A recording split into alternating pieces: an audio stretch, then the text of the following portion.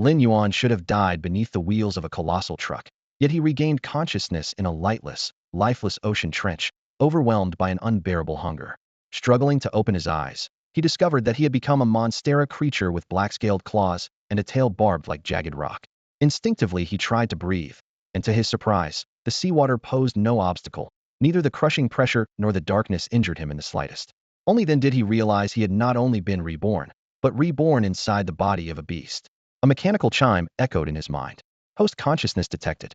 Kaiju sign-in evolution system activating. Stunned, Lin Yuan learned that his new life came with a system. By signing in at certain locations, he would earn rewards and evolve. System, sign me in now. Ding. First sign-in successful. Location, Mariana Trench. Reward, devour ability. The words jolted him was at the deepest part of Earth's oceans, where the trench plunges to nearly 12,000 meters, a realm of emptiness and eternal night. A status panel materialized before him. Host, Lin Yuan. Species, Godzilla lineage. Stage, juvenile evolvable. Bloodline, Dominator class upgradable. Height, 7.9 meters. Weight, 125 tons. Attacks, bite, claw, tail throw. Special skill, devour chance to assimilate abilities from what is consumed. Evolution points, 0. Assessment, ancient Dominator blood flows within you, yet for the moment you are but a hatchling. The revelation hit him was the fabled king of monsters, Godzilla, albeit in juvenile form. With the system's help, he vowed to grow into a cataclysmic titan. A faint glow drifted nearby, an anglerfish. Activating Devour, he inhaled several of them. System notifications followed, awarding evolution points and a new skill, Illumination. He triggered Illumination, and a soft blue light pulsed along his dorsal fins, luring more deep-sea fish into range. Mouth wide, he swallowed them all, stockpiling evolution points. Spend 300 points to harden my scales. Spend 200 to sharpen my claws. Spend 500 to enlarge my body. The points vanished, and his form changed at one denser armor, keener talons, an extra meter of height. Satisfied, he continued his feast, eager to accelerate his growth. But as he reveled in abundance, a vast shadow slid toward him. A thick, dark red tentacle coiled through the water, ice-cold dread prickling down his spine. He turned to see a colossal squid over 20 meters long, one of the trench's apex predators, drawn by the very glow on his back. Damn it, I let my guard down. Lin Yuan's pupils contracted sharply. He knew he had made a fatal mistake. The faint glow he released to lure a school of fish had also revealed his location to one of these waters' rulers, the giant squid. If you're not the apex predator, every hunt is a gamble. Only now did he realize how much deadlier this sea was than had imagined. The squid looming nearby was at least twice his size, its dark red tentacles coiling through the water, capable of shredding prey in an instant. With no other choice, he decided to gamble everything. In a flash, he lunged forward and sank his teeth into the nearest tentacle. The salty, fishy taste flooded his mouth, slick and bloody, nearly making him gag. But survival was all that mattered. An instant later, more tentacles wrapped around his neck and limbs like steel cables.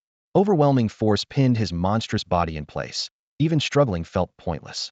The pressure kept building, scales along his hide cracking under the strain. Am I really going to die right after being reborn?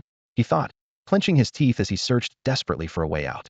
Suddenly the water split under an even greater force. A massive gray-white figure charged the squid, rumbling as it advanced. Sensing danger, the giant squid released him and turned to face the newcomer. Lin Yuan froze. What could frighten a giant squid so badly? The answer appeared at once. A gray-white sperm whale. Larger than the squid and notorious throughout the deep, the whale was a true leviathan. It loved meat, yet its blunt teeth meant it had to swallow prey whole after only a rough, chews-off-bodied squid were its favorite meal. Meanwhile, the squid suckers bore serrated hooks that could rip flesh straight from a whale, making the two creatures natural enemies. The instant they met, chaos erupted. The squid lashed out, binding the whale's torso, suckers sealing tight and raising bloody rings. The whale clamped its massive jaws on the squid's tail, the bones groaning as it tried to wrench the limb free. Silt and bubbles billowed through the churning deep. Shreds of flesh and ribbons of blood wove a brutal tapestry in the gloom. Watching the battle, a savage light flared in Lin Yuan's eyes. He had planned to slip away during the chaos, yet the craving for combat and fresh meat erupted within him like a volcano. He had been reborn as a monster. Why cower now? Bloodlust, ferocity, hunger, fury, a thunderous roar, these were the traits an apex predator must embrace. With that thought, Lin Yuan let out a guttural roar and threw himself into the battle. At this moment, he had to unleash the savagery buried deep inside. Lose your humanity, and you forfeit much. Lose your animal instinct, and you lose everything. Only as a beast could he survive in the deep-sea world where the weak are prey. He opened his blood-red maw and ripped a huge chunk of flesh from the giant squid's thick tentacle. Ding! You have devoured a giant squid. Evolution points 21. The system prompt blasted through his mind, and wild delight flashed across his eyes. A giant squid was nothing like an ordinary deep-sea fish. A single bite of its flesh had earned him 21 points. The hefty reward drove him to attack even harder. Blood mist rolled through the murky water. In less than 10 minutes, Lin Yuan and the sperm whale had gnawed the entire squid to pieces, leaving only scraps adrift. The squid might have held its own against the whale alone, but with Lin Yuan joining in, it never stood a chance. After fighting side by side for a moment, the sperm whale cast him a complicated glance and drifted away. Having swallowed more than half the squid, its belly bulged like a drum. It didn't strike at Lin Yuan, not out of camaraderie, but because his scales were too hard to bother with. Lin Yuan hadn't eaten as much as the whale, yet he still banked nearly 3,000 evolution points. Spend 500 points reinforce scales. Spend 500 points reinforce claws. Spend 500 points reinforce fangs. Spend 1,500 points increase body size. Evolution points were only numbers until they became strength. This time he had a clear plan. 1. Sharper claws and fangs to boost offense. 2. Tougher scales for defense. 3. A larger frame to prepare for the next evolution. A tingling surge shot through him as his cells leapt forward, and his body length broke the 10-meter mark.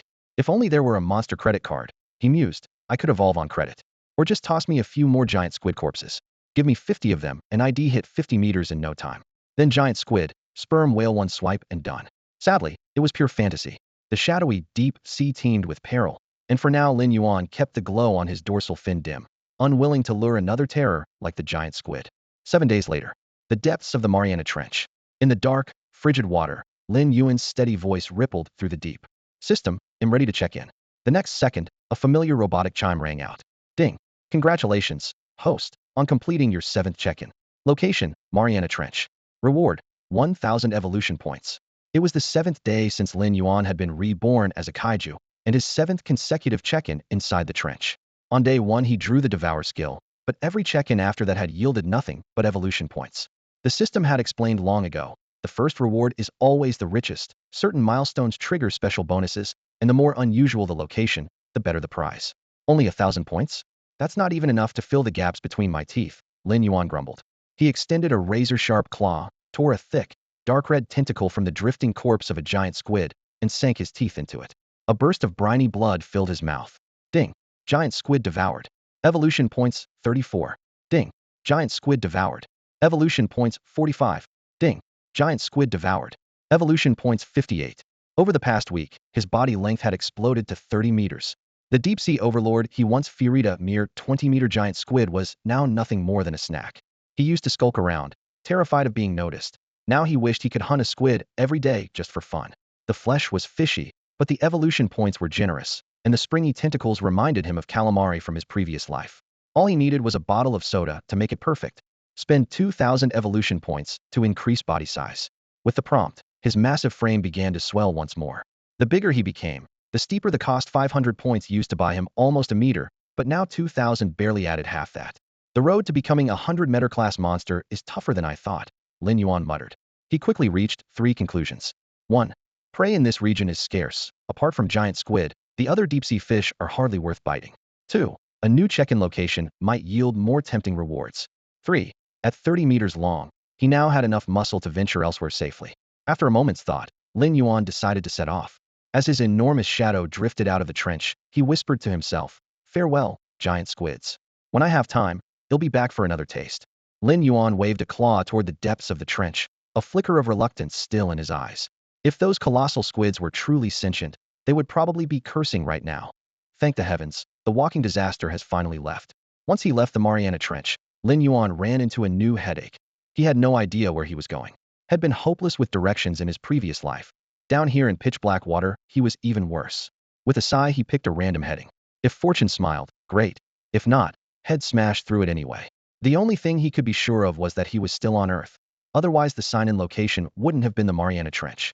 There couldn't be a trench with the same name in a parallel world, could there? Lin Yuan even prepared for the worst. If he neared a coast and humans spotted him, he would bolt immediately.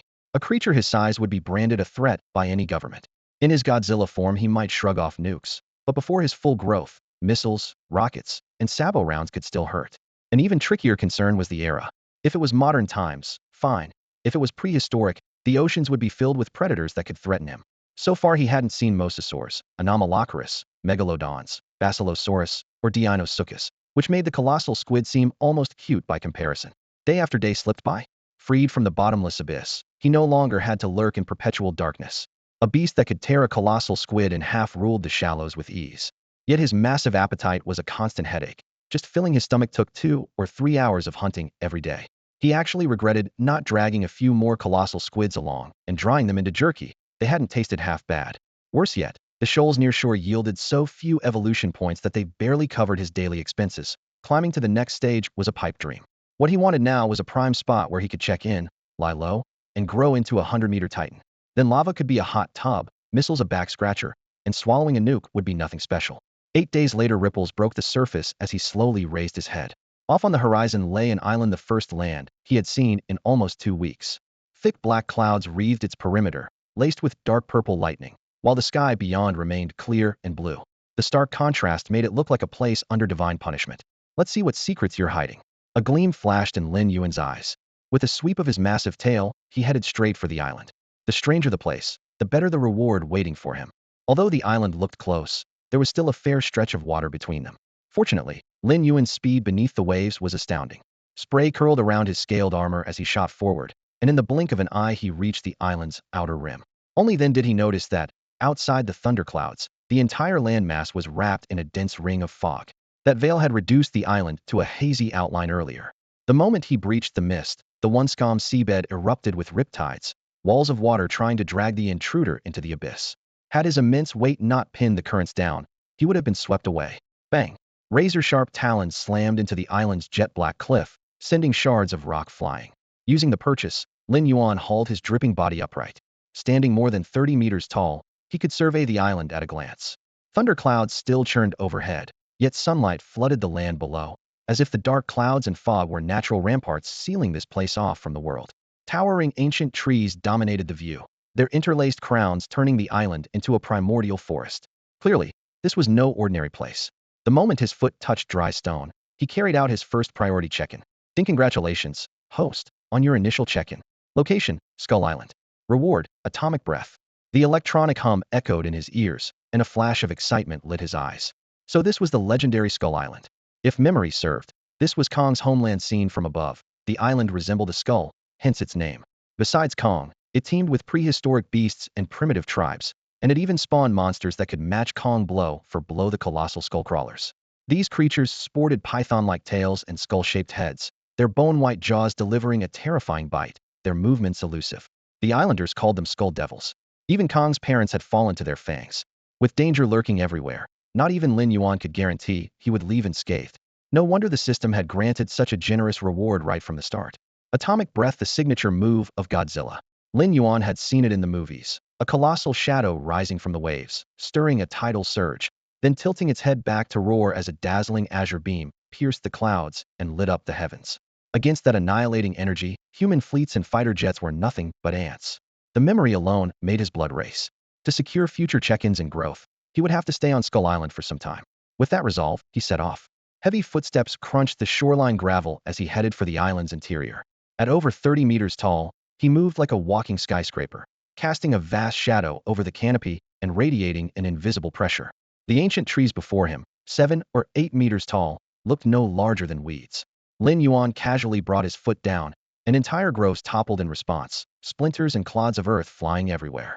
The air on Skull Island was astonishingly pure, free of any trace of pollution, and though he could breathe underwater, he preferred this fresh scent mixed with foliage and soil. Just as he filled his lungs, a razor-sharp screech shattered the stillness. Scree. The sound cut like a blade, nearly splitting his eardrums. Snapping his head up, he spotted several pterosaurs with wingspans of several meters circling overhead, their bronze bell-like eyes locked on him, clearly seeing the giant beast as prey. A chill glinted in his dark gold-slit pupils, and he snorted inwardly. So tonight's entree? A heartbeat later, the pterosaur's dove. Clang, clang, clang. Beaks and talons hammered his reinforced back scales, ringing like metal on metal, yet leaving not a scratch. Lin Yuan scoffed. Those chicken claws aren't even enough to tickle me. He thrust out a massive paw, grabbed one of the attackers by both wings, and despite its frantic flapping, absolute strength prevailed. With a wet rip, he tore the creature clean in half. Before the blood could hit the ground, he rammed the remains into his mouth and crunched away. Tastes like chicken. Extra crispy. A system prompt blinked. Ding. You have devoured a pterosaur. Evolution points 375.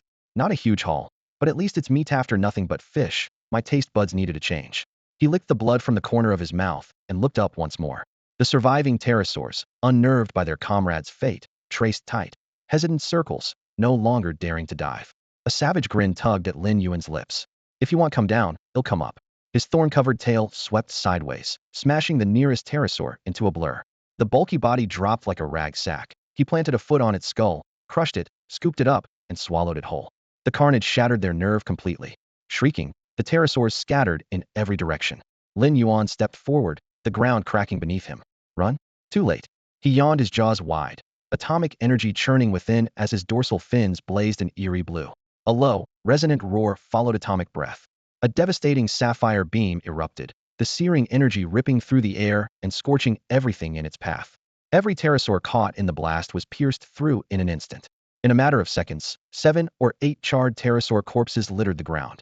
Lin Yuan drew back his atomic breath, chest heaving, exhaustion written across his face. For a creature his size, that attack was still a trump card, devastatingly powerful and brutally draining. Before the smoke had dispersed, he strode to the nearest carcass and casually scooped it up. Such a shame it's burn, oh well, let's call it barbecue. With razor-sharp fangs he tore through the scorched shell, stuffing one corpse after another into his mouth. Smoky aroma mixed with fresh blood exploded across his tongue. The meat was far more tender than had expected, leaving him thoroughly satisfied. Ding! You have devoured a pterosaur. Evolution points 425. Ding! You have devoured a pterosaur. Evolution points 348. Ding! You have devoured a pterosaur. Evolution points 444. The prompts kept chiming, and the evolution points piled up. The aftershocks of the fight rolled through the jungle. Elsewhere on Skull Island, creatures lay low. After witnessing Lin Yuan's ferocity, any beast with half a brain would think twice before provoking him again. Riding that wave of fear, he decided to carve out territory of his own without land. Even resting long enough to check in would be impossible. His standards were simple. 1. Abundant water. 2. Plenty of food. Meet those 2 requirements, and he could finally relax now. Press forward toward becoming king of monsters. Resolved, Lin Yuan ventured deeper into Skull Island. Damp earth swallowed his feet while vines and colossal trees entwined overhead, forming a dim canopy.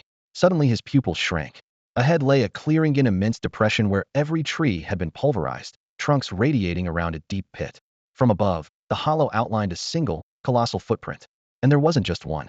Craters marched through the forest in a line, vanishing at the horizon. The shape and depth of each print told him the culprit was none other than the legendary Kong. His hunch had been right. Skull Island did harbor a Kong-class titan. Lin Yuan crouched beside the indentation to gauge its scale. A rough estimate showed the foot's diameter alone dwarfed most titans. Judging by the size and depth, the Kong here must stand well over 30 or 40 meters tall, an authentic super titan. As long as nothing went wrong, following King Kong's footprints should have led straight to the giant beast.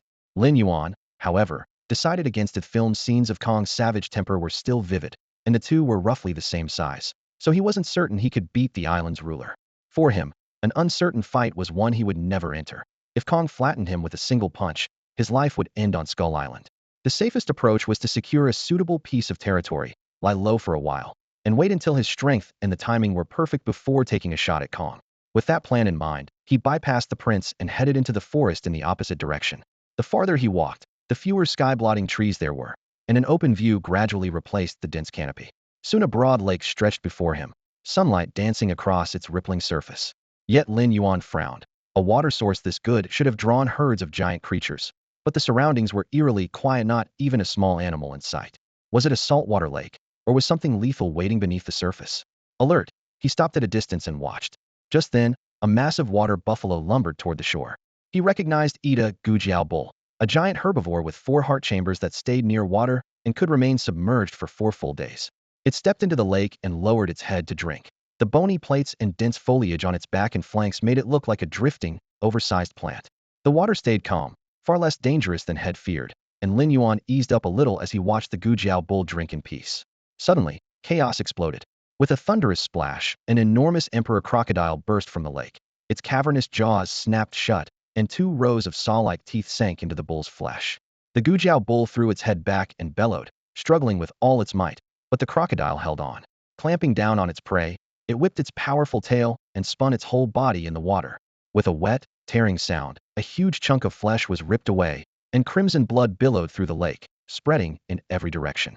Yet this bloody banquet was only the opening act. The stench of blood spread across the lake like wildfire.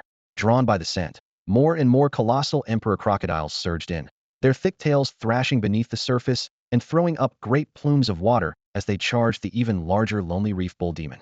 Gentle by nature, the bovine giant had size, but no instinct for battle. The water boiled crimson, its bellows dwindled to feeble gasps, and within a minute that massive frame was stripped to bare, gleaming bone. No wonder nothing grows near this lake, Lin Yuan murmured from the shore, eyes glinting as he watched the crocodiles cruise in tight formation. He inhaled, took a step forward, and let the power inside him swell. These predators alone were no match for him. He would soon remind them who truly sat atop the food chain. Boom! The ground lurched. Dust drifted downward as a mountain-sized shadow erupted from the lake's center, the ruler of Skull Island, the giant Kong. Lin Yuan's face hardened. He had gone out of his way to avoid the ape's territory, yet here it was. The Kong towered dozens of meters high, muscles like cables, and even in the lake the water reached only its waist. It pounded its chest with both fists. Roar! The ear-splitting bellow rolled through the forest, leaves raining down. Feeling the pressure, the emperor crocodiles scattered at once. But the Kong had no intention of letting them flee. One sweep of its arm snatched a 10-meter crocodile from the water. The reptile flailed wildly, but the ape gripped both jaws and ripped them apart with a crack, blood cascading into the lake. In less than a minute the Kong had butchered more than 20 crocodiles, leaving chunks of flesh and shattered bone floating on the surface. Only when the survivors had vanished did it pause, though the paltry haul clearly failed to sate its hunger. Standing in the shallows, it panted, its gaze drifting toward the shore. At last, it fixed on Lin Yuan. For several seconds the Kong stared, brow furrowing. Then it opened its colossal maw and loosed a roar that rattled the air. Roar! The sound carried both warning and challenge. This was its domain. It had never seen this newcomer before, yet from Lin Yuan it sensed a power that could threaten its reign. A thunderous roar erupted from Lin Yuan after a brief, tense silence. He had intended to postpone any encounter with Kong, but now that they had met heat-in these waters, Godzilla, the king of the monsters, would never back down. In their world, there is no such thing as retreat. His bellow threw up curtains of mist as he planted his colossal feet and charged. Kong was stunned that this invader not only trespassed on his domain, but struck first. White-hot fury welled up inside him. He pounded his chest and unleashed a string of savage cries. Muscles bulged like cast iron across his dragon-sized frame, radiating an oppressive strength. Yet Lin Yuan showed no fear, darted in, and clamped his jaws around Kong's shoulder. Razor-sharp teeth tore flesh in an instant. Agonizing pain ignited Kong's bloodlust. He swung a massive fist toward Lin Yuan's skull. Each punch carried the weight of hundreds of tons. No blow to meet heat-in. Feeling the rush of air, Lin Yuan released his bite, stepped back, and swept his tail through the water, dodging by a hair's breadth. The fist howled past and struck only spray, and in the brief moment Kong retracted his arm, Lin Yuan's claws came slashing down. With a hiss of blue light, a gaping wound split across Kong's chest. Only then did he realize his opponent was not just a beast of similar size, but one capable of human-like cunning. Repeated setbacks filled Kong's eyes with bloodshot rage. He burst from the water, springing high and then crashing down toward Lin Yuan, believing sheer weight would grind his enemy into submission. A dull boom erupted as a pillar of water shot skyward. Lin Yuan was driven onto his back, the lake exploding into spray. Kong straddled him like a rider on a wild beast, beard dripping, arms flexed, snarling eyes ablaze. The first punch landed squarely on Lin Yuan's head with the force of a tenth-santon hammer, sending a deafening ring through his skull. Before he could recover, a barrage of blows followed like a torrential storm. Boom, boom, boom. Each impact echoed across the lake, churning the surface into rolling waves. Kong thumped his chest again and roared, the message unmistakable: yield or die. Lin Yuan answered with an equally piercing roar, the sound laced with mockery. You fell for it, fool. Even as the words faded, his dorsal fins rose one by one, glowing in eerie blue that raced from tail to spine. Kong froze, watching the light intensify. This was no mere illumination. It was the gathering of his atomic breath. All of this had been Lin Yuan's plan. In sheer physical might, he was no match for the towering Kong, but he commanded Godzilla's ultimate weapon, the atomic breath. Its energy cost was staggering, so the first shot had to count. To set it up, Head feigned weakness, even letting Kong climb onto his back and hammer him with blow after blow, all to lull the giant ape into complacency. Now a sapphire glow gathered in his throat. Heat rippled outward. Kong sensed it immediately. Those almost human eyes flashed from surprise to fear. At this range there was no escape, and it had never guessed Lin Yuan had one last move. Boom. The atomic breath roared from his jaws, the blue beam slamming into Kong's chest. The blast tore open the lake's surface, sending water and debris flying as the ape was hurled backward. Thud! When the light faded, Kong's huge frame crashed into the water. Spray erupted skyward, and Lin Yuan saw a charred, mangled crater burned into the creature's torso. The beam hadn't punched straight through, yet the damage spoke volumes. With a body like that and that raw power, Kong's dominance of Skull Island was no accident. Water lapped against his scales as Lin Yuan rose, eyes fixed on the wounded beast. Kong let out a low growl, clutched its chest, and bolted, clearly rattled by the breath's destructive force. Lin Yuan didn't give chase, he simply crawled ashore. First, he knew better than to corner a desperate animal, and with his energy depleted, he couldn't fire another blast. Second, killing Kong had never been the goal. Ruling Skull Island alone was unrealistic. He needed allies, and Kong was the perfect candidate. Growling, his empty stomach yanked him from his thoughts. The breath had drained him, and he needed food. Luckily, Skull Island was never short on prey. He plunged back into the lake without hesitation. In the clear water, shoals of fish streaked past, and several massive emperor crocodiles lay in ambush. A grin split his jaws.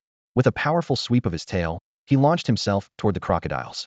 The emperor crocs recoiled as if to cry, "Stay away from us." That herd of giant tyrant crocodiles clearly picked the wrong day to leave home. They were ambushed by Kong deep in the jungle, losing half their number in an instant. After clawing their way over the mountains to the lakeshore, they stumbled straight into Lin Yuan's line of sight. Ding! You have devoured a tyrant crocodile. Evolution points 325. Ding! You have devoured a tyrant crocodile. Evolution points 418. Ding! You have devoured a tyrant crocodile. Evolution points 456. The chimes rang like a funeral drum, ushering the last fleeing crocs into oblivion. By the lake, Lin Yuan's massive body reclined among gravel and vines.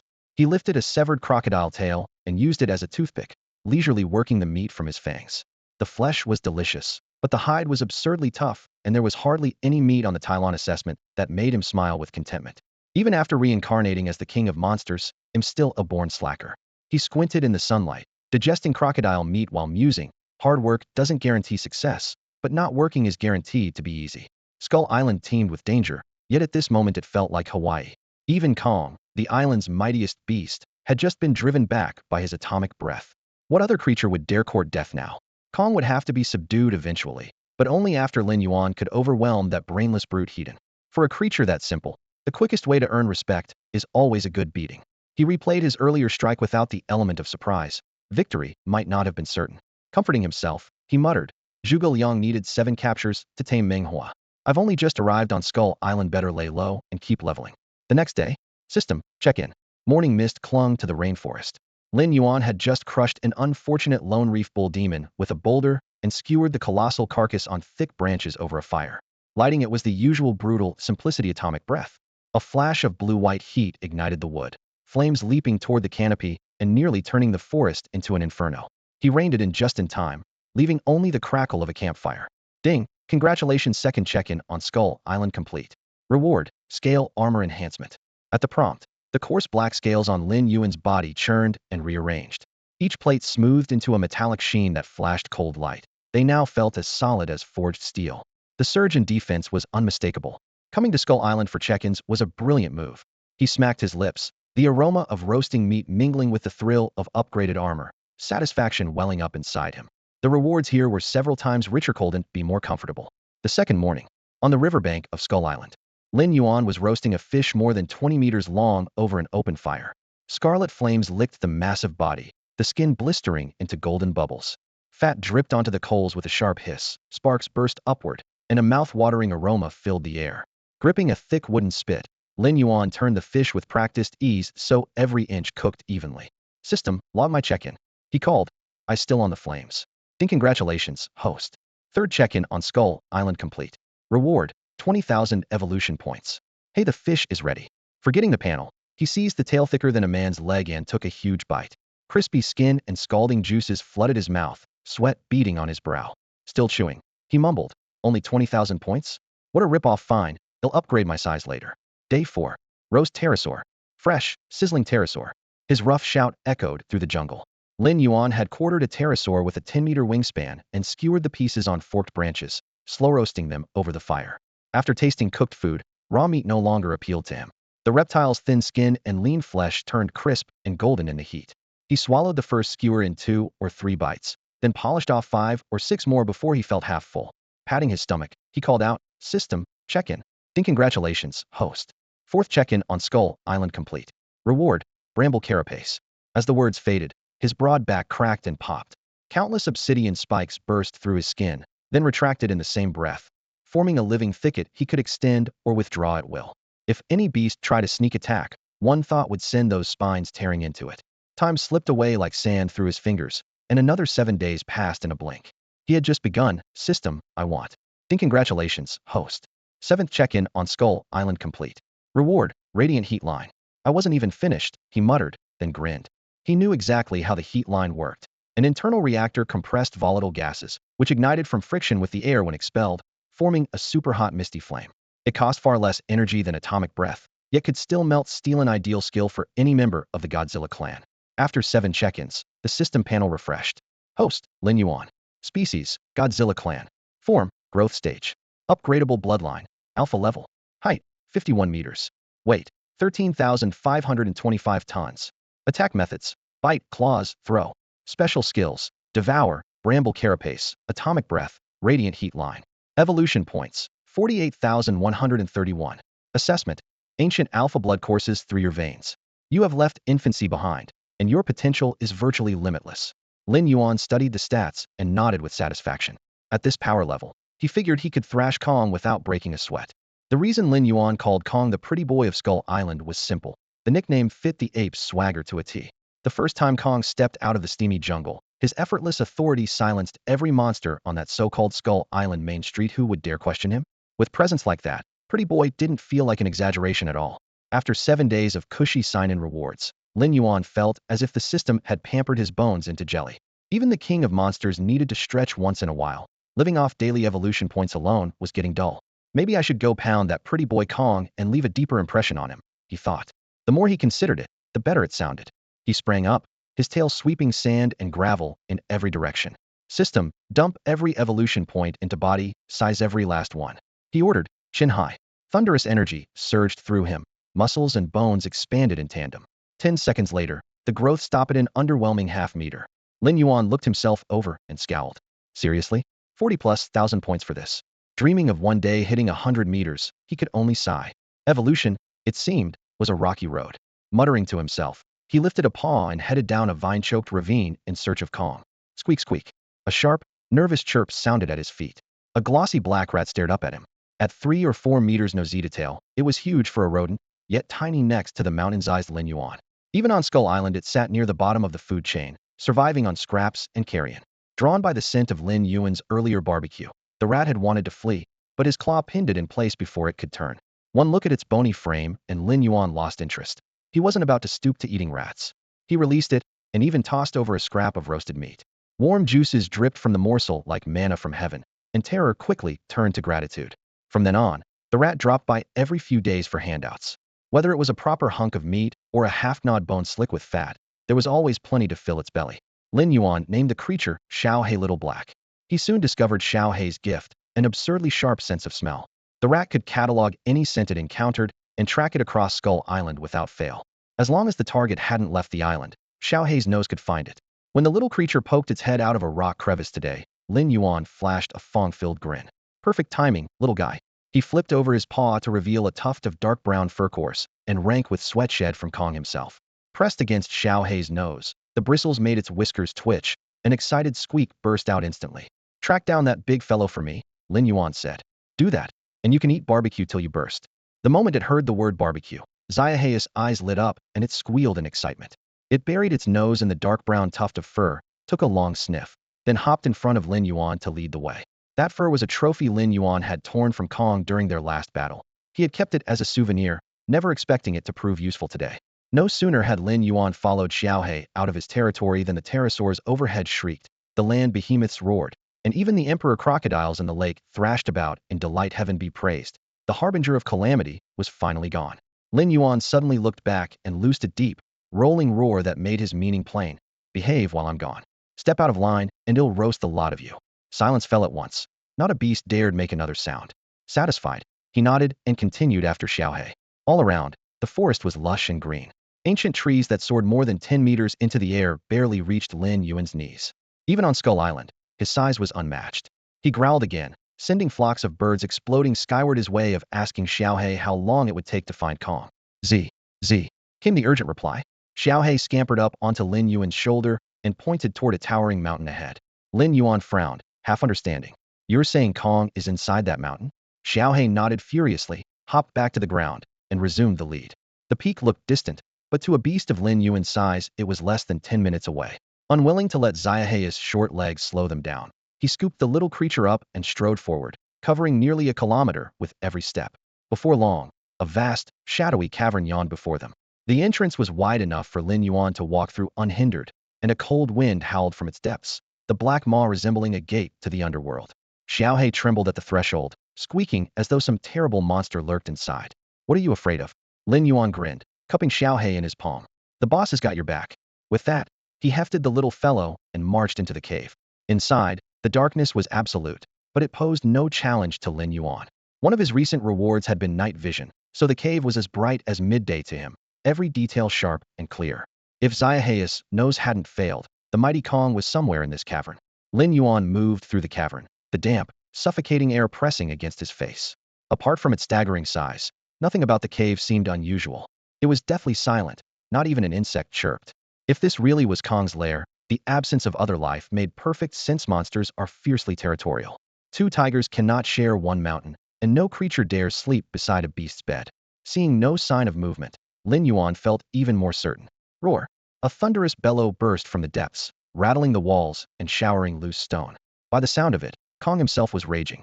Lin Yuan's brow furrowed. He hadn't been discovered, so what had provoked the ape? Bang!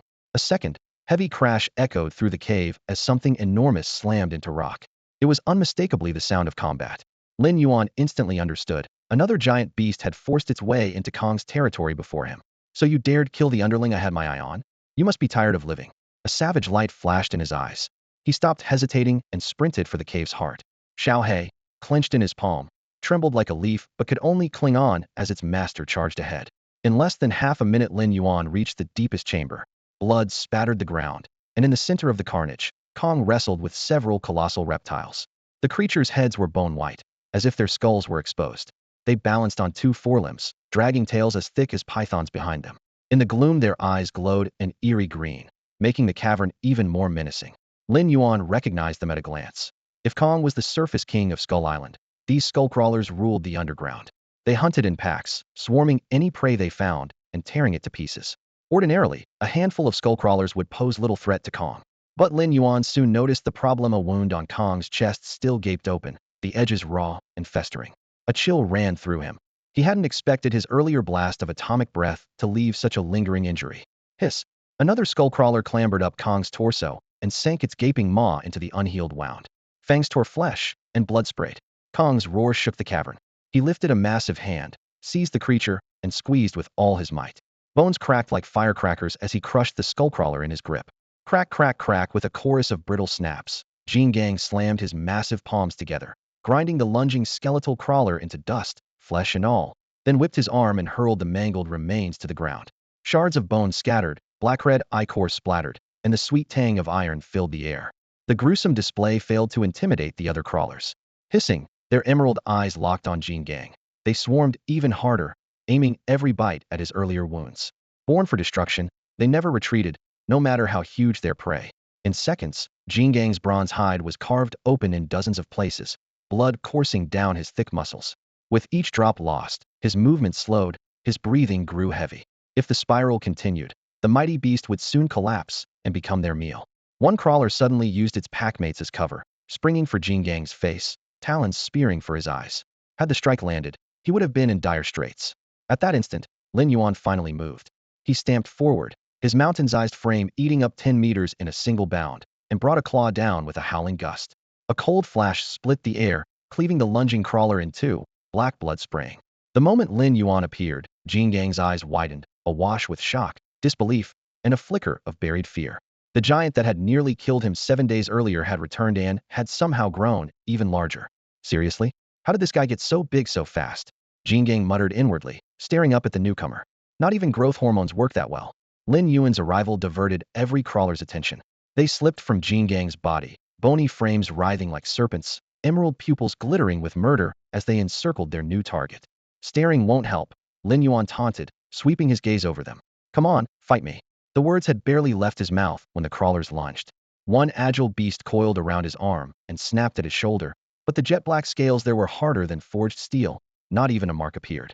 Expressionless, Lin Yuan spoke in an icy, contemptuous drawl. That's it. Feels like a tickle. The crawler froze for a heartbeat, then bit down with all its strength. Crack! Its fangs shattered against Lin Yuan's scales and fell away in jagged pieces. The skeleton crawler clearly hadn't anticipated the outcome when it clamped down on Lin Yuan's scales. Its own fangs shattered instead. Shards of what had been razor-sharp teeth scattered across the jagged ground. Lin Yuan lifted his draconic head, lips curling in disdain. That dark gold armor had been system-enhanced until it rivaled diamond. A mere crawler thought it could scratch him? Dream on. He reached out, claws closing, and crushed the unlucky creature bones, shell, and all before slamming it into the earth. A thunderous crack split the rock, debris exploding outward. The crawler barely twitched before Lin Yuan's foot came down. Tens of thousands of tons met brittle bone, blood and marrow splattered in every direction, and the monster was reduced to a crimson smear. The remaining crawlers clung to his body, gnawing and tearing, but they couldn't even chip the outer layer of his scales. Enough, little bug's game over, Lin Yuan growled. In the next instant, power surged through him. Thorn carapace. With a vicious rip, countless black spikes erupted from his spine, lancing straight through the crawler's torsos. 5 of them were hoisted into the air, shrieking, then out of though the retracted the barbs. The impaled carcasses dropped with a wet thud, bones clicking across the stone. Nice. Intact enough to roast later, he noted, satisfied. By the cavern wall, the massive Jin gang had witnessed everything. Its pupils constricting in shock, these usually ferocious crawlers had been swatted aside like flies. Half its pack obliterated, the rest of the skeleton crawlers finally panicked. They slipped off Lin Yuan's body and scrambled for the exit. Running, huh? Perfect time to test a new skill, Lin Yuan rumbled. He took one step. The ground quaked and gravel rained down. He inhaled deeply, his chest glowing white as searing energy gathered in his throat, coalescing into a beam meters wide. Radiation beam. Boom. A blinding lance punched forward, molten light carving through rock. 3 crawlers were instantly carbonized, drifting upward as greasy smoke. All done, Lin Yuan muttered, flicking residual ash from his talons before turning around. Jin gang stood frozen, terror and despair etched across its face. Roar. It finally swallowed its fear and bellowed, every muscle taut. With the crawlers gone, it assumed it would be next. Pride demanded a blaze of resistance, even in death. The defiant roar lasted only a heartbeat. Lin Yuan's claw whipped out, slicing the air, and slapped Jin gang hard across the cheek. Seriously? I just saved your hide and you're yelling at me? The impact rattled the cavern walls. Staggering, Jin gang clutched its face, staring blankly at him. He glared right back. What are you looking at? Keep it up and I'll gouge those eyes out. Gingerly probing the smarting bruise. Jin gang rumbled in confusion. You won't kill me? Relax. I'm not here to kill you. Lin Yuan got straight to the point. From now on, you answer to me. Answer to you? Jin gang's huge bronze eyes filled with confusion. His childlike mind couldn't grasp the concept. Lin Yuan paused, then put it more plainly. It means I'm the big brother and you're the little brother. Big brother? Jin gang tilted his head and let out a low rumble. Can I eat it? A vein throbbed on Lin Yuan's forehead. He raised a paw and slapped Jin gang's left cheek. Damn it. All you ever think about is food. Jin gang cupped his reddening face, looking hurt and bewildered. His reaction confirmed Lin Yuan's judgment. At best, the giant had the intellect of a 7 or 8-year-old child, hardly the ruler of colossal beasts. With that thought, Lin Yuan hatched a plan. He turned to Xiao He, squatting nearby. Go find some dry wood, something that burns easily. The small black rat, quick and clever, shot out of the cave at once. Inside, only Lin Yuan and Jin gang remained, the 2 massive creatures staring at each other. Lin Yuan stayed silent, and Jin gang was too afraid of another slap to speak. Before long, Xiao He returned, dragging bundles of dead branches and piling them into a mound. Jin gang stared, utterly mystified. Watch closely. You're about to witness a miracle. Lin Yuan opened his jaws, and a blazing beam of heat roared out. The branches erupted into bright orange flames. Firelight flickered in Jin gang's eyes. Like a child discovering a new toy, he watched in awe. But as the flames rose, thick smoke filled the cave, making Lin Yuan cough violently. Cough, damn it. Lighting a fire inside was a terrible idea.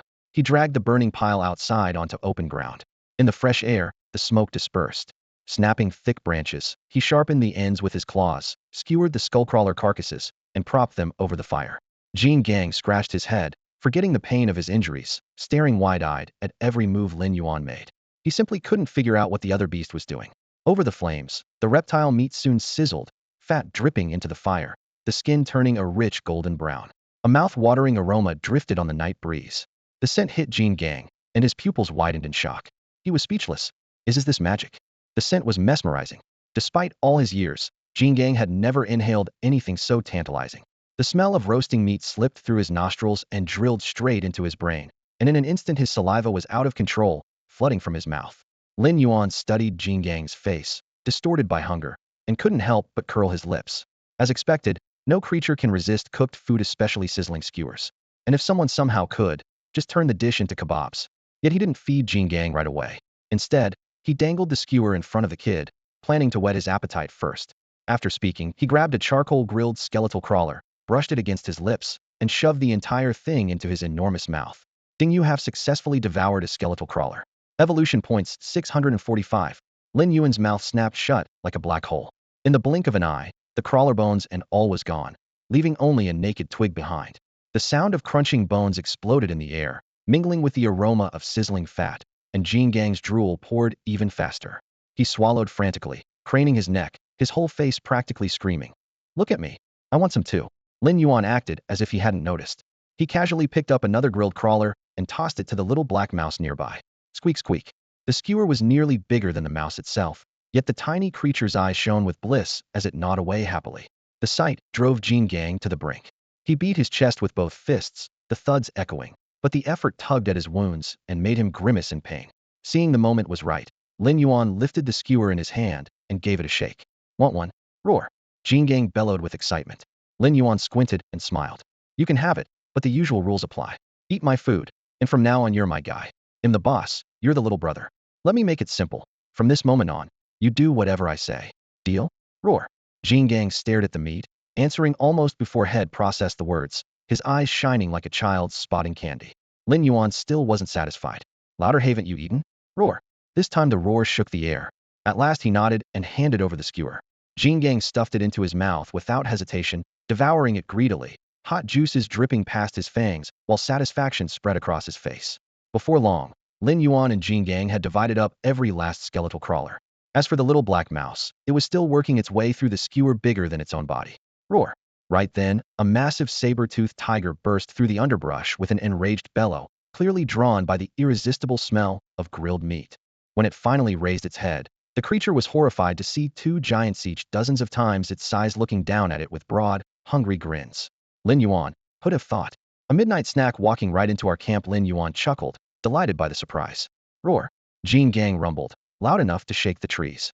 The saber-tooth's fur bristled. It spun and bolted, but a vast shadow fell across it. Jean Gang's fan-sized hand snatched the cat, lifted it effortlessly, and hauled it back to the fire. Copying Lin Yuan, he drove a sharpened branch through the tiger's tail and right out its throat. Blood hissed on the flames, sparks leaping skyward. Whether the cat was still alive never crossed the ape's mind. His method was brutal, but brutally efficient. Lin Yuan's mouth twitched. The big guy learns fast, he thought, but wow, is that violent? If the tiger's still conscious, that's a nasty way to go. With the carcass skewered, Jean Gang laid it across the fire and turned it rhythmically. Fat dripped onto the coals, filling the night with the rich smell of roasting meat. After watching Lin Yuan for so long, the ape now looked like a seasoned grill master. When the meat was done, Jean Gang tore off a massive chunk and handed it to Lin Yuan before digging in himself. The steaming slab warmed Lin Yuan's hands and his heart. The ape's hostility had faded. Jean Gang wasn't fully tamed, but at least he was willing to share his food. Step by step, Lin Yuan was edging closer to ruling Skull Island. He bit into the charred tiger meat and chuckled to himself. A couple more days of taking it easy sounds good. The daily sign-in keeps boosting my power anyway, why rush? But the memory of those skull crawlers sobered him. If they dared swarm Jean Gang today, they could come after him tomorrow. A single crawler was nothing. In the thousands, they could wear him down. Jean Gang's parents were proof of that. I have to wipe out their nest, Lin Yuan thought, narrowing his eyes. It's underground, though I don't know their numbers or the tunnels. Charging in blind is suicide. Worse, a king-class skullcrawler lurks in the depths, dozens of meters tall with a bite like a steel press. Even Jean Gang steers clear of it. Running the scenario in his mind, Lin Yuan admitted that even in open terrain, he could only edge out the beast with his atomic breath. Underground, where it holds every advantage, the odds tip hard against him. In short, he still wasn't strong enough. If he wanted to dominate all of Skull Island, he needed far greater power. Time on the island flew by, and in the blink of an eye another 7 days had passed. Lin Yuan had now spent a full 2 weeks on Skull Island. Dawn poured through the mouth of the cave, dappling his massive, muscular frame with mottled light. He stretched lazily, let out a long yawn, and his spine cracked softly before he sauntered outside. Ever since he had discovered this natural stone shelter complete with a roof to block the rain, walls to ward off the scorching sun, and free meals delivered daily, hadn't felt the slightest urge to return to the open wild. Best of all, he could sleep until he woke naturally, because breakfast always arrived right on schedule. Roar! A deafening bellow exploded outside the cave. Unfazed, Lin Yuan stepped out and scolded. All right, knock it off, I just woke up. The source of the roar was the giant ape Kong. Its thick arms hammered its chest like war drums, clearly thrilled with a successful hunt. At its feet lay a gruesome heap of prey: woolly mammoths with rough hides, saber-toothed tigers with protruding fangs, a scaled emperor crocodile, and even a few dinner plate-sized black venom spiders. That pile represented its entire morning's work. By their arrangement, Kong did the shopping, while Lin Yuan handled the cooking. Pinching his nose, Lin Yuan picked through the carcasses. How many times have I told you? No more venom spiders. We're immune to the poison, but they taste awful. He kicked the hard-shelled spiders aside. Nearby, the little black rat had already stacked dry wood in neat rows, its tail flicking like a diligent assistant. Lin Yuan rolled his neck, took a deep breath, and opened his fanged jaws. Hiss! A blast of searing radioactive heat streamed out, flames roaring to life. The dry wood crackled, and a bright fire sprang up. Watching the familiar ignition show, Kong thumped its chest again in excitement. Lin Yuan rolled his eyes. Keep pounding like that, and your chest wound will never heal. He had finally figured out why the gash across Kong's torso refused to close. The ape's own celebratory blows kept tearing the scab open. Once the fire was roaring, Kong speared thick branches through the prepared slabs of meat and set them carefully over the flames. It had become a surprisingly skilled barbecue chef.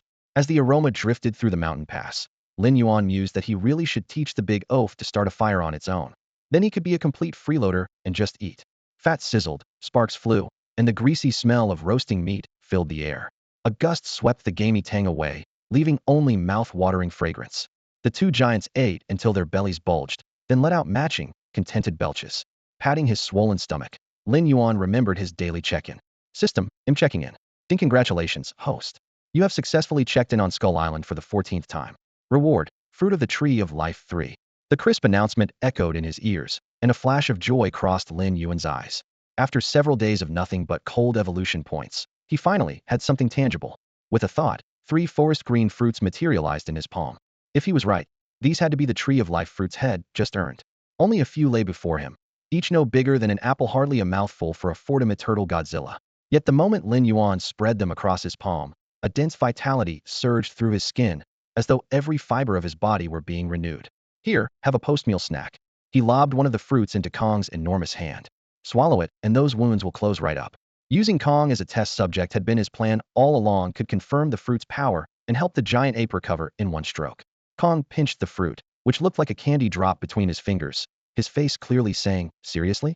Still, he trusted Lin Yuan, tilted his head back, and gulped it down. An instant later, molten warmth burst from his gut, flooding every limb. The stubborn gash across his chest knit together, scabbed, and vanished. The skin was so smooth it left no trace. His iron muscles swelled, power boiled through his veins, and in a heartbeat Kong was back at full strength. Lin Yuan stared, incredulous. This stuff is basically a miracle cure. He flashed a grin. Not bad, right? Roar. Kong pounded his chest, the shockwave rattling the air. No translation needed. His power was overflowing. Before the echo died, a piercing cry slashed through the sky. Scree. The sonic blade made Lin Yuan's eardrums scream. Roar. Kong glared upward. A vast bird with wings that blotted out the sun swept overhead, its shadow swallowing the ground. Kong shot a growl back at Lin Yuan, summing up their history. The creature constantly invaded his territory, using its aerial edge to harass him. Smaller than Kong but untouchable in the sky, it was one of his oldest enemies. Lin Yuan narrowed his eyes and recognized it at once: the true lord of Skull Island's skies, the Icarus Wing, better known to biologists as the Terror Vulture. The Terror Vulture is Skull Island's undisputed ruler of the skies. When this monster unfurls its wings, the heavens darken as if draped in a black curtain. The membrane stretched across its skeletal frame is as tough as steel, able to shear through gale force winds. Its eyeless skull is smooth and frigid. It hunts by locking onto heat signatures and by rattling its own bones to emit ultrasonic clicks for echolocation. If Lin Yuan had to classify the beast, he would call it a giant bat, and one unlike anything Earth has ever seen. The specimen before him, nicknamed Icarus Wing, is the monarch of its kind, which explains why it dares to storm into Kong's territory. High above the canopy, Icarus Wing folds its wings and drops like a spear, its talons shredding the air into a shrill whistle. Roaring, Kong swings a massive fist. The blow, laden with shards of stone, thunders upward, but at the last instant the bird slips aside with insolent ease. A hooked claw rakes flesh, carving a long, deep gouge that drenches Kong's black fur in crimson. The searing pain ignites Kong's fury. He stamps the ground and hurls his colossal body skyward, determined to tear the intruder apart midair. Icarus' wing is faster. One beat of its wings and it bursts through the treetops into the clouds, leaving Kong grasping at emptiness. Cawing harshly, the creature circles, clearly amused by the ape's clumsy rage. Kong snatches a boulder weighing several tons and pitches it into the sky. The rock traces a broad arc, but the nimble bird dodges with ease. Back and forth it darts, climbing, diving, screeching with every flap as though humiliating the true master of this land. Kong clamps a hand over his wounded arm. Blood seeps between his fingers while pain and wrath blaze in his eyes. Icarus' wing has come with a single purposito fold Kong's realm into its own hunting grounds. It means to feed here even if the island belongs to Kong, reducing the ape to a helpless spectator. Taunts complete, the monster's skeleton vibrates, emitting a drone too high for human ears. An instant later it snaps its wings and dives again, this time locking onto a saber-toothed tiger prowling in the forest below. Its talons strike like hooks, punching through thick hide and wrenching the roaring predator off the ground. With one sweeping surge, the dark shape vanishes into the cloud bank, carrying its struggling prize thousands of meters up. The tiger claws and snaps, fangs flashing, but Icarus' wings' grip only tightens, digging deeper into flesh. No matter how fiercely the cat fights, escape is impossible.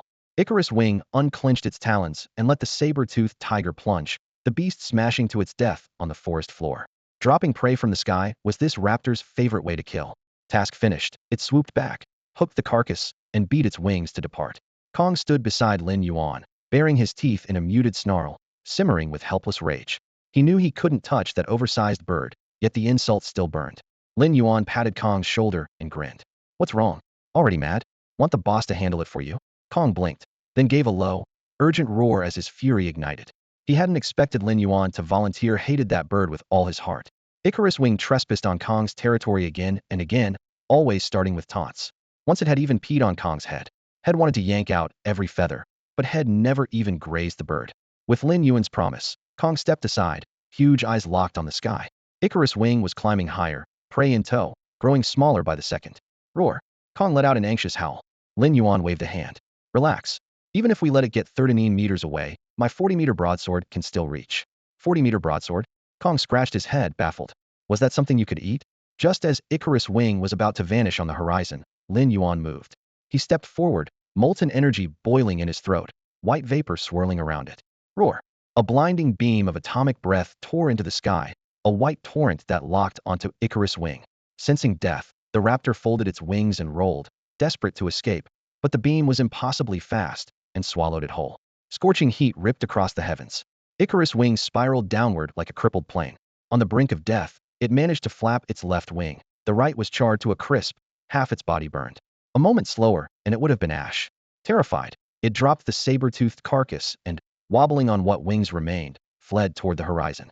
Watching the bird's pathetic retreat, Kong clutched his belly and roared with laughter, schadenfreude overflowing. Roar. Drunk on vengeance, he danced around Lin Yuan, his massive face radiant with admiration.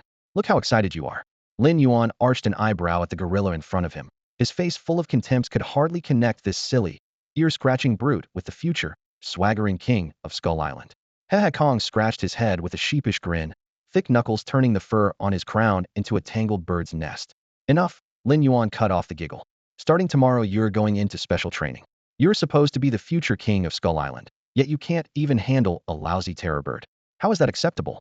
He did want to dominate Skull Island himself, but the title of King of Skull Island fit Kong better.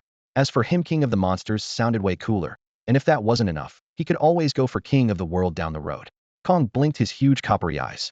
Special training? Was that something you could eat? At dusk, Lin Yuan returned to the cave. Firelight danced across the jagged walls while he sat cross-legged and plotted the next steps. Step 1. Force grow Kong through intensive training. The ape's potential was immense. Those thick arms and volcanic bursts of power were a sleeping mountain. Once awakened, they would be Lin Yuan's right-hand weapons in the conquest of Skull Island. Step 2. Boost his own strength. All he needed was to complete his daily sign-in quest's power, and skills would rise steadily, hardly a problem. Originally, that was the whole plan.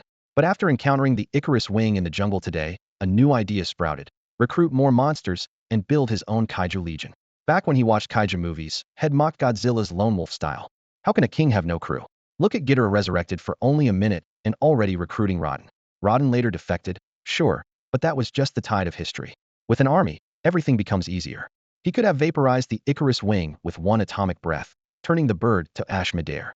The only reason he didn't was because he wanted it for future enlistment. And the Icarus wing was hardly the only prize. Skull Island had plenty more beasts worth taming. Sacred tiger, tiger-like in shape, with black and white stripes overlaying a hide covered in wide leaves that shimmer like scales in the wind. Despite its holy appearance, raw power churned in its chest.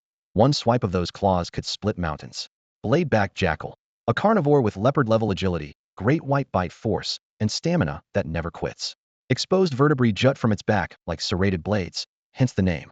They hunt other monsters, and even cannibalize their own kind, vicious to the extreme. Worst of all, they roam in packs. Once a pack marks you, suicide may be the merciful option. Dead behemoths. Their spines are covered in dense vegetation, so from afar they resemble drifting islets. Though they sprang from crocodilian stock, they're as big as whales. When those jaws swing open, blades of ice-cold teeth glare in the light, ready to tear any creature into bloody ribbons. Even the so-called Emperor Croc, ruler of both land and water, is nothing but fodder before a dead behemoth. Long-legged broodmothers. These giant spiders haunt the bamboo groves, their 8-jointed limbs dancing across the tips of the stalks. Millennia of evolution have etched bamboo-like rings into their legs, making them indistinguishable from the plants they prowl. Each limb ends in a talon sharp as a knife, more than able to punch through thick armor. Paired with a set of brutal mandibles, they leave almost no prey in one piece. Swamp Colossus squidbus. It combines the speed of a squid with the strength of an octopus. Thick tentacles studded with suckers coil around victims, choking the life from them. Beneath its supple skin hides an eagle-like beak that can shear muscle with a snap. Think of it as the next stage of the giant squid. Its aggression and destructive power cranked to the max. Lin Yuan recalls a movie in which Kong wrestled one of these monsters. Back then Kong was on the cusp of adulthood, still clumsy, yet already kingly. In the end, he ripped the tentacles apart and dined on the carcass. But the long struggle proved just how terrifying the squidbus truly is. Clearly, Skull Island holds plenty of beasts for Lin Yuan to tame. Yet subduing them one by one will be no easy feat. So for now, he can only take things as they come. The next morning, well before sunrise, Lin Yuan got up for a single-purpose supervising Kong's training. The greatest thrill is building your joy on someone else's pain, he called from a towering boulder, his words echoing across the island. This is phase 1 of Hell Week. You'll finish it every day. 100 kilometers of distance running. Immediately afterward, 3,000 push-ups. Then into the ocean, 3 full laps around Skull Island. Roar. Hearing the schedule, Kong beat his chest in excitement, his bellows splitting the sky. Strength has always been his obsession, and if Lin Yuan said the program worked, that was enough. A heartbeat later, the massive ape bounded away, each thunderous stride shaking the ground and raising clouds of dust like a rolling quake. Make no mistake, Lin Yuan's regimen is downright cruel. At the very least, the creatures of Skull Island won't be enjoying any peace for a while. Huff huff. After finishing the training assignment Lin Yuan had set, Jean Gang sprawled on its back outside the cave, limbs splayed in every direction. Sweat soaked its thick fur, and steam visibly rose from its pores. Its chest heaved, and each breath blasted hot air through its wide nostrils. Lin Yuan's brutal regimen wasn't thrown together at random. He had tailored it precisely to match Jean Gang's current condition, forcing the beast to break its limits again and again. As for damaging its growth, no chance. Not even Lin Yuan, much less Jean Gang, truly knew how deep the creature's potential ran. Staring at the exhausted giant, Lin Yuan spoke calmly. 10-minute break. After that, live combat. He'll be your sparring partner. At those words, Jean Gang froze, its eyes going as wide as millstones. It knew exactly what sparring with Lin Yuan meant. 10 minutes later. Roar. A defiant bellow echoed through the forest. 2 minutes after that. Roar, this one laced with fear. 3 minutes later. A woo, the mountain-sized beast lay pinned beneath Lin Yuan's relentless punches, whimpering and refusing to get back up. From a nearby branch, Xiao Heishu covered its eyes with both paws. One more hit, and the boss might literally beat the stuffing out of Jean Gang. Watching the big oaf play dead, Lin Yuan chuckled. Real growth couldn't come from a couple of frantic training days, and he knew it. He nudged the creature's broad back with his foot. Enough pretending. Get up. Barbecue's ready. Barbecue. At that single word, Jean Gang sprang to life, rolling to its feet as if the beating had never happened. Lin Yuan marveled at the brute's resilience. 10 straight minutes of pummeling, and it looked perfectly fine. The stronger Jean Gang grew, the happier he felt. Once the beast reached full strength, nothing on Skull Island would dare oppose him. Another half-month slipped by. Hey, stupid system, check-in time. Lin Yuan lounged on a massive boulder, sunbathing while he completed his daily sign-in. Congratulations, host. This is your 30th check-in on Skull Island. Reward, 70,000 evolution points. Congratulations, host. 1-month streak achieved. Store system unlocked. 70,000 points for a month's effort wasn't much of a surprise.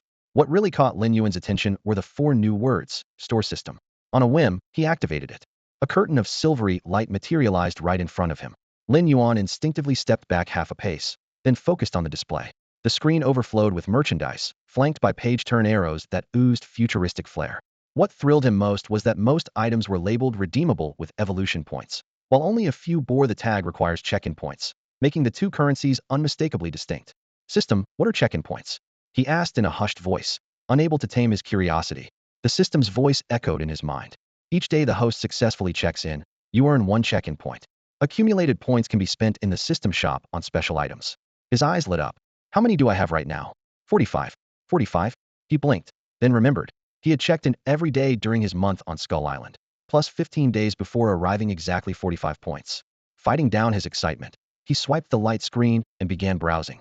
1. Rumble Rumble Fruit, 15 million evolution points origin, 1 piece. 2. 3 Tomo Sharingan, 12,500,000 evolution points, 100 check-in points origin, Naruto. 3. Emperor Armor, 5 million evolution points, 5,000 check-in points origin, Armor Hero. 4. Hulk Serum, 8 million evolution points origin, Marvel. 5. Fruit of the World Tree, 15 check-in points. 6. Skill, Charged Particle Cannon, 4,880,000 evolution points, 1,000 check-in points. 7. Skill, Infinite Spiral Burn Hotline, 6,880,000 evolution points, 1,200 check-in points. Page after page scrolled past, and every price felt like a solid punch to the gut. Lin Yuan's face went a shade paler with each item. He had pictured himself trading 45 check-in points for a few handy treasures. Instead, he now realized the shop's prices bordered on daylight robbery. Hundreds of points here, millions of evolution points there, what a ripoff, he muttered through gritted teeth.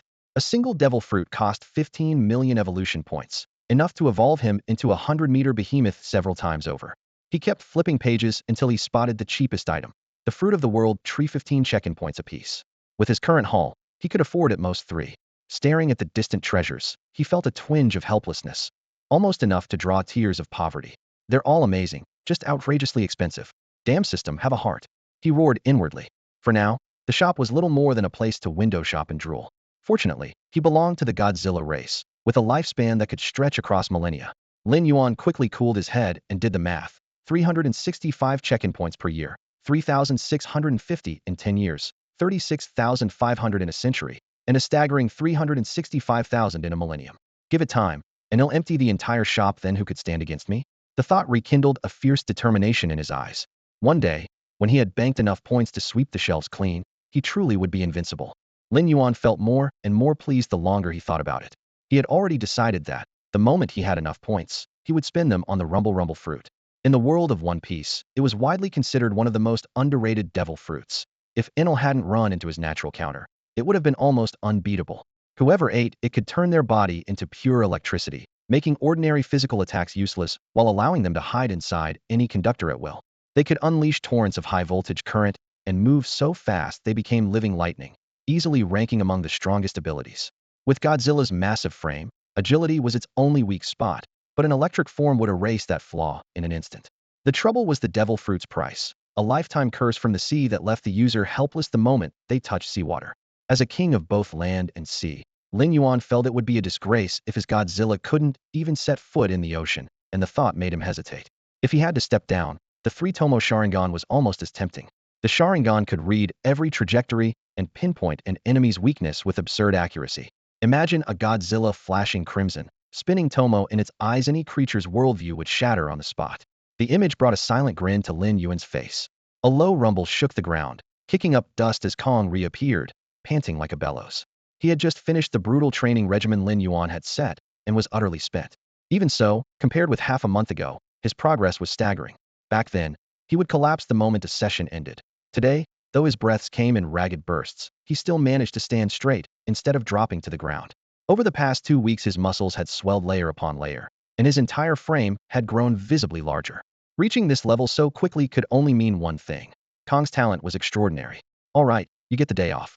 No combat drills today, Lin Yuan announced, looking up at the walking mountain before him. Roar! Kong's face lit up at once, his chest thumping echoing like war drums and shaking more dust loose. But Lin Yuan suddenly added, "Oh, and starting tomorrow the workload doubles. If you fall short, you don't eat." GAA. Kong froze for a split second, and then a look of pure misery spread across his face. For him, the joy was short-lived. During the next 10 days, Lin Yuan pushed Jin Gang with one rule: double everything. Distance runs, heavy punches, cliff climbs, body blow drills. Every exercise was doubled, and not once did he falter. The big ape was slow-witted yet obedient, certainly not the temperamental type. Lin Yuan summed it up. First, Jin Gang couldn't beat him, and more importantly, Lin Yuan knew how to grill meat. Bam! In a live sparring session, Lin Yuan raked a claw across Jin Gang's chest, sending the ape somersaulting into the opposite cliff face. Jin Gang had monstrous strength, but only a handful of moves, while Lin Yuan was a kaiju with human brains. At equal size, he could toy with the ape at will. Still, Jin Gang learned fast, and had already copied several techniques in just a few days. After the swipe, Jin Gang lay face down, muscles locked. Lin Yuan raised a brow. He hadn't hit that hard had he stunned the ape? He stepped closer to check. In the next heartbeat, Jin Gang flipped over, both fists howling toward Lin Yuan's chest to sneak attack. Lin Yuan was quicker. Claws flashed as his massive jaws snapped open. Boom. A hurried, low-power blast of atomic breath erupted, the blue-white beam slamming into Jin Gang's torso. The force tore up the soil and punched a crater in the ground. The ape staggered back, unable even to steady himself. Hands clasped behind his back, Lin Yuan said calmly, "Youngster, that was dishonorable, trying to trick and ambush me. I'm a 69-year-old veteran. How could you do that? Reflect on yourself and don't make the same mistake again." Jin Gang blinked, a string of question marks filling his head. What on earth was Haozi Weiji supposed to mean? When the sparring ended, Lin Yuan hauled Jin Gang out of the crater and looked him over. The ape's resilience was absurd. Taking an atomic blast to the chest had left him practically unscathed. It was also the first time Jin Gang had forced Lin Yuan to use his atomic breath, sneaky or not. Lin Yuan tapped Jin Gang's shoulder with a claw. "Boss has noticed your progress and you must feel it yourself. For the next phase, I'm adding a new course."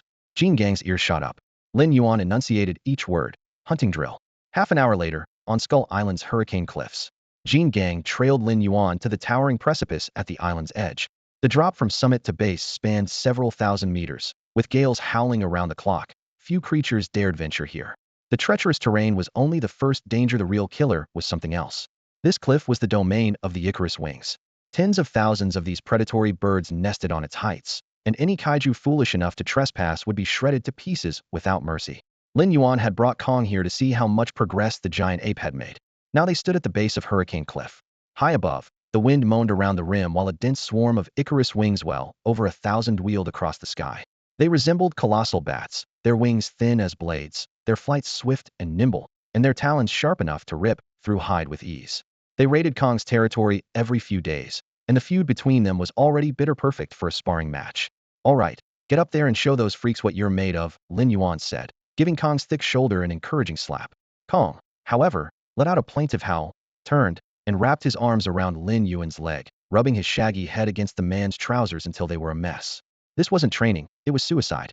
Tears shone in Kong's eyes as he looked up and shook his head, begging for a reprieve.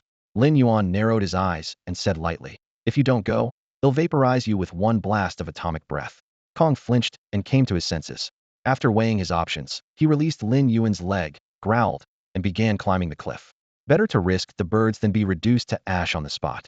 The rock face was sheer and littered with loose stones, but Kong dug in with hands and feet and reached the summit in a few breaths. Roar! The beast inside him blazed to life. He pounded his chest with massive fists, and a thunderous roar rolled across the sky. Watching from below, Lin Yuan nodded in approval. That was the presence a king of Skull Island should command. But pride comes before the fall. The Icarus wings took the roar as a direct challenge. Screeching, the dark cloud folded their wings and dived like arrows. Their leader was the very one whose wing Lin Yuan had once pierced with a radioactive beam. Still scarred by the encounter, it first circled high above, watching Lin Yuan for any sign of interference. When it saw none, it shrieked and led the swarm straight at Kong. Within seconds, dozens of talons were slashing and biting. Razor-sharp claws carved bloody furrows across Kong's shoulders and arms. Driven into a frenzy by the pain, Kong's eyes went blood-red. He roared, seized an Icarus wing that had come too close, his arm muscles swelling with power rip. The monster bird was torn in half, a spray of crimson exploding through the air and splattering Kong's face and chest. The stench of blood filled his nostrils, and Kong froze. He could feel a new power surging inside him. When had his explosive strength become so terrifying? And his speed, his raw might both were far beyond what they'd been before. In the past, Jean Gang could never have caught a wing of Icarus famed for its agility on speed alone. Yet now he snagged one almost the instant he lifted his hand. If these strange birds were people, they would be irritating flies that no amount of swatting could kill. But with a single burst of power, Jean Gang turned the tide. After a heartbeat of stunned silence, the giant beast struck again. Both burly arms lashed out like lightning, and in an instant he had two wings of Icarus trapped in his fists. Roar! With a triumphant bellow, his massive hands clamped shut. Bones crunched, feathers ripped, and the birds were pulped in a blink. Blood streamed through his fingers, spattering the black cliff face with glaring scarlet. The savage sight flooded the surviving wings of Icarus with fear. Jean Gang's slate-gray hide was sliced and blood-streaked where beaks and talons had struck, yet the wounds couldn't smother his excitement. Since training began, his only opponent had been Lin Yuan. Though Jean Gang grew stronger day by day, Lin Yuan's daily sign-in boosts let him advance even faster. So Jean Gang was always the one getting battered and never truly understood his own strength. Now, a real fight finally let him bare his fangs. In front of boss Lin Yuan, he acted meek. Faced with a flock of scruffy birds, he hit hard. Roar! Once he realized how powerful he really was, Jean Gang's assault turned frenzied. He let beaks pierce his flesh and claws rake him open, yet he stood immovable and struck back with greater force. He paid only in surface wounds. The birds paid with their lives. More and more wings of Icarus were torn apart, mangled limbs and feathers whirling through the air, while a crimson rain almost dyed Gale Cliff red. Even the lead wing of Icarus now showed blatant fear.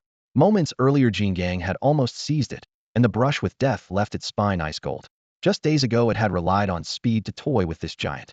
Now, in the span of a few days, Jean Gang had morphed into a monster on an entirely different level. Over 10 minutes later, Jean Gang, battered and exhausted, trudged down from the top of Gale Cliff. Not one wing of Icarus dared pursue him. His ferocity had shattered their nerve, and their leader, wary of Lin Yuan, remained well out of reach. Roar! Standing before Lin Yuan, Jean Gang threw back his head and howled, thumping his chest in excitement, as if asking, "Boss, how did I do?" Lin Yuan glanced at his wounds and the blood-soaked ground, then nodded calmly. "Not bad," he said, "but you wasted a lot." Roar! Jean Gang blinked in confusion.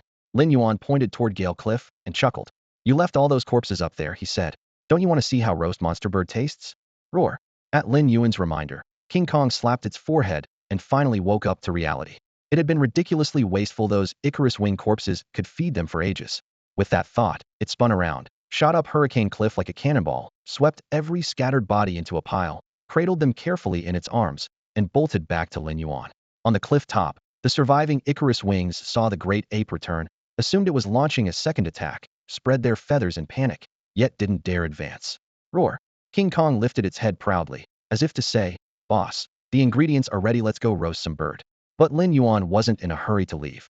He turned to face the Icarus wing he had crippled earlier, his eyes cold and razor-sharp, easily reading the fear within its gaze. Fear alone wasn't enough. He wanted the entire species to submit. Roar! His thunderous bellow rolled like a tidal wave, carrying a blunt, unmistakable message: submit or die. In the monster world, there is no room for subtlety, only strength reigns supreme. If you have the power to crush everything, you have the right to make others bow. Having delivered his ultimatum, Lin Yuan turned away. He trusted that if the Icarus wing didn't want its kind wiped out, it would make the right choice. Night fell, the moon bright against a sky of scattered stars.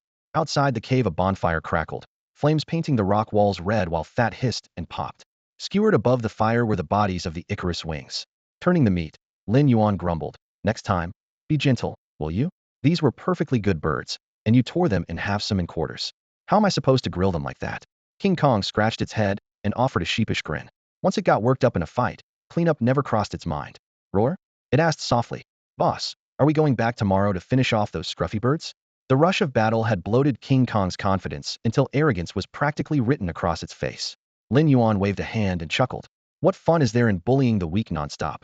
Besides, we just gave them an ultimatum. We should give them a few days to think. If they choose to submit, they'll be our underlings." "Who beats up their own underlings every day?" Roar! King Kong muttered, "But boss, aren't you?" Smack, smack, smack. Lin Yuan's claws rained down on King Kong's head. "Did I ask for commentary? Will it kill you to keep quiet?" After the thrashing, he snorted and withdrew his claws. "All right, no more mouth running, understood? Come on, when has the boss ever treated you badly? Has he ever laid a hand on you?" "Jean Gang, I couldn't beat you even if I tried, so everything you say is right." Hearing that, Jean Gang scratched the back of his head and nodded with a goofy grin. Lin Yuan waved lazily. Alright, turn in early tonight. You took down a few scruffy birds, and you're this excited? Once training's done tomorrow, they'll show you something really thrilling. Roar. Jean Gang's eyes lit up. He pumped his thick arms in the air, barely able to contain himself. The campfire snapped and crackled. Fat sizzled on chunks of meat skewered over the flames, releasing an irresistible aroma. Jean Gang stared, drool threatening to hit the ground. Just as he reached for a skewer, Lin Yuan raised a hand. Hold it. Not yet. Jean Gang looked puzzled, then saw the mischievous grin on Lin Yuan's face. Meat without seasoning? That's not barbecue. System, exchange for a spice pack. A chime sounded in his ear. Ding. Spice pack redeemed. Cost. 1,000 evolution points. 1,000 for a handful of spices? Daylight robbery, Lin Yuan muttered, but on a deserted island the system store was his only option. He tore the packet open, sprinkled a layer of salt, then shook on chili powder. Barbecue without chili is a crime. Finally, he dusted the meat with cumin. That's the flavor I'm talking about. The moment the spices hit the meat, the fat hissed and popped, and the smell intensified tenfold. Jean Gang's nostrils flared, his face almost touching the flames, but Lin Yuan shoved him back. Easy. Give it 2 more minutes to soak in. The aroma grew even richer, and Jean Gang nearly swallowed his tongue. At last Lin Yuan swept his arm. Alright, dig in. He grabbed a skewer and tore into it. Ding. You have devoured wings of Icarus. Evolution points 485. Ding. You have devoured wings of Icarus. Evolution points 448. Ding. You have devoured wings of Icarus. Evolution points 479. The strange bird's meat was chewier than pterosaur, especially the membrane of its wings crispy yet tough. With the spices, it tasted so good Lin Yuan almost bit off his own tongue. Face it, chili and cumin are what make barbecue magic. You could grill a shoe and it'd smell great, he thought in satisfaction. Across the fire, Jean Gang held a skewer in each hand, attacking them from both sides. Grease ran down his chin as if it were his first true taste of delicious. 10 a.m. the next day. After checking in and overseeing Jean Gang's morning workout, Lin Yuan spoke calmly. Today's hunting will be rough, so live combat training is off. Like I promised yesterday, we're going for something exciting. Roar. Jean Gang beat his chest, morale soaring. 30 minutes later, Lin Yuan led him to the edge of a deep, shadowy pool. Jean Gang glanced at the deep pool ahead, then looked back at Lin Yuan, his face full of confusion, as if asking, Boss, why did you bring me here? The water was glass still, clear enough to mirror the 2 gigantic beasts. Jean Gang's heart pounded. The boss isn't seriously making me take a bath, right? The thought sent a chill through him. Lin Yuan offered no explanation. He simply pointed to the pool and said, Get in. RRR. Jean Gang growled, reluctant. Stop growling and get in, Lin Yuan ordered. Intimidated by his boss' authority, Jean Gang finally complied and waded into the pool. Standing over 40 meters tall, he was only waist deep even at the center. The icy water slapped against his hide, so he decided to wash up, scrubbing his shoulders with gusto, convinced the boss really had brought him here for a bath. How exciting can a bath be? The simple-minded brute thought as he splashed water over his back and beckoned Lin Yuan to join him. Lin Yuan stayed on the bank, watching with a faint smile. A moment later, Jean Gang's expression changed. Something slick and cold had wrapped around his legs from below. Roar. His bellow shook the air. He plunged his arms into the water and seized 2 massive tentacles. They belonged to a swamp mega squid, a monstrous hybrid of squid and octopus native to Skull Island. The creature was every bit as large as Jean Gang, and, when threatened, could eject scalding black ink hot enough to cook its prey alive. Jean Gang had barely captured 2 tentacles before the others whipped around him like chains, binding his chest, back, waist, and belly. This was exactly what Lin Yuan wanted, a live combat test against a mega squid. In the movies, a 6-meter Jean Gang, king of Skull Island, could tear such beasts apart with ease, but today's Jean Gang was still growing, and subduing this behemoth would be far from easy. From the shore, Lin Yuan chuckled. How's that? Tentacles and bondage thrilling enough for you? Fortunately, Jean Gang was too busy fighting to hear the quip, otherwise, he might have burst a blood vessel. So this is your idea of excitement? The squid's tentacles bulged with muscle, their dark red skins hiding rows of beak-like fangs. They bit deep into Jean Gang's flesh, and every struggle only widened the wounds, sending waves of agony through him. The coils tightened like a giant net. Jean Gang gritted his teeth and ripped at the cords, but whenever he tore one free, another slipped around him. Black ink churned through the water, heating it until white steam hissed off the surface. Every thrash rewarded him with another stab of searing pain. The swamp kraken's assault was far from over. The hulking creature snapped its head around, aimed its heavy beak at Jean Gang, and, with a shudder of its throat, blasted a scalding jet of ink. The black, molten stream seemed flung from a furnace. It splattered across Jean Gang's face in an instant, branding deep scorch marks and sealing his vision shut. Roar. Blinded and in agony, Jean Gang let out a string of furious bellows, his swollen muscles straining against the tightening coils of tentacles, yet he still couldn't break free. From the bank, Lin Yuan's brow furrowed. Hadn't expected the swamp kraken to wield so many tricks, and for a moment he wondered if had brought Jean Gang into the fight too soon. The next heartbeat, Jean Gang's counterattack exploded. He wrenched a thick tentacle close, bared his fangs, and bit down hard. Crunch snapped sound of tearing flesh made one's teeth ache. He ripped the tentacle free and, without even chewing, tipped his head back and swallowed it whole. The savage display sparked genuine fear in the kraken, but it refused to release its prey. A thicker tentacle lashed out, aiming to coil around Jean Gang's neck and suffocate him. He didn't dodge. With a thunderous shout, he drove one arm through the constriction and clamped his hand around the kraken's head. The monster realized too late what was happening. It tried to retract its limbs, but Jean Gang's muscles bulged like steel cables. He forced the soft head downward toward the pond floor, and the harder the kraken thrashed, the more exhilarated he grew. Roar! A soul-shaking bellow followed. Jean Gang raised a foot and slammed it down like a sledgehammer. Boom! Soft tissue couldn't withstand such brute force. The stomp blew the kraken's head apart. Black ink billowed through the water like storm clouds, darkening the entire pool. Deprived of its nerve center, every tentacle drooped, lifeless. Jean Gang scooped up a handful of water, scrubbed the charred ink from his face, then threw back his head and laughed.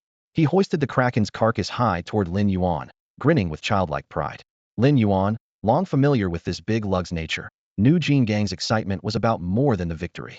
Dinner was suddenly looking promising. Jean Gang was picturing grilled squid, while Lin Yuan silently corrected him. No, nothing beats sizzling Teppan-style calamari. Neither of them noticed the two more swamp krakens gliding silently up from the depths, closing in on their position.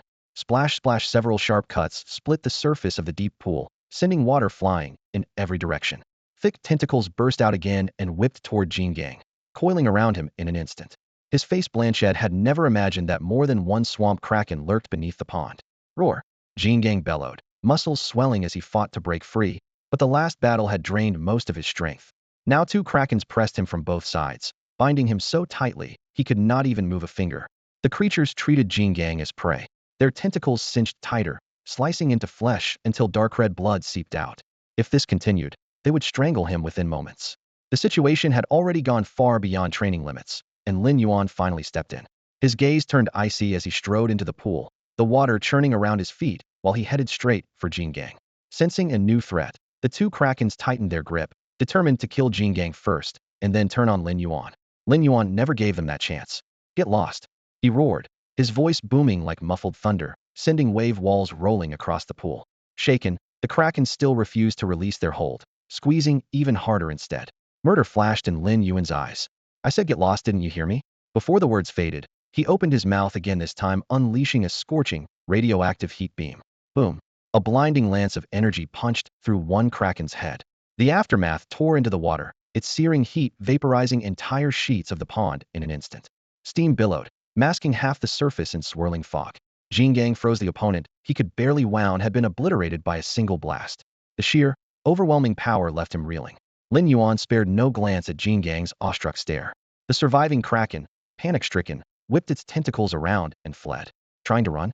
Lin Yuan muttered, his voice colder than the bedrock below. He locked onto the creature's path, lifted his head, and let azure energy gather at his lips, its glow making the water shudder. Boom! The blast of atomic breath ripped through the pool in an instant, blowing away half of the marsh megasquid's body. The water did blunt the beam's power, but against pure atomic energy such resistance was meaningless once Lin Yuan locked on. The target's fate was dust. All right, grab the spoils and let's head back. He slung the two squid corpses over his shoulders, their dripping tentacles trailing behind. Only then did Jean Gang snap out of his shock and hurry after him. The memory of that annihilating strike seared into its mind. Its boss was as unbeatable as a god. A light night breeze stirred under a sky washed clean with stars. Lin Yuan built a campfire, propped a cast-iron griddle over the flames, and poured in oil. When it began to hiss, he scattered shredded squid tentacles across the hot surface, flipping them as they crackled. The next steps were simple. Brush on sauce, sprinkle spices, and let the fragrance roll out. Jean Gang squatted in front of the griddle, nostrils flaring, drool threatening to drip into the fire. Lin Yuan gave it a sharp kick. Get any closer, and you'll set your fur on fire. Jean Gang scratched its head and grinned, but its eyes never left the sizzling squid. When the meat turned glossy and golden, Lin Yuan drawled, all right, dig in. Jean Gang lunged like a crazed dog, terrified someone might steal its share. Lin Yuan popped a few pieces into his own mouth, savoring the rich, smoky flavor while he mapped out his next move. The Icarus wings and marsh megasquids were must-haves. One ruled the sky, the other the water, and both were vital to unifying Skull Island. As for the rest of the island's beasts, tame those that could be tamed, wipe out the rest. Once every creature on Skull Island was under his banner, he would handpick the most promising and forge his own monster legion. With that thought, he withdrew a smooth jade vial from his system inventory. The moment the stopper popped free, dozens of black pills rolled out, radiating a strong medicinal scent. Beast spirit pills, rare elixirs from a cultivation realm that had cost him 200,000 evolution points and 20 sign-in points. Any monster that swallowed one would see its potential soar and its loyalty to him deepen. Even so, he couldn't fully relax. Deep beneath Skull Island lurked the greatest threat of all, the Skullcrawler King. Until that creature lay dead, Lin Yuan would never truly sleep easy. During the next month, Lin Yuan led Jin Gang across Skull Island, hunting down every monster they encountered. In just 30 days, Jin Gang fought nonstop. Fresh scars laced his thick arms and chest, blood crossing blood. Yet his savagery made almost every beast on the island lower its head. The Icarus wings submitted. The sacred tigers submitted. The bladeback jackal submitted. The dead soul alphine submitted. The swamp megasquid submitted. The long-legged spider submitted. And the list went on. One fearsome clan after another lifted its claws in surrender and crouched in submission, and at last Jin Gang became the undisputed king of Skull Island. But Jin Gang understood better than any creature that he ruled only because of Lin Yuan. If his master asked for the throne, Jin Gang would surrender it without a second thought. His mind was simple, and his loyalty to Lin Yuan was instinctive and immovable. When the conquest ended, Lin Yuan set the next phase of his plan in motion. He looked toward a clearing where the island's heavyweight monsters had gathered. A sacred tiger the size of a hill, its coat shimmering with a cold, golden sheen. A bladeback jackal with scythe-like claws and bone blades standing upright along its spine. An Icarus wing whose spread wings blotted out the sun, each beat stirring a gale. A long-legged spider with 8 razor-sharp limbs and a shell that glinted darkly. A swamp megasquid, ruler of the wetlands, its tentacles churning the muck. And many more. These were not ordinary beasts, but elites leaders whose potential far exceeded that of common monsters. Lin Yuan intended to forge them into the foundation of his future legion. He uncorked a vial of beast soul elixir, walked to the front, and spoke in a calm, clear voice. I know most of you submitted because you fear Jin Gang's strength or mine. The words had barely left his lips when the huge sacred tiger took a sudden step back. Jin Gang had grown rapidly and learned plenty of combat tricks, yet there were foes he still could not defeat, and the sacred tiger was one of them. Its mass matched his own, and as a born apex predator its claws and fangs gleamed like cold steel. When it unleashed its full power, the force was terrifying. In their first clash, the two titans roared and grappled. Within 5 minutes, the tiger slammed Jin Gang to the ground, one massive paw pinning his shoulder while its fangs hovered at his throat. Given more time, Jin Gang might draw even, but for now he remained half a step behind. Jin Gang's defeat did not mean Lin Yuan would be defeated. Just as the tiger was about to close its jaws, Lin Yuan opened his. A beam of emerald white atomic breath exploded forth, hurling the sacred tiger more than 100 meters through the air. As one of Skull Island's apex predators, it had never endured such humiliation. The beast rolled to its feet at once and loosed a furious roar at Lin Yuan. And then Lin Yuan had beaten it so badly that it was left with a lasting psychological scar. So now, whenever it saw him, it instinctively shuffled half a step backward. Lin Yuan advanced at an unhurried pace, his icy gaze sweeping over the horde of beasts, yet his voice turned calm and powerful. Strength is not everything. If you choose to follow me, you will gain far more. Your destiny is not the summit of this tiny Skull Island, but the very pinnacle of this world, standing beside me. His resounding declaration echoed through the damp, sweltering rainforest, yet the beasts merely stood in place, eyes vacant. To them, Skull Island encompassed the entire universe. The outside world was a distant, unreachable fog. Lin Yuan's words could not spark their ambition at once, and he had expected as much. Ambition can be nurtured, he told himself. Once these creatures witnessed the vast world beyond the island, they would realize Skull Island's smallness. For now, he needed a more direct way to gather their strength. He opened the system inventory and drew out a jet black pill purchased with a fortune in evolution and sign-in points, the beast spirit pill. Its rich aroma spread through the air like an invisible hook, instantly seizing every beast's senses. You, the big cat over the Reyesu. Come here. Lin Yuan beckoned, leaving no room for refusal. The sacred tiger flinched, its massive paw halting mid-step. Driven by primal fear, it trembled its way to Lin Yuan's side, a mighty predator now as docile as a house cat. Lin Yuan casted a sidelong glance and snorted. Why are you so afraid of me? I'm not going to eat you. He flipped the pill into his palm and ordered coolly, swallow it. The sacred tiger fixed its eyes on the pitch-black pill and dared not hesitate. It opened its jaws and gulped it down, more worried about Lin Yuan's wrath than any possible poison. To its surprise, a surge of warmth exploded in its belly and raced through its veins.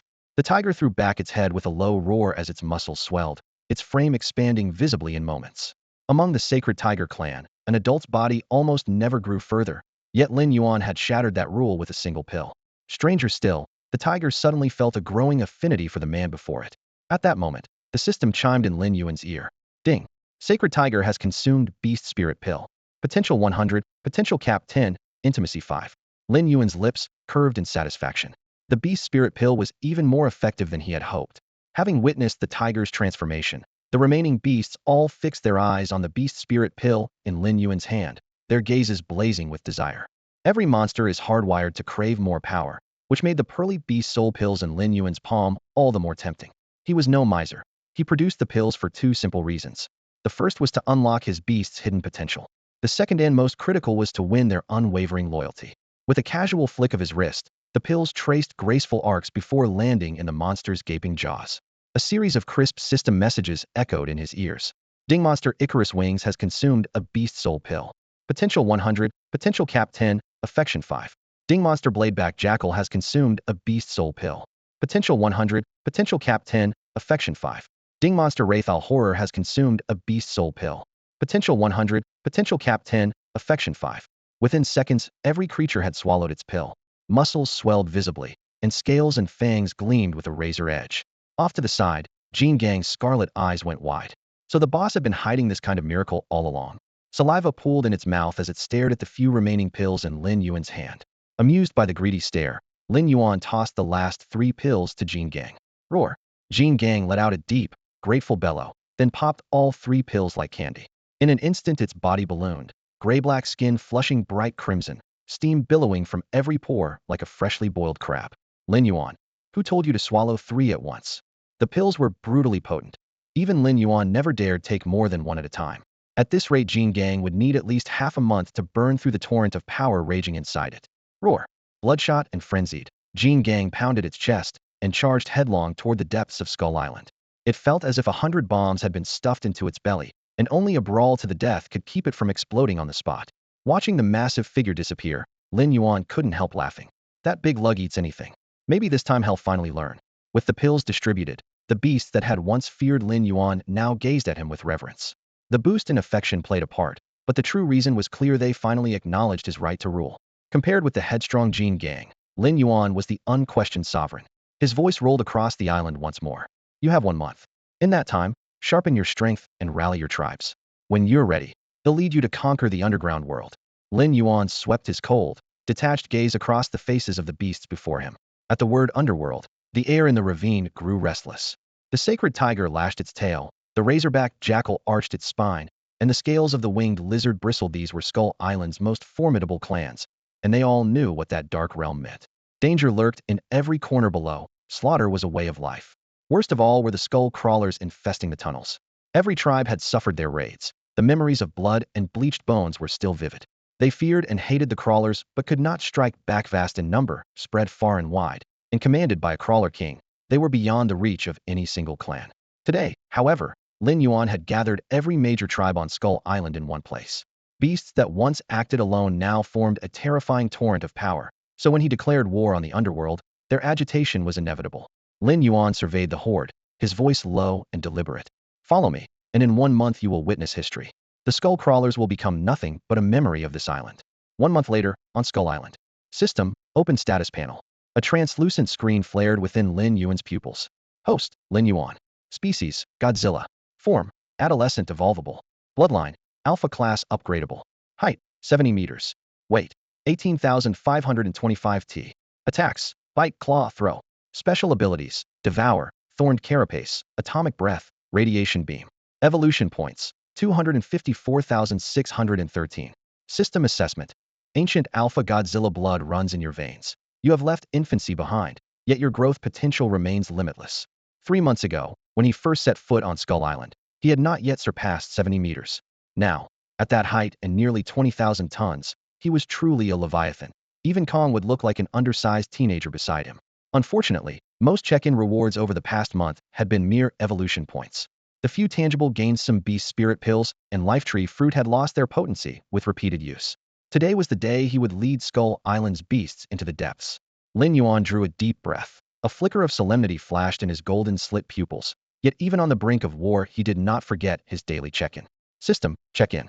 Ding. Congratulations, host. 90th check-in on Skull Island. Reward, miniature nuclear reactor.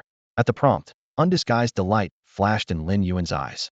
At last, a real prize. After an entire month of collecting nothing but evolution points, he finally hit the jackpot today. A rare hint of ease lifted Lin Yuan's brows as he pulled his latest sign-in reward from the system's Inventoria micro-nuclear reactor. The device sat in his palm, no bigger than a Rubik's Cube. Sleek lines traced its edges, and an eerie blue glow seeped from the panels, pulsing in silence. At first glance, it looked like a harmless desk ornament. Yet Lin Yuan knew that if this thing ever went out of control, everything within a several hundred-meter radius would be flattened in an instant. Nuclear energy is, after all, the most dangerous power humanity has ever harnessed. He summoned the item description with a thought. Micronuclear reactor special item. A nuclear reactor, also known as an atomic energy reactor, sustains a controlled, self-propagating chain reaction to release nuclear power. The energy produced by fission is colossal and extremely dangerous. Host, use with caution. Even the system emphasized extremely dangerous in bold, which said it all. But exceptions always exist. While nuclear energy can wipe out everything, it also happens to be the ideal food for the Godzilla species. In the monsterverse, ancient Godzillas lived in the deep ocean, feeding on radiation leaking from Earth's core and evolving an internal atomic furnace to store that energy. By absorbing nuclear power within their limits, they grew stronger and eventually became kings of the monsters.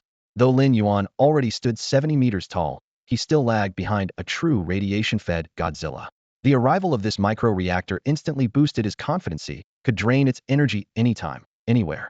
For now, he stored it in the system space. There were more pressing matters today. Roar! A thunderous bellow erupted from the heart of Skull Island, shaking the clouds and setting the jungle rolling like waves. Summoned by that call, every beastly clan leader on the island led their forces toward him. Over the past month, Lin Yuan had cemented unquestionable authority with iron and benevolence. His command was law to the island's monsters. In less than half an hour, every leader had gathered before him. The valley entrance teemed with shadows, a living army. Each creature that had received a beast spirit pill from Lin Yuan now radiated a transformed physique, and the pills had changed them beyond recognition. The sacred tiger had swelled from its original 40 or 50 meters to well over 60. Even motionless, it resembled a living statue of pure menace, the air itself trembling around it. The Icarus wyvern's wings darkened to a deep blue-black under the beast spirit pill's power. Each feather was razor-keen, and a casual beat could cleave a sky-high tree several dozen meters thick, the cut mirror-smooth. The Bladeback Jackal clan's leader was likewise reborn taller now, its fur stained a dark crimson, claws and fangs keen enough to scratch white lines across diamond. The long-legged arachnoid chief invested almost all its new strength in venom. It had once relied on 8 blade-like legs to hunt, with poison as a side effect.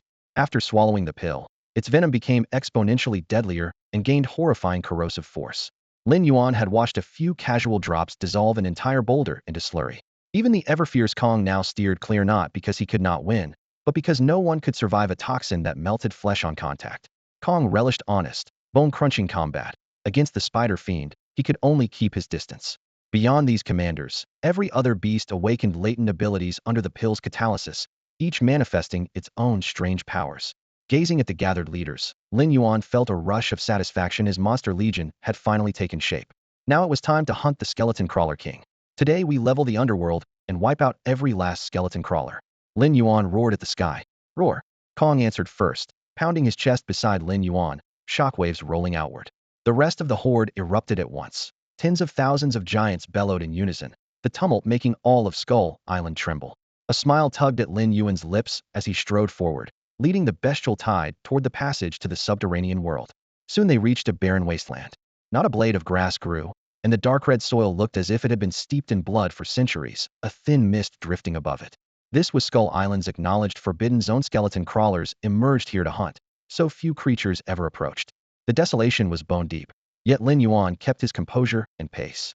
Farther in, he saw skeletons gnawed bare. The deeper they pressed, the larger and denser the remains became, until they formed a ghastly white corridor. If nothing went wrong, the entrance to the underworld lay just ahead. Exactly as Lin Yuan had anticipated, after wading through a field of scattered bones, dozens of yawning black tunnels came into view. Piles of skeletal remains lay every which way, the crunch of splintering shards underfoot a stark reminder of the massacre that had once unfolded here. Each hole gaped like a bottomless throat, serving as a gateway to the world below. Clustered at the entrances were scores of skeletal crawlers, their carapaces chalk white, their fangs jagged, clearly just emerged from the depths and ready to hunt. The moment the crawlers spotted Lin Yuan, their eyes gleamed and their fangs rasped together in an eager, grinding hiss. Yet an instant later, an ocean of monsters surged in behind him, a dark tide tens of thousands strong. Under that suffocating pressure, the crawlers went rigid where they stood, terror and disbelief filling their hollow eyes. Even the fiercest predator quails before overwhelming numbers. TSK, still baring your teeth at me? Lin Yuan's lips curved into a frigid smile, his gaze a pair of knives. Wings of Icarus, wipe them out. A chorus of shrill cries split the air as the flock overhead folded their wings and dived. They moved so fast they blurred into streaks of shadow. Before the crawlers could slither back into their holes, hooked talons had already wedged between rotting flesh and brittle joints. The avians shot skyward, hauling their struggling prey thousands of meters up and then letting go. Splat, splat, splat. The crawlers hit the rock like a rain of flesh and bone, bursting into bloody mist and jagged shards. In the span of a few breaths, the ground around the tunnels was a landscape of mangled limbs. Lin Yuan spared the carnage only a passing glance, then stepped to the nearest opening. The tunnel's mouth was lightless and deep, ready to vomit more creatures at any moment. Wings of Icarus, hold this position. If a single crawler escapes, kill it. His voice was flat, all warmth stripped away. His goal was the total eradication of the species. No one was getting out alive. The lead bird answered with a piercing screech. Lin Yuan swept his gaze over the remaining beasts. Everyone else, follow me underground. With that, he leapt into the widest shaft, his massive frame swallowed by the dark. The other clans filed in after him, growls echoing against the rock as loose stones clattered down the walls. 15 seconds later, a dull boom thundered at the tunnel's end. Lin Yuan's bulk slammed into the floor, punching a shallow crater into the rock. The vertical drop was far deeper than he had guessed. Even with his size, he had fallen for more than 10 seconds before touching down. Steadying himself, he looked up and his pupils contracted. Instead of a narrow shaft, he found an immense limestone cavern. Rippling walls, forests of stalagmites, a soaring ceiling that felt like another, darker sky. Thousands of skeletal crawlers clung to every wall and pillar, a sea of bone-white armor as far as the eye could see. One, monstrously larger than the rest, loomed over 50 meters long. This was only the number Lin Yuan could see for now. Beneath his feet, countless skull crawlers rose and fell like a tide, their blackened white bone plates flashing under torchlight, and the cavern's faint phosphorescence, making the entire floor writhe. A savage gleam burned in his eyes. The larger the horde, the more their destruction would satisfy his lust for conquest. His earlier judgment had been right. On the path to unifying Skull Island, these creatures were the greatest stumbling block. If so many monsters ever poured out, no tribe on the island could survive their fangs. Fortunately, after this battle, the skull crawlers would be wiped from the island's food chain. The thought set his blood boiling, and he decided to start this crimson war himself. Thunk! A huge shadow dropped from above, jarring him slightly. Lin Yuan braced for an ambush, then recognized the meteor as Kong. Couldn't you have picked a different tunnel? He snarled, cuffing the ape on the head. With enemies ahead, the big oaf had followed him straight down, almost pancaking their own side. Kong scratched his head and let out an awkward chuckle. A razor-sharp screech rushed at them as the skull crawlers, enraged by intruders, roared in unison, the sound slicing at the ears. They had ruled this place for decades. No beast had ever dared invade their lair. Lin Yuan had no intention of talking. His jaws yawned wide, dorsal fins lighting one after another with ghostly blue patterns. In the next heartbeat, atomic energy balled in his throat and erupted as a cyan beam of annihilation. Boom! The blue flames swept past, vaporizing dozens of skull crawlers before they could even scream. Scorching air rolled outward, shaking dust from the cavern walls. Seeing their king's might, the monsters behind him let out a collective, fevered roar. Kill! Lin Yuan growled, unleashing his murderous intent. At his order, the beast horde surged like a breached dam toward the skull crawlers. Kong led the charge, a 60-meter colossus that moved like a walking wall. To him, the crawlers were no bigger than lizards. He seized one in each hand, squeezed, and with two wet cracks turned muscle and bone to pulp. On the flank, a pack of blade-spine jackals tore into the enemy. Though not huge, they were the island's most ruthless predators. Their alpha pinned a crawler with hooked claws, bared its fangs, and bit off the creature's head in one snap. Bone shards and brain matter burst between its teeth, the crunch making every listener's molars ache. A long-legged spider fiend scythed into the fray next. Its 8-bladed limbs blurred, each sweep cutting down several crawlers. Severed parts flew, bone and ichor splattering until the ground became a swamp of gore.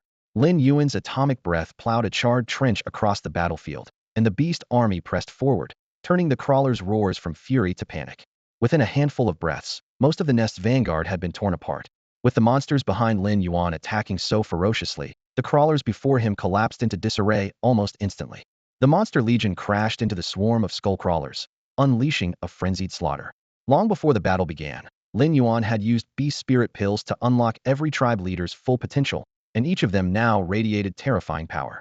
Take the 60-meter sacred tiger, for instance. Beside it, a skullcrawler looked no bigger than an ant. One sweep of its massive paw tore several of the reptiles into bloody shreds. The initial panic lasted only a heartbeat. Snapping back to their senses, the skullcrawlers revealed their true ferocity. Led by two 50-meter behemoths, they surged forward in a vengeful wave.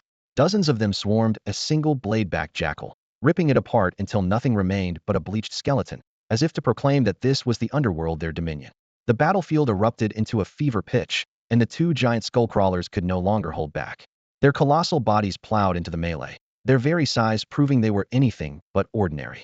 The moment they entered the fray, their horrifying strength became evident. One of them loosed a serpent-like cry and moved so fast it blurred. Its head darted forward, jaws yawning wide. Two rows of fangs sliced a blade-backed jackal clean in half. Lifting its prize, it tossed the carcass back and swallowed it whole, a brutal statement of its absolute dominance. The other skullcrawler fixed its gaze on a long-legged spider fiend. With a powerful kick, it launched itself into the air and hurtled toward its prey. The spider was ready, spitting a thick strand of milky web that wrapped around the attacker. Boom! Entangled in silk, the skullcrawler lost momentum and crashed heavily to the ground. At that instant, the spider fiend raised a blade-edged leg and drove it down at the reptile's skull. Had the blow landed, the sharpened limb would have pierced its brain in a flash. Unfortunately, the spider had underestimated the creature's brute strength. Snap! With a sharp crack, the skullcrawler tore the bindings apart. Before the descending leg could strike, it twisted and lunged, biting clean through the limb. Off balance and missing its support, the spider toppled forward. Seizing the opening, the skullcrawler sprang up, its bloody maw gaping, and clamped down on the spider fiend's torso. After a brief struggle, the second creature also fell to the skeletal reptile's claws. Watching the two bone-plated beasts rampage across the battlefield, Lin Yuan frowned. Underground apex predators were even fiercer than had guessed, but that didn't mean he was out of options. Sacred Tiger, Jin Gang, those two are yours. He tilted his head back and issued the order in a calm voice. Roar! Roar! Sacred Tiger and Jin Gang answered with low growls, each locking onto a target. Jin Gang was faster. He smashed his fists to the ground, and his mountain-like frame kicked up a cloud of dust as he charged in explosive speed one through Lin Yuan's special training. A skeletal reptile lifted its head and screeched in warning, only to meet a steel-hard fist. Bang! Jin Gang's full-force punch hammered into the creature's skull. In his mind, he snarled, "Oh, you dare raise your head? Who gave you permission to roar at me?" Taste Skull Island's finest iron fist. The blow left the reptile reeling. Before it could regain its balance, Jin Gang growled again, seized its thick, jointed tail, and with a whistle of air swung the monster in a wide arc, slamming it into the ground. Boom! The impact carved a deep crater. Exhilarated, Jin Gang kept his grip on the tail and slammed the 50-meter beast like a toy more than a dozen times. Dust billowed while nearby lesser skeletal reptiles retreated in panic, terrified of stray blows. Crack! Bone snapped. In agony, the reptile resorted to a lizard's last-ditch tactic, shedding its tail to survive. But Jin Gang wasn't letting it go. He strode forward, hoisted the creature with one arm, and when it snapped at him, he was ready. His fist crashed into its lower jaw. Crunch! The mandible dislocated on impact. Every skeletal reptile in the area froze, then scattered in terror, unwilling to come anywhere near the giant, who fought like a demon god. The fight was a complete rout. The giant skullcrawler had barely raised its head when Kong's massive fist smashed down, bones shattering with a dull crack. The creature collapsed on the spot, robbed of any will to fight. Roar! Kong hoisted the twitching trophy in one hand and pounded his chest with the other, the clang echoing through the valley as his excitement radiated like heat. Lin Yuan stood to the side, the corner of his mouth twitching. After sparring with you all day and stuffing you with beast spirit pills, if you couldn't even handle a little crawler like this, why am I keeping you around? Kong's excitement quickly gave way to curiosity. He stared at the huge corpse in his hand, nostrils flaring. The scent didn't seem half bad. On impulse, he shoved the crawler's head to his mouth, fangs closing as he tore off a bloody slab of flesh. A second later, his crimson face contorted in disgust. Papa! He gagged and spat every chunk onto the ground, blood-soaked meat splattering in the dirt. The flesh was stringy and reeked of fish. Kong looked utterly repulsed. Lin Yuan burst out laughing. This big oaf is used to cooked meat. Of course he can't stomach it raw. Not far away, Sacred Tiger's battle with another 50-meter skullcrawler was also ending. The beast's spirit pills had wrung every ounce of power from him. Muscles bunched like steel cables, and each pounce ripped the air with a sharp hiss. The skullcrawler's body was crisscrossed with wounds that laid bone bare, streams of green blood spilling everywhere. Roar! Sacred Tiger's hackles rose as he slammed all four paws into the ground, a streak of golden lightning closing the distance in an instant. His jaws clamped around the crawler's throat. The skullcrawler thrashed wildly, its tail gouging trenches in the earth, but that terrifying bite never loosened. Its struggles weakened, slowed, and finally the head sagged, life snuffed out. In mere moments, both 50-meter skullcrawlers were dead. The front line tipped decisively. The monster army Lin Yuan had scraped together from every tribe on Skull Island was already the elite of the elite. No matter how vicious the skullcrawler swarm, it crumbled beneath their rolling advance. Victory looked imminent, yet Lin Yuan didn't relax. He knew the true threat of the skullcrawler race had yet to appear: the skullcrawler king. This was the monsterverse, but plenty of things differed from the movies. So Lin Yuan could not be sure what kind of creature the still unseen skeletal crawler king would turn out to be. Dong! Dong! Dong! Heavy blows like sledgehammers striking bedrock detonated in every monster's ears, and the deep echoes rolled along the winding cavern walls. Dust shook loose from crevices, the floor rippled like water, and the entire underground chamber quivered as if an ancient beast had suddenly awakened. Lin Yuan's expression tightened. Only the skeletal crawler king could create such terror. When the tremors faded, a mountainous silhouette strode from the depths. Bone grinding against bone, the skeletal crawler king at last revealed itself. In the cold phosphorescence, its overlapping bone plates rose like a forest of blades, and the creature stretched nearly 80 meters long, dwarfing both the gorilla king and the sacred tiger, a mobile fortress of bone. Lin Yuan drew a sharp breath, had only just broken the 70-meter mark himself, and the gap was staggering. If the earlier crawlers were merely dinosaur-sized, this was plainly a Tyrannosaurus-class monstrosity. Roar!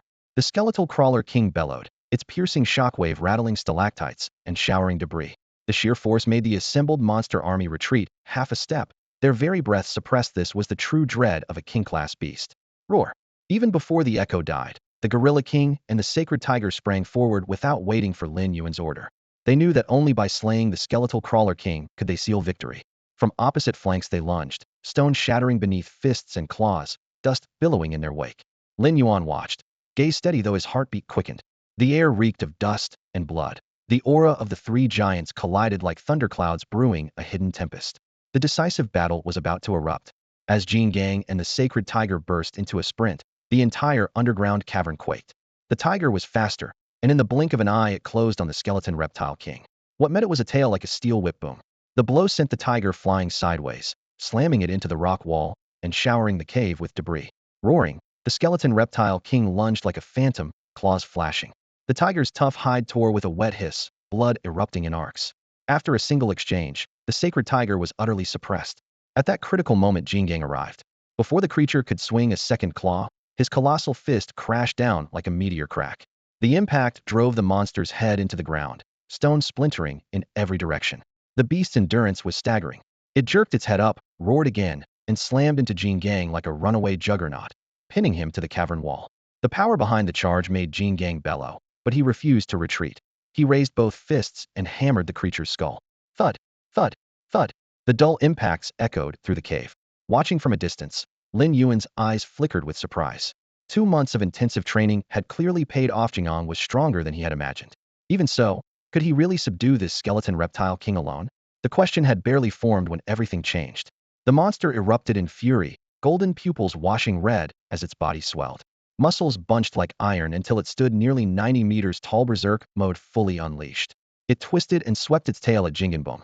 The blow embedded him in the rock wall and drew a spray of blood. Seeing Jin Gang injured, the sacred tiger seized the opening, lunging and sinking its fangs into the monster's flank. The skeleton reptile king whirled, slammed the tiger to the ground, and pinned its forelimbs. Jaws gaped for the throat, crimson eyes gleaming with cruelty, ready to kill in a single bite. Jin Gang was still trapped, unable to help. One more second, and the sacred tiger would die. At that desperate instant, boom! A blazing energy beam streaked in from afar, smashing into the skeleton reptile king. The beast had no time to react before it was hurled backward, shattering boulders and filling the air with dust. Lin Yuan stepped forward, steam curling from his lips, and his voice rolled through the cavern like thunder. From here on, he'll be your opponent. All the monsters in the underground cavern instinctively cleared a broad path for Lin Yuan and the Skullcrawler King. Pale phosphorescence seeping from the walls traced the outlines of the two titans. The other creatures held their breath and hugged the rock, knowing the real fight was about to begin. King of monsters versus king of the defy duel of monarchs. The pressure rolling off Lin Yuan and the Skullcrawler King made every bystander's legs turn to jelly. Even King Kong and the sacred tiger hid behind a stone pillar, surrendering the whole arena to the two rulers. Both giants were nearly 100 meters tall, and in its berserk state the Skullcrawler King swelled even larger, bone plates jutting outward until it approached the upper limit of what any beast could bear. Yet there wasn't a trace of fear in Lin Yuan's eyes. Roar! With a deafening bellow, the Skullcrawler King attacked first. Its mountain-sized body lunged forward like an out-of-control tank, shattering rock and kicking up dust as it barreled in. It meant to crush its opponent at once, proving its subterranean supremacy with raw mass and momentum. Trying to win on brute strength? Forget it. Lin Yuan scoffed inwardly, then opened his jaws. A scorching thermal ray thundered out. Boom, boom. The white-hot beam tore through the air like a high-energy laser, carving charred trenches into the cavern floor. Yet the Skullcrawler King was faster than the beam's lock. Its hulking form curved left and right with uncanny agility, closing the gap, while every blast missed by a hair, not even sparking against its bone armor. Crash! An instant later it was on him. The monster's foreclaws dug in and spring-launched its bulk airborne. Its gaping maw shot toward Lin Yuan's throat, foul wind whipping past daggered teeth, killer instinct blazing in its hollow eye sockets one bite to sever the jugular. When the creature was less than 10 meters away, a cold light flashed in Lin Yuan's pupils. This was the moment he'd been waiting for. Roar! He opened his mouth again. Azure arcs crackled across the dorsal fins along his back as atomic energy swirled in his throat, condensing into a fist-sized sphere of blinding blue light. Atomic breath. The choice of timing was no accident. 1. Atomic breath burned immense energy and had to connect. 2. The Skullcrawler King, suspended in midair, had no way to change course. Crackboom! A torrent of blue-white energy poured out like molten mercury, flooding the cavern with light and shaking the very walls. The beam punched clean through the Skullcrawler King's chest. Superheated air flashed to steam, and the shockwave hurled shattered rock skyward. The blast drained nearly half of Lin Yuan's stamina, yet its force was so great that even King Kong and the sacred tiger watching from afar had to shield their eyes. Faced with that terrifying surge of power, even the Skullcrawler King couldn't hide the flicker of fear that surfaced in its gaze. The energy of the atomic breath poured over the skeletal reptile king in an instant, tearing a gaping, bloody hole in its torso. The blazing white beam punched through its chest, scattering shards of bone and dark crimson gore in every direction. The massive creature lost its balance under the impact, hurled dozens of meters backward before slamming into the cliff behind it, rock fragments raining down as dust billowed. Every beast watching froze, eyes widening in disbelief. They had long known Lin Yuan was terrifyingly strong, but none expected him to rip open the skeletal reptile king with a single strike. The holy tiger's fur bristled as it forced down the frantic pounding of its heart. One direct hit from that atomic breath would have cost it half its life. The monster standing before it now was, beyond doubt, the single most dangerous creature on Skull Island. Kong's eyes shone, his reverence plain to see. He understood the boss power better than anyone. His goal was to one day stand at the boss side as an equal. Yet, to everyone's surprise, the skeletal reptile king was not dead. It threw back its head with a shrill roar and, trembling, pushed itself up from the rubble, fury blazing in its eyes. This time it had learned. It would not charge in blindly again. With a sudden lunge, it seized a boulder the size of a small hill, muscles corded tight as it poured every bit of strength into its arms, and hurled the massive rock at Lin Yuan with a thunderous roar. The boulder cut through the air, the wind howling in its wake. Lin Yuan's eyes narrowed. There was no time to dodge. In the split second he opened his jaws once more and unleashed another blast of atomic breath, firing straight at the oncoming boulder. Bang! Under the terrifying force of the atomic breath, the massive boulder ahead exploded at once. Shards of stone shot outward, scorching dust swirled through the air, yet not a hint of triumph crossed Lin Yuan's face. He knew he had just stepped into the skeleton lizard king's trap. Exactly as he had predicted, the instant the rock shattered, the skeleton lizard king flashed forward like a streak of black lightning, murderous intent blazing. Frigid, savage flames burned in its sunken eyes, and its gleaming talons, sharp as blades, lunged straight for Lin Yuan's chest. Clang! The tough black scales split open. The claws carved deep into flesh, and a pulse of searing pain spread through him. Gritting his teeth, Lin Yuan swung his pillar-like tail in a sweeping arc. Boom! With a dull, heavy impact, the skeleton lizard king was hurled backward, yet its hide was thick and sinewy. The blow barely slowed it. It snarled and closed in again, its giant tail coiling around Lin Yuan like a python, while its fangs gaped wide, aiming for his throat. At the final moment, Lin Yuan unleashed Thorn Carapace. SHHK. Countless black spikes burst from his body, punching through the skeleton lizard king's scales and muscle. The sudden agony drove the creature into a frenzy. It whipped its claws across Lin Yuan's back, tearing away scales and leaving raw, bleeding furrows. The beasts watching from the sidelines were stunned. Never had they imagined a monster duel could reach such brutality. Even more shocking was that Lin Yuan kept losing ground under the skeleton lizard king's relentless assault. The skeleton lizard king was larger and stronger, while Lin Yuan was exhausted after firing atomic breath twice. A third blast was impossible. His radiation beam was too weak, the charge time too long, useless against this opponent. Roar! The skeleton lizard king sank its jaws into Lin Yuan's arm, fangs punching through his scales. Dark blue blood spurted, the pain scorching like fire. Simultaneously, its tail constricted, squeezing deep into flesh like a giant boa. Roar! Jingang and Holy Tiger bellowed in fury, but the skeleton lizard king ignored them and tightened its grip. It believed that once Lin Yuan fell, the rest would be easy prey. In that desperate instant, Lin Yuan acted. From his system space, he drew a miniature nuclear reactor and swallowed it without hesitation. Never thought I'd actually need this. His voice echoed cold as the abyss. The moment the reactor entered his body, everything changed. Blinding ghost blue light roared from his skin, and the dorsal fins on his back glinted with icy brilliance. Roar! The skeleton lizard king howled in terror. It had no idea what was happening, yet instinctively feared the immense surge of energy now pouring off Lin Yuan. Dying to this atomic breath is your privilege. Lin Yuan thrust out a massive claw and wrenched the skeleton lizard king away. With the reactor's power flooding him, every aspect of his strength, speed, and reflexes skyrocketed. Crash! He stamped down without mercy, driving the skeleton lizard king into the ground. At the same time, ghost blue nuclear energy gathered in his maw, swirling like a hurricane, packed with apocalyptic force. Enjoy this nuclear atomic breath. After swallowing the miniature nuclear reactor, Lin Yuan not only restored his energy reserves, but also amplified their intensity dramatically. Power surged up his throat, a ghostly blue light flickering between his fangs. He threw his jaws wide and earth-shattering atomic breath burst forth. Die! He roared. The deafening cry rode a massive energy beam that speared straight for the Skullcrawler King's skull. Roar! The searing torrent reflected in the creature's hollow eye sockets, drowning its mind in despair and fury. Yet as the strongest and most vicious of its kind, retreat was never an option. The Skullcrawler King reared up, sinews knotted across its torso, determined to meet the onslaught head-on.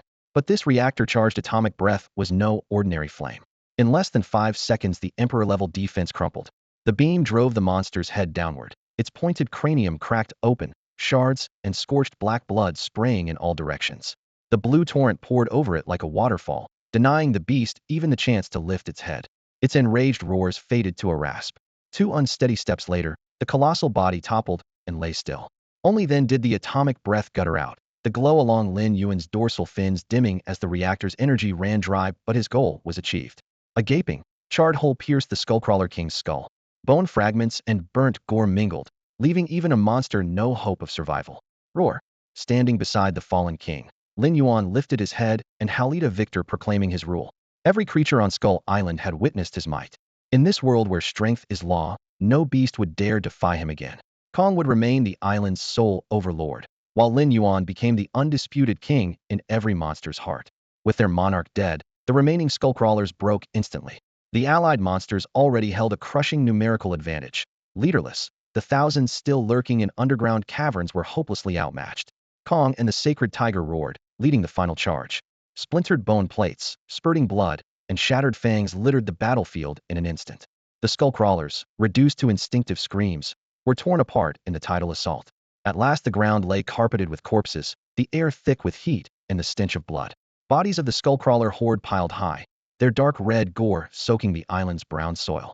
After terrorizing Skull Island for so long, the ferocious Skullcrawlers had finally met their reckoning. From this moment on, they would no longer be the apex predators of Skull Island, but filthy reptiles eking out a miserable existence.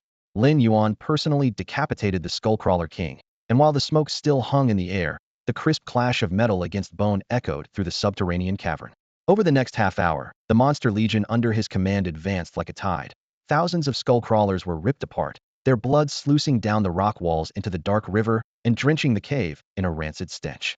In the end, only a few crawlers escaped toward 2 possible routes. the first led outside.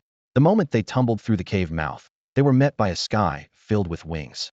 The wings of Icarus, roosting along Hurricane Cliff, had already formed ranks. Their shrill cries mingled with the howling wind. More than 1,000 resortilon birds plummeted in unison, shredding chitin in an instant and spraying crimson between their feathers. The blood debt the skullcrawlers had accrued by raiding nests was being reclaimed inch by inch. None of them had any hope of survival. The second route tunneled deeper into the cave. A handful of skullcrawlers sensed the danger and scurried into the pitch-black passages, barely surviving the initial onslaught. But Lin Yuan had no intention of letting them live. He understood that weeds must be uprooted or they will grow back. Skullcrawlers bred with cockroach-like speed. If even a few slipped away, they would soon rebuild their ranks and possibly birth a new skullcrawler king. With that in mind, Lin Yuan's gaze turned icy. He ordered his forces to tighten their formation and prepare to sweep the depths of the cavern. He had to exterminate every last one of these creatures and leave them no chance to rise again. To Lin Yuan's surprise, swallowing the miniature nuclear reactor did more than flood him with power. The nuclear energy reshaped his entire body. Torrents of radiation rolled through him, scorching yet harmless, as if an elixir were forcing every fiber of flesh to swell with strength. Within moments his bones cracked softly, muscle strands thickened before his eyes, and even his breathing grew steady and forceful. The changes had barely settled when he pulled up his status panel. Host, Lin Yuan.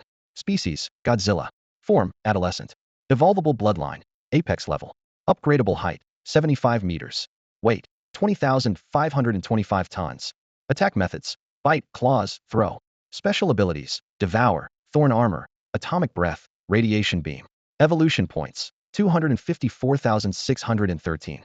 System evaluation, the ancient blood of the Godzilla lineage runs through you.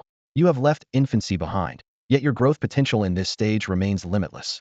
He blinked in shock. His original 70-meter frame had just jumped to 75 meters, and his mass had ballooned by nearly 20,000 tons.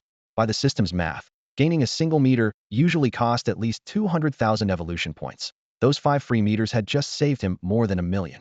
Low laughter slipped from his throat. That reactor was worth its weight in gold. If the next check-ins keep handing them out, one a day would let me hit the 100-meter mark without lifting a claw. The thought of growing stronger for free set his blood racing. Reining himself in, he turned to the shattered mouth of the cave. The Skullcrawler King's giant corpse lay amid broken stone, still bleeding residual radiation. Lin Yuan ordered, Sacred Tiger, stay here and guard the place, especially the Skullcrawler's body. No other beast is to touch it. A carcass of this tier was far too valuable in evolution points to share. Roar. Sacred Tiger crouched low, eyes gleaming with lethal resolve, signaling obedience. With that settled, Lin Yuan faced the towering Kong. Kong, you're coming with me. He strode deeper into the cavern, each step of his 75-meter bulk covering dozens of meters and making the ground quiver. Kong lowered his shoulders, grunted, and followed close behind, while the rest of the beasts waited on guard. The cave was far larger than Lin Yuan had imagined. Jagged walls retreated endlessly, the vaulted ceiling vanishing into darkness, and the cool air carried wisps of radioactive dust. Even at his stride, after 10 minutes he and Kong were still surrounded by blackness, as though the entire underground had been hollowed out. Damn, how big is this cavern supposed to be? Frowning, Lin Yuan muttered to himself. No wonder they call it the underworld. The name really is well earned. The acrid, damp odor reverberated along the narrow tunnel walls, and the faint crunch of gravel beneath his boots seemed to be swallowed by the unseen darkness. Though the skeleton reptile king lay shattered at his feet, Lin Yuan kept every nerve taut. Nothing guaranteed that an even more terrifying creature wouldn't lunge from the depths. In the face of the unknown, vigilance is the only lifeline. Weakness and ignorance are seldom fatal, but arrogance almost always is. He pressed on, when a low, urgent roar from Jin Gang rumbled in his ear, the hoarse echo scraping the stone like claws. What is it? Lin Yuan turned, locking eyes with the giant ape. Every muscle on the beast quivered, fangs bared, its gaze fixed straight ahead in absolute alertness. Following Jin Gang's line of sight, Lin Yuan looked Pan there. At the cavern's heart stood a silent curtain of dark purple light. It resembled a solid wall that sealed the passage completely. Violet ripples crawled across the rock, giving the unsettling sense of being watched.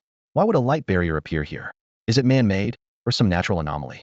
The questions churned inside him, fanning his curiosity. Lin Yuan strode forward, Jin Gang close behind, each step landing with a dull boom. Once before the barrier, he didn't reach out blindly.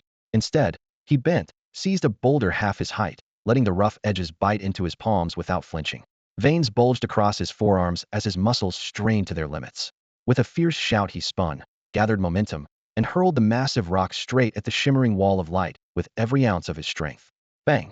To Lin Yuan's surprise, the moment the massive boulder brushed the violet barrier, it rebounded straight back. The rock tumbled through the air, hit the ground, and sent chips flying, yet it showed no sign of cracking. The silent message was clear. The shimmering purple screen merely reflected force. It carried no lethal sting. What bothered him more was the absence of the skeletal reptiles that had been fleeing moments ago. The cavern offered no side passages. If they hadn't vanished into thin air, they must have passed through the barrier. In other words, the curtain seemed to admit living creatures only. With that in mind, he turned to the giant ape beside him. Jingang, give it a try. Roar. Jingang let out a deep growl, strode up to the barrier, raised its arms like twin hammers, and slammed down. Boom, boom, boom, boom, boom. Fists pounded like a rainstorm. Ripples spread across the violet surface as if on disturbed water, yet the curtain remained intact. Each blow made the cavern thunder and knocked rocks loose, but the barrier never wavered. After dozens of strikes, Jingang was the one panting first. Scratching its head, it stared in disbelief. How could that much force fail to make even a crack? It readied another barrage, but Lin Yuan raised a hand. Save your strength. Let me handle it. Unwilling but obedient, Jingang stepped aside. Lin Yuan knew that raw physical power was like slicing water with a blade, found no purchase. Time to change tactics. Let's see how this works. Muttering, he opened his jaws wide. A core of azure nuclear energy gathered in his throat and burst forward as a blazing beam. Crash! The blue energy column roared toward the violet barrier.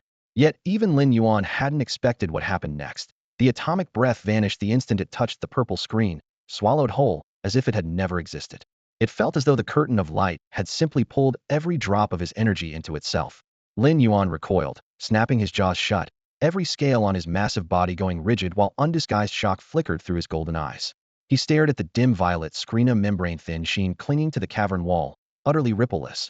Yet it had devoured his dragon fire and spiritual power without leaving a trace. Brute force can't tear it open, and energy attacks are swallowed instead. Thoughts tumbled through Lin Yuan's mind, a vein throbbing between his brows. He couldn't fathom what this accursed thing actually was. But what bothered him even more was how those skeletal crawlers had slipped inside. They could come and go at will while he was kept outside. Where did that difference come from?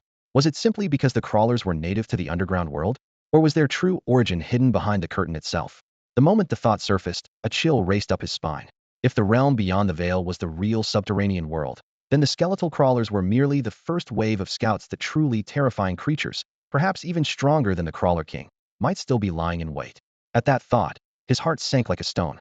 If his guess was right, whatever hid behind the violet light was more than a personal threat. It was a bomb hanging over the whole of Skull Island, and once it went off, the fallout would be unimaginable. The unknown is what breeds the deepest fear. The dusky purple veil before him was the very source of that fear. But with no way to step through it, Lin Yuan had no means of learning what was truly concealed on the other side. After exhausting every tactic he could think of, Lin Yuan finally gave up on breaching the violet barrier. There's nothing more we can do. Fall back, he said with a weary sigh, signaling Jingang to retreat. Roar! Jingang let out a reluctant growl and kicked the barrier several times, but the purple light only quivered before settling again. Frustrated, the giant beast trudged after Lin Yuan, leaving the cliff face behind.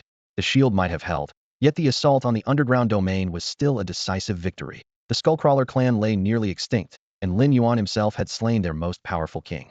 The lone hidden threat now was the violet barrier, and he planned to station a few monsters here later. For the moment, it was no pressing danger. When Lin Yuan and Jingang re-entered the cavern, the waiting beasts erupted in deafening roars. Their triumphant shouts rattled loose stone from the walls, as if the whole chamber might collapse.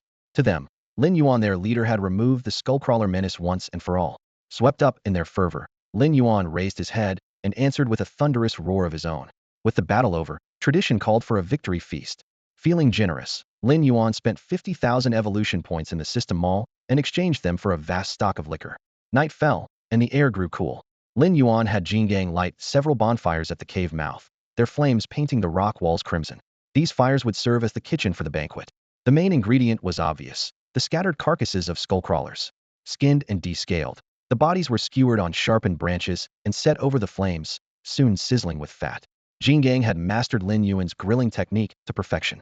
Striding between the fires, the giant turned each spit with practiced ease, now and then dusting the meat with chili, cumin, and other spices.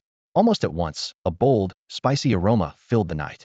The other monsters rarely tasted cooked meat, let alone anything this fragrant. Fat dripped onto the coals with sharp hisses, and the smell burrowed straight into their senses. They were already drooling, waiting only for their leader's signal. Standing on a high ledge, Lin Yuan straightened up, his voice booming like thunder. We won today because we fought as one. Ill keep this short, warriors of Skull Island. Eat your fill. At his words, the beasts charged the fires in a frenzy. Another second of delay, and their drool might have doused the flames. Watching them, Lin Yuan couldn't help but marvel. The power of good food is truly boundless. Beside him, Jingang snorted twice, eyes full of smug pride. Pumpkins, the look seemed to say. With exaggerated care, the beast produced 2 skewers of charcoal-grilled skullcrawler meat it had hidden away, each glistening with oil and giving off an irresistible aroma. Good thing I thought ahead and stashed these. No need to fight over scraps with that lot. Kong reveled in his triumph, tearing into his prize with enormous, hungry bites. Bloody juice slid down his fangs, splattering against the ground where broken stones tangled with vines and sending up dark crimson droplets. Beasts are predators by nature, and nothing ignites their fury like competition for food. Around him roars and guttural growls rose and fell in waves, filling the air with the stench of blood and unrest. Clans of monsters crowded around the mound of bones, baring their teeth at one another, muscles taut as if they might leap into combat at any moment.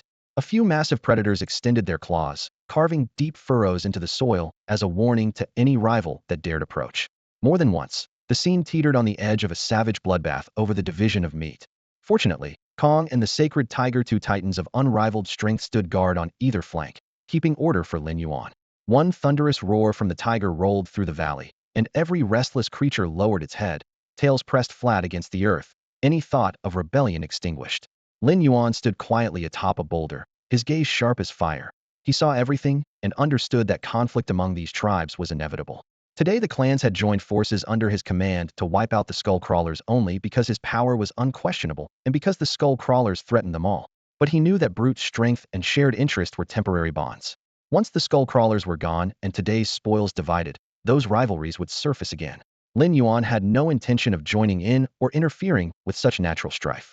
Beasts follow their instincts. The Icarus-winged clan could never coexist peacefully with their mortal enemies, the spined jackals, any more than wolves could share a pen with sheep. With the skull crawlers eradicated, Skull Island had settled into a new equilibrium. Lin Yuan saw no reason to meddle further with its food chain.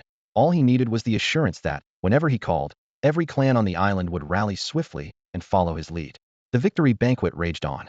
Flames crackled, their scorching tongues licking the propped-up carcass of the skullcrawler king, rendering fat into sizzling droplets. Lin Yuan stared unblinkingly at the blaze, raised his scale-plated claws, tore off a slab of golden, fragrant meat, and shoved it into his maw. Compared with the gamey flesh of an ordinary skullcrawler, this cut was worlds apart. Firm muscle fibers burst between his teeth, releasing torrents of savory juice.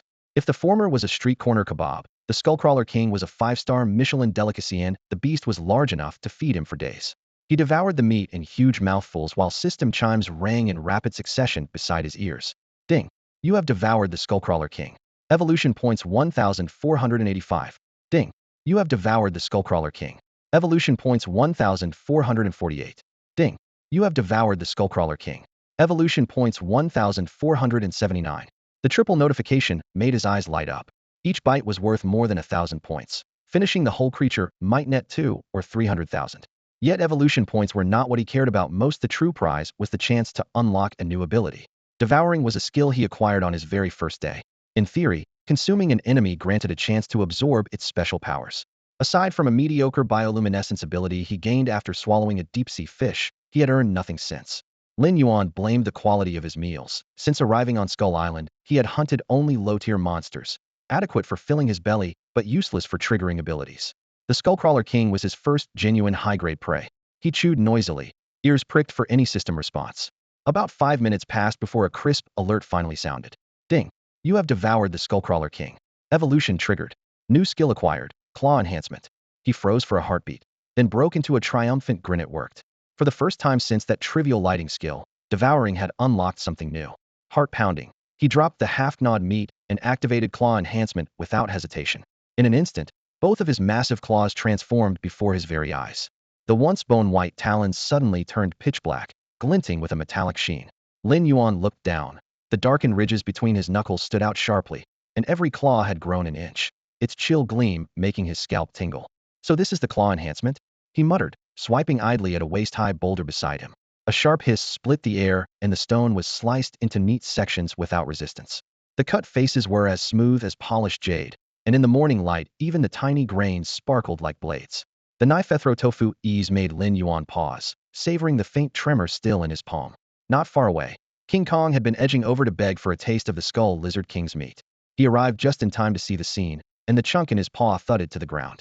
He froze, mouth wide enough to swallow half a rock. Knew how hard that stone was. Even his hardest punches only cracked it.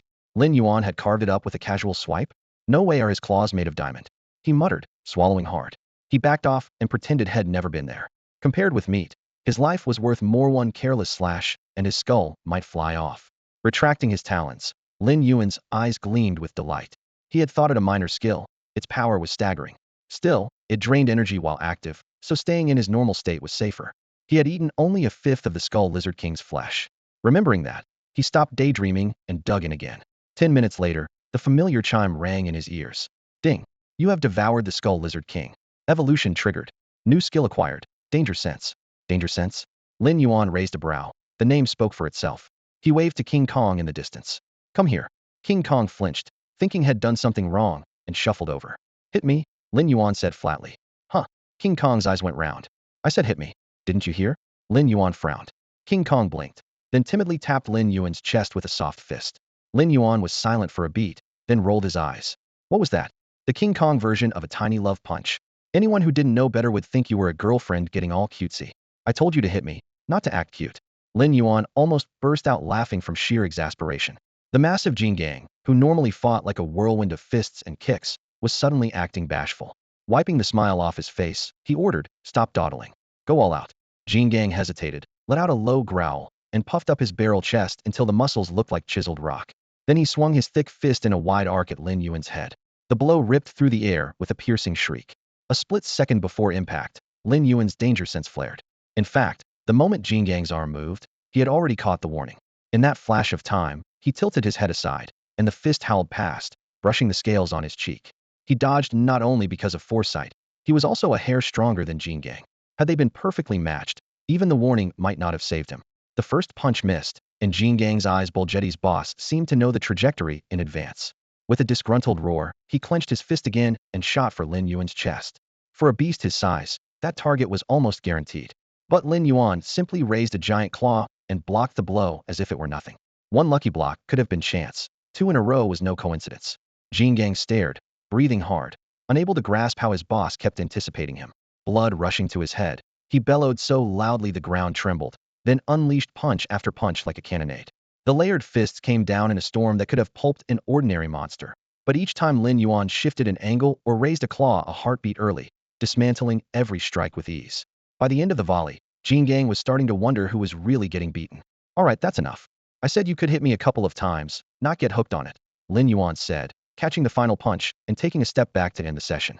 Jin Gang's legs buckled, and he dropped to the ground, gasping like a bellows, his mind a total blur. He had no idea Lin Yuan had a danger premonition ability, so none of it made sense to his simple brain. The more puzzled Jin Gang became, the more pleased Lin Yuan was. The ability was far more useful than had imagined. Ambushes or heat-in fights anytime danger approached, his instinctive alarm would light up in advance. And Lin Yuan wasn't a petty man, either. After wrapping up Kong's sparring session, Lin Yuan tore a hefty chunk of bloody flesh from the skeleton crawler king and tossed it over. Here, eat up. Put some meat on your bones, and keep training. One day you'll surpass me, he said offhandedly. A boss always had to give his underling a little hope. Sure enough, the instant the words left his mouth, Kong's eyes shone like twin lanterns. Roar. It let out a low yet excited bellow, vowing to catch up with the boss. Then it lowered its head and chomped into the crawler meat, blood trickling down its fangs. Lin Yuan, meanwhile, had just gained 2 decent skills through his devouring ability, but the streak of good luck stopped there. Over the next half hour, he gnawed the entire skeleton crawler king, clean scraping even the shreds lodged in the bones, and banked 260,000 evolution points. Not a single new ability popped up, even after he crunched the final bit of bone. The spectacle left Kong dumbstruck. It had always thought itself a prodigious eater, yet compared with the boss, it wasn't even in the same league. Realizing this, it felt a twinge of gloom. Being weaker was one thing, but not even being able to outeat him? Time slipped by, and the victory feast wrapped up in a haze of blood and belches. Moonlight spilled down, turning the monster's scales and pelts to cold silver under a silent, peaceful sky.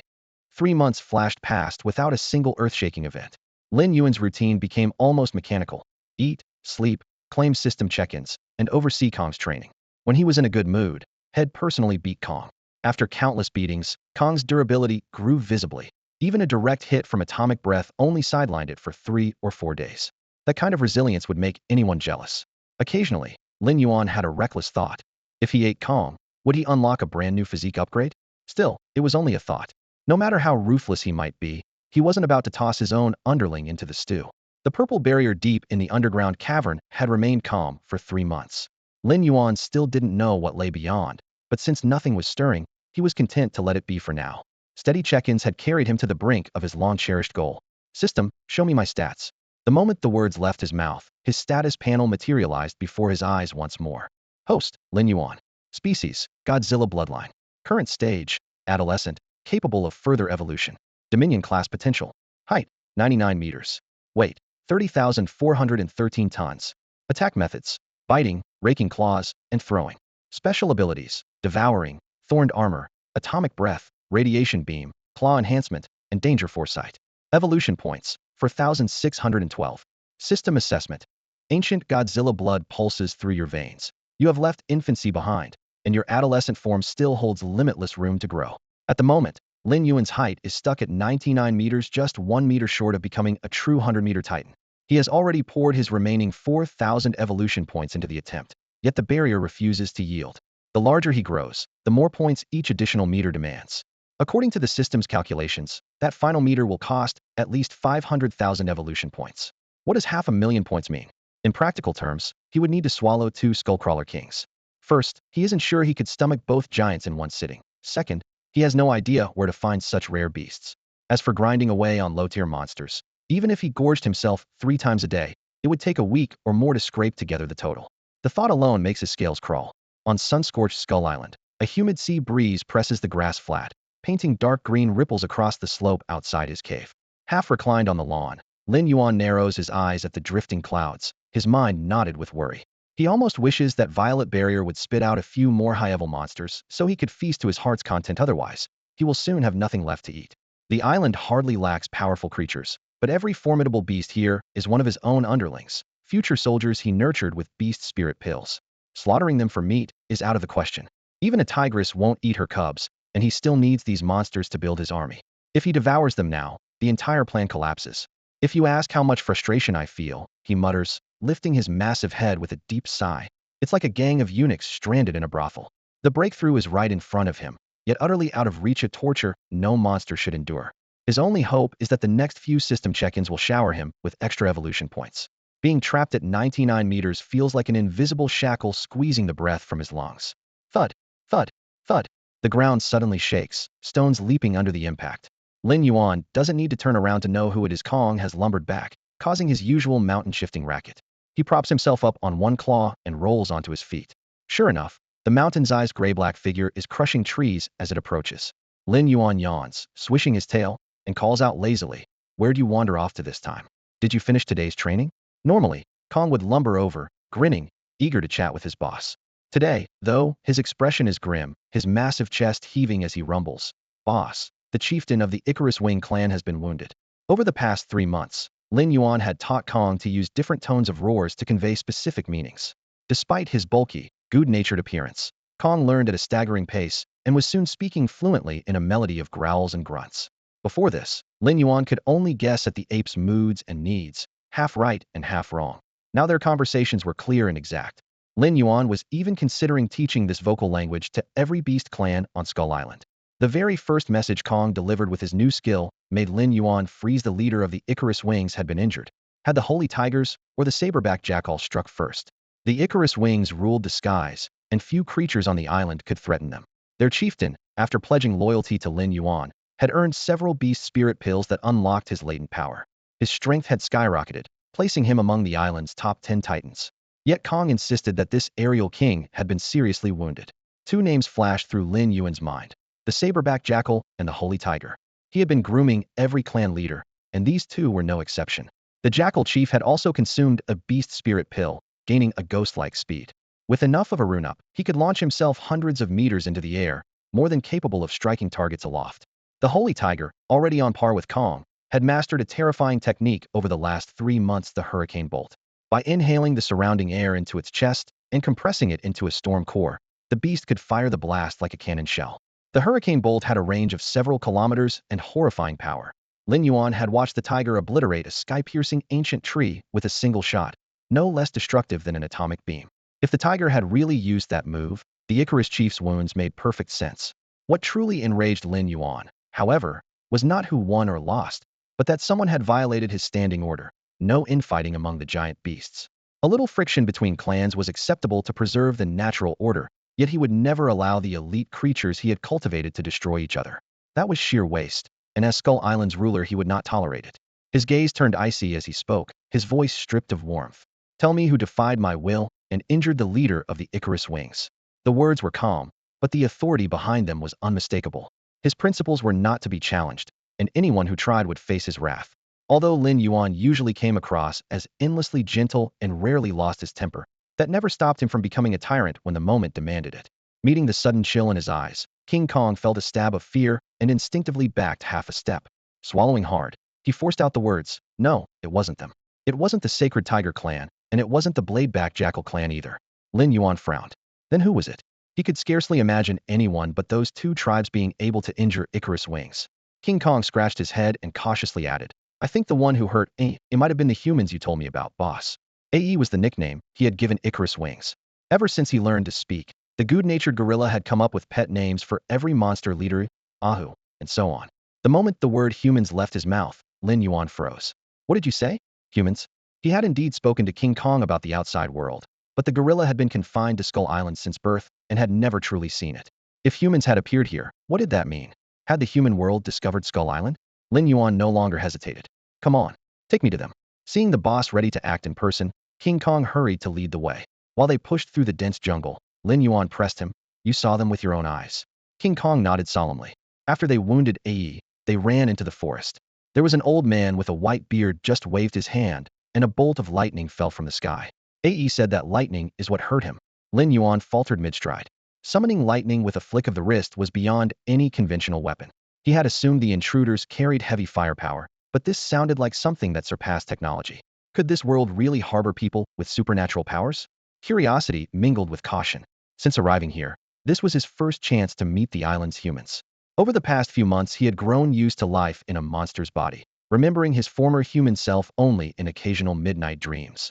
Let's go. Take me to those humans, Lin Yuan said, lifting his head, his voice low and resolute. Skull Island. Deep within the primal forest, a young foreigner with chestnut curls and piercing blue eyes frowned in frustration. Where on earth was he? His name was Ao Wasi Kale, born into the illustrious Kale family of North America. The plan had been simple: sail out, hunt a few oceanic aberrations, and temper his skills. Instead, he had stumbled onto this bizarre island. The moment he set foot ashore, he was stunned. Everything seemed to have been stretched to monstrous proportions. Trunks so thick that 3 or 4 people could barely link arms around them. Branches that vanished into the clouds, and leaves as heavy as canvas curtains that blotted out half the sky. Worse still, a flock of freakish birds had ambushed them moments earlier. They resembled gigantic bats with wingspans of 20 meters and talons like blades. Their leader was several times larger, diving like a living eclipse. Fortunately, their guardian, Sight, unleashed his thunder ability in time, blasting the creatures back before the party became airborne prey. Now Sight the bald, elderly man stood at Ao Wasi's side, eyes sweeping the treeline. In a low voice he said, "Young Master Ao Wasi, I suspect this island is connected to a secret realm. Our first priority should be to sail home at once and report to your father so the patriarch can decide." A secret realm? Ao Wasi's eyes lit up. Even with his limited experience, he knew what an untouched realm meant. A trove of resources, enough to vault the Kale family to new heights. With that thought, he made up his mind. Lifting his chin, he ordered, "If there really is a secret realm here, retreating would be foolish. We need to find the entrance and bring back solid evidence. Nothing less will satisfy the family." His reasoning was blunt and aggressive. If he could locate the entrance first and deliver the intel himself, his status would soar. Although he was the patriarch's son, competition among his many brothers was fierce. Only by racking up decisive achievements could he claim the inheritance. This island was the perfect chance to turn the tables. Sight's brow furrowed even deeper. Still unwilling to give up, he cautioned, "But, young master, you've seen how dangerous this place is. If we stay, your life could be at stake." Ao Wasi flashed a brilliant smile. "Since when have you become so timid?" Sight. "You're an A-class ability user. What threat can't you handle? You drove off those savage birds with your thunder just now, didn't you?" Orvis spoke with unshakable confidence toward the bald elder. After all, a class espers were scarce in the Kohler family, and if he were not the patriarch's son, he would never have been granted a guardian of this caliber. The bald elder, Hurst, lowered his voice in warning. Young Master Orvis, even in a class esper, is not invincible. If we encounter a threat on this island that surpasses us. Since when did you become so timid, Hurst? Orvis cut him off coldly. Or do you simply resent the Kohler family's rise? If your cowardice costs us this opportunity, will you bear the loss? You question my judgment's time, and again how can I not doubt your intentions? Hurst's lips moved, but he fell silent. Once Orvis invoked the banner of family interests, he no longer dared to argue. Satisfied, Orvis nodded. That's better. If we do find the entrance to the secret realm, he'll personally report your merits to the family. You'll be hailed as a hero. Though still young, he wielded reward and intimidation with practiced ease. Left with no choice, Hurst relented. He turned to the others and ordered, stay alert. Sound the alarm at the first sign of danger. Our main objective is to locate the entrance to the secret Riamdo, not provoke the island's creatures without cause. As in a class esper, Hurst was formidable and seasoned in field combat. Since the young master insisted on pressing deeper, all he could do was comply and try to minimize the risk. Yet an ominous feeling clung to him. This island was anything but simple. Orvis, by contrast, focused solely on the hidden entrance, unaware of the dangers lurking nearby. They had gone only a short distance when a burly man with a bristling beard suddenly spun around and bellowed, "Enemy attack! Enemy attack!" The warning snapped everyone's nerves taut. The scouts on the perimeter pulled back to the center, forming a defensive line. They found themselves face-to-face with a pack of massive wolves, knife-backed jackals native to Skull Island. Bloodthirsty and savage by nature, the beasts had clearly pegged the intruders as prey. One jackal hurled itself forward with a chilling roar, white fangs flashing as it lunged at the bearded man. "Back off!" the man roared, smashing his fist upward into the creature's lower jaw.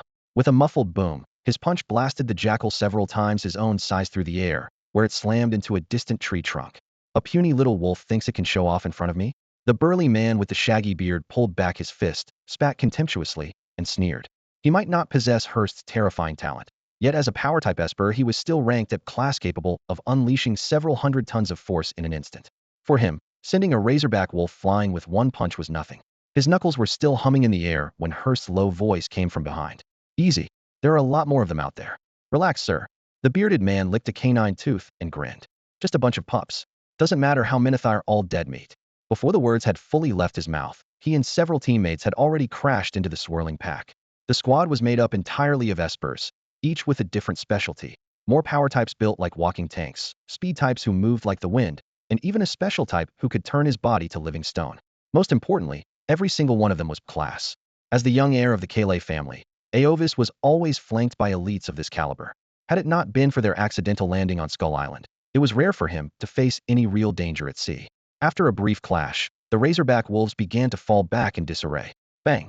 The bearded giant smashed another wolf square in the face, shattering its fangs into splinters. Turning with a savage grin, he shouted, "Young master, this island's nothing special. A few oversized beasts, no need for Lord Hurst to lift a finger. The rest of us can handle the lot." Aovis nodded, pleased. "Well done. The family will remember your contribution." The men's faces lit up. Earning favor from Aovis meant a powerful patron within the clan. Their elation was cut short by a sudden rumble beneath their feet. Thud, thud, thud, each dull impact felt like a titanic hammer striking the earth, making soil and stone heave under their boots. Expressions shifted at once. Aovis spun about in panic. "What is that sound? What's happening?" Hurst reacted instantly. "Everyone fall back behind me.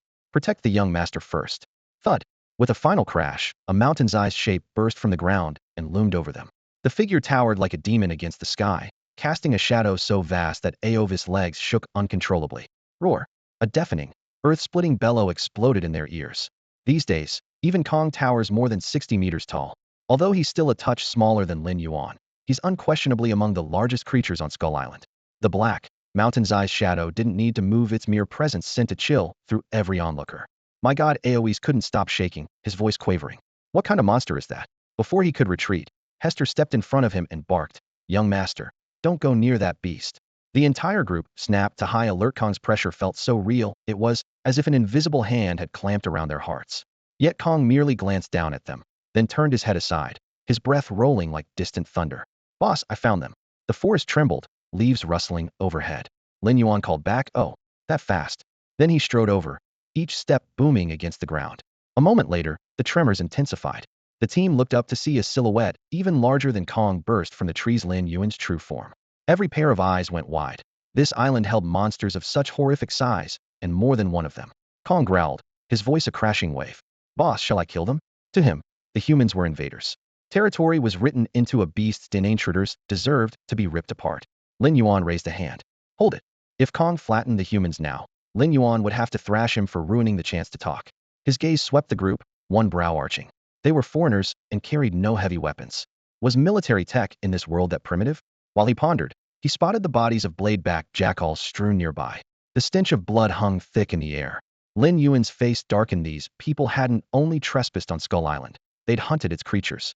From the deep gashes and shattered bones, the jackals had even been tortured before dying. If they'd merely wandered in, he might have let them go after a bit of questioning. Had been human once and still felt a shred of kinship. But this crowd played by the law of the jungle, so he would too. Lin Yuan's voice was cold as midnight surf. Kong, kill them all. Leave one alive, I have questions. Roar. After Lin Yuan spoke, a flash of excitement lit up Jin Gang's face. He had waited a long time to deal with the thieves who'd barged onto Skull Island, but the command had never come. Now, with permission granted, the giant ape let out a low growl, raised a palm as broad as a fan, and swatted at the bearded man. Fuck. Caught off guard, the bearded intruder cursed and threw up his arms as his class strength ability flared to full power. He tried to block the blow, but he was only slightly stronger than a typical bladeback jackal, and Jin Gang crushed jackals the way most people step on ants. Boom. The massive palm slammed down, driving the bearded man deep into the soil. Bones snapped under the force. Before his scream could finish, Jin Gang plucked him from the crater like a carrot. Bloodied and broken, the man hung limply, all swagger gone. Grinning, Jin Gang turned to Lin Yuan. Boss, these humans are hilarious. They're so tiny, yet this one actually survived a slap from me. Lin Yuan glanced over. Doesn't matter. Just crush him. Sure thing. Jin Gang pinched his fingers together and gave a casual twist. The bearded man turned to pulp. To a beast of Jin Gang's caliber, even a strength-type esper was merely a tougher ant. The remaining intruders erupted in fury. They'll kill you. One of them shouted as stone raced across his skin, transforming him into a living golem. He charged, stomping the ground so hard the rebound launched him skyward, bringing him face-to-face with Jin Gang. Before he could throw a punch, Jin Gang closed his fist around him, thrilled as if he'd found a new toy. Boss, look. This guy can turn into stone. It was Jin Gang's first encounter with humans, so his curiosity made sense. Lin Yuan was equally surprised. Turning to rock without any external device lay far beyond technology. The only explanation was an ability. So the world really does have espers now, Lin Yuan mused. If that were true, the global power balance and social order must have already shifted. Luckily, he would have his answers soon enough. After pinning the rock wielder in its palm and examining him for a moment, the giant ape quickly lost interest. Its massive hand, bristling with coarse gray-black hair, clenched without warning. With a sickening crack, the esper's body was ground to dust, gritty chips of stone sifting through its fingers. Such casual slaughter sent a chill through everyone present. The beast had just erased two class ability users, as if they were nothing. The cramped valley fell into deathly silence. While the others stood paralyzed with fear, Hurst, who had been beside Orvis, finally stepped forward. As a guardian, he knew the remaining class espers could never stop the ape, much less the even larger Lin Xian nearby. Right now, only he could buy them so much as a heartbeat of escape. Young master, when the chance comes, run, Hurst whispered, his tone grave. Though today's crisis stemmed from Orvis' misjudgment, duty demanded the guardian leave every shred of hope to the one he protected. He drew a deep breath, spread his arms, and lightning flared in his eyes. Wrath of the thunder god. The air seemed to rip open. The sparse lightning element around them swarmed madly, coalescing above the ape's head into an ink-black storm cloud. It churned and boiled, cobalt bolts hissing through it, strobing across Hurst's pale face as though the light might tear him apart. What kind of power is that? Even Lin Xian was secretly shaken. This human was bending the weather with sheer will. Boom. The cloud detonated, and a bolt as thick as a tree trunk crashed down with a shriek of annihilation. Before the ape could even look up, the lightning punched clean through its shoulder and back. Sparks sprayed. The stench of charred flesh filled the air, and blackened welts blossomed across its hide as the massive body locked rigid from pain and numbness. Now, Hurst emptied the last of his strength, but he never looked back. Orvis was already stumbling away in blind panic. Watching that fleeing figure, the balding old man felt a tangle of emotions. He was trading his life for someone so craven it was hard to accept, yet he crushed every trace of hesitation and left only resolve. For the glory of the Kohler family. Gritting his teeth, Hurst condensed the few sparks of thunder left in his body into a nail-sized lightning pellet. It blazed at his fingertip, then streaked toward the ape's chest, slicing the air with a thin whistle and hitting its mark in an instant. Even so, After taking a direct lightning strike, the beast's thick hide allowed it to recover almost immediately. Its eyes flashed with suspicion, yet when the crackling thunderbolts streaked toward it, the creature didn't hesitate. One massive hand swept out, swatting every orb aside. Lightning burst into a dazzling web of sparks, crackled through the air, and left only wisps of burnt ozone behind. Even the rough hide of Jean Gang's palm remained barely singed. At that moment, Hearst became the first awakened fighter to draw real blood from Jean Gang. But that did not mean he could match the beast. Even an untrained Jean Gang, without Lin Yuan's drilling, would have crushed this A-class combatant with ease. To outsiders, Hearst's ultimate move judgment of the Thunder God looked terrifying. To Jean Gang, it was no more than a stinging electric shower, uncomfortable but hardly fatal. Roaring, Jean Gang shook leaves from the surrounding treetops. The next instant its claw, trailing a gale, slashed at Hearst. A shimmering blue barrier sprang up around him, arcs of electricity snapping across its surface. The moment Jean Gang's palm struck the shield, blinding light scorched its thick knuckles black, forcing the monster to jerk back with a grunt. Frustration ignited its fury. Muscles coiled like cables, Jean Gang brought down a fist the size of a boulder. Boom. The barrier fractured, lightning scattering like shattered glass. When the last spark faded, Hearst had vanished. Jean Gang blinked, scanning the clearing as if the human had dissolved into thin air. Chains of thunder. The icy voice exploded behind it. Hearst had reappeared, arms spread wide, sending streaks of electric chains whipping from his palms. They wrapped around Jean Gang's forearms in an instant. White-hot current carved blackened welts across the gray-brown skin. Chest heaving with exhilaration, Hearst realized he had actually pinned the beast. His triumph lasted a heartbeat. Roar! Jean Gang's eyes burned crimson. It clenched the lightning chains, flesh sizzling and splitting, yet it refused to let go. Hearst's pupils shrank, had never imagined brute strength could nullify his voltage. Metal groaned. With a savage yank, Jean Gang hauled Hearst off the ground. Before the man could muster another power surge, the monster dragged him into its shadow. A colossal palm came crashing down. Crunch. The impact rumbled like distant thunder. Hearst's ribs shattered, blood misted the air, and the A-class elite died without time for a scream. While Hearst staked his life to stall Jean Gang, Lin Yuan had already sprinted after the fleeing Ao Weishi. Hearst might have been the strongest of the intruders, yet Lin Yuan had sensed that the brown-haired youth was the true mastermind. His bearing and accent reeked of privilege. Capture him, interrogate him, and Lin Yuan would wring every scrap of information he needed about the current human world. With the towering beast practically on his heels, Ao Weishi nearly wet himself. Scorching breath washed over the back of his neck, making his skin crawl. He ignored the loose stones underfoot and sprinted for the clearing, but panic tripped him up. His boot caught on a jutting rock. He pitched forward, knees and palms scraping raw against the gravel. Agonizing pain flared, yet he only pushed himself backward on his hands, blood streaking the ground as he shrieked, "Stay back, stay away. Hisite, help me." Far off, his guardian, the bald elder Hisite, was being forced back by the warhammer, barely able to defend himself, let alone come to the rescue. Lin Yuan advanced on massive paws that kicked up clouds of dust. In one effortless swipe, he snatched the brown-haired youth as though lifting a chick, claws sinking into the fabric while Ao Weishi's feet dangled helplessly. A suffocating dread surged up his spine. Yet Lin Yuan, trapped in a monster's body, could only unleash guttural roars. His vocal cords no longer formed words a human could understand. He had a thought. "System, do you have a language translator or something?" No sooner had he asked than a pale blue screen floated across his vision, the system shop. One line flashed. Language synchronization translator, price, 50 sign-in points. 50 points for that little gadget? Lin Yuan clicked his tongue. The system was still a profiteer. At least it didn't cost evolution points, or he might not have bought it. The chance to speak to humans without barriers was worth it, so he tapped confirm. A small transceiver materialized in his palm, the metal cool against his scales. Figuring it just needed to sit near his mouth, he switched it on and clipped it to his throat. The indicator light blinked. He fixed his gaze on Ao Weishi, his voice now rendered in a deep, clear baritone. "Who are you people? You can talk." Ao Weishi's pupils contracted as his eyes widened in disbelief. The translator worked. Lin Yuan's tone stayed ice cold. "I ask, you answer. Understood?" Suspended in those claws, Ao Weishi bobbed his head frantically. "Yais, understood. Who are you, and why did you come to this island?" Lin Yuan pressed. Ao Weishi's voice trembled but stayed coherent. I am the young patriarch of the Kulu family. I came out to train and wandered in by accident. We have no other purpose. If you let me go, I swear I'll leave at once and never set foot here again."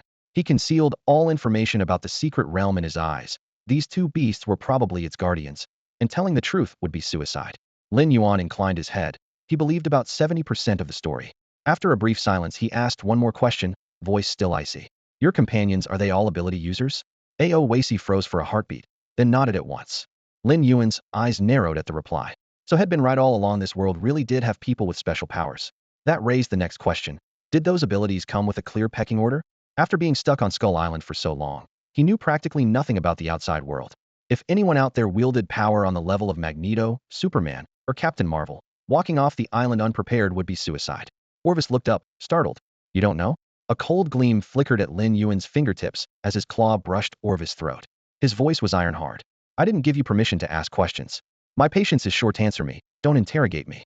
The chill of the blade seeped through Orvis' skin, and fear flooded his heart. He spoke at once. Powered individuals are divided into 8 ranks: F, D, C, B, A, S, SS, and SSS. 1. Frank is basically ordinary people. Their abilities have no combat value. 2. D and C ranks finally qualify for combat and make up the majority worldwide. 3. Only about 1 in 100 cranks advances to B. 4. A rank is 1 in 10,000, with power most people can't imagine. 5. S, SS, and SSS, those are the stuff of legend. Not every power is combat-oriented. Some are support, healing, or purely functional. Enough. Lin Yuan cut him off. What rank are you in your group? Orvis flinched, then answered quickly. I awakened recently. My lightning ability is highly destructive, but am only Brank. The attendants with me are Brank as well. Our guardian, Hurst, is the party's solar rank. He also commands lightning. Lin Yuan's pressure weighed on him like a mountain, and Orvis dared not hide a thing. When he finished, Lin Yuan frowned and glanced into the distancied Hurst, who was being slammed into the ground by Kong. So that's the 1 in 10,000 rank Esper? Lin Yuan shook his head. From where he stood, even Kong was weak, and Hurst couldn't handle Kong at all. Lin Yuan felt decidedly underwhelmed by the so-called superpowered. Aoeezy stared blankly at Lin Yuan's look of disdain before the truth sank in. The massive beast before him, its body armored in obsidian scales, and its presence as heavy as the abyss, was sneering at a class Espers for being too weak. In Aoeezy's mind, a class fighter could raise an entire metropolis. Yet in this creature's eyes they were insects, easily crushed beneath a single claw. What made it worse was that Lin Yuan truly had the power to back up those words. Throughout the human world, a class Espers were as rare as phoenix feathers. Lin Yuan dismissed them only because he measured their strength against himself and Jingang. But he was a monster with no human blood whatsoever. And, more importantly, royal blood from the Godzilla lineage coursed through his veins. The ape beside him, Jingang, came from a Dominator-class bloodline as well. After meeting Lin Yuan, rigorous training and the refining power of beast spirit pills had fully awakened his potential. An ordinary A-class Esper could no longer stand against him. Even so, Lin Yuan didn't underestimate human civilization. Beyond A-class were S-class, S-class, and the almost mythical SS-class. He was deeply curious about the true might of those at the pinnacle. With that in mind, he rumbled, in your opinion, what Esper rank matches that giant beast's power? The giant beast clearly referred to Jingang. Aoeezy paused, then answered cautiously, roughly on par with an S-class Esper. A creature that can crush a class is only equal to S-class? Lin Yuan murmured, brow slightly furrowed. Aoeezy nodded quickly, slowing his speech as if afraid to offend him. The higher the tier, the wider the gap. If 3 class Espers can threaten 1 A-class, 10 A-class working together still might not shake S-class. A flicker of surprise crossed Lin Yuan's eyes. It seemed Jingang truly sat at the S-class level. He concluded calmly, so humanity isn't exactly short of powerhouses after all. Aoeezy hurried to agree, a hint of pride mixed with desperation in his voice. Exactly. Humanity has never lacked mighty fighters. Take my father ahead of the Kale Familia as an example. He's S-class and ranks within the top 100 in North America.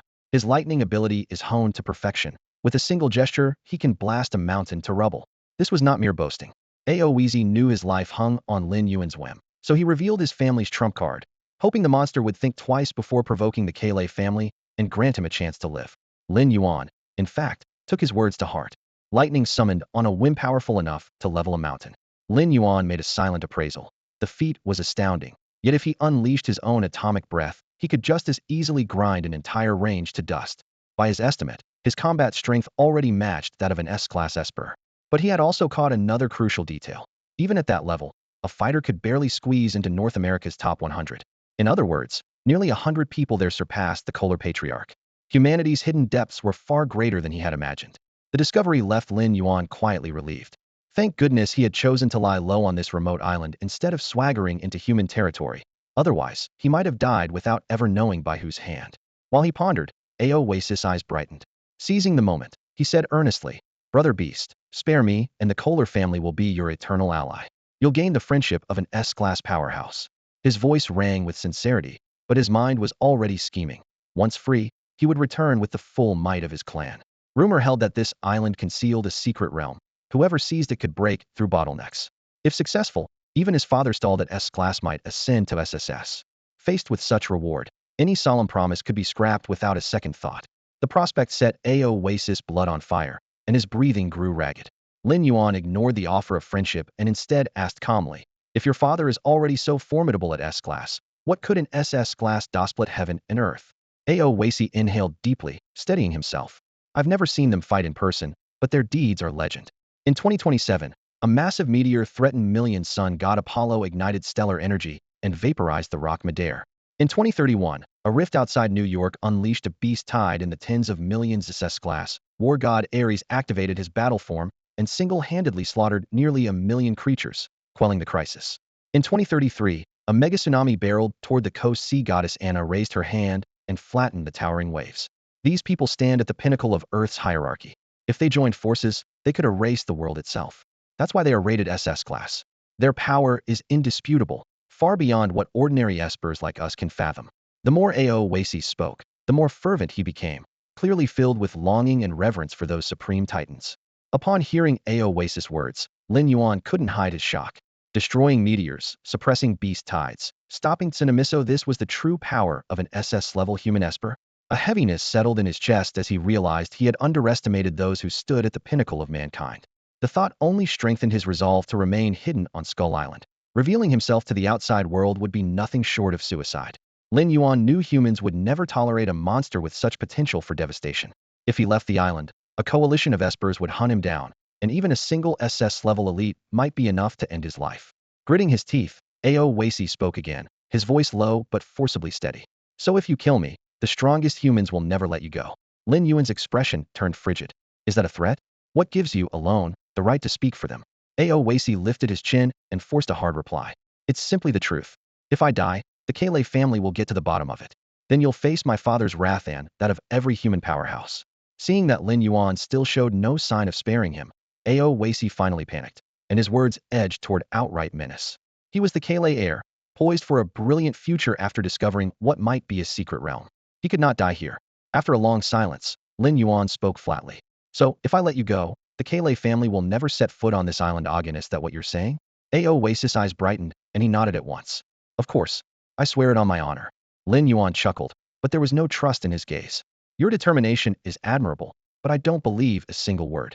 Oasis' face went deathly pale. Why not? Because of your character, Lin Yuan replied, his voice low. If I'm not mistaken, your protector is over there holding off that giant beast. He's willing to die for you, yet you ran without a glance back. A man like you would break any oath, even one sworn on his life. His tone sharpened, murderous intent surging. Besides, your people have slaughtered countless creatures on Skull Island. Walking away after one sentence is far too easy. My worst flaw is holding grudges. You killed my kin, so you'll pay with your life. The killing aura around him became almost tangible, tightening the very air. Crushed beneath that icy pressure, Oasis could barely breathe, his knees threatening to buckle. Terror and desperation colored his voice. No, you can't kill me. In the Kale air, if you dare take my life, you'll pay for it sooner or later. If you want to stay alive, let me go right now. Otherwise my family's champions will raise this island, dig out your skull, and slaughter every beast that calls it home. Orvis' face twisted as he shrieked, but before he could finish, a jet-black claw blade slammed into his chest. The savage edge ripped through bone and shredded his beating heart in an instant. I forgot to mention I despise threats. Lin Yuan's tone was icy, each word stabbing like frozen splinters. Even as death closed in, Orvis couldn't believe how decisive his foe was. He stared in shock, blood dribbling from his lips. I swear you'll regret this. The one who should regret is you, Lin Yuan said, gazing down like a cold star. You never should have set foot on this island, and you definitely shouldn't have started a massacre here. Orvis' arms went limp. His body toppled with a dull thud, eyes wide with futile rage. Across the battlefield another fight was ending. Hearst's lightning tore the air, crackling in blinding arcs, yet it only left scorched patches on Kong's thick hide. One swing of the ape's massive fist crushed Hearst's bones to powder. Victory decided in a single blow. The remaining class espers were flattened into bloody paste just as easily. Haha, boss, all done over here too? Kong turned to Lin Yuan with a goofy grin, still chewing on an esper's mangled torso. First time tasting human flesh, and he quite liked it. The blood smeared across his jaw didn't bother him in the least. He tossed Hearst's corpse over like a prize. Boss, try it. Not much meat, but the flavor's pretty good. Lin Yuan paused. eyes on the charred body. He had just killed Orvis, yet the act of eating a person still triggered a human instinct to recoil had, after all, been human in his previous life. The hesitation lasted only a moment. These men may have been his own species, but they had invaded Skull Island. Without him and Kong, the ones lying dead would be the island's defenders. That thought snapped the final chain in his mind. He was a monster now, while a human rules bind him. Strength makes its own laws, and when he rose to true power, no one would dare trespass on his territory again. Resolve crystallized. Lin Yuan hoisted Hurst's corpse and shoved it into his mouth without hesitation. He wanted to see exactly how devouring a high-level Esper would transform his power. Ding. You have devoured a rank Esper. Evolution points 74,485. The system chime exploded in Lin Yuan's ears. Seeing more than 70,000 points pop up, he froze for a second. The haul from a single bite dwarfed the measly 1,000 or so head earned from gnawing on the skeleton crawler king. His shock lasted only a moment before the explanation clicked into place. The skeleton crawler king's bulky frame had spread its evolution points thin, while the tiny Esper head just swallowed carried every point in one compact package. One gulp, one massive payout. If circumstances allow, I should really start eating more Espers, Lin Yuan calculated. They hardly filled his stomach and paid out handsomely the perfect ingredient. A pang of guilt surfaced. Moments ago had been debating the ethics of eating people, yet in the blink of an eye Espers had made it onto the menu. Nothing escapes the lure of a good payoff. Another electronic chime cut into his thoughts. Ding. You have devoured a rank Esper. Evolution triggered.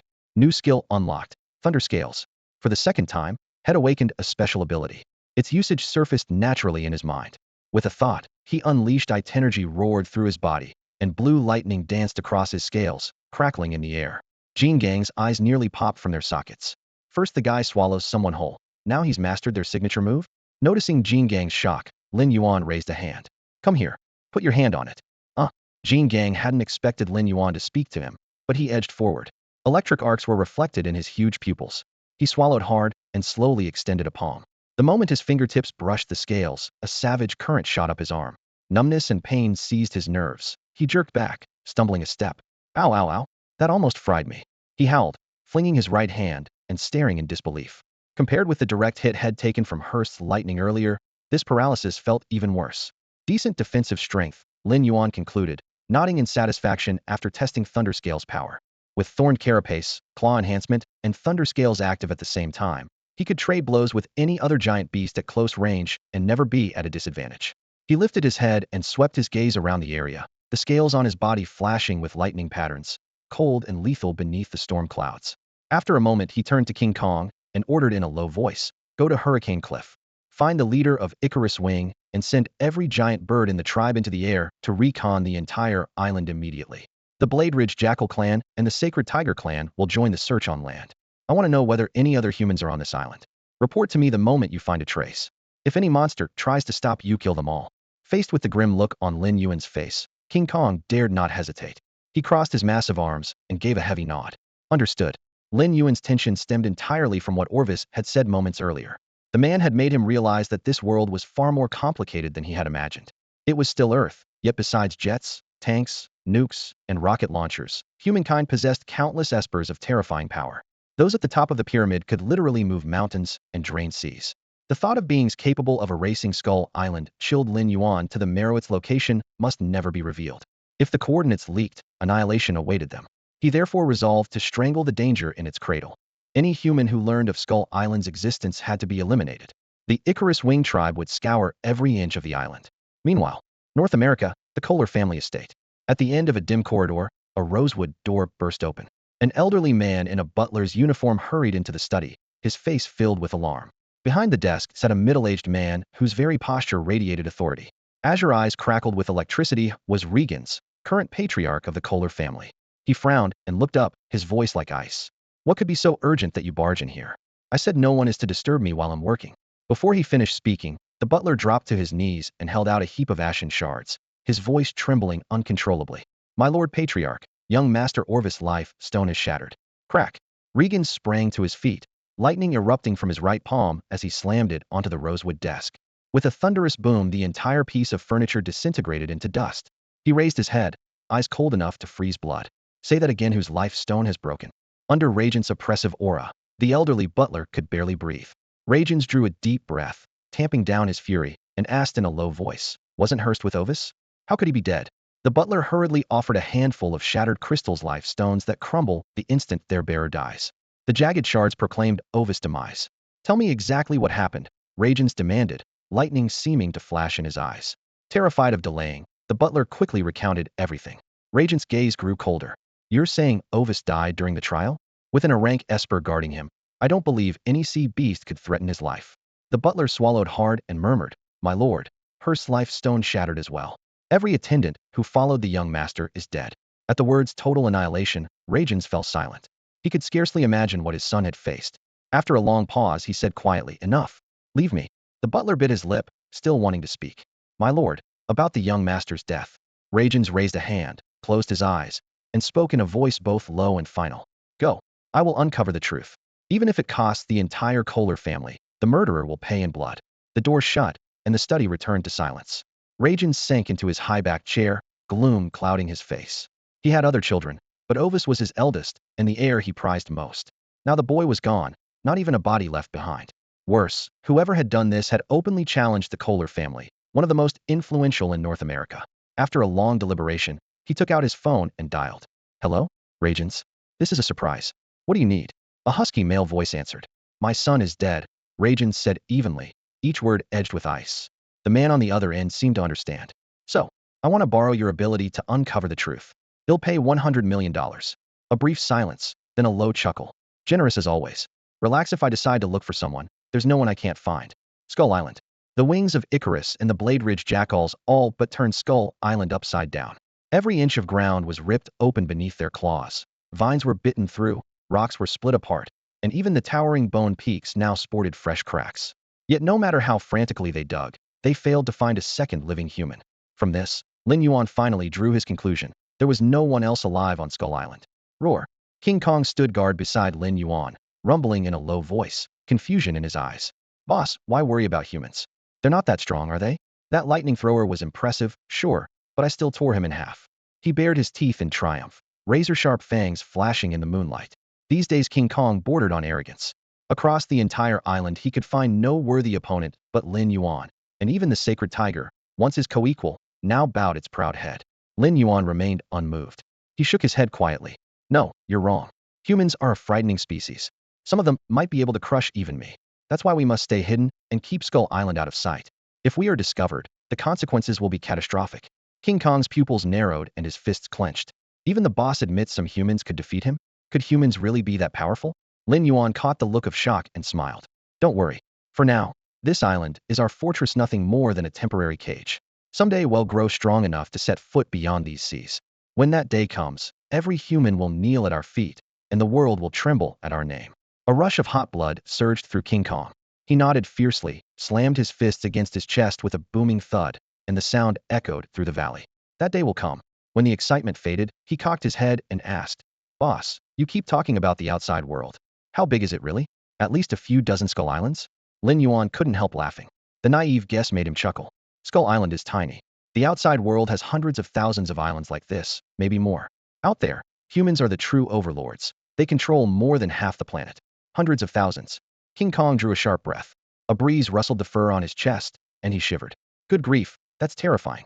The greater the shock, the stronger his yearning grew. A vast world, countless islands and continents, human powerhouses hidden in cities and wilderness alike, everything burned in his mind like an unseen torch. He longed for the day Lin Yuan would lead him beyond Skull Island and into that boundless world. Humans who had wandered onto Skull Island were little more than a brief interlude. Once the danger passed, the episode was quickly forgotten. For the next month, Lin Yuan slipped back into his eat, sleep, sunbathe, and check-in loop, a life of ease that made Kong grind his teeth. While Kong trained until he was drenched in sweat and saw only modest gains, Lin Yuan spent most of his time snoozing, yet kept shooting up in size. In just 30 days, his height finally topped the 100-meter mark, earning him the coveted title of a century-class kaiju. The payoff from this sudden growth was obvious. Even without special abilities, Lin Yuan could now rip a Skullcrawler King apart with sheer brute strength. The drawback was equally clear. His hardware lagged behind his frame. Scale toughness, claw sharpness, reserves of atomic energy, everything needed evolution points. He was like a skyscraper built on a shaky foundation, impressive outside but vulnerable within. To make matters worse, once he crossed the 100-meter threshold, each additional meter cost an astronomical 500,000 evolution points. At that rate, Hitting 200 meters would swallow 50 million points. Lin Yuan did the math and decided those points would be far better spent reinforcing his core. From that month on, he poured all his efforts into boosting combat performance instead of chasing height. Watching from the shadows, Kong felt his boss aura grow deeper and more unfathomable by the day. A seaside cave on Skull Island. The setting sun turned the waves to molten gold, and a salty breeze drifted ashore. Lin Yuan sprawled on a giant boulder, dragon tail trailing in the surf, as content as a house cat in a sunbeam. Kong, what's for dinner? He drawled, eyes half closed from his nap. Kong licked his cracked lips and ventured, how about roasted pterosaur? We haven't had that in ages. Works for me. Lin Yuan brightened, his eyes lighting up like twin searchlights. These days his biggest worry was what to eat next. With the go-ahead, Kong thumped his chest, the thunder of his fists echoing off the cliffs. Roasted pterosaur wasn't something you could just order up. Those flyers were faster than Icarus himself, and even Kong had to work hard to catch one. But with Lin Yuan lending a claw, the hunt would be a whole lot easier. Even if those pterosaurs are fast, they're no match for a radiation beam. Lin Yuan scoffed, opened his jaws, and fired a blinding white blast of energy if he ever decided to fight for real. Dinner would be served with nothing more than a sprinkle of seasoning. Look at you, all excited. He glanced at Jean Gang. The giant beast's eyes were gleaming as its thick fingers rubbed the cliff face, like a child waiting for supper. Lin Yuan rolled his eyes. Enough grinning. If you're hungry, come with me. He vaulted off the rocky ledge, sending pebbles and dust cascading down. Jean Gang let out a low rumble and lumbered after him. Man and beast, one after the other, headed straight toward the pterosaur's nesting ground. Off the coast of Skull Island, black clouds churned as lightning slithered across the sky. A charcoal gray yacht knifed through the waves, edging closer to the storm-wrapped landmass. On deck, Li Jinsi stood with fists clenched, his cold gaze locked on that foreboding shore. Beside him, a hooded figure in a black robe kept his head bowed, his face hidden in shadow except for a sliver of pale chin. Mr. Li Jinsi, your son Awisi most likely died on that island. The rasping voice murmured like night wind brushing the deck. A dark glint flashed in Li Jinsi's eyes. He snapped toward the wheelhouse, his voice rumbling like distant thunder. Full speed. Get us to that island at once. The robed man remained calm. The place is truly mysterious. No map even marks it. If young Master Awisi met his end there, something unknown and dangerous must be lurking. At the word dangerous, Li Jinsi's knuckles cracked. His voice turned icy. Whatever that danger is, it took my son from me. I will wipe it out with my own hands.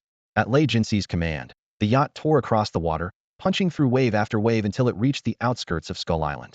Overhead, roiling storm clouds coiled like great dragons, lightning flickering in the seams of midnight black vapor.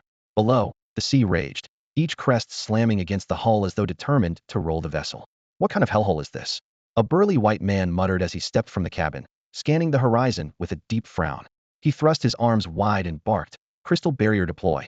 An invisible dome rippled outward from the yacht, shunting aside the crashing surf and steadying the craft as if it were anchored in stone.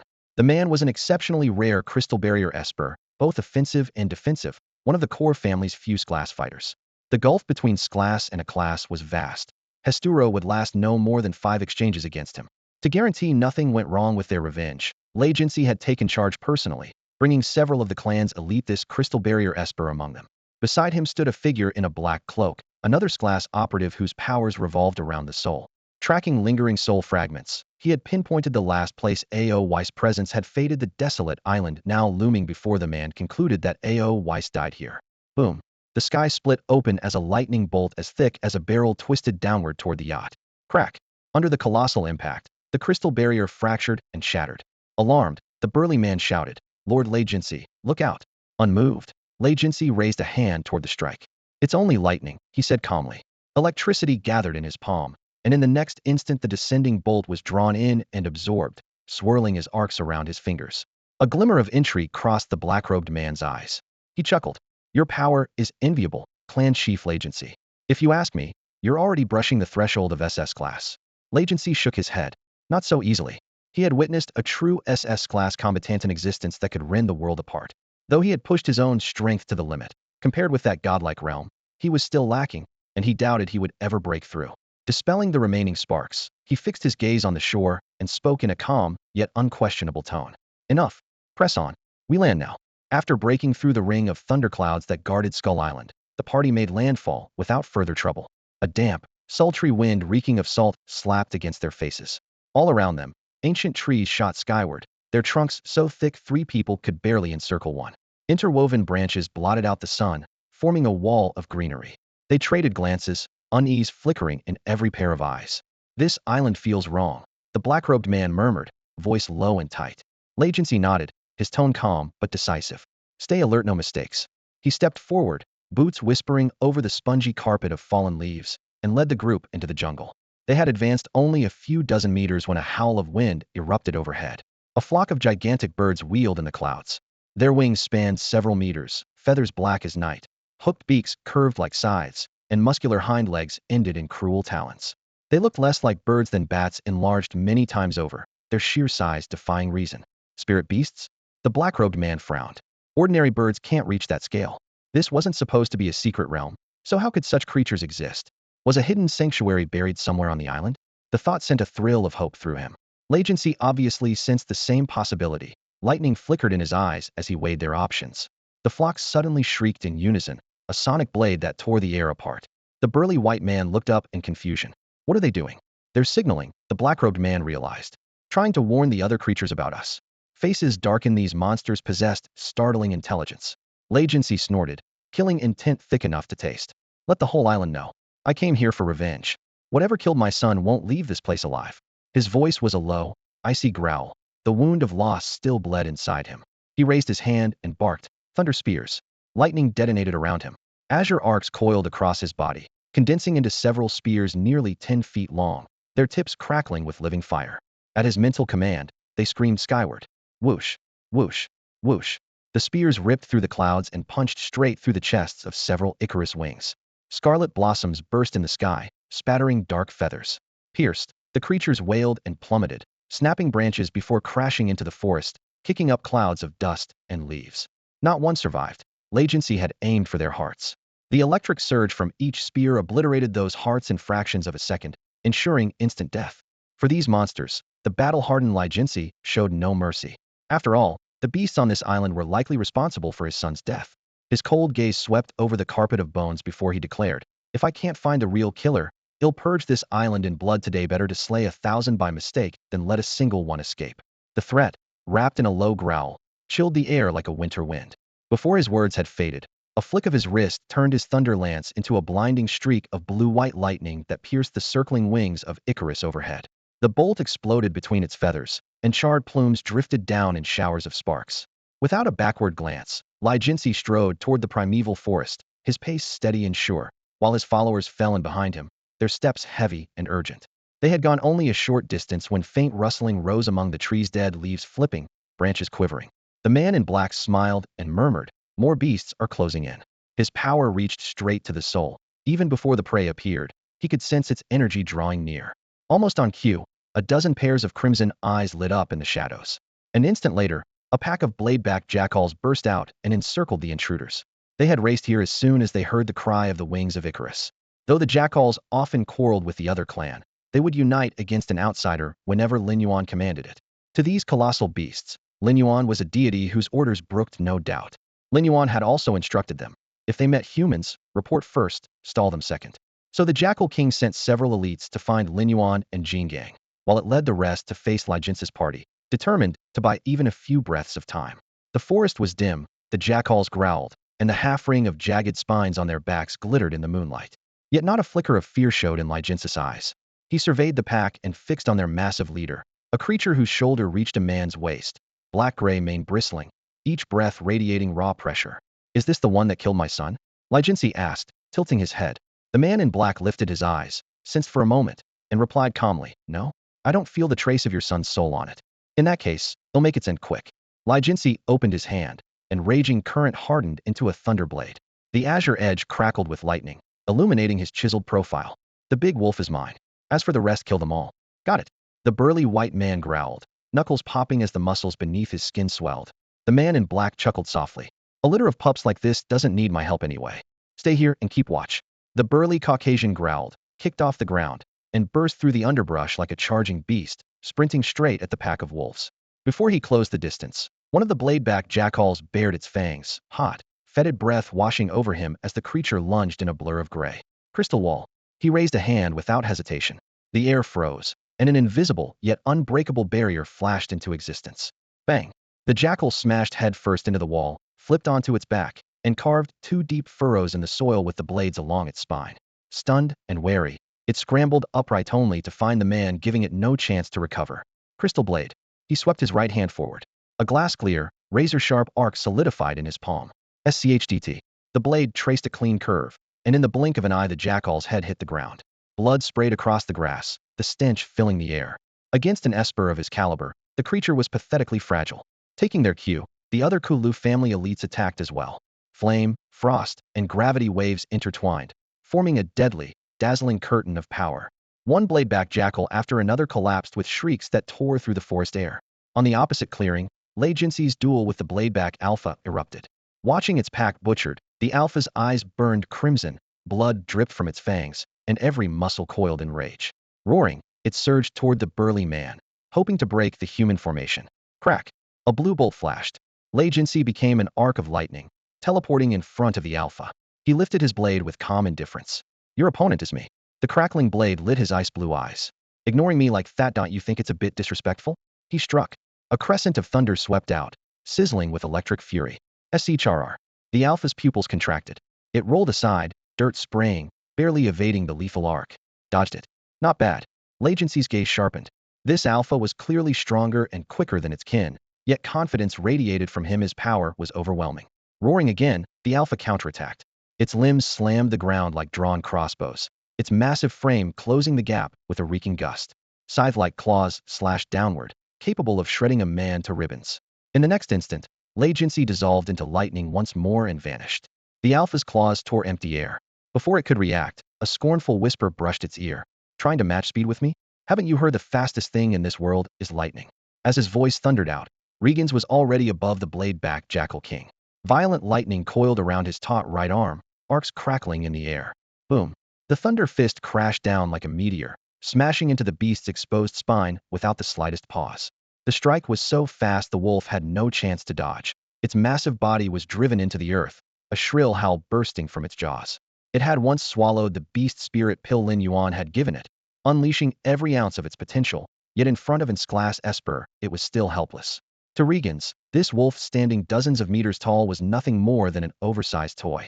Roaring in defiance, the bladeback Jackal King struggled and threw its head high. As the pack's leader, it would not bow. Floating above, Regan's curled his lip in scorn. What's wrong? Still not convinced. He raised his hand, an azure flash glinting in his eyes. Spear after spear of lightning formed around him, silver blue shafts flickering with annihilating power, ready to fly at a single thought. Instinctive terror finally surfaced in the beast's eyes. Regan's let out a cold laugh. Afraid now? In the name of the god of thunder, pierce it. A shriek of wind erupted as the spears shot forward. The giant wolf slashed wildly, whipping up gales to shred them. Bang, bang, bang. Nearly half of the spears were smashed to sparks, yet several still drove into its massive forepaw, pinning the limb to the ground. Charred blood seeped out at once, arcs of electricity skittering over its fur. Hovering overhead, Regan spoke in an icy voice. Stupid beast, do you understand what you've done? My son died on this island devoured by animals like you. Lightning raged around him. By the gods above, I'll wipe you all out and still my hatred won't be eased. He roared, pushing the power within him to its limit. Amid thunder, a long spear of deep violet and black, veined with living lightning, condensed in his grasp. Thicker and denser than any that had come before, it made the very air hum. The purple glow lit Regent's contorted face and reflected in the wolf's eyes. Now filled with despair, the aura of this dark thunder spear was far more terrifying than any ordinary lightning bolt. It was clear that Lei Jinxi meant to drive the violet thunder spear straight through the bladeback Wolf King's skull. Whoosh! Purple arcs crackled along the shaft as he hurled it, the spear flashing like a bolt of lightning. The Wolf King's claws were still nailed to the ground by the first spear. It could not move a single talon, let alone dodge. Death hovered within arm's reach. At that critical instant, a coarse, thunderous roar erupted from the side. A whirlwind bullet filled with sand spun out like a tornado and slammed into the airborne spear. Bang! The projectile shattered, violet currents exploding in a tidal wave of power that bent the surrounding trees. Lei Jinxi's brow tightened. Victory had been a breath away, yet someone had forced his hand. Rage boiled in his chest. He turned and saw a tiger the size of a small hill crushing the underbrush, its black and gold pelt rippling in the gale. The whirlwind bullet had come from its jaws. The newcomer was none other than the Holy Tiger King, leader of the sacred tigers.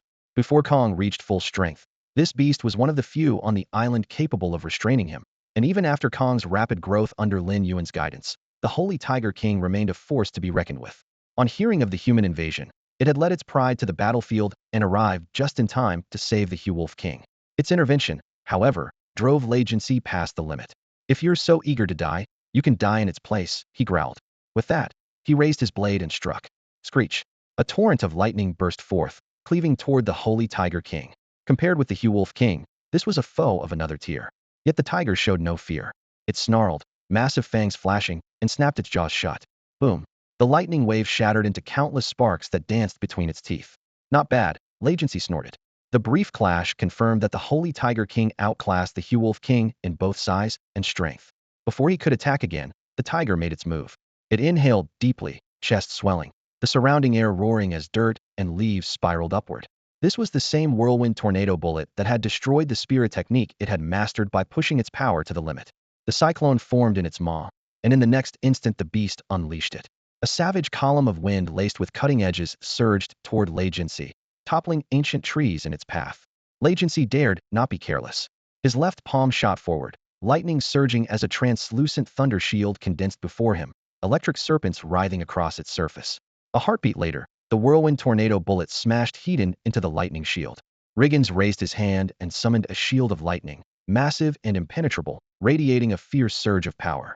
The Storm Tiger King's tornado burst could not even crack it. Lightning, after all, can be shaped not only into a spear of destruction but also into an unbreakable bulwark. Through the translucent barrier, contempt flashed in Riggins' eyes.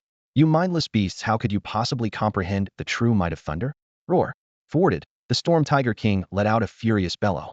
Its huge body charged forward like a runaway assault tank, gale winds whirling in its wake. Ancient trees snapped like kindling as it barreled through, spraying splinters and dust in a brown-gray tail behind it. Facing that savage rush, Riggins showed no fear, his gaze icy and cruel. So my son died at the hands of animals that don't even know what fear is. If you refuse to learn, then he'll be your teacher. He flung his arms wide.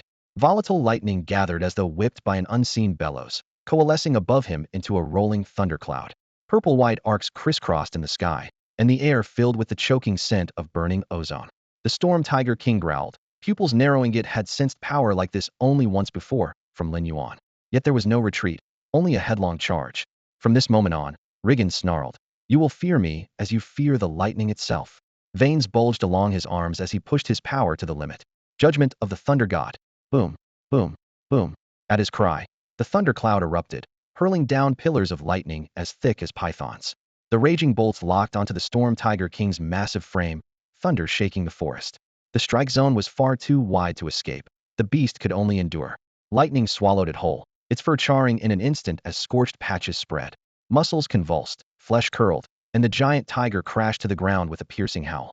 Even its formidable strength faltered as continuous voltage numbed its limbs, making every struggle harder.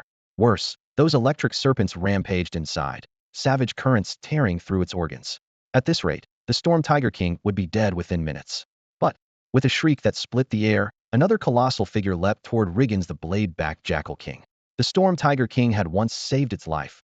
Now, seeing its benefactor in peril, it moved without a second thought. Razor-edged claws gleamed as they cut through the air, aiming straight for Riggins' chest. Riggins, absorbed in commanding the thundercloud, barely sensed the flank attack. Battle instinct saved him. In a flash of blinding lightning, he darted aside. He had never noticed the danger, but his reflexes were fast enough. In the blink of an eye, he became pure lightning and dodged to safety. Yet the gale whipped up by those claws still scythed across his face, carving several bloody lines. Legacy grunted, crimson trickling down his cheek. As in Sklas Esper, nearly all his power was bound to lightning, leaving his body a relative weak point.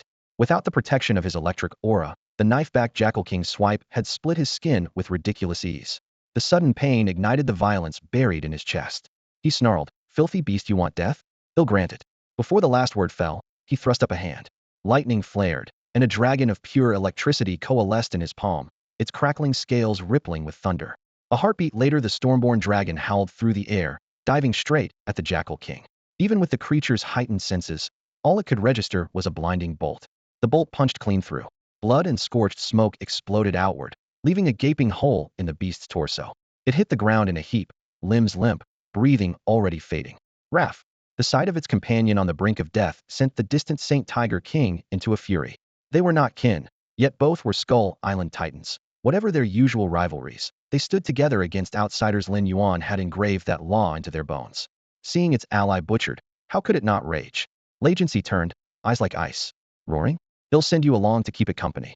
Thunderclouds above writhed harder, thick bolts twisting into electric serpents that crackled in the sky.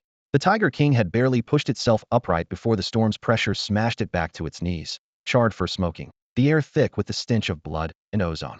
Even so, it never looked away. Golden eyes burned with defiance and murder. Their gazes clashed, and Lei Jinxi's voice dropped to a lethal chill. I don't like being stared at. Do it again, and he'll rip your eyes out. The threat met only steel. The Tiger King's fangs ground together, muscles locked like iron. Pinned by lightning, it still dared him with its glare, as if the next instant it would lunge. Lei Jinxi sneered, patience gone. Can't understand human words? Fine, I'll shut those eyes for you. He sliced the air. Thunder converged into two gleaming spears, hovering overhead, tips spitting sparks, and aimed squarely at the Tiger King's eyes. One thought from him, and they would streak out, driving straight through the giant beast's skull. Aoisis' death had undeniably driven Lei Jinxi to the brink of madness. He stood on the scorched earth, crackling arcs of lightning dancing over his body. On this lawless, ungoverned island, every savage impulse within him was laid bare. All he wanted was to gouge out the eyes of the Shenghu Wang with his own hands. A spear of lightning formed as Lei Jinxi lunged forward, but a sudden thunderous roar froze him mid-stride. Bam! A figure was hurled through the air and slammed to the ground at his feet. Lei Jinxi frowned. It was a power-type esper from the Kalei family. Ordinary as his ability was, the man had honed his physique to perfection and barely stepped into a rank. Yet now his limbs were twisted at grotesque angles, tossed aside like a dead dog. Lei Jinxi looked up and his vision was swallowed by a looming shadow of beast as large as a mountain. To human eyes it was the very embodiment of a demon god, its bulk dwarfing even the Shenghu Wang. A chill ran through him. How many other monsters were hiding on this island? Roar! On seeing the grievous state of the Shenghu Wang and the Daoji Hulong Wang, the King Kong lost all restraint. Every giant beast on the island was a comrade, with its friends dying and shackled. How could it not be enraged? Blood-red eyes locked on Lei Jinxi. It swung a massive arm and brought down a mountain-crushing fist. An instant before the gale of the punch arrived, a burly white man flashed to Lei Jinxi's side and murmured, "My lord Lei Jinxi, leave this beast to me." As he spoke, his ability flared crystal wall. A translucent barrier unfurled like a thick curtain in midair, and King Kong's fist slammed straight into it. Boom! The impact rocked the earth and sent shards of stone flying. Crack, crack. Spiderweb fractures spread across the crystal wall. The man's heart pounded. Even its glass powerhouse could rarely shatter this barrier with one blow, yet the beast was doing exactly that. Boom! When the brute force finally coursed through the barrier, the crystal splintered apart, exploding into glittering shards. With the shockwave still reverberating, nothing remained of the crystal wall but drifting fragments. After following Lin Yuan for so long, Jingang had mastered countless combat techniques and downed beast spirit pills like candy, completely unlocking his potential. Born with a fearsome bloodline, members of Jingang's race are powerhouses by nature, and now that his strength was fully unleashed, the primal force inside him surpassed all imagination. In a flash, he swung a fist as heavy as a forged warhammer, and the crystalline wall the burly white man had created shattered into flying shards. The fragments still hung in the air when the white man, unflinching, called out, "Lord Rex, allow me to handle this beast." As in class Esper, he would be disgraced if he backed down now. In the crowd, a black-robed figure abruptly looked up, eyes dark and cold. "Regans, that beast carries Hurst's soul aura." Regent's face changed instantly. The black-robed man's senses had never been wrong. This meant his son's guardian, the A-class Esper Hurst, had died at Jingang's hands. "Kill it," Regans growled, murderous intent surging. The order left no room for hesitation. The white man inhaled sharply, flexed his arms, and several razor-sharp crystal blades formed in his palms before slicing through the air toward Jingang. Roar! Jingang snatched at them with a giant hand. The blades cut into his palm, but sheer strength ground them to powder, blood beads splattering the ground. "Stand down," Regans said flatly. "You're no match for it." Lord Regans, the white man's voice shook. He hated to miss this rare chance to prove himself. Jingang gave him no time to decide. A colossal fist rose again, whistling down like thunder. "Crystal wall," the white man shouted, pouring energy into an even thicker barrier, hoping to repeat his earlier defense. This punch, however, was no test. Boom! The wall burst into dust on impact, its supposed invincibility as fragile as paper before the beast. Before the glittering dust had cleared, Jingang's second punch struck. The white man had no time to evade. The blow drove him into the ground, dirt billowing, and he passed out instantly, his bones shattered in countless places. Regent's gaze turned frigid. The white man was only mid-tier amongst class espers, yet the ease with which the beast overwhelmed him spoke volumes about its terrifying power. Lei Jinsi looked up as lightning gathered around him, making him seem like the very incarnation of a thunder god. Electric blue arcs danced in his pupils while he fixed Jin Gang with a gaze sharp enough to cut. His voice was cold enough to freeze the heart. You didn't kill A.O. Weiss, but Hezit died by your hand. That makes you part of A.O. Weiss' death as well. So I need to watch you die with my own eyes. The moment he finished, a dragon of raging lightning coiled into being in his palm. Thick and muscular, it was wrapped in blinding white serpents of electricity as it roared skyward. This was the same dragon that had effortlessly punched through the knife-backed Jackal King's chest. Lei Jinsi meant to use it again to finish Jinganjiat. He overlooked one fatal fact. Jingang was much stronger than that Jackal King. The crackling dragon dove, shredding the air. Just as it reached its target, Jingang raised both massive palms and clapped them together. Boom! Thunder erupted. The lightning dragon burst between those huge hands, scattering into a storm of sparks that cast Jingang's towering form in a ghastly light. With a beast-like roar, he stomped, splintering the ground beneath him, and shot toward Lei Jinsi like a hurricane, a heavy fist tearing through the air. Good power, but you're still too slow. A chill flash crossed Lei Jinsi's eyes as his body became pure lightning and vanished. An instant later he reappeared behind Jingang, the air still thick with the smell of ozone. Heavenly thunderblades. He clenched his hand. Several crescent blades of electricity snapped into existence, their shriek like unsheathed swords. They sliced toward the back of Jingang's neck. Splat, splat, splat.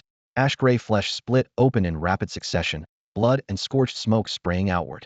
Yet Jingang's muscles were hard as tempered steel, and he endured what should have been a killing strike. Had his hide been any thinner, those razor-sharp thunderblades would have severed his neck outright. Jingang roared in pain, whirled around, and swung a massive fist toward Regan's. The punch tore through the air, but the moment it fell, Regan's burst into a streak of lightning and vanished. Jingang's missed strike smashed into the ground, spraying shards of stone in every direction. Lightning flashed again as Regan's raised his hand, summoning dozens of crackling spears that rained down like a storm. With explosive cracks they punched into Jingang's hide, searing flesh and leaving charred, bloody wounds. Regan's pushed his thunderborn power to the limit, moving so fast that Jingang could not even brush the hem of his cloak. Yet the beast's massive frame and rock-hard muscles made it stubbornly durable. Direct, high-impact attacks did little. Moments ago it had shattered a lightning dragon with a single slap, proof of its outrageous defense, so Regan's chose instead to wear it down piece by piece. Hurst died by your hand, he growled, lightning coiling around him. Today you'll die drowning in despair and pain. His body blurred into lightning and circled Jingang at blinding speed, striking without pause. Thunderous blades, spears, swords, and needles materialized one after another, lashing like a tempest. In less than 3 minutes Jingang was covered in gashes, each cut shallow yet agonizing. Rage could not bridge the gap in power. Though stronger than most S-class espers, Jingang was still a step below this S-class foe, and kept missing by a heartbeat. Not far away, a man in black robes watched, a faint smile on his lips. Chief Regan's is as sharp as ever, he murmured. Seems I won't need to step in. Regan's glanced over and replied coolly, just help me find the beast that killed my son. As for this one, I'll end it myself. Killing Jingang outright would devour a huge amount of energy, but now was no time to worry about reserves. Regan's unleashed every volt in his body, and lightning erupted in a blinding surge. Thunder God's judgment. At his roar, storm clouds churned overhead. Thick bolts wove together into a raging serpent of lightning that screamed downward toward Jingang. The entire battlefield fell under crushing thunder pressure. Light flared, and the air warped from the heat. For an instant, Jingang's colossal body was driven forcefully to its knees. As the savage power of lightning poured into his body, Jingang slipped almost instantly into paralysis, his movements slowing to a crawl. Within a few heartbeats his limbs felt bound by invisible chains, muscles twitching so violently that even lifting a hand became a struggle. He no longer had any realistic chance of dodging the next attack. Lei Jinsi's lips curled into a predatory grin. I never break my word. I told you you'd die in despair and pain, and I'll make sure of it. Thunder boomed inside him as white-hot arcs burst from every pore and surged outward like a flood. Cobalt-violet lightning coiled before him, rapidly solidifying into one dragon after another. Scales glittered, bolts ripped through the air, and thunder rolled.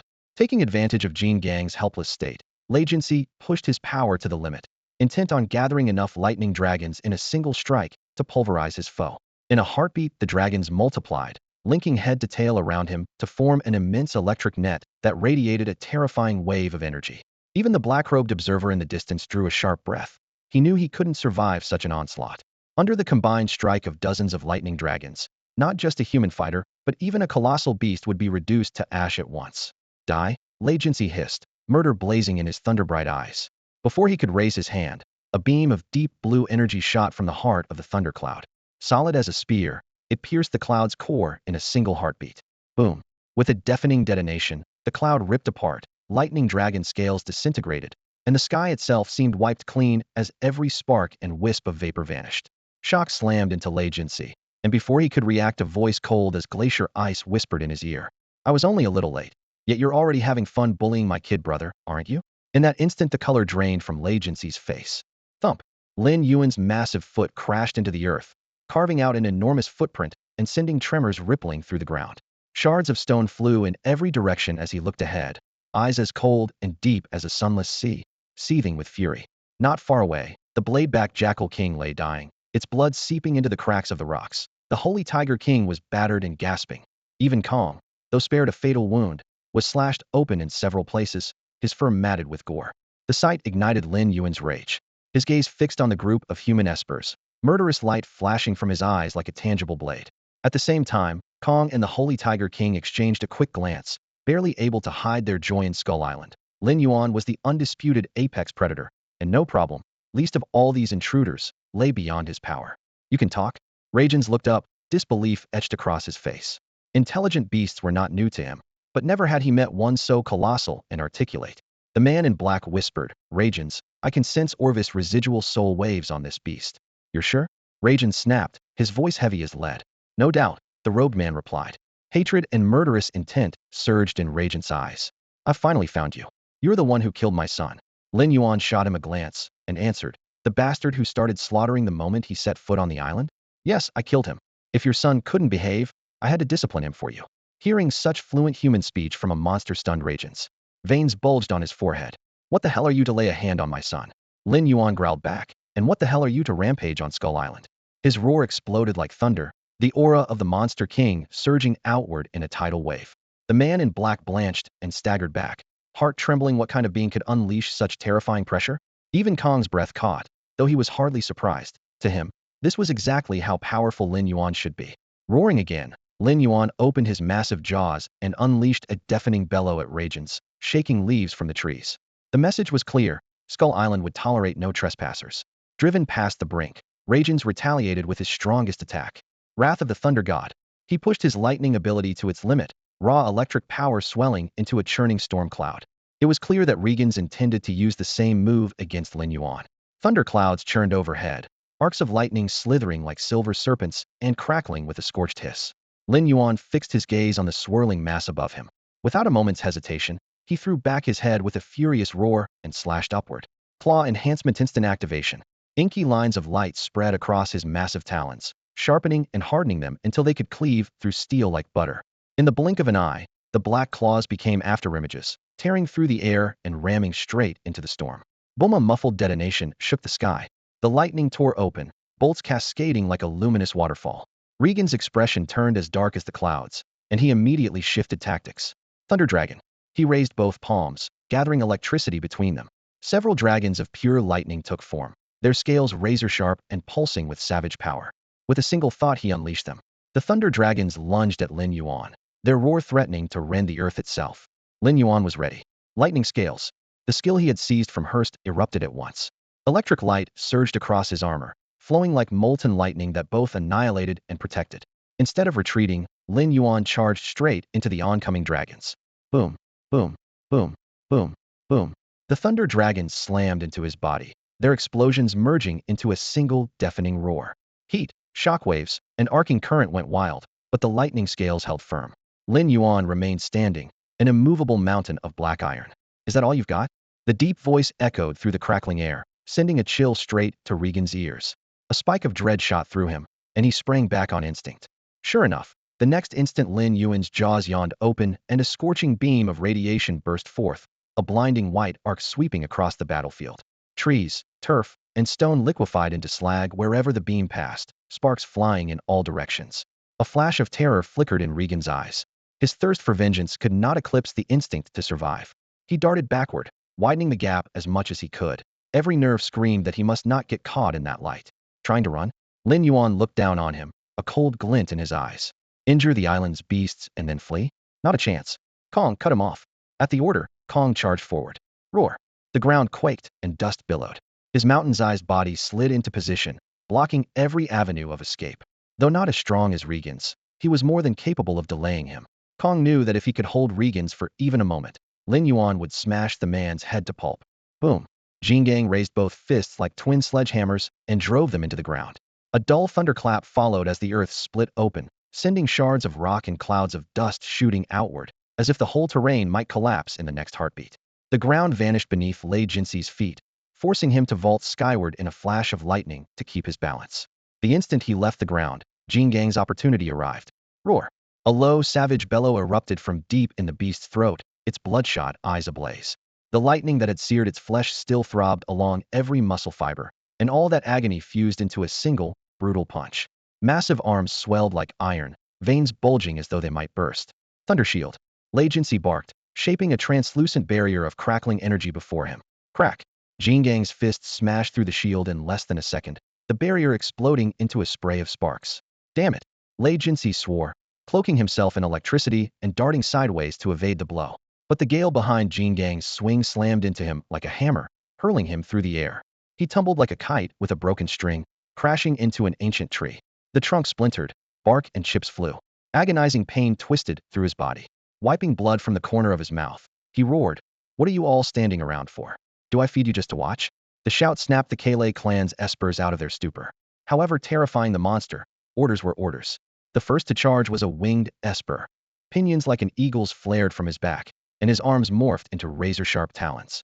One powerful wing beat propelled him toward the back of Jingang's neck, leaving only a blur. Flash! Two gruesome gashes opened across the beast's gray-brown hide, fresh blood spilling. Seeing the crimson flow, the winged esper's eyes gleamed with triumph. Just then Lei Jinxi shouted again, "Whoever kills this beast gets $50 million. 50 million, the number ignited the crowd like wildfire. A rank esper might not earn a tenth of that in a year, yet one kill now promised several times the sum. Greed surged, powers flared, and the espers charged en masse. The winged man's eyes burned scarlet. "That 50 million is mine, hands off," he roared, diving again. This time Jingang slowly turned, crimson, icy eyes locking onto him. A chill stabbed through the winged esper's heart. Instinct screamed for retreat, but it was too late. Crack! Jingang's palm swatted him like a fly. Blood mist burst, fragments sprayed. The esper never even managed to scream before he was pulped. Jingang flicked the mangled scraps aside, without a second glance, as casually as crushing an insect. The gruesome sight froze every remaining esper in their tracks. Throats tightened, cold sweat slid down spines. They finally grasped the truth. The promised 50 million was bait, and the creature could swat in a rank esper to paste with a single blow. Roar! Jingang pounded his chest, the booming echoes reverberating like war drums. Abandoning his pursuit of Lei Jinxi, he lunged at the gathered espers, trampling trees and boulders as he advanced like an unstoppable tide. Simple logic: if they wanted him dead, he would kill them first. The deafening roar hammered the ears of every Kalei clan esper. Terror drained the color from their faces, leaving them pale as ghosts. In the blink of an eye, Jingang and the gifted fighters were locked in fierce combat. The giant beast threw back his head and roared, chest booming like a war drum, each swing of his thick arms whipping up a gale. The ability users answered with fire, ice, and lightning, layer upon layer of powers, yet in Jingang's eyes they were nothing. Sheer strength trumps every trick. With enough force, he could smash any supernatural ability to pieces. And Sklas Esper, who could turn his body to steel, charged in first. His skin hardened into solid metal, hoping to trade blows with Jingang Hedon. A heartbeat later, Jingang's iron fist crashed into his chest. The ground caved in with a thunderous boom, and the man was driven deep into the dirt. The steel Esper struggled to rise, but Jingang had no intention of giving him a breath. Ignoring the energy blasts, wind blades, and beams raining down around him, he brought his fists down again and again. Thud, thud, thud. Each muffled blow boomed like a war drum, hammering at everyone's heart. The onlooking ability users turned pale, their bones rattled by the raw brutality. Mere seconds later, the supposedly invulnerable steel titan was beaten bloody, his entire metal body crumpled like a sheet of wrinkled tin. At last the crowd understood. They could not stop Jingang on their own. Still, Legends had never expected them to win. He only needed them to buy a few seconds so he could deal with Lin Yuan himself. Watching his subordinates being pounded into the ground, he snorted and cursed under his breath, useless trash. By now Lin Yuan had reached the far side of the battlefield. He looked up with a cold smile, his voice cutting through the chaos. "See that tin man coughing up blood? I forgot to mention your son died, even worse than that. He'll kill you." Lei Jin's eyes turned frigid as his body exploded into blinding arcs of lightning, hurling him toward Lin Yuan. A violet thunder dragon formed in his palms, crackling with destruction, and he drove it straight at the giant beast's chest. Lin Yuan did not dodge. He took the blow squarely. Searing electricity detonated, forcing the massive creature back a step. A grunt rumbled in his throat, but his claws were already tearing through the air, slashing hard at Lei Jin's. Thunder powers leave a brief window of stiffness. Lin Yuan seized it. The black talons turned into a colossal blade and fell. Lei Jin's was swatted dozens of meters away, crashing through the remains of a building. Yet the spray of blood he had pictured never came. Lei Jin steadied himself as he landed, a coat of interwoven violet lightning clinging to his body thunder armor. It had saved him from certain death. Even so, the killing pressure rolling off his opponent was suffocating. Razor-sharp claws, berserk energy beams, near impenetrable hide. Lin Yuan stood like an unbeatable demon god. A heavy dread settled in Lei Jin's chest. He raced to find a way out, but Lin Yuan gave him no respite.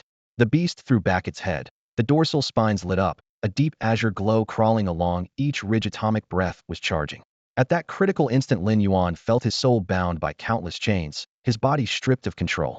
The blue light on his back spines dimmed at once, the atomic breath aborted. For the first time since my rebirth, I'm bound like this, he thought, shocked. Lei Jin's also froze, unsure what had happened. The next moment, the black-robed man who had been watching silently finally spoke, his voice low and icy. Lei Jin's, what are you waiting for? Kill the beast. The word snapped Lei Jin's back to himself. He realized the black-robed man had acted, using some uncanny power to restrain Lin Yuan. This man was only in class Esper, yet his eerie technique struck fear into ability users far stronger than himself. Such an opportunity was far too good for Lei Jin to miss. He snapped his hand upward, lightning crackling across his palm as arcs merged into blade after blade of thunder, stacking into dozens of razor-sharp edges in a heartbeat. The next instant, he compressed them at his fingertips. The electricity spit and hissed, the glow deepening to an intense violet. Ordinary thunderblades would never breach the beast's armor. Only lightning condensed to the absolute limit had a chance of carving a fatal wound. With a piercing rush of air, the blades shot out like arrows loosed from a bowstring. Dark purple filaments ran along their edges, so sharp they seared the very air, leaving charred trails behind. Even Lin Yuan's alloy-hard scales were split open, gashes running to the bone as blood fountained out. So you can bleed after all. Lei Jin grinned, eyes gleaming with malice. Lin Yuan roared back, wrenching himself free of the soul bind through sheer force of will and swiping a claw at the man in black robes. He knew the soul manipulator was the real threat. If that one died first, Lei Jin would be trivial. The robed man reacted at once, screeching, Lei Jin, protect me. If I fall, you die too. Lei Jin obeyed without hesitation. He flung out a hand. Thunder cage. Boom, pillars of lightning as thick as barrels slammed down from the clouds, stabbing the ground around Lin Yuan. In a blink, they wove a lattice of blue-violet arcs, forming a crackling prison that halted his charge. While Lin Yuan was trapped, the robed man summoned his power again. Soul chains. Invisible shackles sliced through the air like phantoms, locking onto the core of Lin Yuan's spirit and stripping him of bodily control. Eyes blazing, he found himself frozen at the cage's center. By the gods above, today you die? Lei Jin's gaze burned with fanaticism. With his target immobilized, he gathered power without restraint. Electricity roared around him, condensing into 3 gigantic violet thunderballs, each over half a meter across and still swelling. On any other day, Lin Yuan would have shattered them with a single swipe, but now he could only watch as the spheres grew, the energy storm climbing until the air itself writhed in heat. At last, the thunderballs stopped expanding, swelling to more than 20 cubic meters each, their surfaces alive with wild arcs. Sweat beaded on Lei Jin's brow. Forging them had clearly drained him. Repent in hell, he bellowed. The 3 colossal spheres hurtled toward Lin Yuan amid rolling peals of thunder. Boom, boom, boom. The moment they struck, a torrent of energy erupted. Violet lightning raged, shockwaves flung dust and rubble skyward, and the violent backlash seemed ready to tear the very fabric of space apart. Faced with such ferocious, overwhelming lightning, even Lin Yuan's scales, however tough, could not hold out. In a flash, the bolt ripped through them, shards flying as his breastplate collapsed with a boom. Searing arcs of electricity raced along the cracks, spitting and hissing. Blood gushed out, blowing a fist-sized hole in his chest. Splintered bone showed through, horrifying to behold. 3 massive thunder spheres hammered the same spot at once, the sheer force almost punching through his sternum, and a blast of pain swept through every nerve. Since his rebirth, he had never taken damage this severe. Every breath tasted of iron. The situation had never been more dire. Lei Jin and the psychic worked in perfect tandem, one attacking, one restraining, locking Lin Yuan down like an iron vice. Each time he tried to summon power, a sudden psychic blade pinched the depths of his soul, leaving him no room to deploy his techniques. The core problem was painfully clear. He had no defense at all against soul-level assaults. Yet the pain clarified his mind. If the enemy struck at his soul, then boosting its strength, even briefly, might cancel or even ignore the suppression. Seizing on the idea, he pulled up the system shop without hesitation and cried inwardly, "System, is there any item that can raise soul strength for a short time?" The moment the thought formed, a virtual interface unfolded, rows of soul-related items blinking into view. With a deadly foe bearing down, he dared not waste a second, scanning only what he could afford. In the blink of an eye, his gaze settled on an item called a soul crystal. In the system's marketplace, soul crystals sit on the same shelf as soul gems. Lin Yuan knew exactly where the soul gem came from. When Thanos set out to wipe out half the universe, he forged the Infinity Gauntlet and scoured the cosmos for 6 supreme stones, one of which was the Soul Stone. Its power speaks for itself, and so does its price tag, 17 million evolution points. For perspective, even a devil fruit runs only 10 to 20 million. After saving for a month, Lin Yuan didn't have enough to cover even a fraction of that cost. Soul crystals, by contrast, are mere imitations, less potent, but far cheaper. 10 check-in points and 100,000 evolution points apiece. With a life-or-death crisis looming, Lin Yuan didn't hesitate. He bought one on the spot, and it materialized in his mouth before sliding down his throat. A heartbeat later, unfamiliar soul energy burst from the crystal, rushing through his limbs and bones until his spirit faintly glowed. The boost, however, still wasn't enough to shatter the soul-binding chains. Bargain goods have their limits. Clenching his jaw, he redeemed 3 more. With death only moments away, who cared about the expense? He swallowed all 3, and a tidal wave of soul power surged through him. His spirit swelled like an overinflated balloon. For crystals in rapid succession pushed his soul sense to an entirely new tier. He could now see every chain coiled around his soul, and snapping them would take only a thought. He was still savoring the transformation when Regan's ferocious assault closed in again. "I want you to taste the same despair my son felt before he died." Regan's roared, sending a lightning dragon tearing through the air toward Lin Yuan. Nearby, the man in black robes chuckled. "Chief Regans, I've done you a huge favor today. Asking for a little extra reward isn't unreasonable, is it? Relax, it's the Transcend family rate. Only $50 million more than we agreed on." Regan's face darkened at once. He hadn't expected the man to pick this moment to start extorting him. 50 million wasn't a fortune for the Kohler family, but the man's timing left a bitter taste in Regan's mouth. At this critical moment, Lei Jinsi didn't dare refuse the offer. Forcing himself to stay calm, he lowered his voice and vowed, "Rest assured, we'll see you well rewarded." The man in black robes let out a raspy, triumphant laugh. "Clan Chief Lei Jinsi, that's all I needed to hear." Their voices had barely faded when the thunder dragon under Lei Jinsi's command surged toward Lin Yuan, crackling with lightning and stopping only inches away. Arcs snapped across its scales, warping the air with heat. Revenge blazed in Lei Jinsi's eyes. His lips curled into a savage grin as he growled, "Die." His triumph lasted only a heartbeat. A cold, hollow voice drifted past his ear like an echo from the abyss. "The one who should die isn't me, but you." Before the last word faded, Lin Yuan struck. A massive obsidian claw swept out, blotting out the sun as though dragging the sky into night. "How is this possible?" Lei Jinsi cried, pupils pinning. Whipping around, he roared, "I agreed to your terms, why are you still trying to kill me?" The robed man had gone equally pale, cold sweat slipping from his chin. "It wasn't me who released him. He broke free on his own." The moment Lin Yuan shattered the soul chains, the backlash ripped through the robed man's mind as well. He trembled, overwhelmed by a surge of spiritual force so unnatural that it birthed uncontrollable dread. Before either could react, the black claw slammed into Lei Jinsi's chest. With a thunderous boom, he plummeted like a rag doll, dirt erupting skyward as the ground split beneath him in a deep gouge. The strike carried all of Lin Yuan's power and very nearly killed Lei Jinsi on the spot. Lin Yuan raised a massive claw and stared coldly down at Lei Jinsi. Although Lei Jinsi was an S-class Esper, he lacked a monster's armored hide. The claw slammed down with a howl of wind and thunder, ripping apart the crackling lightning armor around him. Shattered plates flew like glass. Searing pain swept through his body as a bone-deep gash carved from shoulder to waist, blood spurting past the ruined guard. Beside him, the black-robed man refused to accept defeat. Grinding his teeth, he traced a dark violet sigil, sending spectral soul chains shrieking toward Lin Yuan's brow. But Lin Yuan's spirit had long since surpassed human limits. Such psychic tricks could no longer touch him. He simply turned his head. One look from those icy golden slit pupils stabbed through the black-robed man's mind. Breath froze in his chest. A suffocating dread spread. By the time he sensed the danger, it was already too late. Lin Yuan's jaws yawned wide. A beam of cobalt fire thousands of degrees hot roared forth with a deep rumble. The incandescent blast swallowed the black-robed man before he could scream. His flesh vaporized, and what little remained plummeted as charred debris.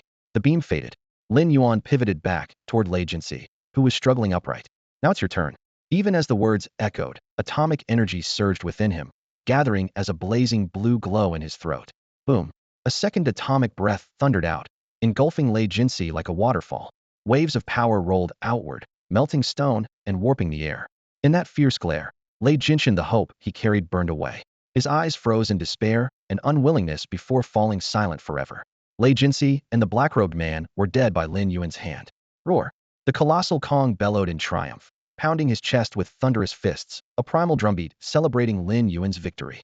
The remaining Kohler family espers went ashen, the light in their eyes dimming. If even Lei Jinsi had fallen, how could they resist these titans? They were shattered. Kong swept through them like a storm, smashing one body after another. Lin Yuan's command echoed in his ears. Anyone who invades Skull Island with ill intent, no one leaves alive. And so none did. When the battle ended, the sacred tiger and the blade-backed jackal king staggered before Lin Yuan, lowering their heads with rumbling gratitude. Without his timely aid, they would have died by Lei Jinsi's hand. Their reverence deepened. Only absolute strength could rule Skull Island. Lin Yuan nodded slightly, then turned to Kong and spoke in a low voice. Kong, you're in charge of clearing the battlefield. Make sure no one slips away. Kong gave a solemn nod. Understood. Lin Yuan spoke again. Xinghu Tiger King, Razorback Hu Wolf King, you two as well lead your packs around the island and make sure no other humans are hiding here. Roar! Roar! The two giant beasts answered with thunderous roars that shook the forest canopy. The Xinghu Tiger King lashed its massive tail, while the Razorback Hu Wolf King bared its fangs and turned away, each leading its clan into the trees. Within moments they vanished among damp vines and scattered rocks. Lin Yuan lowered his gaze to the corpses of Radians and the black-robed man. To others they were nothing but cold shells. To him they were keys to rebirth and evolution. When he devoured Hurst earlier, he had already confirmed one rule. The stronger the Esper, the greater the chance of obtaining a special ability. With that in mind, his eyes blazed. Without hesitation, he lifted Radiant's body to his mouth and swallowed it whole. Ding, you have devoured an S-rank Esper. Evolution points 214,485. Over 200,000.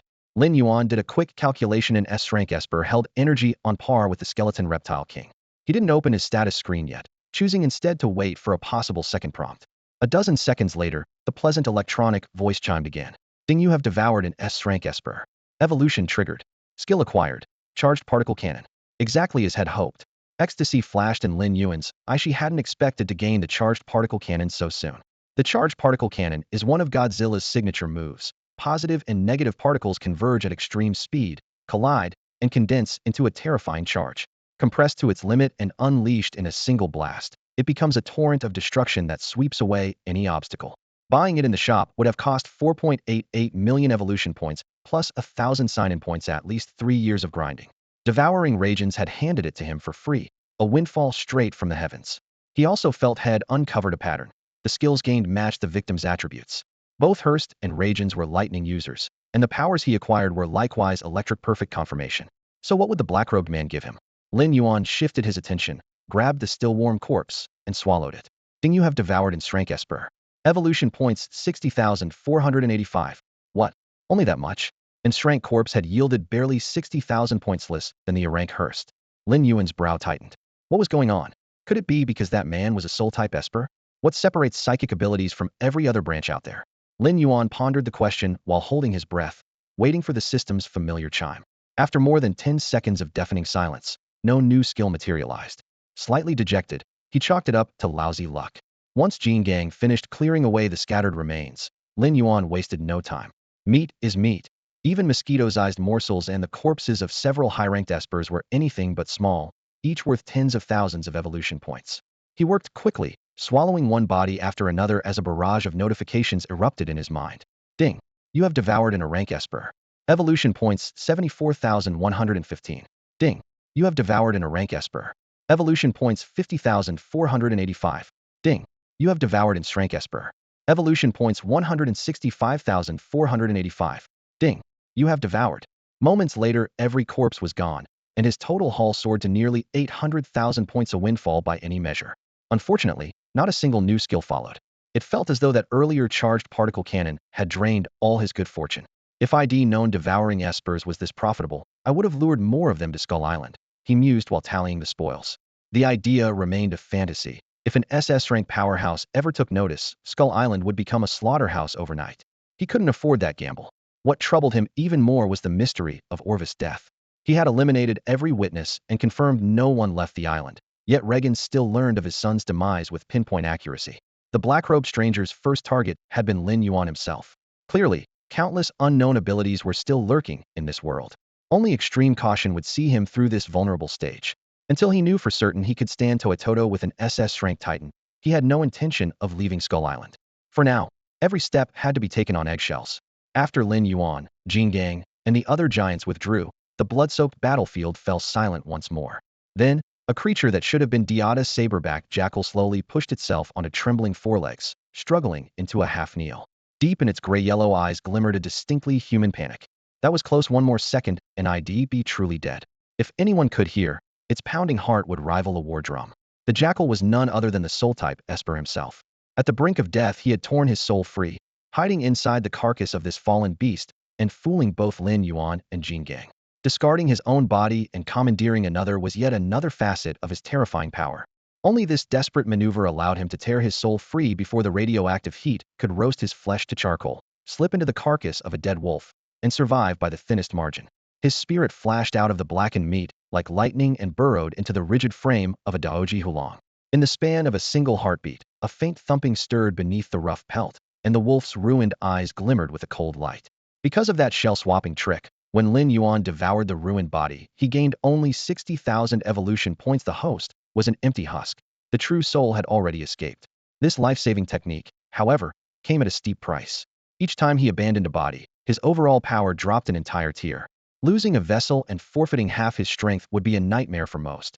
Yet for him it counted as survival. Every other soul on that scorched ground, Regan's included, had perished. Remembering the colossal beast that annihilated them, his borrowed wolf form shuddered. He had faced countless aberrations over the years, but never one like Lin Yuan, a creature whose mere aura suffocated life itself. Regret clogged his chest like coagulated blood. Had he not followed Regan's onto this island, he would never have ended up squatting inside a corpse. Still, remorse was a luxury he could not afford.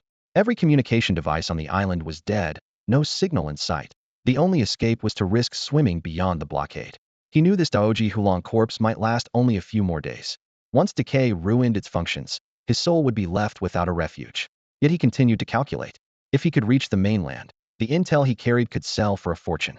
By his reckoning, there was nearly an 80% chance that somewhere on this island lay a hidden realm. Night fell.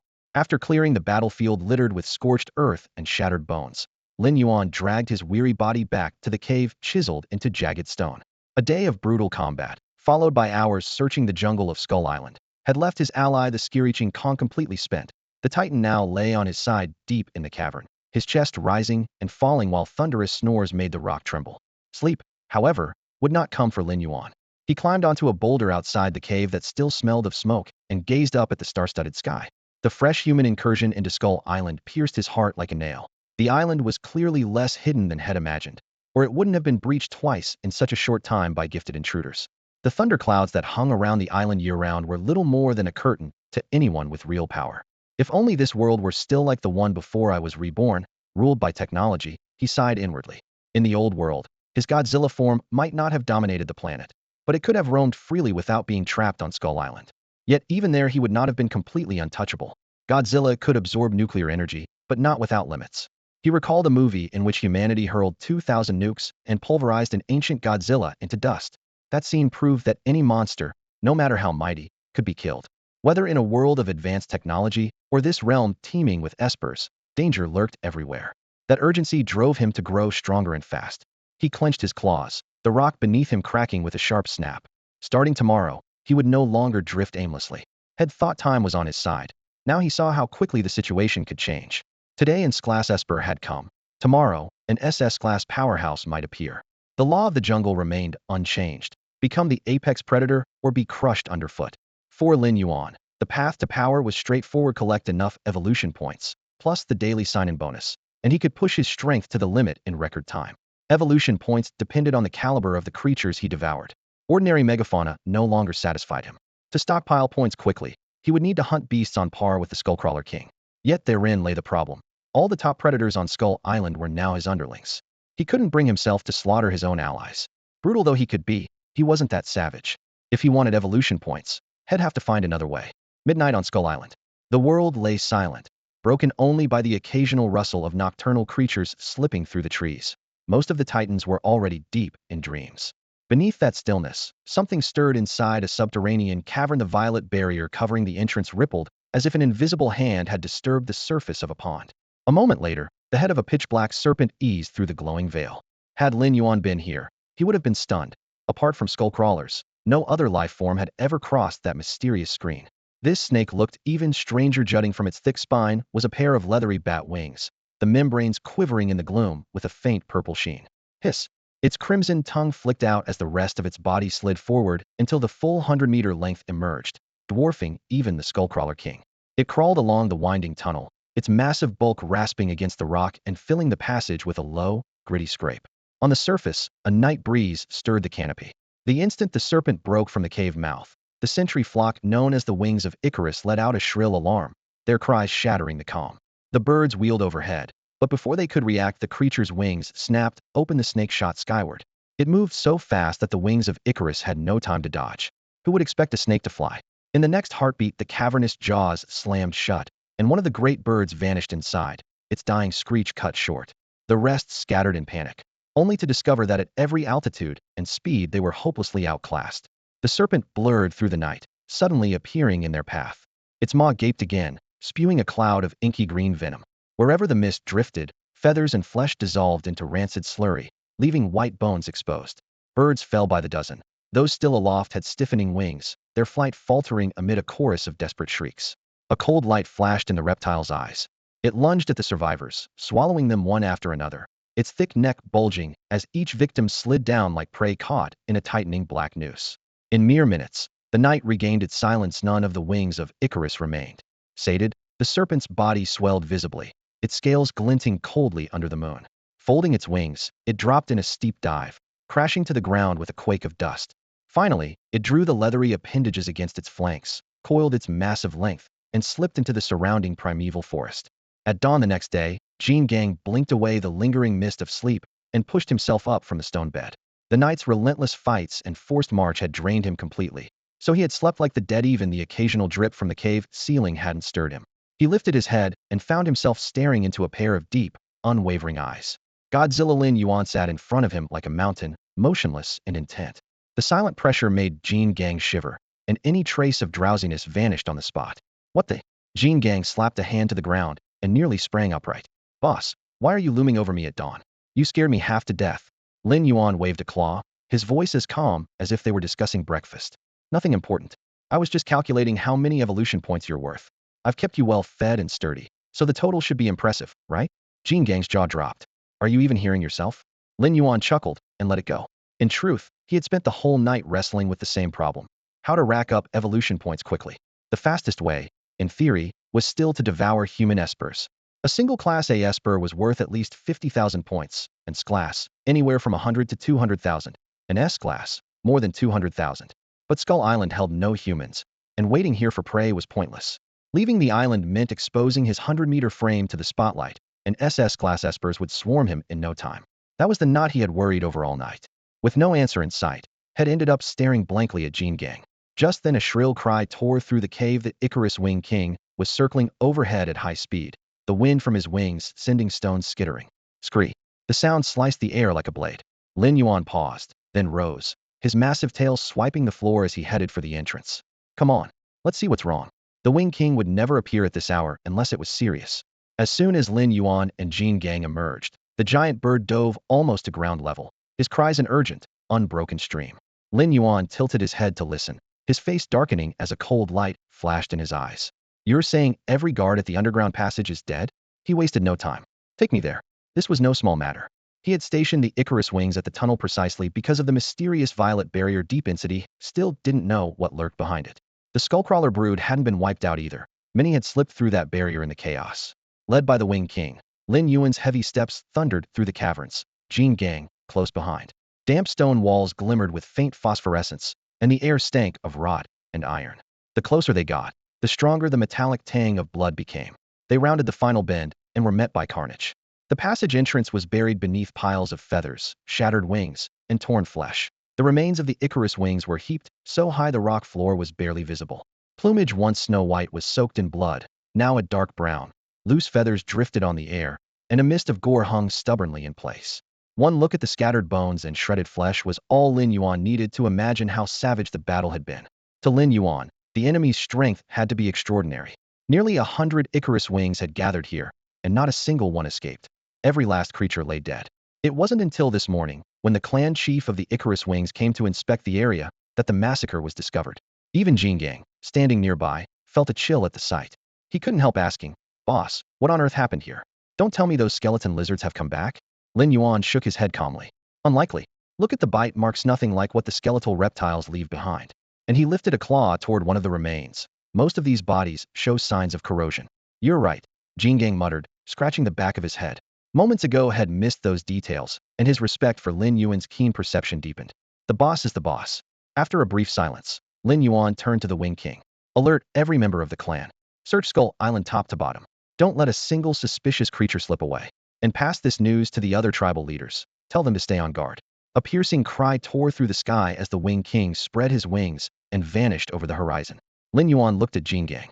"Come on. We're heading down." "Roar." Jingang rumbled, following close behind. They found the widest underground tunnel. With Lin Yuan's massive frame, it was the only passage that could even loosely fit him. Thud. Lin Yuan landed first, the impact knocking dust from the cavern walls. Jingang leapt in right after, and the entire grotto quaked as the two giants touched down almost simultaneously. Satisfied there was no immediate danger, Lin Yuan strode toward the cave's depths, where the eerie violet curtain of light still shimmered. Soon he stood before it again. More than a month had passed, yet the misty purple screen remained unchanged. After a moment's thought, he slowly extended a huge claw and tapped the surface. As expected, the barrier held firm. He still couldn't force his way through. Yet Lin Yuan was convinced the creature that slaughtered the Icarus wings had come from beyond this veil. If that monster could pass through, how? Before he could find an answer, Jingang gave a low growl. "What is it?" Lin Yuan asked, turning. Jingang bent down, reached into a crack in the rocks, and pinched out a fan-shaped scale, dark as midnight. Lin Yuan stared at it, his eyes narrowing. It looked like a snake scale. Did a giant serpent just slip through that violet barrier? Lin Yuan narrowed his eyes, lifted the fallen scale from Jingang's massive palm, and examined it under the light. It was enormous, half the size of his own hand, and he was a creature that now stretched 100 meters from head to tail. Any snake able to shed a scale like this had to be monstrously large. His thoughts jumped to the recent massacre. After leaving the underground cavern, the serpent had slaughtered nearly 100 Icarus wings without breaking a sweat. Clearly, anything that could pass through the purple veil was far more dangerous than it looked. Still, excitement flickered in Lin Yuan's gaze. A powerful foe was both a threat and an opportunity. What he needed most right now was prey worth a mountain of evolution points. If he could bring this serpent down, he would gain those points and perhaps learn how to move freely through the barrier. After that, head storm the world beyond it himself. "Roar." Jingang rumbled. "Boss, what now? Do we warn the other giants on Skull Island to watch out for this serpent?" "No need," Lin Yuan replied, his tone certain. "With this scale in hand, we'll track it down soon enough." "Grah?" Jingang blinked, surprised by his confidence. Lin Yuan's smile widened. "What? You've forgotten our old friend. Go summon every clan leader. I want them all in front of me." To him, no matter how fearsome the serpent from the underworld was, the moment it stepped onto this island it was doomed. Skull Island was his territory. Summoning every chieftain on such a vast island was no easy feat, but Jingang obeyed without complaint. His underlings relayed the order to the swiftest tribes, the Icarus wings, the Spineblade jackals, and more. In less than an hour, the leaders of every monster clan gathered before Lin Yuan. "I trust you've all heard the news," Lin Yuan began, his voice low yet clear. "We have another intruder from the subterranean world. Deep inside the cavern lies a violet barrier, and the giant serpent emerged from it. It isn't a skullcrawler, yet its savagery may eclipse even the Skullcrawler King." He paused, letting his blazing gaze sweep over the assembled beasts. "But remember this land is ours. Whether they are human psychics or invaders from the depths, no one has the right to wreak havoc on our land." Lin Yuan's frigid voice detonated above Skull Island, every syllable stabbing the air like an ice shard. He lifted his massive head, swept his gaze across the assembled beasts, and pronounced each word. "On Skull Island, all intruders face one in death." The moment the words dropped, a murderous aura burst from him and tore through the jungle like a hurricane. Roars erupted. Dozens of titanic beasts, blood surging, threw back their heads and howled as one, shaking loose rocks and branches. Their growls, panting, and the dull crack of claws rending earth merged into a war anthem. Skull Island was their domain, and invaders would be shown no mercy. Satisfied, Lin Yuan surveyed the circle of beasts. Good. Now let's hunt down our unwelcome guest. Xiaohei, come out. Chittering nervously, a streak of black darted from his thick claws. It was a giant rat, perhaps 10 times the size of an ordinary rodent. Yet next to Lin Yuan and these colossi, it was no more than a speck hardly worth a glance on a hunt. Still shaken by the display of force, Xiaohei trembled, tail nearly tucked beneath its belly. Lin Yuan chuckled, baring his teeth. Easy, little one. I only need you to track a python, not become a snack. The rat had been Lin Yuan's companion since he first set foot on the island. Unremarkable in appearance, it possessed an extraordinary sense of smell. Without it, Lin Yuan would never have located Kong so quickly. In gratitude, he had rewarded the creature with a beast spirit pellet, unlocking its full potential. As long as the python remained on Skull Island hidden in canopy, burrow, or Lake Xiaohei could find it by scent. Soothed by its master, the rat stopped shaking. Lin Yuan produced a black scale, almost as long as the rat itself, and held it out. Get the scent, then guide us. Xiaohei stepped forward, eyes closed, twitching nose tracing every lingering trace of blood and musk. Lin Yuan bent low. Well, can you track it? The rat opened its eyes and nodded emphatically. Excellent. Heat flared in Lin Yuan's gaze as he set Xiaohei gently on the ground. Lead the way. In a heartbeat, the rat shot into the undergrowth like an arrow loosed from the string. Lin Yuan's colossal strides and the stampede of beasts followed close behind, toppling trees and sending dust spiraling skyward. For that little black rat, this was likely the grandest day of its life. On Skull Island, a colossal black serpent was still on the hunt. Its gaze had settled on the massive dead soul albestahida creature that looked like a crocodile, yet was so huge it resembled a drifting islet. The serpent folded its skeletal wings and slipped soundlessly into the nearby lake. Frigid water closed over its scales as its body hugged the current, not so much as ruffling the surface. It glided toward its prey, 1,000 meters, 500, 300, 100.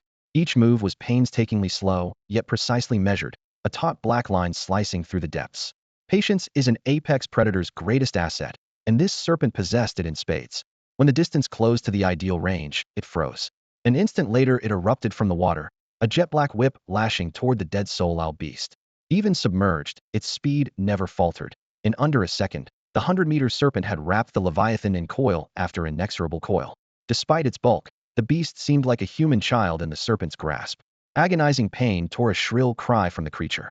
Refusing to submit, it lunged with its jaws, 2 rows of saw-toothed fangs slamming into the serpent clang. The impact rang like metal on metal, its teeth nearly splintering. The serpent's scales were hard as diamond. They showed not a scratch while the attacker's own fangs almost shattered. The serpent's crimson tongue flickered as its icy gaze bore down on the struggling prey. It tightened its coils, and the crushing force made armor-like scales burst apart. Organs compressed to pulp, dark blood bubbling between fractured teeth. Constriction alone would soon kill, but the serpent deemed it too slow. Suddenly it lifted its head and clamped its jaws around the beast's throat. In a heartbeat, potent venom flooded the victim's bloodstream. The beast shrieked again, body convulsing, then fell silent at last. Certain the prey was dead, the serpent wasted no time. It loosened its coils, unhinged its jaws to an almost impossible 130-degree angle, and lowered its tower-like head to feed. Snakes are built to swallow prey many times their size, and the flexible joints of this winged reptile made the task effortless. Bit by bit, the giant carcass slid down its gullet, the serpent's belly ballooning beneath the water. It kept adjusting angle and muscle contractions to guide the meal smoothly inside. The lake's surface stayed placid, disturbed only by the occasional flick of a tail fin. The entire feast lasted nearly 5 minutes. Even the black serpent's belly was swelling by the second, and in mere heartbeats it had swallowed its prey whole. It flicked its tail, glided toward the bank, and crawled onto the soggy earth. Digestion would take time, so it half-closed its vertical pupils, coiled its thick body, and prepared for a nap. Squeak squeak. A shrill sound stabbed into its ears. The serpent snapped its eyes open to find a black giant rat, not even 10 meters long, standing close by. Stranger still, the rat showed not a trace of fear. The serpent hesitated only briefly, then spread its bloody jaws and spewed a cloud of green-black venom toward the intruder. SSS. The poison mist. At the last instant little black twisted aside, the vapor brushing past. Grass withered where the droplets fell, soil hissed and pitted, and acrid smoke rose. The serpent's pupils narrowed. A mere rat had dodged its casual strike. It didn't know that little black's potential had been fully awakened by a beast spirit pill, boosting its speed and agility so greatly that such a lazy spray could never touch it. Unwilling to be humbled, the serpent reared up, murderous light flashing in its ink-dark eyes. Venom pooled in its throat, ready to finish the fight in one blast. But before it could spit, a titanic palm crashed down from the sky. Boom! The palm hammered the snake's head into the mud, caving the ground inward. A deep voice rumbled beside its ear. "Tomato, you really not know who runs Skull Island? You've got nerve laying a fong on my little brother." With that, Lin Yuan pressed harder, burying the serpent's skull even deeper and cracking the bedrock. Behind him loomed the leaders of every beast clan on Skull Island, their combined aura towering sky-high. Guided by Little Black's keen sense of smell, Lin Yuan had trailed this serpent from the depths and finally cornered it here. In the monster world, there is no such thing as peaceful negotiation. If you dare rampage on Skull Island, be ready for the bloodiest suppression. Without hesitation, Lin Yuan parted his jaws, a blazing, radioactive heat beam gathered at his throat in an instant. With its head pinned beneath Lin Yuan's foot, the enormous black serpent had no chance of dodging his searing beam. Lin Yuan was certain that even if its scales were as hard as steel, this blast would burn straight through. The instant the white-hot ray was about to erupt, everything changed. The serpent's massive tail lashed upward, slicing through the air and slamming into Lin Yuan's chest. A dull boom rang out as bone-deep vibrations shook his frame. Caught off guard, the colossal Lin Yuan was hurled backward.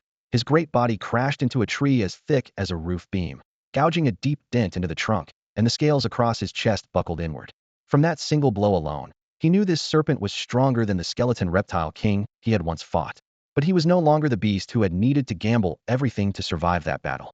Confronted with the 100-meter monster whose oil-black scales drank in the light, Lin Yuan showed not a trace of fear. He twisted his head and roared, "Stay out of this. Keep it surrounded, not let it escape." At his command, the accompanying beasts spread out, forming an impenetrable wall that blocked every route of retreat. Lin Yuan opened his jaws and unleashed a thunderous bellow, the sound rolling like a barrage of war drums and shaking leaves from the branches overhead. Power surged from him in waves, making the very air feel heavy. The serpent's vertical pupils glittered with icy light. Hissing, it coiled in place, searching for an opening.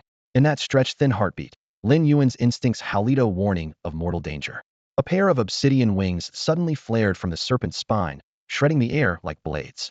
Its colossal body became a streak of darkness, whistling straight toward him. The underground tunnels had fallen, and every Icarus wing had ended up in its belly precisely because this creature could fly. Without that premonition, he could never have reacted in time.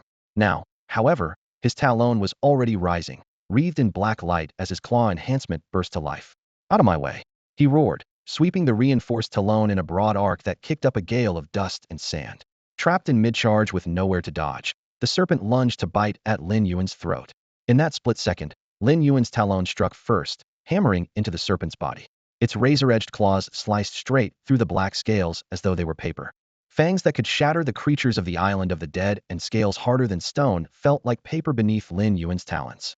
The enormous serpent was swatted into the air again, spinning before it crashed to the stone floor. Deep gouges ran from its neck to the base of its tail, exposing bone, and bright red blood streamed down, winding across the ground. Pain mingled with humiliation, and the serpent's slit pupils grew colder than ever. He had dominated their first clash, yet Lin Yuan dared not relax. Serpents excel at lying in wait. A single opening could prove fatal. Once it had retreated to a safe distance, the black serpent slid along the rock wall, tongue flicking as it searched for a killing strike. Lin Yuan understood perfectly, but he viewed the serpent as prey as well. Devouring this behemoth would grant him a wealth of evolution points, and might even awaken a new skill. More importantly, the creature hid the secret of the world beyond the violet light. Such a prize would not slip through his claws. No matter what, the serpent would die today. With that resolve, Lin Yuan opened his jaws wide. Blistering heat gathered deep in his throat. Boom!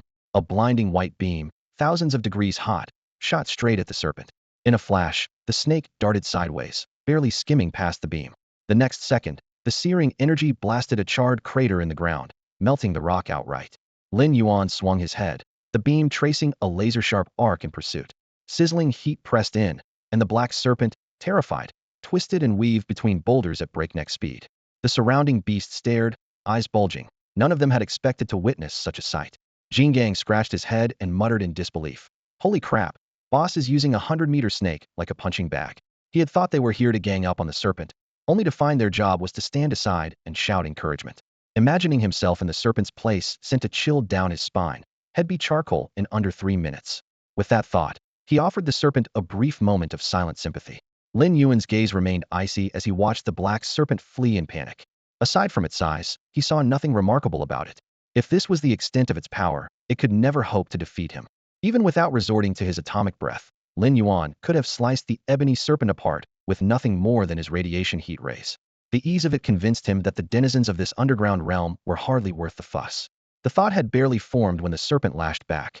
It flung its jaws open, and from deep within erupted a shriek, so piercing it seemed to rip the very air like thousands of shards of glass grinding together. The sound drilled straight into Lin Yuan's skull, sending his mind reeling in vertigo. A psychic assault. While his thoughts spun, the serpent unleashed a second strike. Pitch black venom blasted from its throat with a sizzling hiss, reeking of burnt metal as it splattered over him. Caught off guard, Lin Yuan took the hit heat. His scales sizzled and collapsed. Blistering pain surged through his blood. This toxin would drop a Soul Island beast in seconds. Yet against Lin Yuan, his 100-meter frame built like a mobile fortress, it could only induce a bout of weakness. Even so, an entire layer of his outer armor had been eaten away. Before the toxin's haze had cleared, the serpent's wings beat with a sonic burst, and it darted to his flank. A sheet of black wing membrane smacked over his face, stealing his vision, while its whip-like body coiled around him, loop after crushing loop. Its killing sequence was nearly flawless. 1. Screech mind-shattering terror. 2. Venom corrode armor, sap strength. 3. Constriction finish the weakened prey. Hissed the black serpent's eyes glinted with a cold, predatory gleam as its coils kept tightening. The distant titans grew restless.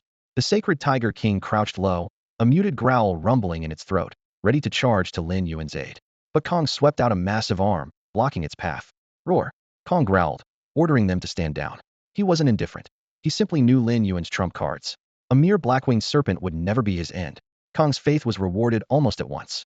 Just as the serpent tightened for the kill, Lin Yuan's dizziness vanished. He raised one cracked yet unbroken arm, seized the serpent's body, and a blazing, dangerous smile curved across his lips. Didn't expect that trick, Lin Yuan said, calm yet electric with excitement. His gaze sliced through the coils to meet the serpent's eyes, sharp enough to split the air. Too bad you made the worst possible choice. So you decided to come right up to me. No sooner had he spoken than Lin Yuan unleashed thorn armor. His midnight black back flared open like an enraged sea urchin, hurling hundreds of obsidian spikes. At point-blank range, the giant serpent had nowhere to run. Its belly scales were punched through, beads of blood spraying in every direction. In less than a second, its body was riddled with wounds, the agony wrenching a shrill wail from its throat. It tried to turn and flee, but Lin Yuan chuckled coldly. Trying to leave now? A bit late for that, don't you think? He detonated his second skill thunder scales. Crackle! Blue-white arcs danced across the plates on his back, streaks of lightning splitting the sky. The raging current engulfed the serpent before it could even scream, locking it in total paralysis. King Kong couldn't help but snicker. Everything the black snake was suffering now was the exact torment he had endured during training. All his old resentment had turned into giddy schadenfreude. The other titans watched with pounding hearts. Lin Yuan's true strength was far more terrifying than they'd imagined. With a leader like this, any thought of rebellion was crushed before it could sprout. While the paralysis still held, Lin Yuan swung up one massive claw, seized the serpent by the tail, and hoisted it high. Bang! The snake's body snapped like a black whip as he slammed it into the ground. Unsatisfied, he yanked it up again and hammered it against the opposite side. Boom! Each thunderous impact made the island shudder. Boom! That's for all the screeching. Crash! That's for trying to poison me. Boom! Didn't you love climbing all over me? Keep climbing. The brutal spectacle sent a chill through every beast present. Lin Yuan was usually genial with them. They had almost forgotten he possessed such devilish ferocity. In under 5 minutes, the black serpent lay lifeless, beaten to death. That's it. Talk about fragile. Lin Yuan shot the corpse a contemptuous glance, grabbed it, and bit off a huge chunk of flesh without ceremony. Ding. You have devoured Ming-Shi. Evolution points 3,485. Ding. You have devoured Ming-Shi. Evolution points 2,474. Ding. You have devoured Ming-Shi. Evolution points 2,145. Crunch, crunch. Lin Yuan bit greedily into the black serpent's flesh, devouring mouthful after mouthful. Blood dripped from his fangs, filling the air with a hot, metallic sweetness. Only then did he recall the dossier that labeled this creature a Ming serpent. Ancient Huaxia texts described it as a giant python with 4 wings whose cry foretold drought. The specimen before him was a perfect match, a thick, hulking body and half unfurled, withered wing membranes dragging bloody streaks across the ground. Even more enticing, the evolution energy it provided dwarfed that of the skeleton lizard king. A dense ring of colossal beasts had gathered. Some crouched, some reared up, but none dared step closer. Ignoring their stares, Lin Yuan tore off scale-covered chunks of meat and swallowed them whole. The flesh was firm and springy, with a smoky aftertaste that proved addictive. Mid-chew, inspiration struck. He seized the entire snakeskin and ripped it free in one brutal motion, an experiment in the making. Halfway through his feast, a familiar chime rang in his mind. Ding! You have devoured a Ming serpent and triggered evolution. Skill acquired. King's Roar. Ding! You have devoured a Ming serpent and triggered evolution. Skill acquired. Toxin resistance. One carcass had yielded two abilities. Not even Lin Yuan had expected that. Toxin resistance was passive yet invaluable. Common poisons could threaten him no more. As for King's Roar, the name said it all. He threw back his head and unleashed a thunderous bellow. The shockwave erupted like a tidal surge. Thousands of birds exploded from the canopy, and the gathered beasts shuddered as one. Even Kong, the sacred Tiger King, and the winged King Icarus Skull Island's apex predators were engulfed in fear. For a heartbeat, their minds were struck dumb, leaving only raw dread of Lin Yuan. Even after the echo died, they remained frozen, struggling to regain composure. Satisfied, Lin Yuan swept the clearing with his gaze.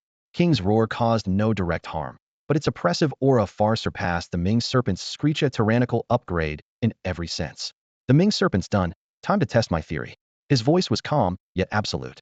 All of you, back to your dens. Kong, you're coming with me. Grunts of obedience rippled through the crowd before the beasts dispersed. Kong scratched his head, lumbering to Lin Yuan's side with a puzzled frown. Boss, the intruders are gone. Where are we headed now? Someplace special, Lin Yuan replied, eyes gleaming. 20 minutes later, inside an underground cavern, Jin Gang stared at the violet barrier in front of him, utterly baffled. This is the great spot you were talking about. We've been here at least 10 times already, boss. They had thrown every trick they knew at this shimmering wall and never managed to budge it. Lin Yuan just grinned and murmured, one more try. This time I'm going to sneak inside. He pulled out the snakeskin he had stripped from the corpse of the Mingxi and pressed the supple hide onto his own dark scales. It finally dawned on Jin Gang. Lin Yuan meant to borrow the snake's scent to fool the barrier's judgment. They had never even considered this approach before. Lin Yuan moved fast, but the problem was obvious, was enormous, and one snakeskin on him looked like shoving a 200-pound brute into a size's shirt. It barely covered the essentials. The rest he would have to muscle through. With no better option, he decided to gamble. Drawing a deep breath, Lin Yuan patted the snakeskin into place and ordered, once I'm inside, stay here and keep watch. If there's anything good, we'll find a way to drag you in. Roar. Jin Gang answered, the rasp in his voice saying only one thing. Be careful. Lin Yuan turned, held his breath, and stepped toward the violet sheen. A Miraclino immediate backlash. It worked. He rammed his shoulders forward, trying to squeeze through. But the barrier seemed to catch on to him, and its repulsive force flared. The deeper he pushed, the harder it shoved back. Veins bulged as he snarled. Come on, I'm right at the door. Are you really going to push me out now? He poured every ounce of strength into one last shove. Scales screeched against the energy wall until, at last, he forced himself through the final inch. A resonant hum, then the pressure vanished, and Lin Yuan staggered, nearly falling. Finally in, he steadied himself and looked around. It was still a damp, shadowy cavern, stalactites dripping in the dark, yet unmistakably beyond the barrier. He glanced back at the violet glow. The wall blocked sight completely. Jin Gang's hulking outline was nowhere to be seen. Lin Yuan let out a low roar, but sound, too, was cut off. With no way to reach the outside, all he could do was move deeper. What kind of world lay hidden beyond this purple veil? He intended to find out. Lin Yuan followed the winding grotto toward what he hoped was an exit. The cavern was hollow and still, its walls worn smooth by time, and the only sound was the heavy echo of his own footsteps. At the tunnel's end, he found an opening and it slanted upward. He paused in surprise. He had assumed the violet curtain of light marked nothing more than an underground realm, but the truth was clearly far more complicated. Lacking wings and burdened by his massive frame, the climb was punishing. Luckily, his razor-sharp claws bit into the rock with ease. Wedged in the cracks, they let him haul himself upward, slow but steady. Within minutes, he broke through to the surface and let out a rough breath. That was tough, but at last the sentence died in his throat. An invisible hand seemed to clamp around his neck as he stared ahead in shock. A blood-red desert stretched to every horizon, lifeless and bare. The sun overhead was the same dark crimson, draping the land in an eerie glow. A faint metallic tang hung in the air, like a battlefield soaked in gore. Reality felt suddenly torn open, and he muttered a curse. Where the hell am I? He had expected a hidden subterranean ecosystem. Instead, he stood in a completely new world. If his mind were any less clear, he would have thought he had slipped through dimensions again. Worse or better, this place hummed with a strange radiative energy. He didn't need to draw it in. It poured into him unbidden. Lin Yuan felt his cells devour the energy with ravenous hunger, their activity skyrocketing, replication accelerating. If he remained here, his body would keep growing all on its own. It was the first time he had ever leveled up without spending evolution points. Seems I've stumbled into a gold mine, he murmured, eyes gleaming. No wonder the skeleton lizard king and the song serpent had grown so powerful. This radiation had nurtured them. Still, he refused to relax. Rich resources usually meant greater danger. Until he understood this place, he wouldn't treat it like his private yard. With that resolve, he headed toward the distant horizon. A moment earlier, a startling hypothesis had flashed through his mind. Could those skeletal crawlers and the shrieking serpents that appeared afterward move freely through the violet barrier because they absorbed the radiation here? If that is true, then by remaining long enough, he should be able to draw in the same energy. At this moment, Lin Yuan has only one goal: track the source of that power and uncover the true nature of this unfamiliar land. Thud, thud, thud. Each step Lin Yuan plants in the crimson earth leaves a wide crater, his weighty tread echoing like war drums. The commotion startles every nearby creature. Before long, skeletal reptiles swarm toward him, keeping a wary distance. Even the largest, just past 50 meters, is weaker than the crawler king he killed earlier. Lin Yuan knows a single blast of atomic breath could reduce them to ash. He does not strike. First, hunting is not today's aim. Second, he wants to see why these bone-clad beasts are converging. Soon the crowd thickens with far more than crawlers.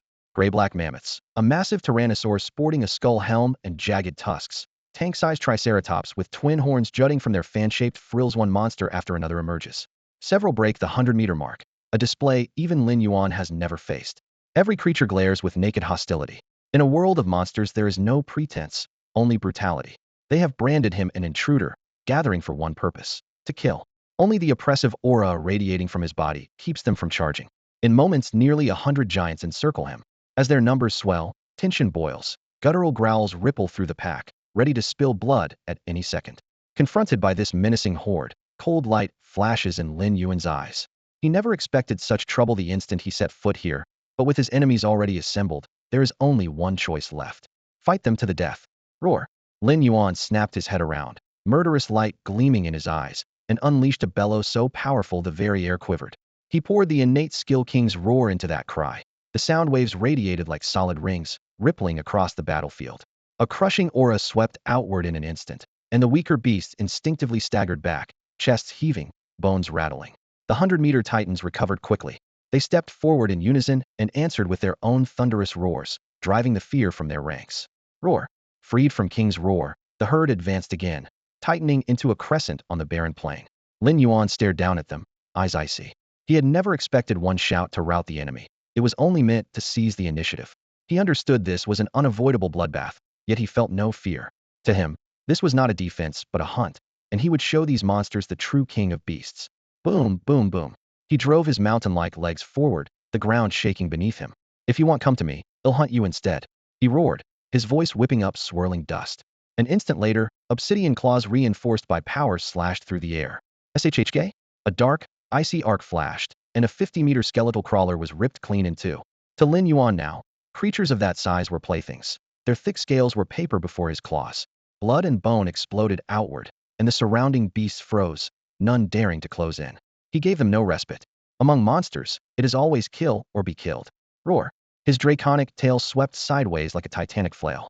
A mammoth colossus 6 or 7 stories tall and weighing thousands of tons was hurled skyward, its bulk crashing down on several companions in a cloud of dust.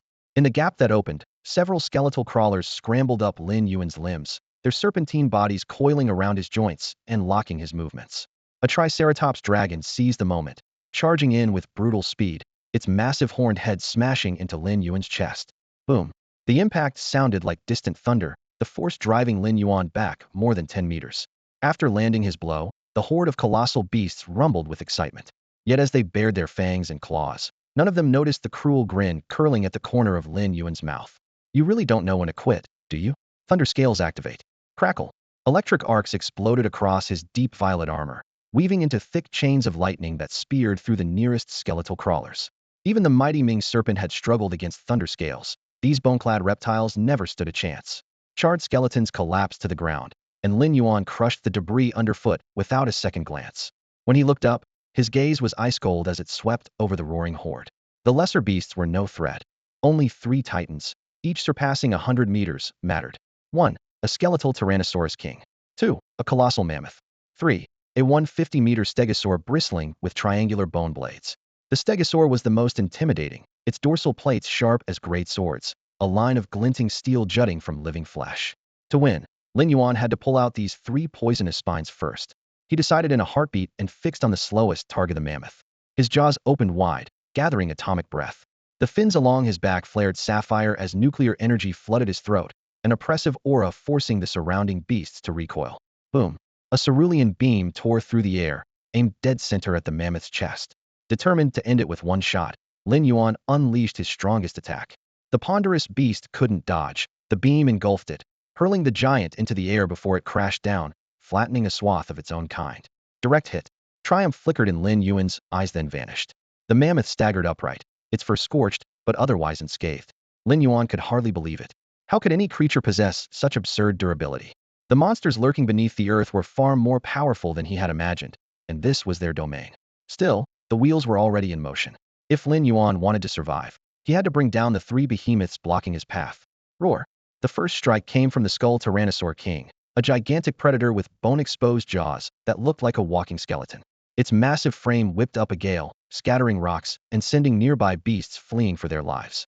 Anyone who failed to clear the way would be crushed to shards beneath its charge. Lin Yuan held his breath, eyes locked on the advancing tyrant. He had planned to defeat them one by one. With this creature rushing in first, the strategy suited him perfectly. Roar! He answered with a deafening bellow of his own. Energy surged through his chest, gathering into a superheated beam that burst from his maw. Boom! The white-hot blast struck the skull Tyrannosaur King Hedon, searing wide swaths of its hide black. Yet the monster pushed through the flames, each step sending sparks and shattered stone flying. Roar! The gap closed in an instant. The skeletal tyrant swiped with claws like scythes, cutting the air itself.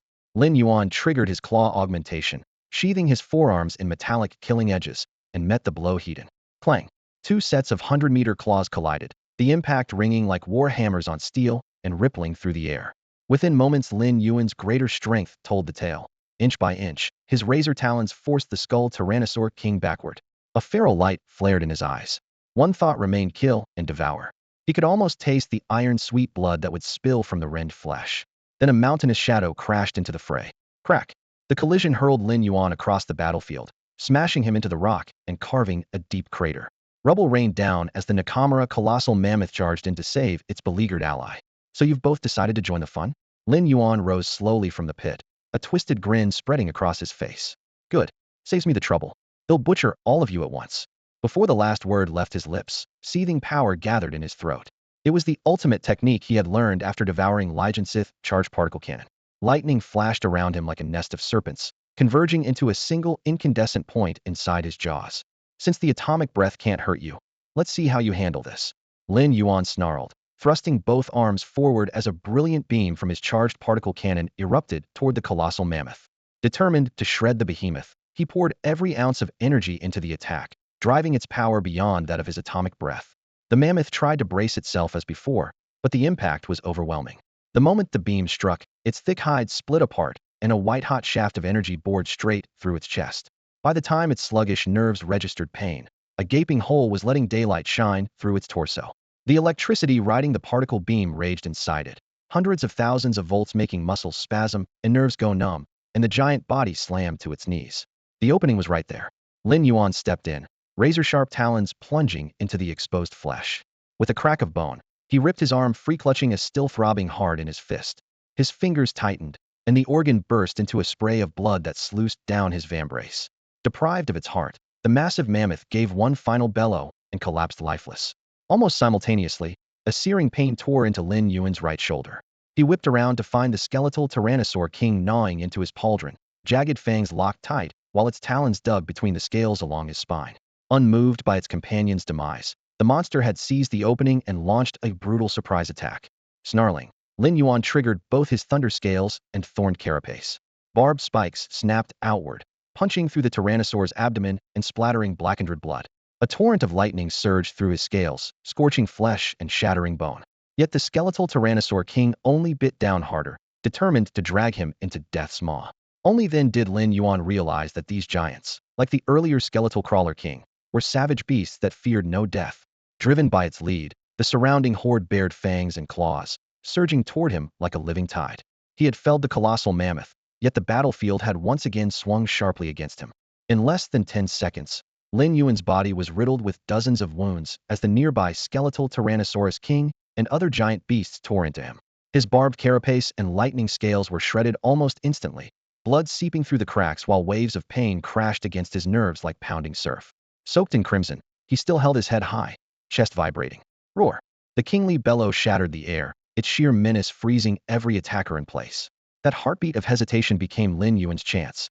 He spun, clamped both hands around the skeletal Tyrannosaurus King's massive bony tail, muscles swelling, veins coiling like dragons. Get off me! The thunderous shout rang like a bolt of lightning. He ripped the monster from his back, dug in his heels, and swung the entire beast overhead. The 100-ton body carved a brutal arc, its tail smashing into the flanking giants. Bones splintered, and the creatures were hurled away. Boom! The skeletal titan slammed into the ground, earth and stone erupting as a deep crater formed. Before the shockwave faded, Lin Yuan stepped forward and clamped both claws around its upper and lower jaws. Crack, crack, crack. Sensing doom, the skeletal Tyrannosaurus King thrashed and shrieked, but Lin Yuan's stare was icy. His grip tightened, prying them all wider and wider. In the next heartbeat, a blinding white beam ignited in his throat. Crabum! Scalding atomic heat blasted out, rocketing down the gaping throat and searing through vertebrae in an instant. The neck snapped, and the head thudded to the ground. Lin Yuan's eyes stayed cold. He stepped forward and stamped down. Crunch!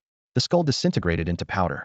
After crushing a colossal mammoth's heart, he had felled another 100-meter nightmare, the skeletal Tyrannosaurus King, its head annihilated beneath his heel.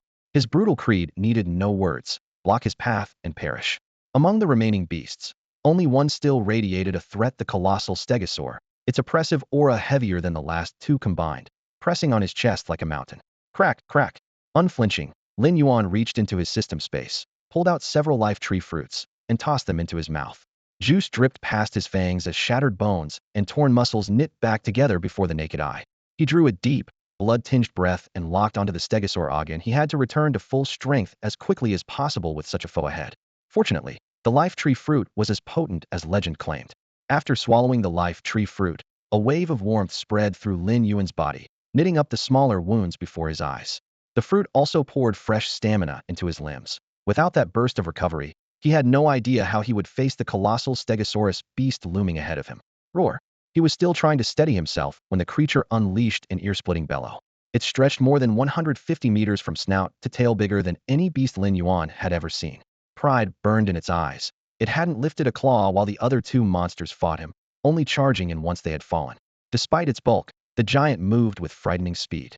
In a blink it thundered toward him, its talons gouging deep trenches in the earth. Stop right there. Cold light flared in Lin Yuan's gaze. He opened his jaws and loosed his nuclear energy. A thick, ghost blue beam roared straight at the onrushing beast. The torrent of power crashed forward, but the stegosaurus beast refused to dodge. Snarling, it drove straight through the blast, like an armored tank forcing its way upstream. How is that possible? Lin Yuan stared in disbelief. His atomic breath had hurled even a giant mammoth aside, yet this creature was advancing through it, as if wading through water.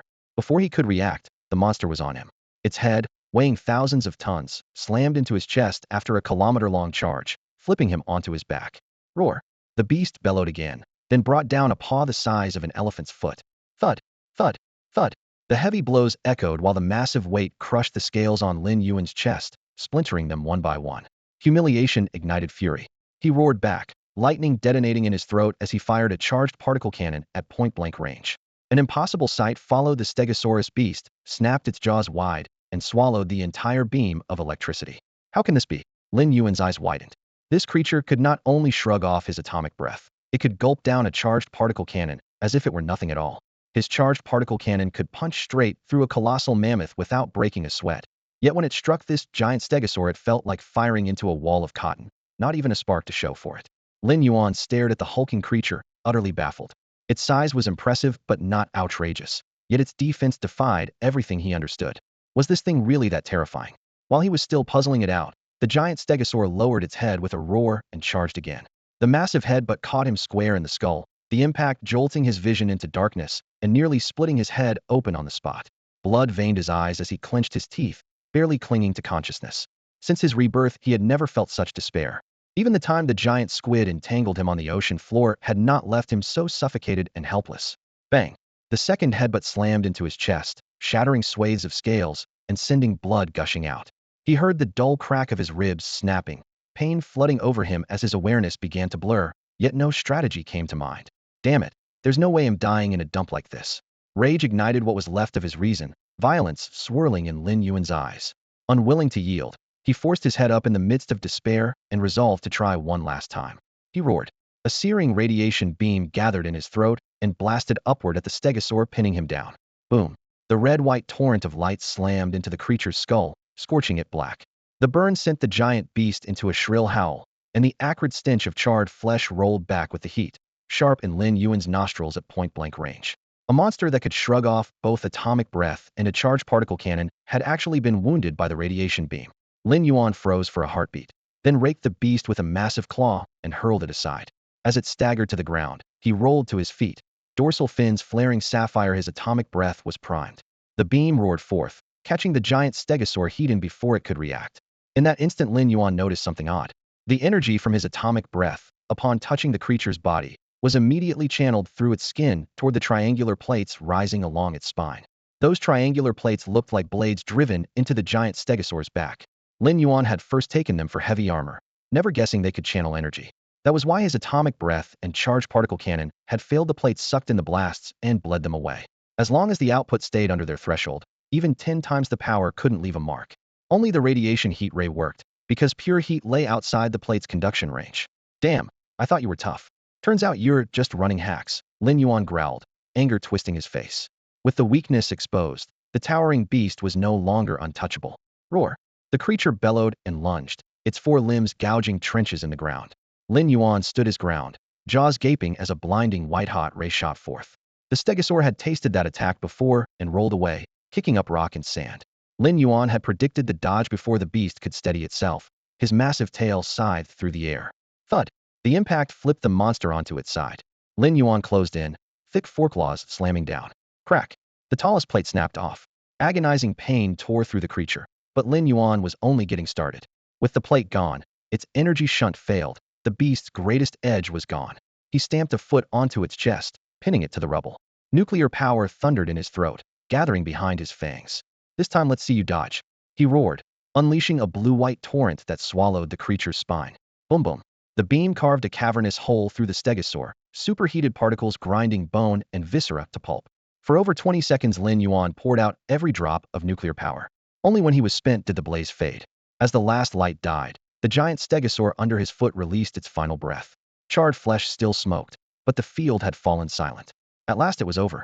Lin Yuan closed his jaws and panted, eyes blazing with exhilaration. Alone, deep beneath the earth, he had slain 3 beasts, each 100 meters tall. After the 300-meter leaders fell to Lin Yuan, the surrounding beasts let out low, fearful growls. He stood in a haze of blood, golden eyes glinting with cold violence, his voice a deep, oppressive rumble. If any of you still want to die, come on. His energy was nearly drained, yet none of the monsters before him could move him an inch. More than a dozen ash-gray dire wolves suddenly charged, interlocking fangs bared at Lin Yuan. So some of you really do have a death wish, he said, a chill curve lifting the corner of his mouth. In the next instant, a paw as thick as an iron pillar shot forward, clamping around one wolf's neck in midair. The beast flailed and shrieked, but the gap in size was hopeless. It might as well have been caught in an iron vise. Cracked flesh and bone tore apart as the wolf was ripped clean in two, blood spraying like a smashed barrel of wine, dyeing the air crimson. Almost simultaneously, another wolf circled behind him, fangs glinting as it struck. Without even turning, Lin Yuan whipped his massive tail. Boom! His tail smashed the wolf, hurling it 100 meters away. It hit the ground with shattered bones and died on impact. Seeing their packmates slaughtered, the remaining wolves howled and charged together. But creatures of their size, no matter how many, were ants before him. Lin Yuan didn't bother with atomic breath, a charged particle cannon, or a radiation heat ray. Brute strength alone would do. In less than 2 minutes, blade-like claws, a mountain-heavy tail, and earth-shattering footfalls shredded every wolf that lunged. Severed limbs and broken bones piled high around him, and the blood flowing out could have formed a thick, sticky river. Standing atop the mound of corpses, he threw back his head and roared, the shockwave rattling the sky. Whatever monsters remained scattered in terror, desperate to escape their comrades' fate. In a heartbeat, the once deafening battlefield was silent, leaving only Lin Yuan amid a carpet of bones. With a heavy thud, his immense body toppled backward, carving a crater into the ground as dust billowed. The grueling fight was finally over. He lifted a claw, hauled a wolf carcass closer, tore off a blood-soaked leg, and began to chew. The raw meat was metallic and nauseating, but taste was a luxury he could not afford right now. If he wanted to recover his strength fast, eating was the only sensible choice. Lin Yuan crouched and sank his teeth into a still warm slab of meat, the metallic sweetness running off his fangs. He chewed methodically while a series of cold prompts rang in his ears. Ding! You have successfully devoured a gray direwolf. Evolution points 1753. Ding! You have successfully devoured a gray direwolf. Evolution points 1513. Ding! You have successfully devoured a gray direwolf. Evolution points 1874. One wolf after another was dragged to his jaws as talons split hide, and the crack of shattering bone echoed through the air. In a matter of moments, the remains of more than a dozen dire wolves were gone, as though swallowed by a bottomless pit. The meat was stringy and offered only limited evolution points, yet it refueled him and rekindled the fire in his empty stomach. Once his stamina returned, he braced himself on razor-sharp claws and slowly pushed his massive body upright. Towering bone plates quivered, and dust slipped from the seams in his scales.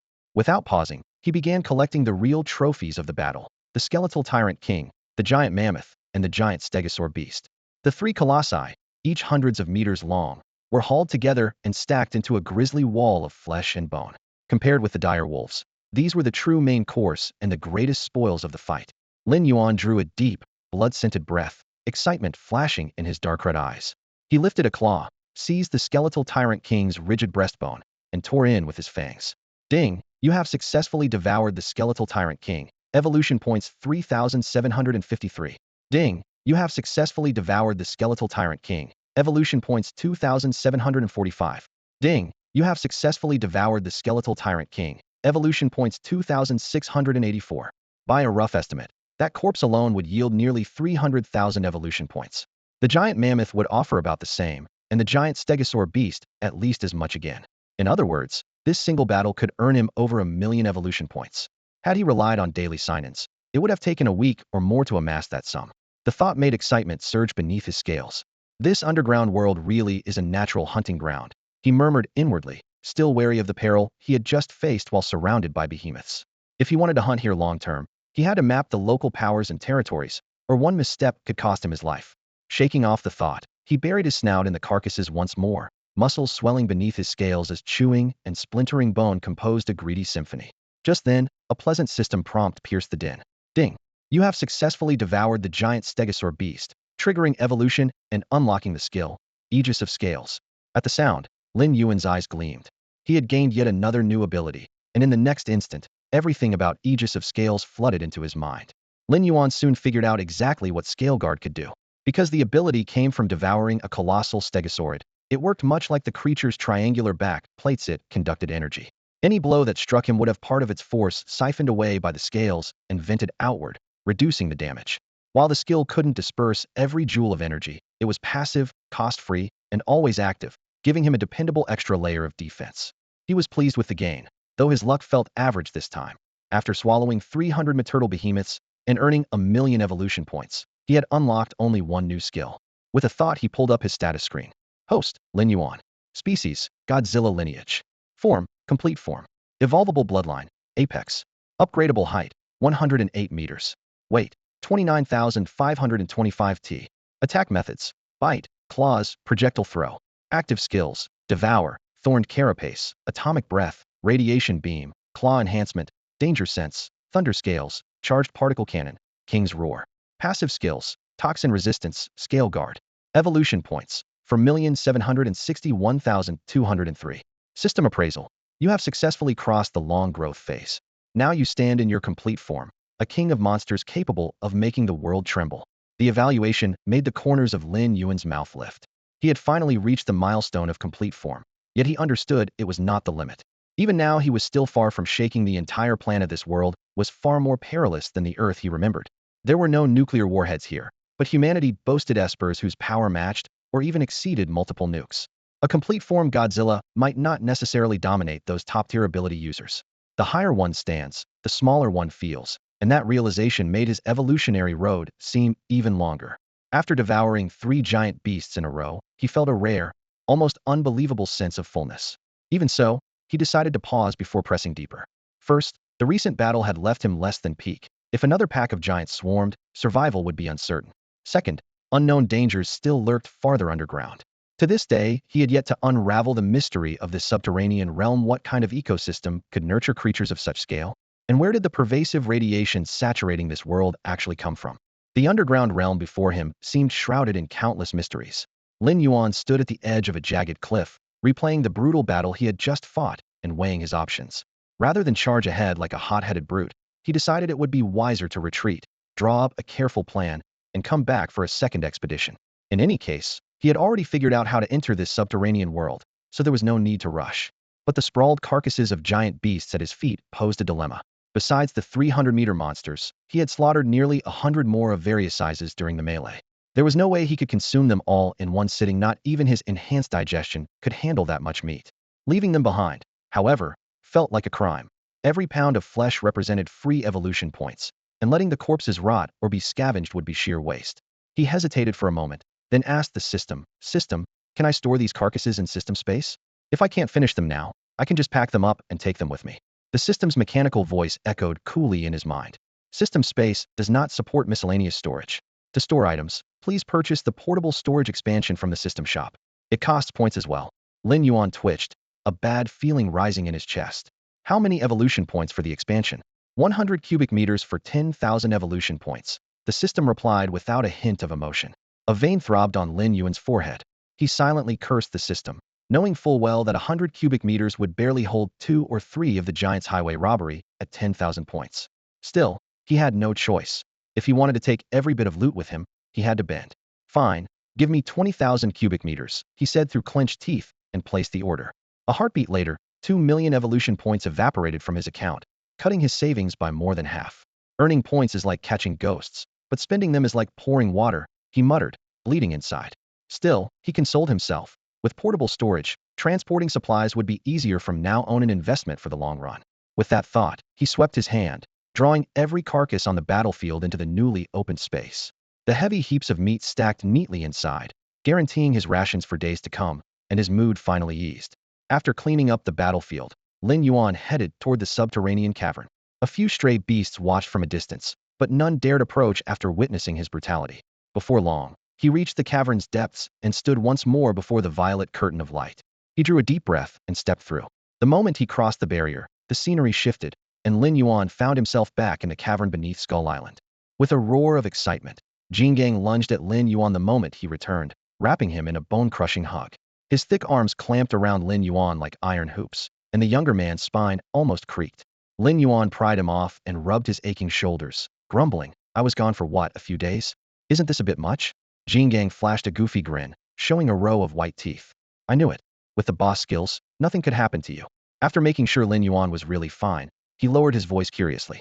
By the way, boss, what was behind that purple light? The smile slid from Lin Yuan's face. He drew a long breath and said in a grave tone, it's an entirely new underground world. Far out on the Pacific, swells rolled beneath an aging trawler that inched forward through the morning mist. We've got a big one. Haul the net. The deckhand at the bow shouted. The others dropped what they were doing, grabbed the thick lines, and heaved the heavy net onto the deck. Water cascaded everywhere, seawater and shards of ice sprayed as the mesh broke the surface, dumping a huge black shape onto the planks. What the hell is that? A white crewman muttered, leaning in. The stench wafting from the net was like rotting meat left to ferment, making him gag.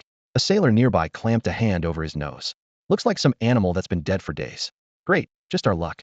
I thought we'd fetch something valuable, the crewman grumbled, waving the others over. Quit staring and help me toss it back. But in the next second, the dark mass inside the net began to straighten up. Be behind you, someone stammered, face drained of color, pointing at the man's back. Wha? Before the word left his mouth, the creature they had mistaken for a corpsey, gigantic wolf lunged, its fangs flashing. Crunch. The sailor never had time to scream. His entire head was torn off, blood spattering across the deck in a broad scarlet arc. What kind of monster is that? The remaining crew's knees buckled, some turning to bolt. The rotting wolf threw back its head and howled, sickly green eyes seeming to cast chains of light. Every man froze as if nailed to the spot, sweat beads coursing down their temples. They wanted to run, yet their very souls felt shackled, not a finger would obey. Then a soul-rending agony swept through their bodies. Thud, thud, faces contorted, they toppled to the deck, convulsing in torment. The moment it finished, the decaying wolf swayed and collapsed, a thick, fetid ooze spreading beneath it. Yet one crewman of average build slowly rose to his feet on the blood-soaked boards. As I suspected, a human vessel suits my soul far better. The man who had just been hauled aboard in a crewman's jacket slowly stretched his limbs. The movements were stiff, yet the sense of freedom was exhilarating. What made the scene truly chilling was the voice that escaped his lips, an entirely unfamiliar timbre. Had Lin Yuan been present, he would have recognized it at once as the soul wielder's voice. When Lin Yuan struck him down back on the island, he tore his own soul free without hesitation and hid inside the corpse of a blade-backed jackal, feigning death to slip past the carnage and escape Skull Island. The carcass drifted across endless waters, scorched by sun and drenched by rain until its flesh fell away, and even he doubted he could endure. At the brink of despair, a fishing trawler's net scooped up the rotting wolf along with the soul lodged inside. Proof, perhaps, that fate still had plans for him. Now, inhabiting a living body once more, he recalled the island, and an icy dread lingered in his chest. The might of that giant beast was unimaginable. Even Lei Jeans, an S-rank lightning esper, had seemed like a helpless child before it. Skull Island was undoubtedly hiding something extraordinary. He turned toward the island's distant silhouette and murmured, "With my current strength, I can't probe that place. Changing hosts too often takes far too high a tally. Need to share this intel.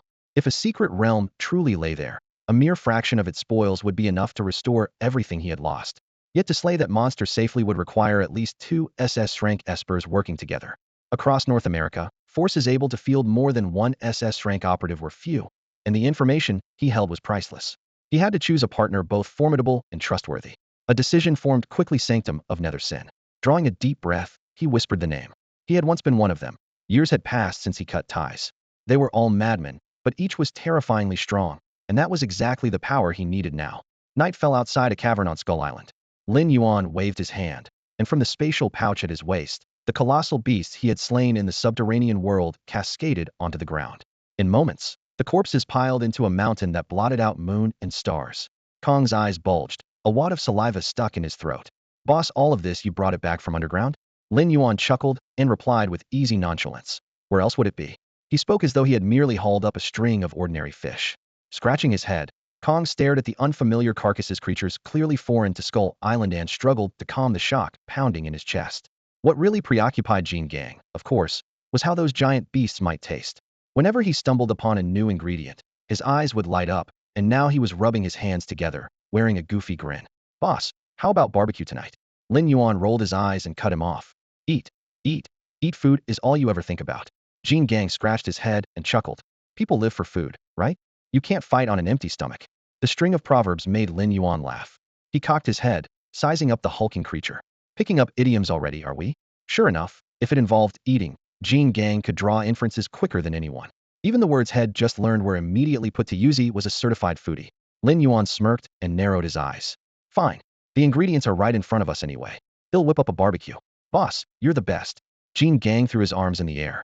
Lin Yuan raised a hand to add, "But once you're fed, you've got work to do." "Huh." Jean Gang froze, clearly not expecting a catch. Still smiling, Lin Yuan said, "In a few days you're coming with me underground." Head realized exploring the underworld alone was too much. A top-tier enforcer like Jean Gang was a resource he couldn't waste. "No problem." Jean Gang agreed without hesitation. "He'll go anywhere with you, boss." His quick answer made Lin Yuan laugh out loud. This simple-minded giant possessed virtues many humans lack. The monster world was brutal, yet straightforward, free of scheming. Before long, Lin Yuan had a campfire blazing outside the cave entrance. Jean Gang lugged over hefty logs, then sliced slabs of meat into skewer-thick chunks, nearly drooling as he threaded them. Flames leapt skyward while fat sizzled onto the coals. When Lin Yuan sprinkled on seasonings, a smoky, spicy aroma filled the night air. "Boss, can we eat now?" Jean Gang's palms were rubbing so fast they blurred, and his eyes looked ready to pop out. Lin Yuan chuckled. "Go ahead before your eyeballs actually fall." Haha. Jean Gang grabbed two giant skewers, biting alternately left and right, each hunk of meat disappearing the instant it touched his tongue. He ate with gusto, and Lin Yuan couldn't help smiling. At times he envied Jean Gang's carefree nature, but on Skull Island, an easy life required unmatched power.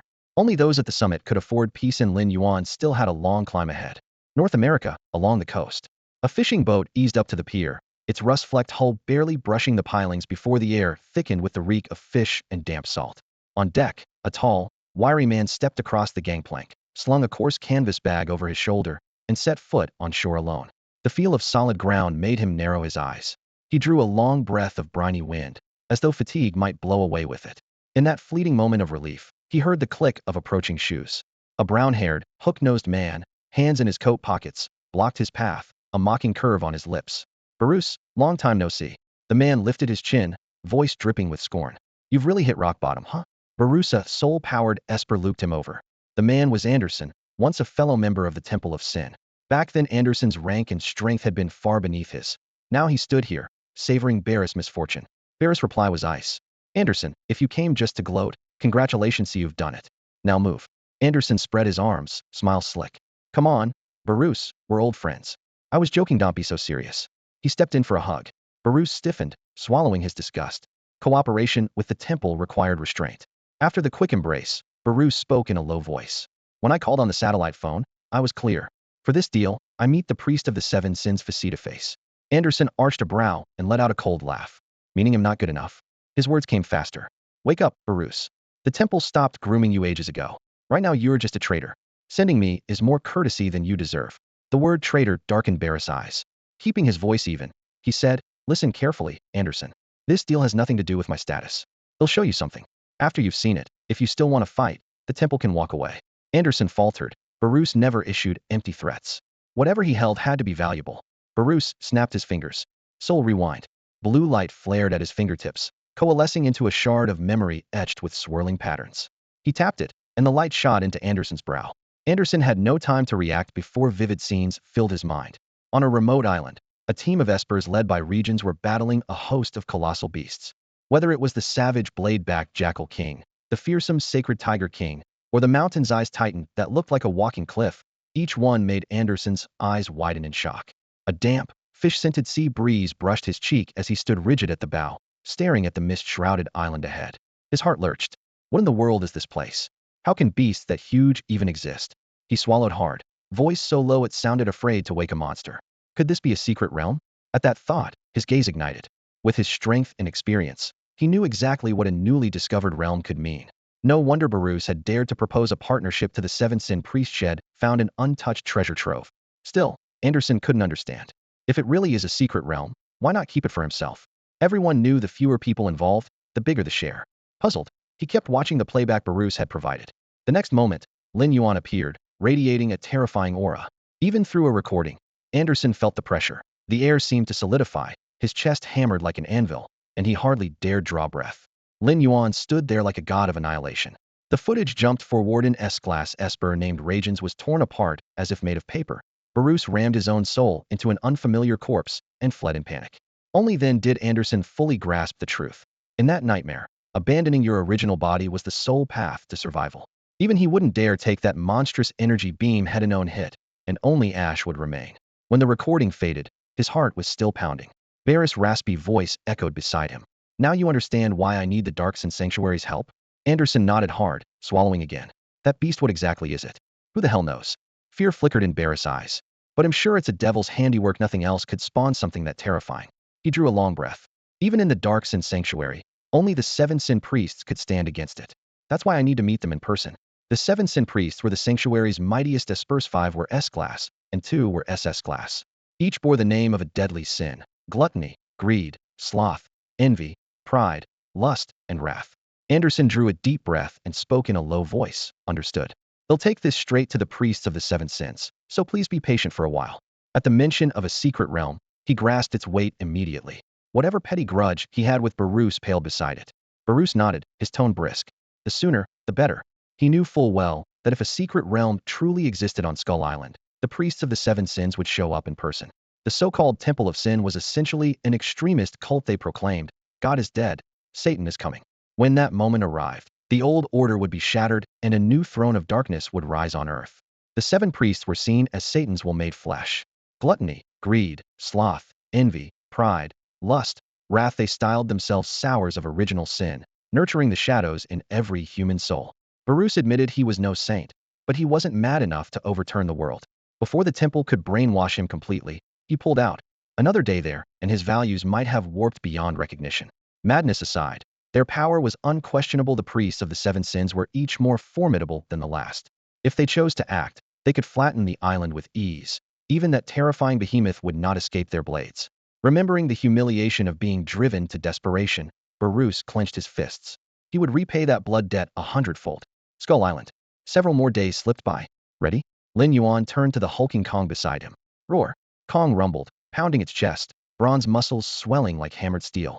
Today Lin Yuan would lead it into the subterranean world, a realm that filled Kong with equal parts curiosity and eagerness. Soon they stood again before the curtain of dim violet phosphorescence. For this journey Lin Yuan had brought only Kong. The underground world was still unfamiliar, and marching in with an army could create unwanted complications. He reached into his personal storage, pulled out the giant snakeskin of the screeching serpent, and shook it open. Put this on. He'll smuggle you through. By now Lin Yuan had absorbed enough radiation from the underground realm that the violet barrier no longer hindered him. The snakeskin was simply an insurance policy to ensure Kong's safe passage. Let's go. He drew a deep breath and stepped through the ghostly violet veil. Kong let out a low growl and followed close behind. The moment they passed through, the world before them changed in an instant. When they finally regained their bearings, Lin Yuan and Jin Gang were already in the world beneath the earth. Jin Gang scratched his head, graystone dust trickling between his fingers, and stared blankly around him. Boss, is this the underground world? It looks the same as back home. Lin Yuan flicked his forehead. Fool, we're still inside a cavern. Of course it looks the same.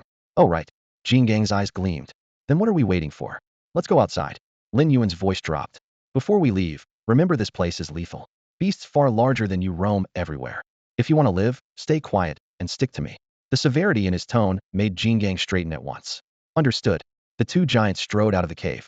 The walls were slick. Waves of heat from hidden magma surged through the cracks, and their footfalls echoed dully against the rock. As they stepped through the mouth of the cavern, Jin Gang froze. A crimson sky arched overhead. A blood-red plain stretched out below. On the horizon, a scarlet sun blazed so brightly it hurt to look at, while a scorching wind laced with sulfur rolled past. He had never seen anything like it. This was the true subterranean realm. He inhaled the blistering air, eyes shining. Boss, where do we go now? Lin Yuan remained calm. Not yet. First, tell Mato you feel anything different in your body. Jin Gang closed his eyes and focused inward. Moments later his pupils narrowed. Boss, my body is absorbing the energy here on its own. What's going on? Exactly as I thought, Lin Yuan muttered. His suspicion was confirmed. Every giant beast could draw in the strange energy leaking from this vast underworld. In other words, this place was a natural evolution ground for monsters. The discovery only sharpened his curiosity. What secrets lay beneath this crimson sky? Once he uncovered them, he would have his answers. But first, something more important checking in. He had saved today's opportunity for this moment to see whether a secret realm check-in carried special rewards. System, check-in. Lin Yuan raised his head and spoke silently. A heartbeat later, the familiar mechanical voice rang in his mind. Congratulations, host, on your first check-in within the subterranean secret realm. Lin Yuan smiled. So it worked, completely different from Skull Island. The notifications rolled in. Reward received, 300,000 evolution points. First secret realm check-in bonus, Crimson Lotus form. Red Lotus form? Lin Yuan's expression shifted from shock to unbridled joy in an instant. He understood exactly what that meant. This was one of Godzilla's most formidable states, able to unleash an endless stream of superheated atomic breath that climbed in temperature with every blast, scorching everything within dozens of miles to ash. If memory served, Godzilla in this form could even one-shot Ghidorah. And now, thanks to a single sign-in, that terrifying power was his. The system prompt followed at once. This was a special reward for his first sign-in inside the secret realm. Although the surroundings looked like an underground cavern, they belonged to a unique zone called the subterranean secret realm. If signing in here granted extra rewards, then Earth clearly hid other realms as well. The world, Lin Yuan realized, was far more complex than he had imagined. Steadying his excitement, he glanced at Kong and called out, "Come on, let's go hunting." If he let the big guy stay idle any longer, Kong would start bouncing off the walls. Roar. Kong answered in a low rumble, eyes gleaming with anticipation. Lin Yuan moved cautiously through the dim subterranean secret realm with Kong at his side. Colossal beasts prowled everywhere, and the air reeked of primal bloodlust, perfect fuel for Kong's innate battle frenzy. Before long, they fixed on their first target, a massive skeletal tyrannosaur king. Think you can handle it? Lin Yuan asked, tilting his head. Roar. Kong rumbled back, muscles tensing, battle spirit surging. Lin Yuan chuckled. It's all yours. Though the skeletal tyrannosaur king outweighed Kong by several orders of magnitude, the outcome was anything but certain. Kong's bloodline was every bit as ferocious. Roar. Given the green light, Kong charged. Across the cavern, the tyrannosaur reacted instantly, twin crimson eyes locking on him with a viper's malice. Down here it was a top-tier predator. It had never expected anyone to come looking for trouble. Roar. It lunged, claws like blades aimed straight at Kong's chest. Rip. Flesh tore, blood streamed as the claws scored deep. But Kong barely flinched. He swung a titanic fist in return, driving it into the creature's skull. Boom. The dull impact echoed through the cavern. knocking the Tyrannosaur's skull sideways. Even Lin Yuan had to respect Kong's brute strength. That punch landed flush. Recovering from it would be no easy feat. Kong's onslaught had only just begun. Boom, boom, boom. Scarlet fists crashed down like a storm, each blow landing squarely on the skeletal Trex King's skull. Knuckle met bone with muffled detonations that shook the air. From the sidelines, Lin Yuan heard the faint splinter of cracking bone and felt a chill. Was Kong about to shatter that skull outright? Yet the skeletal Trex King was no helpless prey. After a brief stumble it roared, sweeping its black-scaled tail in a savage arc. Bang! The tail whip smashed into Kong's spine, its armored scales splitting flesh like an axe through timber and carving a crimson furrow. While Kong growled in sudden pain, the Trex lunged, jaws clamping onto his right shoulder. Teeth, cold and keen as tempered daggers, punched through muscle and locked tight, determined to grind the shoulder blade to shards. Roar! The agony unleashed Kong's deepest fury. Bloodshot eyes blazing, he hurled both colossal hands up and clamped the reptile's thick neck. Muscles bunched and cords of power surged. He meant to throttle his foe outright.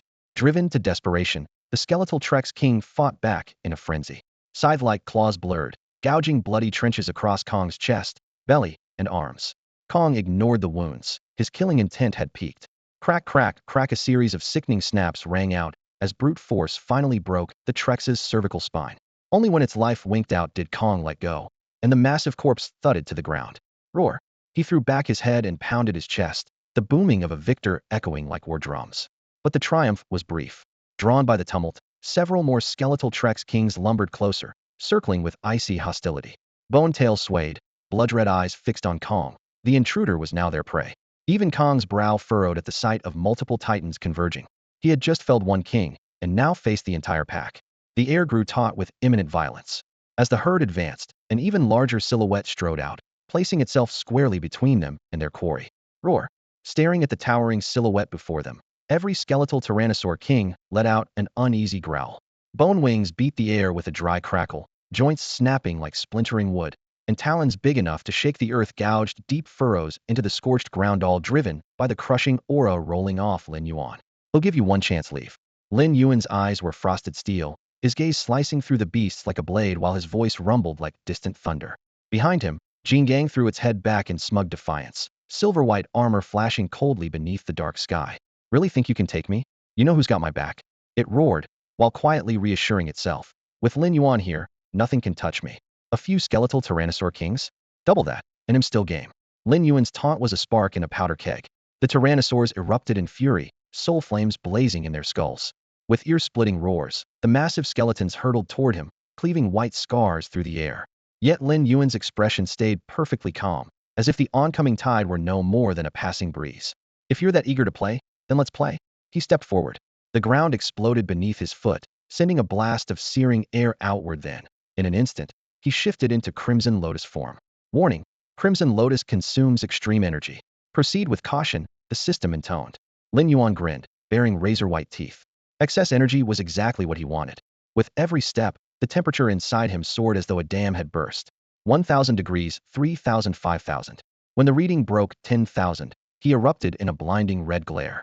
Blood-red flames rippled along his muscles as if he stood in the heart of magma. From afar he seemed a colossus forged of fire, a burning star no one could bear to face. This was the Crimson Lotus State, Crimson Lotus Godzilla. As they stared at the towering beast wreathed in flame, fear flickered in the hollow eyes of every skeleton Tyrannosaurus King. They had never imagined the creature before them could unleash such terrifying power. In the blink of an eye, several of them staggered back, and even Kong, standing nearby, felt his heart jolt. Had never seen Lin Yuan use a move like this. Now Lin Yuan was cloaked in crimson fire, a demon god striding out of purgatory, gazing down on all living things with an apocalyptic aura. Fierce as they were, the skeleton Tyrannosaurus Kings retreated instinctively, shuffling backward. But Lin Yuan had no intention of letting them go. His voice was icy. I already gave you a chance to run. Since you refused, die? He threw back his head and opened his jaws. A heartbeat later, a pillar of scarlet energy erupted from his throat and tore straight through the nearest skeleton Tyrannosaurus King. This was the upgraded form of his heat ray, the Crimson Lotus Beam, hotter and deadlier than his ordinary breath attack. With a blinding flash, a massive hole was seared through the creature's chest and abdomen, flesh and bone vaporizing on the spot. Kong stared in disbelief. The foe he had struggled to match was obliterated by the boss in a single blast. The display of raw power sent the remaining skeleton Tyrannosaurus Kings into a panic. No longer daring to fight, They turned and bolted in every direction. A cold light flared in Lin Yuan's eyes. He needed no help from Kong. His colossal, flame-wreathed body lunged forward. Empowered by Crimson Lotus mode, his speed spiked. In a heartbeat, he was behind one of the fleeing beasts. Crimson Lotus Claw. His blazing talons ripped through the air, the razor-sharp digits slicing open the creature's thick scales and plunging into its flesh. Without hesitation, he seized its heart and squeezed. Crunch. The gigantic organ was crushed to pulp. He tore his claw free.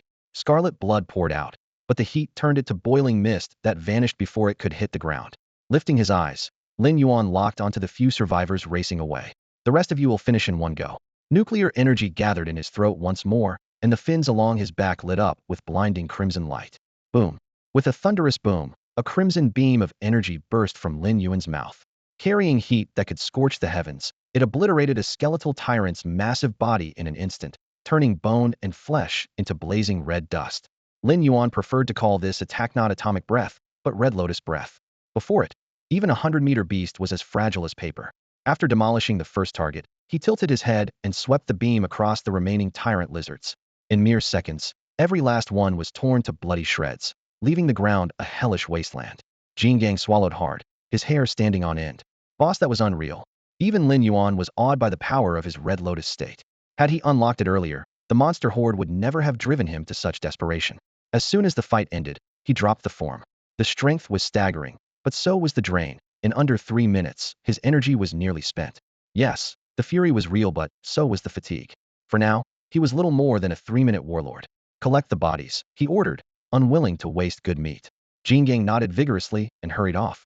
If the boss had a slab of meat, he was sure to get a bowl of broth. But the moment he hoisted a skeletal tyrant's carcass, he froze. What is it? Lin Yuan asked, frowning. Jingang forced down a gulp. Boss, a huge pack of beasts is closing in on us. A pack? Lin Yuan's eyes narrowed. How many? At least 300 or 400, maybe over 500. Jingang stared at the dense silhouettes ahead, his breath coming in shaky bursts. There was no doubt. Every one of those monsters had been drawn by the Red Lotus breath Lin Yuan had just unleashed. Boss, what do we do now? Even the usually fearless Kong felt a chill as he stared at the sea of monsters ahead. What else can we do? Run. Lin Yuan lunged forward, grabbed the back of Kong's thick neck, and bolted in the opposite direction of the horde. Kong's eyes went wide. We're really just running? Not even throwing a punch. Lin Yuan almost laughed at the big lug. If I set you down, you want to take on 400 or 500 behemoths by yourself. A single mouthful of spit from each could drown us both. If he could keep Scarlet Lotus mode active forever, he might stand a chance against the swarm, but he couldn't. Since defeat would lead to retreat anyway, they might as well skip the losing part. Knowing when to withdraw is a tactic too. As he dragged Kong along, Lin Yuan shouted over his shoulder. Listen up, grandsons. Keep chasing. If you can't run me down, they'll scatter your ashes one day. Kong had never seen anyone run away so brazenly. Can't win, yet still swaggering now that's a boss. Respect flickered in Kong's eyes. Lin Yuan, meanwhile, had no idea he was turning Skull Island's king into its resident hooligan. After a full half hour of sprinting, Lin Yuan's chest pumped like a bellows, and he was nearly spent. He barked, Kong, check if those bastards have given up yet. Kong glanced back and swallowed hard. Boss, not only did they stick around, they picked up friends. There are at least 800 on our tail, maybe 1,000. Lin Yuan was silent for 2 seconds, then cursed. Damn their ancestors. Do these underground beasts have nothing better to do than chase my backside?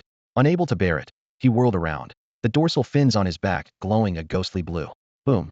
His atomic breath shot out as a blazing column of energy, ripping into the swarm and painting the air with blood mist. Dozens of giants were torn apart on the spot.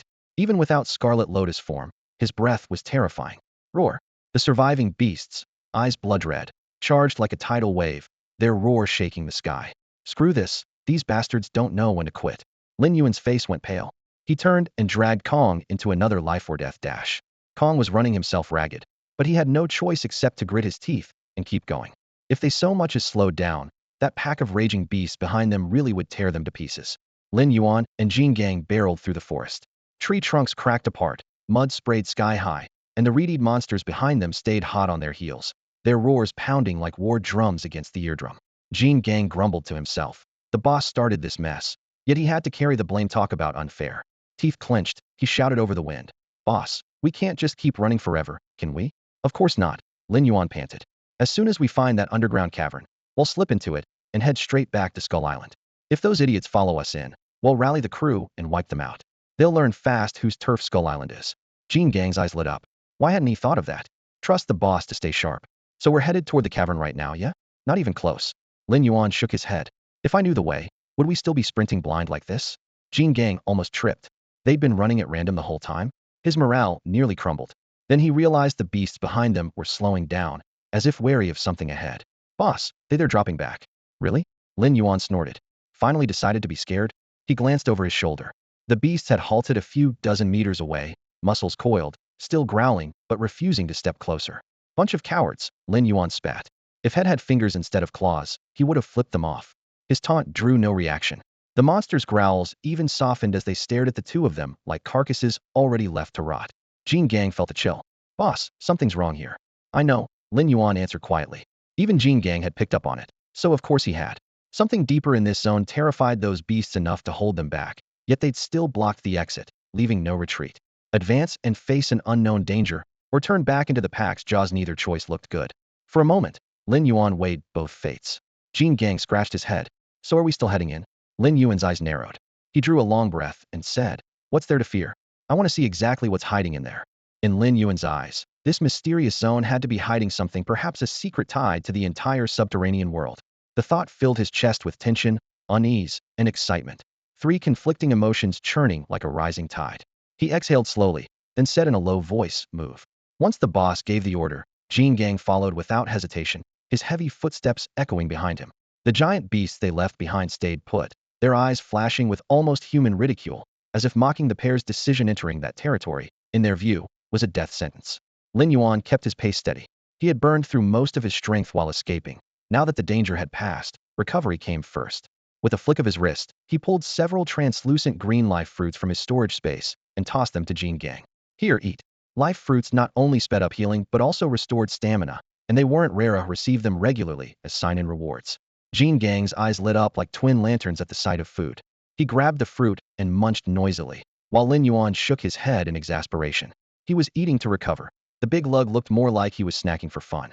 After a few fruits, their breathing steadied and their strength returned to its peak, giving them confidence against whatever lay ahead. As they moved, Lin Yuan kept scanning their surroundings. They had left the plains behind and were now among rolling hills. One ridge followed another, layers of slopes blocking the view. The landscape was bleak and silent, with almost no sign of giant beasts. The very absence felt wrong, and Lin Yuan's guard shot up. Where things feel off, danger usually lurks. The vibe reminded him of when Head established a base on Skull Island back then. No dim-witted beast had dared stray near his turf either. With that in mind, he lowered his voice. Stay sharp. This is probably a top predator's territory. The others avoid it for a reason. Jin Gang paused, then nodded solemnly. Soon they reached the base of the tallest hill in sight. Even for someone as strong as Lin Yuan, the climb drained his energy, but he was determined to gain a better vantage point. At last they reached the summit. Lin Yuan swept his gaze over the tangled terrain, searching for the slightest clue. Jin Gang, still panting, scratched his head and asked, Boss, see anything? Because Lin Yuan was taller, King Kong had to stand on tiptoe, craning his neck to survey the surroundings. Then Lin Yuan's gaze locked onto a shadow in the northwest, a pitch-black shape, with just one cold edge catching the light. From his height, he could only see part of it, but the longer he stared, the more it looked like the corner of a building. Buildings down here? The idea jolted him. He twisted to the side and barked, climb onto my back and tell me what that thing is. King Kong froze. Before he could react, Lin Yuan crossed his huge claws into a makeshift step. Move. King Kong didn't dare hesitate. He planted one foot, grabbed the scales on Lin Yuan's shoulder, and clambered up. Damn, you've gotten heavy, Lin Yuan muttered, realizing just how much the big lug had bulked up over the past few days. Haha. King Kong scratched his head and steadied himself, following the direction Lin Yuan indicated. Lin Yuan braced him and whispered, Can you see it? I can. King Kong blinked, then scratched his scalp in confusion. But I've got no idea what it is. Looks like a huge black box square, with a ring of stone pillars. And it's big. The description hit Lin Yuan like a lightning bolt. King Kong lacked the words, but black box and stone pillars, combined with the shadow Head glimpsed, could mean only one thing. A structure, most likely a colossal black palace. How could there be a palace underground? Did the beasts build it? He dismissed the thought. With their limited wits, they could barely stack rocks, let alone raise a palace unless some highly intelligent subterranean giant existed, which still felt unlikely. While he wrestled with possibilities, King Kong slid off his shoulder, eyes bright with curiosity. Boss, what is that black box? I don't know, Lin Yuan said, steadying his breath. But once we get there, we'll find out. The palace's outline was already visible, yet reaching it meant crossing at least a dozen peaks. Even so, a single thought burned in Lin Yuan's mind. He had to learn what that mysterious Black Palace was and why it stood here in the depths of the earth. Lin Yuan and Jin Gang moved silently toward the Black Palace.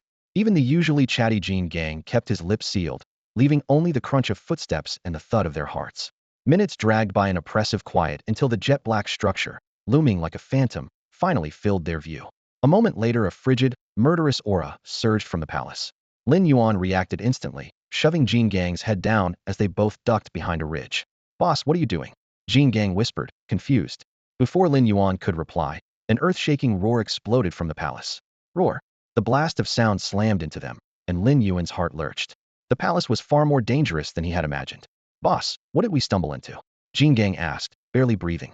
"Keep your voice down," Lin Yuan muttered, edging up to look. The sight stole his breath. A beast nearly 200 meters tall stood before the palace, as massive as a mountain. Muscled limbs supported a grotesque goat's head, and one thick arm swung a bone club that glinted with cold menace. Any creature would freeze at the sight. One glance told Lin Yuan exactly what it was: Baphomet, the goat-head demon. Born of biblical legend and cataloged in the monsterverse, it had never appeared on film, yet Lin Yuan, a monster aficionado, knew it well. Seeing it in person, he finally grasped its soul-crushing presence. Suddenly Baphomet turned, eerie green eyes sweeping toward them.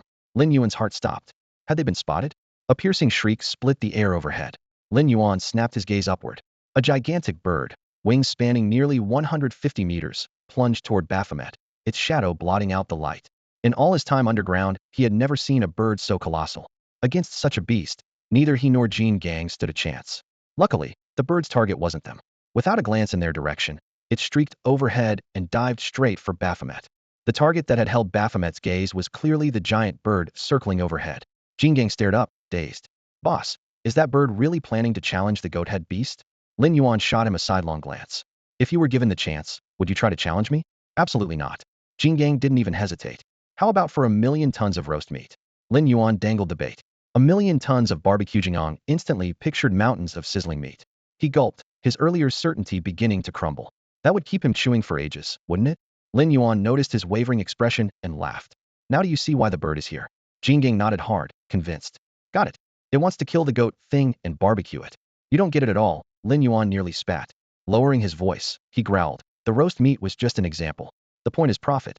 When the reward is big enough, someone will always take the risk." He took a breath and spelled it out. "The real prize is that Black Palace. The goat demon guards the door. Anyone who wants in has to get past it first. That's why the bird picked this fight." Even Jin Gang finally caught on. Scratching his head, he asked, "So what treasure inside that palace makes creatures this strong go to war?" A shrill cry cut off Lin Yuan's answer. The giant bird suddenly flared its wings, two moving cliffs sweeping toward Baphomet. With a deafening boom, twin hurricanes formed at once, hurling rock and sand straight at the goat demon below. To everyone's surprise, Baphomet didn't budge. Its hooves bit into the soil, a crude bone club gripped in one hand. It stood like a monolith. The roaring wind couldn't even lift its robe. Disdain filled its goat eyes, as though the foe above were beneath notice. The bird had planned ahead. In the next instant it shuddered its wings, and thousands of feathers snapped free, transforming into silver daggers that rained down. Thud! Thud! Thudrazor sharp quills punched through Baphomet's hide, splashing black-red blood. The pain drove the demon berserk. Its roar made the ruins quake. Muscles rolled like molten rock beneath its skin as it heaved the bone club, leaving a blinding white afterimage. Boom! The blow carried such monstrous force that the giant bird had no time to dodge. The club crashed into its body with a dull, earth-shaking thud. With a mournful shriek, the colossal bird was slammed to the ground by Baphomet's massive bone club, feathers scattering like snowflakes. From his hiding place behind the hill, Lin Yuan could almost hear bones as hard as steel shatter, and he couldn't help but gasp at the demon's brute strength. The bird crashed down but refused to yield. Its wings snapped open, whipping up a gale of dust as it forced itself upright and hurled its body at Baphomet with a piercing screech. Its razor-sharp beak flashed coldly, striking again and again, each blow tearing flesh from the demon's chest and sending blood spraying through the air. Lin Yuan had thought the creature would try to escape. Only now did he realize its ferocity. It would rather die than leave without taking a bite of its enemy. Baphomet was just as ruthless. Dropping the bone club, the demon lunged forward, clamping both wings in an iron grip while a guttural snarl rumbled in its throat. A heartbeat later, it heaved with savage force. Rip! Lin Yuan watched, stunned, as those broad wings were torn apart, blood and feathers raining down. The bird's agonized scream only drove Baphomet into a greater frenzy. Casting aside the ruined wings, the demon reclaimed the club and, with a low growl of delight, hammered it into the bird's body again and again. Thud, thud, thud. The dull thump of splintering bone and rupturing muscle echoed across the waste. Behind the hill, Jean Gang's pupils contracted, and for the first time a trace of fear crossed his face. Had never truly feared anyone before, yet the goat-horned demon's savagery made his heart race. Lin Yuan's expression turned cold. He was now certain that even in his red lotus form, he might not withstand Baphomet. The giant bird, far larger than he, had been helpless. If he revealed himself now, the outcome was obvious. No matter how curious he was about the Black Palace, he would not wager his life. The corpse was still warm when Baphomet began to feast. Seizing the bird's talon, it ripped off an entire leg and bit into it with crunching jaws, blood trickling past its fangs to stain the earth. Lin Yuan shot Jean Gang a look and whispered, "Stay sharp, we're pulling back." Jean Gang nodded, not daring to make the slightest sound. This wasn't their first attempt to run. Earlier, when Baphomet was locked in a brutal fight with the giant bird, they could have slipped away in the chaos. But Lin Yuan had insisted on witnessing Baphomet's true power and let the best window pass. Now, their only chance was to wait until the demon buried its head in its meal and gamble one more time. Lin Yuan drew a deep breath, turned slowly, and held it. His feet glided as though greased yet cushioned with cotton as he inched toward the far side of the cliff, terrified of alerting Baphomet, who was busy gnawing on a bird leg. Jean Gang understood the stakes. He pressed close behind Lin Yuan, not daring to look back. If nothing went wrong, they had every chance of slipping away unnoticed. But a shrill bestial roar erupted in the distance, piercing the night like a spike. Baphomet snapped to attention, flinging aside the half-eaten drumstick as its massive frame shot upright. Lin Yuan and Jean Gang hadn't yet reached a safe distance and found themselves caught squarely in those blood-red eyes. Damn! Lin Yuan's face sank. The situation was turning disastrous. This Baphomet was far more terrifying than the whole horde of giant beasts that had chased them earlier. Against those creatures, he and Jean Gang could still toy with them through sheer speed, but if this horned demon fixed on them, they were finished. A thunderous roar rattled their eardrums, and Lin Yuan felt the killing intent slam onto him. He didn't hesitate. Grabbing Jean Gang, he sprinted toward the depths of the mountain forest. But Baphomet had no intention of letting them go. Hooves the size of millstones shattered loose rocks, and the bone club in its hand traced a pale arc as the demon bounded after them. The rough terrain might as well have been flat ground to it. Within seconds it closed on the slightly slower Jean Gang. Another roar erupted, and Baphomet swung the club in a wide sweep. Cold light brushed their faces, foul wind thick with the scent of blood rushed in. Jean Gang didn't dare hesitate. He threw up his left arm and met the blow heated. The club connected with a dull boom that echoed with the crack of bone. The bones in Jean Gang's left forearm splintered, and the arm instantly went limp. Bloodlust burned hotter in the demon's eyes. It had no thought of stopping. With a guttural snarl and ragged breath, it raised the club again, channeling tens of thousands of tons of force into a downward chop aimed at Jean Gang's skull. If that strike landed, his cranium would be smashed to pieces. In the nick of time, Lin Yuan darted in front of Jean Gang. Because his peculiar body could not disperse the impact, he had no choice but to take it heat in. Midnight black scales shimmered with a steely chill, as hard as forged steel. The club slammed into him with a resounding boom. The shock reverberated through his body, yet the scales held fast. Lin Yuan's expression didn't so much as flicker as he locked eyes with the horned demon before him. After Lin Yuan absorbed the blow heated, a flicker of astonishment crossed Baphomet's eyes. It hadn't expected the beast before it to possess not only prodigious strength but the hardness of a mountain. Still, the brute force behind that strike was far from ordinary. Lin Yuan didn't budge, yet the scales shielding his body splintered with a brittle snap, spiderwebbing across his armor. Roar! The instant Lin Yuan was injured protecting himself, Jean Gang's reason ignited. His eyes burned crimson, and with a furious bellow he charged. Muscles ballooned to their limits as he poured every ounce of power into a sledgehammer punch aimed at Baphomet's chest. Bang! Knuckles slammed into a shell of black iron with an ear-splitting crash. To Jean Gang it felt as if his fist had struck a steel wall. The bone-shaking recoil detonated up his arm, leaving it quivering in pain. Baphomet cocked its head in disdain, contempt gleaming in its gaze. At 200 meters long, it dwarfed Jean Gang like a titan looming over a child.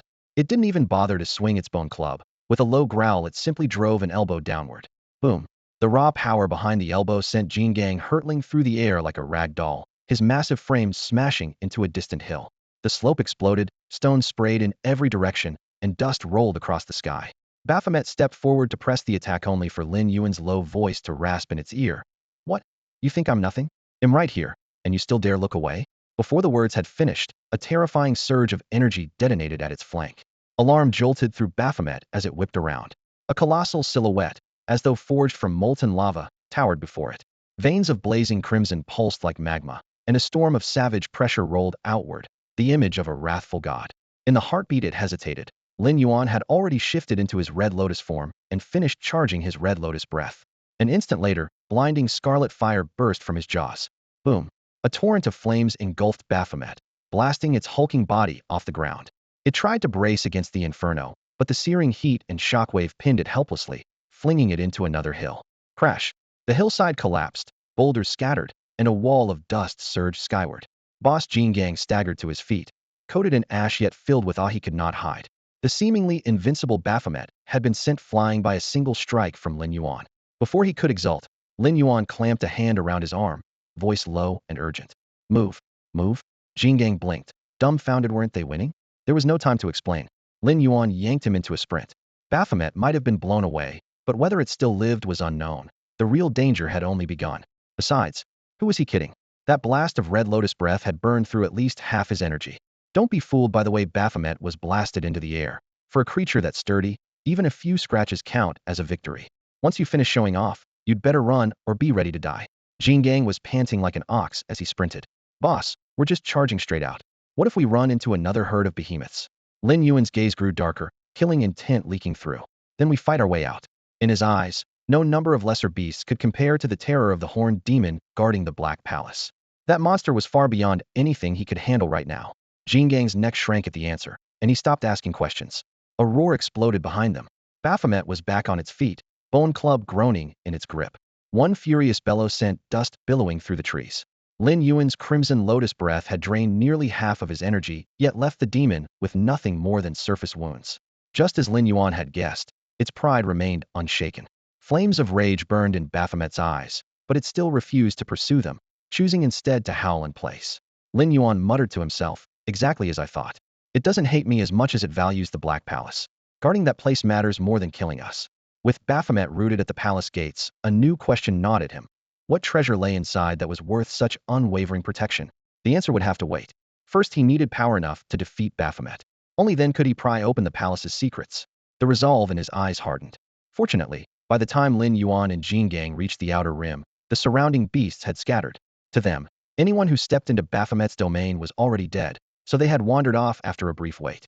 None of them imagined Lin Yuan could repel the demon and escape alive. Boss, should we head back now? Jingang asked, pressing a hand to his wound. Lin Yuan shot him a sidelong glance, voice low. Took a blow for nothing and just leave? Does that sit right with you? Of course not. Jingang growled, then deflated. Still, we can't beat it, even together. Lin Yuan studied him with a narrow-eyed smile.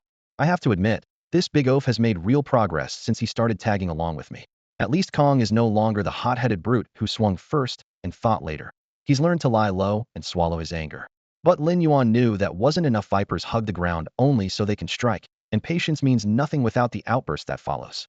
Curling his lip into a half-smile, he asked, if all you do is hide, how are you different from a turtle in its shell? Kong froze for a moment and rumbled. So what's your plan, boss? My plan is irrelevant. Lin Yuan answered, his voice calm but edged with cold intent. Anyone who crosses me dies. We can't beat that thing now, but that won't always be true.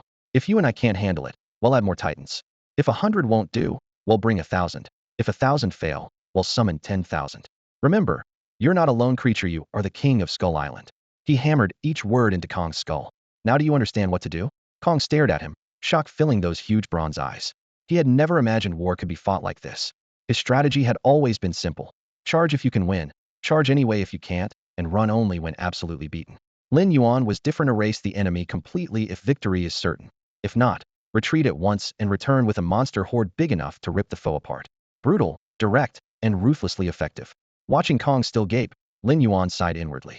The big lug had no idea how vicious the world could be. Without that massive frame, he'd be nothing but bones the moment he stepped into human lands. Fortunately for him, he met me. As thoughts churned, a rough plan took shape. In a low voice he ordered, starting tomorrow, bring the Skull Island Titans here in waves. Let them absorb this subterranean energy and grow stronger. Once they're ready, he'll assign hunts half the spoils to them, half to me. Complete the hunt, and you earn the right to come back. Fail, and you're banished for good. He drove a massive claw into the earth. Survival of the fittest. The strong devour the weak. Nothing is more certain. If you want power, prove you're worth it. If all went well, the island's beasts would soon establish themselves below ground, and prey would pour toward Lin Yuan without him lifting a claw. To him, Every creature was a gleaming stack of evolution points. Finishing his speech, Lin Yuan swept the darkness with a razor-sharp gaze and jabbed a claw at the black soil. Every monster down here will learn that this underworld is my territory to know. It's more than that. It's my hunting ground. From the moment Lin Yuan first ventured into the subterranean world, he had seen it as his personal hunting ground. He knew his own power had limits, so he turned his attention to every giant beast on Skull Island that could be of use. Thus, the original Monster Legion plan was born. To win their allegiance, he spared no expense, placing one exceedingly rare beast soul pill after another between their jaws, all in preparation for today. Every investment must yield a return. Lin Yuan had always lived by that creed. In exchange, he asked only that these behemoths fight for him at the critical moment. Now Lin Yuan had confirmed one thing. The radioactive energy saturating the subterranean world could be absorbed directly by any giant beast. A single month down there would raise their size and combat prowess by at least a full tier. To the creatures of Skull Island, the place was nothing short of a natural sanctuary, and Lin Yuan, as its discoverer, had effectively monopolized the doorway. Want to enter the sanctuary? Find first, hunt enough prey, and pay him an admission fee. Move that rule set into human society and you would call it textbook capitalism. But on Skull Island, where only the strong survive, it was the purest form of mutual benefit. Without Lin Yuan, the beasts would never sense the subterranean realm. Even if they did, the entrance would remain out of reach. Today he had offered them a chance at metamorphosis. Collecting payment was only fair. In the process, the island's overall fighting strength would soar, and Lin Yuan's own power would rocket upward. More importantly, in the minds of these titans, Lin Yuan held near divine authority. No matter what plan he devised, none of them would dare challenge his rule. 5 days later, roar. A deep bellow rolled across the jungle's edge as Kong tore through the vines. Behind him emerged the first contingent of chosen titans, the sacred tiger king clad in golden stripes, the winged monarch spreading bony wings more than 10 meters wide, the sawback jackal king raising the serrated blades along its spine, the reef bull demon snorting clouds of steam, each the supreme ruler of its own kind. At Lin Yuan's direct command, Kong had ushered them here. The subterranean world was riddled with peril. Any beast under 50 meters tall would be like an infant thrown into a den of wolves, and even 100-meter giants were commonplace. Without a trailblazer, an ordinary monster would march straight to its death. Lin Yuan therefore had to dispatch the leaders first, to hew out a foothold by brute force and leave a patch of survivable ground for those who followed. At this moment Lin Yuan stood atop a stone dais, his colossal frame nearly blotting out the sky. He released no overt pressure. His mere size and silent presence alone made these kings hold their breath, scarcely daring to exhale. Expressionless, Lin Yuan swept his gaze over them. It has to be said, once the beast spirit pills awakened their latent power, these massive creatures began to grow at an astonishing pace. In just a few days their muscles swelled into sculpted ridges, their bones thickened like forged iron, and their scales and hides gleamed with a dark metallic sheen. If they charged together, even the mighty Kong might not emerge unscathed. Lin Yuan stood among them, his gaze calm, yet undeniably commanding. His voice carried, steady and clear. There's no question you are now the strongest beasts on Skull Island. A volley of deep roars ripped through the forest, echoes booming from tree to tree. The giants lowered their heads, their poses full of submission. They knew their newfound strength came from the pills Lin Yuan had granted them. In their eyes, he was already something close to a god. But Lin Yuan's tone suddenly sharpened. And yet I tell you, powerful as you are, it's still not enough. He swept his arm around them. On a mere speck of land like Skull Island, what does it matter if you're kings? Beyond these shores, true enemies could crush you to pulp with a single finger. He paused, his voice dropping to a chill. And underneath Skull Island lurks a threat just as deadly. Those foes come from a hidden world sealed beneath the earth. The Skullcrawler king you fought, the black screeching serpent, those were only mid-tier predators down there. When the real overlords appear, even Kong and I together can do nothing but retreat. His thunderous words still vibrated in the air. The beasts lifted their heads, pupils constricting in disbelief. Information crashed over them. The master they deemed invincible admitting defeat beneath the ground? How terrifying must those creatures be? A heavy gloom settled. Exactly what Lin Yuan wanted. A faint smile curled his lips. Only danger drives evolution. Remember, no matter how dominant you are on Skull Island, in the world below and in the vast lands beyond, you are nothing. He surveyed them, voice easing. Words alone won't convince you. That's why I summoned you here today. I'll take you down there myself. Well, walk the underworld together. Another wave of booming roars erupted. Their eyes blazed with feral excitement, their hot breaths kicking up dust, and not a trace of fear could be seen. Lin Yuan nodded in satisfaction. Even after enjoying easy days on the island, the bloodlust in their bones still burned bright. Their monstrous nature had never changed. Before him stood the same ferocious beasts they'd always been. All he had to do was drive this legion of titans into the underground world and let them loose in a storm of blood and steel. Half an hour later, dust was still drifting from the cavern roof when Lin Yuan strode forward. The gigantic beasts followed close behind, their heavy claws and hooves pounding the stone and rattling loose showers of debris. The line finally halted before a wavering purple barrier, the air around it humming with a cold surge of power. Every creature stared in disbelief. Who would have guessed that the skull reptile's nest hid an entrance like this? Move. Lin Yuan's voice was low and forceful. As he spoke, he flung out the hides he had prepared. The coarse pelts slapped across the beasts' backs, covering them completely, skins stripped from native underworld monsters, the only passports that would let Skull Island life forms slip inside. Lin Yuan understood that once they had absorbed enough energy down there, they wouldn't need these disguises anymore. Ripples spread across the violet curtain as one beast after another dove through, their massive bodies swallowed in an instant. Lin Yuan exchanged a glance with Jin Gang and stepped after them. Roar! A strange, suffocating atmosphere closed in. Deep growls echoed through the dim tunnel. The beasts' hackles rose and their nostrils flared, every sense on edge. Enough noise. Were not even at the main area yet. Lin Yuan waved them down, his voice reverberating off the stone. We have to get out of this cave before you see the real underworld. Jin Gang scratched the back of his head with a laugh. Boss, let me guide these pups. Go ahead, Lin Yuan said, nodding. Seeing the big oaf charge to the front, he remembered how lost Jin Gang had looked on his first trip here. Now head turned into the elder brother. Simple as he was, Jin Gang could always be trusted to get things done. Under his direction, the beasts marched in order.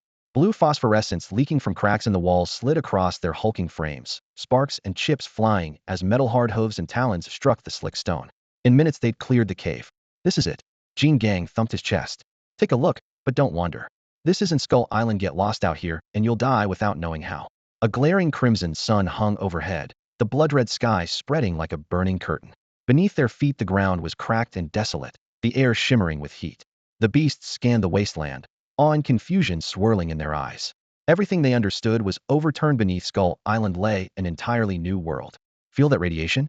Jin Gang called, his tone full of mentor's pride. Pull it into your body, just breathe it in. Every tip came from Lin Yuan. Now he was passing them on word for word. At his cue the beasts began their attempts. The quickest to respond was the keen-sensed Shenghu Wang. The tiger closed his eyes, nostrils fluttering, and a faint yet searing flow of radiation poured into his muscles and bones with each breath. In less than 30 seconds, Shenghu Wang's eyes snapped open, golden slits rippling with turmoil. Sheer, overwhelming shock blazed in his gaze. The sacred Tiger King was stunned because it could clearly feel waves of energy surging into its body like an incoming tide. When the first current pierced its hide, its massive frame trembled, and a tingling chill spread from the marrow outward. An unprecedented hunger rose from every cell, as though every life factor inside it had opened its mouth at once. It quickly realized that this power was unlike anything found on Skull Island. After a brief hesitation, it released all restraint and devoured the energy with abandon. As the torrent poured in, its bones gave off faint pops and its muscles swelled as though inflated by an air pump, causing its body to grow taller before the naked eye. Moments later, the mutation triggered a chain reaction. Several nearby behemoths snapped out of their shock, dropped to the ground, and gulped great breaths, striving to absorb the subterranean radiation that filled the air. They looked like starving vagrants who had suddenly been seated before a steaming imperial banquet, desperate enough to swallow the tablecloth whole. Lin Yuan stood quietly, his gaze calm, yet unable to hide his inner astonishment. He understood the benefits of this type of radiation, but he had not expected the underground source to be so pure, potent enough to push these beasts toward rapid evolution in a matter of hours. His misjudgment came from using himself as the yardstick at the 100-meter class. Further progress required an ocean of energy, yet his companions, far smaller, underwent earth-shaking change after only brief exposure. In the world of giants, size remained the clearest measure of strength. Lin Yuan chose not to disturb them. Closing his eyes, he guided the surrounding energy into his own body. For him, however, this alone was still insufficient to trigger a true breakthrough. Seeing their leader unhurried, King Kong scratched its head, forced down its restlessness, sat cross-legged, and imitated Lin Yuan by meditating in silence. Time slipped by. After roughly 7 or 8 hours, the thunderous sounds of inhalation gradually faded. No matter how massive the vessel, a cell's capacity has limits, and now their bodies were nearly brimming with power. To continue absorbing at this pace, they would first have to digest what they had already taken in. Even so, the harvest was astounding. When Lin Yuan opened his eyes, he was greeted by a host of beasts whose size had surged and whose auras were now dense and heavy. Their muscle fibers were deeper, their bones thicker, and even their breathing rumbled like distant drums. Excellent, he murmured. The sacred Tiger King was the first to lower itself, chest to the ground, a low roar filled with gratitude rolling from its throat. Its action served as a signal. The other behemoths followed suit, prostrating themselves before Lin Yuan in unison. They knew full well that everything they had gained today was because of the leaders standing before them. And this, too, had been Lin Yuan's plan all along. He exposed them to the underworld so they would sense the danger lurking there. He led them underground and let them taste the sweet rush of that strange energy to ignite an unquenchable hunger for power. Now only the final step of Lin Yuan's plan remained. He scanned the area, his voice a muted growl. You've already felt the difference between this realm and Skull Island. But remember, carving out a place here is brutal. The beasts that roam these tunnels are fiercer and more bloodthirsty than you. If you want to stay, you must meet two conditions. Be strong enough and be ruthless enough. Fail, and crawl back to Skull Island to live out your days in cowardice. The beasts answered with deep snarls, fangs bared and eyes gleaming. The bliss of devouring that vast energy still burned in their veins, and they had no thought of retreat. Lin Yuan nodded to himself in silence. On Skull Island, they would fight to the death for a single patch of ground. Faced with an entire subterranean world, they would charge so long as the enemy ahead was not absolutely invincible. Since you refuse to leave, then prove your worth, Lin Yuan said, a faint smile tugging at his lips. Go slaughter, go hunt. Crush the necks of every monster you meet and drag their carcasses back to me. Only then will you earn your footing and show this underworld who its true masters are. A thunderous roar split the blood-red sky as though it would shatter it. Watching the pack descend into madness, King Kong's heart slammed against his ribs. He had never imagined that a handful of words from Lin Yuan could ignite them so completely. What King Kong didn't realize was that words were not the cause at all. It was their raw thirst for power, and Lin Yuan had simply pulled the trigger at the perfect moment. No further orders were needed. The beasts howled and scattered, pouring into the dark passages in every direction. Emboldened by the energy surging in their bodies, they longed to prove themselves, and the surest way was to hunt the denizens of this underworld. As their silhouettes disappeared, King Kong whispered, "Boss, what do we do now?" Lin Yuan gave him a sidelong look. "Nothing," he replied. "We wait." "Wait for what?" King Kong blurted. Lightning flashed in Lin Yuan's eyes as he smiled. "Wait for those beasts to bring back their trophies." Everything Lin Yuan did had a clear purpose. A true apex predator never needs to strike the blow himself. He merely sets the board and watches the prey deliver themselves. Today's events were only the first piece in Lin Yuan's grand game. His plan was to push his own strength to the limit in record time while turning the entire subterranean world upside down. Beside him, Jin Gang shifted uneasily and muttered, "Boss, should I go check on them? There are plenty of underground beasts even I might not handle." "I'm worried." "You're worried they'll die?" Lin Yuan interrupted. Jin Gang froze, then nodded. "Are we their babysitters?" Lin Yuan asked. Jin Gang shook his head reflexively. "Then why should I care whether they live or die?" Lin Yuan's tone was calm but icy. "I need real monsters, not greenhouse flowers. You can shield them for a while, but not forever. If they die, it means they weren't strong enough. Even if they all die, I can raise another batch with beast spirit pills. Only beasts that claw their way out of a mountain of corpses deserve to stand beside us." From the day of his rebirth, Lin Yuan had shed every trace of mercy. In a world of monsters, mercy delivers quicker death. Had long since understood that compassion has no place in command. He offered no safety net, letting the beasts head driven out tear one another apart underground. Resources were limited. The only way to secure more was to seize them. All he provided was a chance to fight for meat. Even he couldn't guess how many would return alive. 3 hours later, the blade-backed Jackal King was the first to come back. Its body was riddled with savage wounds, several cut clean to the bone, blood dripping through its fur. Even Lin Yuan drew a sharp breath. The jackal had dragged itself back on sheer willpower.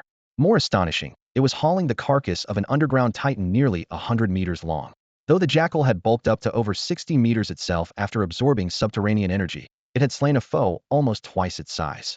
When it reached Lin Yuan, the beast's forelegs finally gave out, and it collapsed in a cloud of dust, eyes glazing over. "Well done." Lin Yuan stepped forward and tossed a life tree fruit into its maw. Under the life fruit's influence, the blade-backed Jackal King's wounds closed at a rate visible to the naked eye. In moments, dried blood was pushed aside by fresh skin, torn muscles knit together, and its pale limbs regained strength. It braced the ground with sharp claws, cautiously straightened its spine, then sprang upright, disbelief flickering in its golden eyes. "Roar!" The Jackal King lifted its head and let out a hoarse growl, thick with gratitude. "No need to thank me, you earned it." Lin Yuan's voice was calm. He drew a claw across the carcass in front of him. Dense bones parted as if sliced by a blade, a dull crack echoing through the clearing. The body split cleanly in two, blood threading across the cracked earth. The life fruit was priceless, but Lin Yuan never shortchanged his beasts. He flung the better half of the prey toward the Jackal King. It hit the ground with a wet thud, splattering crimson mud. "That part's yours." Though far from the strongest of his followers, the Wolf King's willingness to gamble its life had won Lin Yuan's respect. With that ferocity, it would never be confined to its current rank. Roar! The Jackal King offered no protest, burying its muzzle in the meat at once. Given Lin Yuan's authority, it would have stayed silent even if Head kept the entire hall. After a brief lull, the rest of the giants returned, dragging their prizes behind them. Ragged breathing and the sounds of tearing flesh mingled in the air. Before long, a mound of severed limbs and fangs rose beside Lin Yuan, foul wind heavy with blood. He estimated that consuming it all would net him 6 to 700,000 evolution points. Still, one fact unsettled him. Among this pack, the strongest of them all, the Sacred Tiger King, had yet to come back. Even Jingang couldn't hide his confusion. Keeping pace beside Lin Yuan, he lowered his voice. Boss, do you think something might have happened to the Sacred Tiger King? A cavern wind funneled through the cracks on both sides, ruffling the coarse tuft on Jingang's forehead. He knew the Sacred Tiger King's strength was only a shade below his own. An ordinary hunt should have been no trouble unless it had run into something truly dangerous. Lin Yuan paused, the worst possibility flashing through his mind. The Sacred Tiger King had wandered into the forbidden zone around the Black Palace. The thought made his chest clench. If that were true, the consequences would be disastrous. He had been so focused on the expedition that he had forgotten to warn the beasts to stay away from that death trap. Come on, we're going to check it out, he decided at once. He had planned to let the beasts temper themselves in battle. But if they had crossed paths with a creature on the level of Befenged the Horned Demon, the Sacred Tiger King would stand no chance. With a single command from Lin Yuan, the entire pack surged forward. A dozen colossal forms advanced in unison, the strata quaking underfoot, stone dust raining down like a moving landslide. Halfway there, Jingang glanced around and cautioned, Boss, aren't we making too much noise? If we draw the subterranean hordes, then we fight. Lin Yuan shot back, his eyes like ice. We pound them until they never dare bother us again. If we want to carve out a foothold here, we have to be ruthless. His words rang out, and the beasts roared in unison. Since entering the underworld, Lin Yuan had encountered nothing that could cow him except that horned demon. Now his force was large enough that their combined fury sent lesser creatures fleeing before they even arrived. Watching the stampede of shadows, several young beasts growled with excitement, their claws screeching against the rock as they itched to kill. Lin Yuan frowned and barked, Hold it. We find the Sacred Tiger first. At that single command, the murderous tide subsided. Claws and fangs were sheathed as the beasts fell into formation, leaving only steady footsteps echoing through the tunnel. The suffocating pressure vanished yet could erupt again at any moment. That was Lin Yuan's authority. Before him, no matter how defiant a monster, there was only one rule: absolute obedience. Only thus could this horde serve as his keenest blade. A few moments later, the region of the Black Palace came into view. Its obsidian walls twisted like a giant serpent, exuding a stifling chill. Lin Yuan's breathing grew heavy as he silently prayed that the Sacred Tiger King had not yet crossed the threshold.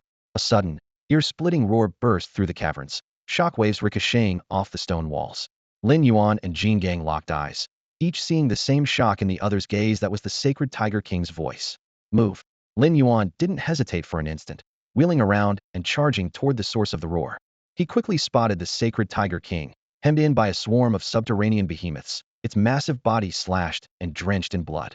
From his perch above, Lin Yuan surveyed a scene strewn with mangled flesh and shattered bone. The tiger's breathing was ragged. Every labored exhale sent fresh blood coursing down its striped hide, yet it stood tall, razor fangs still dripping crimson. More than a dozen underground monstrosities lay hacked apart on the ground, their dark red ichor pooling into a thick lake, proof enough that this creature deserved its title as one of Skull Island's mightiest. But sheer numbers were merciless. The tightening ring of beasts closed in like an iron net, leaving not a single gap.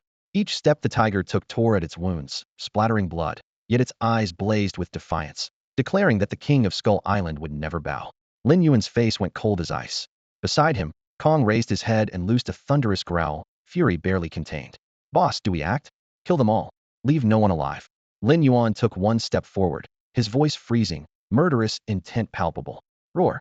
At the order, Kong thundered into the horde, muscles swelling with explosive power. A subterranean beast lunged from the flank, trying to ambush the Tiger King through a blind spot. The tiger snarled and tried to dodge, but exhaustion slowed it by a heartbeat. Boom. Kong's right leg punched a crater into the earth, launching his titanic frame skyward. His fist plummeted like a falling mountain. Thud. The attacker's skull smashed into the dirt, twitching only once before going still. Blood and dust erupted outward, filling the air with a metallic tang. The Sacred Tiger King stared at its new guardian, disbelief flooding its eyes. On the brink of death, it had never expected rescue, and certainly not from such allies. Across the field, more Skull Island Titans emerged in Lin Yuan's wake, some charging with feral roars, others crouched in watchful readiness, every last one awaiting his command. Crunch! Kong raised his foot and stomped on the flattened skull, killing intent blazing between his heavy brows. Let's see who still dares to touch him today. Jingang finally unleashed his full dominance. His mountain-sized frame rose inside the fog-shrouded cavern, and a crushing pressure rolled out in tangible waves. In the next moment, the lurking subterranean beasts all recoiled, and even those that followed Lin Yuan stared in shock. They had never seen Jingang shine this brightly. They should not have been surprised. If he had not spent years at Lin Yuan's side, Jingang would already have been the true overlord of Skull Island. Now, with Lin Yuan masking his own aura, Jingang's brilliance could at last burst forth. Sensing the enemy's hesitation, Jingang growled and charged. The cavern quaked beneath his strides, dust and pebbles showering down. Each fist landed like a thunder hammer, crushing the nearest monster's skull with a dull boom and dropping it before it could even scream. Its collapse inflamed the remaining beasts. Roars and foul wind surged forward. Fangs and claws swept in like a tide, determined to tear Jingang apart. Athena's swarming a lone lion, brutal and bloody. Jingang held his ground before Xinghu Wang and rumbled, "Relax. As long as the boss and I are here, no beast will touch you." A winged titan suddenly dive-bombed, shrieking as talons flashed for his eyes, one of the few weak spots on his massive body. A white-hot beam lanced across the cavern, punched through the creature's chest, and left a charred hole. Screeching, it spiraled to the floor. Lin Yuan's heat ray had saved him. With the danger past, Jingang glanced back and offered a sheepish grin. Thanks, boss." Lin Yuan's voice thundered off the stone. "What are you waiting for? Charge in and wipe them out." At his command, the leaders of Skull Island's tribes roared skyward and surged into the fray like a flood. Hooves pounded, tusks ripped, and the curtain of bloodshed rose in an instant. Roar! They were enormous, battle-hardened, and savage beyond measure. They plunged into the horde of colossal beasts like wolves tearing through a flock of sheep. In mere heartbeats, limbs flew, blood sprayed, and agonized screams overlapped as a storm of carnage erupted. Standing at the edge of the tide, Lin Yuan surveyed the battlefield littered with shredded remains. A hint of satisfaction, curling his lips, commanding a legion sworn to fight to the death, was undeniably invaluable. If he had faced these subterranean monsters alone, the struggle would have been slow and draining. Now, he needed only to lead his creature army and roll straight over them. With that thought, he hesitated no longer. Throwing back his head, he unleashed a thunderous roar, muscles coiling tight before he rocketed into the very heart of the swarm. Lin Yuan flickered through the rent haze of blood, each footfall spiderwebbing the earth beneath him. Resistance was almost non-existent. He simply tore through their ranks. A few reckless titans tried to bar his path, only to be swatted apart, bones shattering and flesh exploding into crimson rain. From beyond the melee, the other beasts of Skull Island stared in stunned silence. They had gone too long without seeing him fight, and only now grasped how terrifying his power had become. Before him, any monster under 100 meters was nothing more than an insect. He didn't even need to unleash his radioactive heat ray. A casual swipe was enough to shred his target. Only those exceeding 100 meters could hope to stand against him, and even that was no guarantee. Moments ago, a triceratops-like dragon larger than a skyscraper had thundered toward him, its charge kicking up a storm of dust. Lin Yuan crossed his claws and stopped its razor-sharp horns cold. Then he drew a breath, his chest glowing an eerie blue, and a blinding atomic blast erupted from his jaws, burning a smoking hole straight through the beast's torso. Moments earlier, none of them could have imagined that a 100-meter behemoth would be slaughtered so effortlessly. Yet the proof was right before their eyes. From the instant Lin Yuan charged to the moment his atomic breath punched through the three-horned dragon's skull, less than 10 seconds had passed.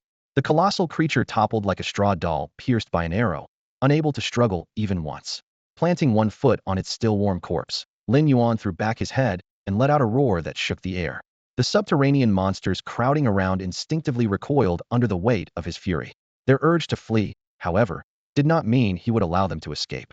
In the blink of an eye, searing crimson light burst from the seams of his scales, cloaking him in molten brilliance. Godzilla's Scarlet Lotus form was fully awakened. World-end Scarlet Lotus. With that cry, a blazing red beam erupted from his jaws, a straight shaft of fire that speared through every creature in its path. Bones were reduced to ash, flesh vaporized in an instant. Lin Yuan did not pause. He slowly swept his head from side to side, and the breath followed, slicing across the battlefield. Wherever the red glare passed, the underground beasts disintegrated, as though an incandescent blade had carved the land itself apart. After 30 seconds, the beam faded. Spent of energy, the crimson sheen receded from his body, and the Scarlet Lotus form dissolved. All around him the ground was blackened, littered with wreckage. The monsters caught in the blast had not even left intact skeletons behind. The sight of so many corpses stirred no pity in Lin Yuan, only exhilaration. No longer human, he lived to destroy and to end. Only in devastation could his true nature be set free. Roar! His thunderous bellow rattled the jungle again. The other titans of Skull Island, ignited by his overwhelming battle lust, lifted their heads in answer and charged after the fleeing subterranean beasts. In their minds the tide had turned. All that remained was to harvest the stragglers. In less than 10 minutes the fight was over. Not a single underground monster escaped. Some fell to the Scarlet Lotus Breath, the rest to the claws and fangs of Skull Island's titans. Even the sacred Tiger King had never imagined that the horde which had nearly killed it moments ago could be annihilated so easily. And of course it knew that the one it owed most was Lin Yuan. Had Lin Yuan not arrived with the Skull Island giants in time, it would have already become these creatures' meal. At the thought, the mighty Holy Tiger King sank to the ground, claws crushing loose stones, its low growl filled with gratitude. Lin Yuan gave it a calm glance. No need to thank, may only happen to save you this once. He looked up and swept his gaze over the gathered Skull Island beasts, his eyes as sharp as blades. Remember, when danger comes, I won't always be there in time. His voice carried through the dim underworld. This place is lethal, yet brimming with energy and prey. The path of evolution is rugged. The greater the peril, the more it forces you past your limits. If anyone fears death, step forward now, and he'll personally send you back to Skull Island. Silence followed. A savage gleam flickered in their eyes. Hiding in almost fanatical madness, they craved power, a desire etched into their genes. Lin Yuan nodded, a hint of a smile on his lips. Good. If no one quits, then prove yourselves. Beyond this zone, the entire underworld is your hunting ground. Kill, devour, grow stronger. Once you've secured your footing, they'll bring the rest of the clan down to train. I intend to turn Skull Island into a forbidden land no one dares to trespass. His rousing words echoed off the rock walls, setting every beast's blood ablaze. Lin Yuan's vision was not only for Skull Island, but for himself. Only when Skull Island was fearsome enough would humans hesitate to intrude. Only through the beast's relentless hunts could he gain the evolution points he needed. The Soul Ban was approaching the Black Palace. Lin Yuan knew that provoking Bafeng would bring consequences he could not yet contain. He would confront Bafeng one day, but not now. Nourished by the underground world's rich radiation, the Skull Island giants advanced with astounding speed. In just a week, they had risen to the top of the food chain, becoming apex predators beneath the earth. They followed Lin Yuan's orders and led other members of their species into the subterranean world for training. Within just 7 days, the colossal creatures from Skull Island had taken root in the unfamiliar underground environment with a speed even Lin Yuan hadn't foreseen, and to him, that was tremendous news. Meanwhile, the native behemoths of the underworld gnashed their teeth at the intruders, yet no matter what they tried, they couldn't push them back to the surface. The reason was simple: the number of Skull Island giants swelled by the day, an unstoppable tide. For centuries, Skull Island had been the hunting ground of subterranean skeletal reptiles. Now the tables were turned, and it had become a new battlefield and playground for the Skull Island titans. In theory, there was still a way to wipe out the outsiders. If Baphomet intervened personally, even a doubled army under Lin Yuan's command would be slaughtered to the last beast. That horned demon was an uncrossable chasm. Numbers meant nothing to it, and a single casual sweep of its claws could reduce every Skull Island colossus to dust. Fortunately, after several days of covert observation, Lin Yuan concluded that as long as they avoided the gloom-shrouded Black Palace, Baphomet behaved as though it didn't exist, letting them turn the entire underworld upside down. From the way it stood guard, protecting that palace seemed to be its sole purpose. Lin Yuan's curiosity about the structure grew daily, yet he knew that breaking in without absolute confidence would be suicide. He wouldn't have to wait long. By agreement, every Skull Island behemoth handed over half its spoils to him, and his daily income in evolution points was approaching 1 million. 1 million a day, 10 million in 10 days, 100 million in 100. Was finally tasting the thrill of having others work for him. In just a week, he had amassed nearly 10 million evolution points, 4 million from his own hunts, and 6 million from the beast's offerings. Once he reached 50 million, he planned to spend them all at once and upgrade his strength across the board.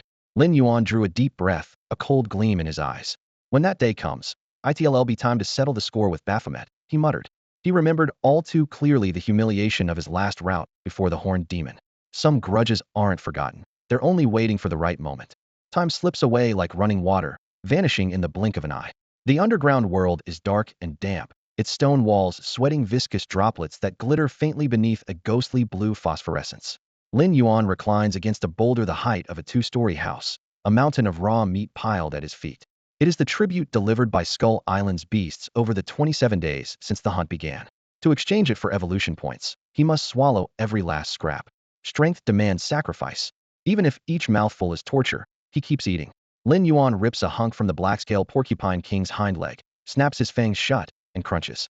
Scalding grease floods his mouth and slams into his skull, so rich it nearly makes him retch. Ding. You have devoured a black-scale porcupine king. Evolution points 2,753. You have devoured a black-scale porcupine king. Evolution points 2,346. You have devoured a black-scale porcupine king. Evolution points 3,664. One leg down, tens of thousands of points earned. Wiping grease from his muzzle, Lin Yuan suddenly remembers he hasn't signed in today. System, daily sign-in. Ding. Congratulations, host. 34th sign-in within the underground secret realm. Reward, blazing rockbreaker strike. The first time he ventured below ground, he drew the Crimson Lotus form. Now he finally lands another special skill. A data string flashes across his vision. Blazing rockbreaker strike exclusive to Crimson Lotus form. Envelop both claws in scorching flames and cleave the enemy. Crimson Lotus exclusive? Delight sparks in his eyes. This move will push his melee output to another level. He opens his status panel. Host, Lin Yuan. Species, Godzilla race. Form, complete evolvable.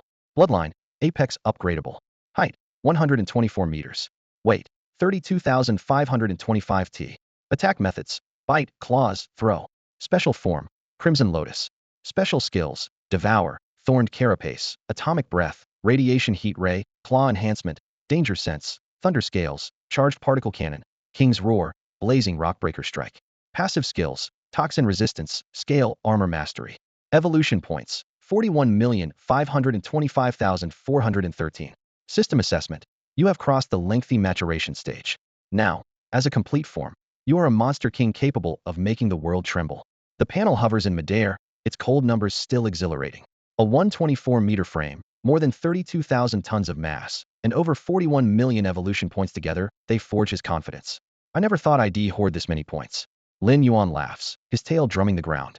So many, I don't even know how to spend them. His laughter draws Kong's curiosity. The giant ape lumbers closer and waves a dinner plate-sized hand in front of his face. Boss, what's so funny? Don't tell me you ate yourself stupid. Lin Yuan swats the hand aside. Beat it, furball. You're the stupid one. Kong scratches his head and grins. Boss, if you really can't finish all that meat, I'd be happy to help. Save it. Lin Yuan rolls his eyes. I already know what you're thinking. How many times have I told you stay away from my food? Letting Kong loose would cost him hundreds of thousands of points a day. Fine, Kong pouts and turns to leave. Where do you think you're going? Lin Yuan calls. Where else? Kong licks his lips. Gotta find something to fill my belly. Hold on a minute. Kong freezes, then flails his long arms in delight. Boss, you're giving me some of that meat after all. Lin Yuan rubs his forehead. Food is all you think about. I said wait because I've got a different kind of reward for you. Sometimes Lin Yuan wanted nothing more than to crack open King Kong's skull to see whether it contained anything besides an appetite for food. He called out to King Kong, and it was no whim alone, he could never shake Baphomet. Even if he sank all 40 million evolution points into himself, he still might not defeat that horned devil nearly 200 meters tall. So Lin Yuan set a new strategy, fight in concert. If personal power was limited, he would raise more powerful allies to battle beside him. With the right teamwork, even Baphomet could fall.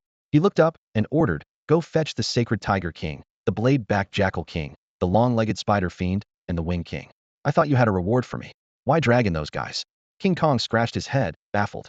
You'll get your share, but you can't keep everything, Lin Yuan said with a light laugh. They'll be hunting Baphomet in a few days. If you want revenge, do what I ask. At the words hunt Baphomet, a blaze of vengeance flared in King Kong's eyes. Being wounded and forced to flee last time was a bitter disgrace. He would not miss a chance to wipe it away. Boss, wait right here, I'll bring them back. Before the words had faded, the gigantic ape shot off like lightning, leaving a line of craters and a plume of dust in his wake. This guy still can't learn patience. Lin Yuan shook his head with a smile, then opened the system store. While King Kong rounded up the beasts, he had to turn 40 million evolution points into battle necessities. He had already chosen his targets. Now it was only a matter of purchasing. System, exchange for the thunderclap fruit. Congratulations, host. Thunderclap fruit acquired. 15 million evolution points deducted. System, exchange for the phantom soul spider essence. Congratulations, host. Phantom soul spider essence acquired. 30 sign-in points and 4 million evolution points deducted. System, exchange for the eye of the wind king. Congratulations, host. Eye of the wind king acquired. 30 sign-in points and 5 million evolution points deducted. System, exchange for the wings of the skyhawk. Congratulations, host. Wings of the skyhawk acquired. 3 million evolution points deducted. Crisp prompts rang in his ears one after another. In a blink, Lin Yuan had spent 27 million evolution points, enough to boost his own height by more than 10 meters. Yet next to Baphomet, he would still be tiny. By investing those points in the strength of other beasts, he might truly earn the chance to tear that devil's head from its shoulders. If killing Baphomet and uncovering the secret of the Black Palace cost every evolution point he possessed, the price would still be worth paying. Before long, King Kong returned with the colossal beasts Lin Yuan had requested. Their heavy footfalls stopped in front of him, massive heads swinging in puzzlement. None of them knew why they had been summoned. Lin Yuan swept his gaze over the gathering and broke the silence.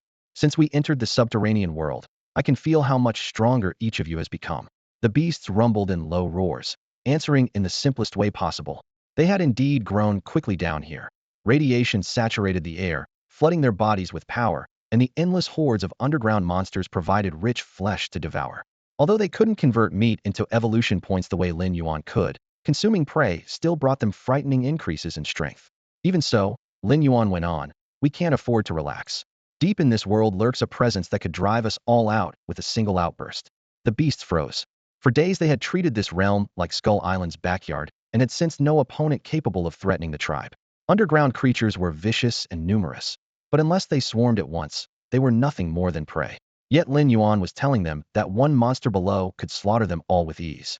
Seizing the moment of stunned silence, he lowered his voice. Do you remember the area I've kept you away from? There stands a black palace, guarded by a horned demon Baphomet so powerful that even King Kong and I together cannot match it. A collective gasp followed. They knew exactly how strong Lin Yuan and King Kong were. The thought of something they couldn't overpower was terrifying. Therefore, Lin Yuan said, voice dropping even further, if we want to keep living down here, we have to remove that threat. The declaration ignited their ferocity. They roared their resolve. This vast underground had become their new territory, and any creature daring to threaten it had to die first. But Lin Yuan abruptly changed course. Yet with the strength you have now, even working together, you still might not be Baphomet's equal. Wide-eyed shock spread through the beasts. All of them together still fell short? King Kong slammed the ground in frustration, letting out a muffled roar. He had seen the horned demon firsthand, and knew Lin Yuan spoke the truth. To Baphomet, these titans were insects to crush underfoot. Challenging it now was pure fantasy. Watching King Kong vent like a child, Lin Yuan chuckled. Enough, stop punishing the ground. I called you here to make you stronger, to give you the power to face Baphomet Hedon. Every beast's pupils dilated at once. Strengthen them? Had anyone else said it, even King Kong would have scoffed, but Lin Yuan had already performed too many miracles. They had learned to trust him without question. Lin Yuan turned to King Kong, his gaze steady. Come on, big guy. You're first. Roaring, Kong pounded his chest in excitement and stepped forward with a low growl. He had no idea how Lin Yuan planned to make him stronger, but he was certain the boss would never set him upon all of Skull Island. He had known Lin Yuan the longest and trusted him the most. As Kong drew near, Lin Yuan's lips curled into a smile. With a casual flip of his hand, he produced a fruit of steel blue hue, its surface etched with lightning-like veins, and placed it in Kong's palm. It was the Goro Goro no Mi, a Logia-type devil fruit. He had spent 15 million evolution points to obtain an exorbitant price, but one whose power Lin Yuan knew would be worth every bit. Eat it, he said, voice calm yet resolute. Too thrilled to hesitate, Kong licked his lips and swallowed the entire fruit in one gulp. Ugh! He clutched his stomach, gagging. Boss, did you just feed me dung? This tastes. Lin Yuan burst out laughing. Devil fruits in the One Piece world are legendarily foul. Even Luffy, who can gulp down anything, almost vomited the first time he tried one. Patting Kong's shoulder, Lin Yuan offered a kindly reminder. I forgot to mention, one bite is enough. The power activates from the first mouthful. Anyone else who eats afterward gets nothing. Kong's indignation flared. And you tell me now? Ugh. Lin Yuan gave an awkward chuckle. I honestly didn't expect such a strong reaction. Since you swallowed the whole thing, do you feel any different? Kong shook his head in confusion. Not at all. Then let me help you find out. The words were barely spoken when Lin Yuan's massive claw shot toward Kong's chest. The attack was so sudden that Kong had no time to raise a hand. The other giant beast stared, wide-eyed, unable to understand why Lin Yuan had turned on his ally. Yet the expected carnage never came. The instant his claw struck, Kong's body transformed into a dazzling burst of lightning. Lin Yuan's blow sliced harmlessly through the crackling light, leaving Kong completely unscathed. The sight made the massive beasts stare so hard their eyes nearly popped from their skulls. Moments ago, the hulking King Kong had dissolved into blinding blue-white lightning, his thick muscles turning to crackling arcs that writhed through the air like silver serpents, something none of them had ever seen. Lin Yuan slowly withdrew his thunderclad claws, a relaxed smile tugging at his lips. So do you get it now? This is the power of the Rumble Rumble fruit. He flicked his hand, sparks snapping from his fingertips. Changing your body into lightning is only the basic move. If you dig deeper, you'll find techniques beyond your wildest imagination. In One Piece, the Rumble Rumble fruit is hailed as one of the strongest Logias. He sighed inwardly. If he didn't treat King Kong like family, had never have spent 15 million evolution points to buy him the fruit. King Kong always favored brute force, and pairing that with Raging Thunder was a perfect match. Of course, the drawback had to be clear once you eat a devil fruit. Even a splash of seawater robs you of all strength. That was why Lin Yuan had never eaten one himself. As he finished, the storm of lightning rolled back and reformed into King Kong's towering frame. The big ape blinked, bewildered, feeling a strange yet familiar power coursing through him. My body can really turn into lightning? He muttered. He raised his thick right arm, and with a thought it flared into dazzling light, still clenched in a fist like a war hammer wrapped in bolts. King Kong chuckled, tusks showing like a kid who'd just gotten a new toy. Enough giggling, Lin Yuan waved. Let's test the Rumble Rumble fruit. King Kong scratched his head. How? Easy. Step O'Neillimineralize your arm and flood it with lightning.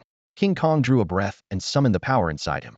His right arm became pure white light, yet kept its fist shape while electric snakes hissed across it, the air echoing with thunderclaps. Lin Yuan nodded, clumsy as he was. The ape had talent. King Kong looked up earnestly. Boss, then what? Want to see me punch you? Lin Yuan's face darkened. Are you insane? Hit the ground, not me. Oh, right, realization dawned. King Kong bent, inhaled, and lightning flared along his arm. He swung downward like a thunder-blazing meteor, slamming his fist into the earth. Boom. A deafening blast echoed in every beast's ears. The blast of air forced every giant beast to stagger back a step, and even the mighty sacred Tiger King was no exception. The atmosphere rolled like a tide hurled up by a sledgehammer, thunder echoing through the valley while loose stones and leaves were swept aside. As the creatures struggled to regain their footing, only Lin Xian remained absolutely still. His feet seemed rooted in the earth, steady as bedrock, yet anyone watching closely could glimpse the fleeting shock in his eyes. The power of Jin Gang's punch had far exceeded his expectations. When the roar subsided, the gray dust slowly sank, revealing an enormous silhouette. Jin Gang stood where he had struck, chest still heaving, and looked down unwittingly. Beneath his feet yawned a scorched crater, its cracked rim snaking outward for dozens of meters, wide enough to swallow an entire hill. The sight drew a collective gasp from the beasts. They had been startled by the noise, but the devastation chilled them to the bone. Even Jin Gang himself froze, tusks slightly parted. That one punch held this much power? A rapid calculation flashed through his mind. In sheer destructive force, it was at least 2 or 3 times stronger than his former full-strength blow. All he had done was swallow a hard tautogist fruit, yet his power had transformed. Joy surged like a heat wave, and for a moment he was too elated to speak. Impressive force, Lin Xian remarked calmly as he stepped to Jin Gang's side, masking his own surprise. Jin Gang rubbed his massive hands together and chuckled. It's all thanks to you, boss. Without that thunderfruit, I'd never have dreamed of becoming this strong. Enough flattery, Lin Xian said with a laugh, then gave his instructions. Over the next few days, get used to the thunderfruit's properties and try to develop a few signature moves. Boss, what's a signature move? Jin Gang scratched his head, claws rasping against his scalp. Lin Xian paused to think. Something like my atomic breath attack with overwhelming power. That's a signature move. I get it. Jin Gang's eyes lit up, his fists creaking as he clenched them. Don't worry, I'll come up with my own. Wait over there, Lin Xian told him, motioning with a hand. Jin Gang dutifully backed away, still staring at his fists in excitement. Lin Xian lifted his gaze to the sacred Tiger King's imposing frame. Next you. Come here. At his call, the Tiger King bounded forward, lowering its head and limbs in the greatest show of respect a monarch of its kind could offer. More precisely, reverence. Lin Xian's strength warranted nothing less. Looking down at the crouching beast, Lin Xian produced a dark green orb from his system, spaced the Wind King's eye. The surface felt like flowing air, catching the sunlight with razor-sharp glints. For every giant beast before him, Lin Xian had prepared a catalyst for evolution. This Wind King Pearl was the perfect match for the beast in front of him. Lin Yuan had noticed long ago that the huge tiger was a natural wind type, and the orb only amplified that affinity. With a flick of his wrist, he sent the clear gem arcing toward Shenghu Wang. The moment it reached the tiger, the beast sprang up and swallowed it whole. As the pearl slid down its throat, a ferocious gale erupted from its body, as though a hurricane had materialized out of nowhere.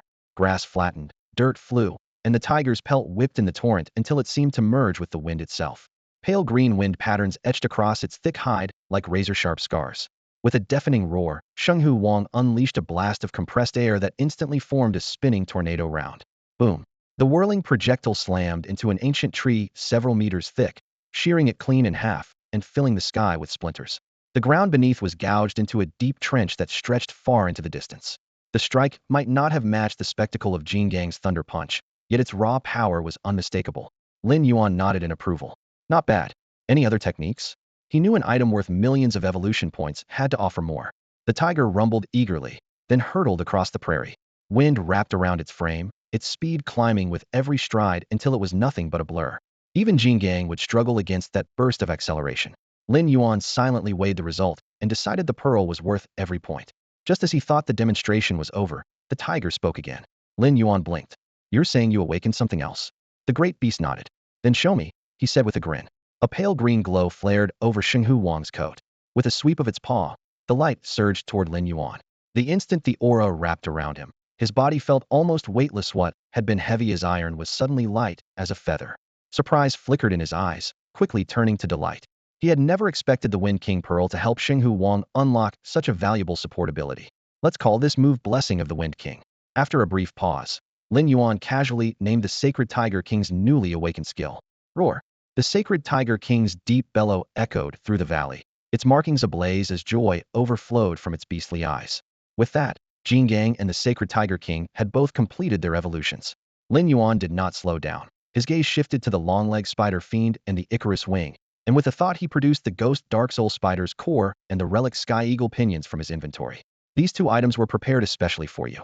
As he spoke, he offered the core and the wings to the two massive beasts. The long-legged spider fiend could hardly contain itself.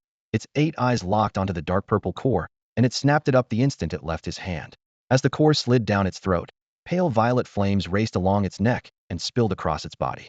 Across from it, the Wing King tried to imitate the act, opening its beak to swallow the Sky Eagle pinions. Lin Yuan smacked its forehead. Quit stuffing everything into your mouth. This is a relic, you wear it, not eat it.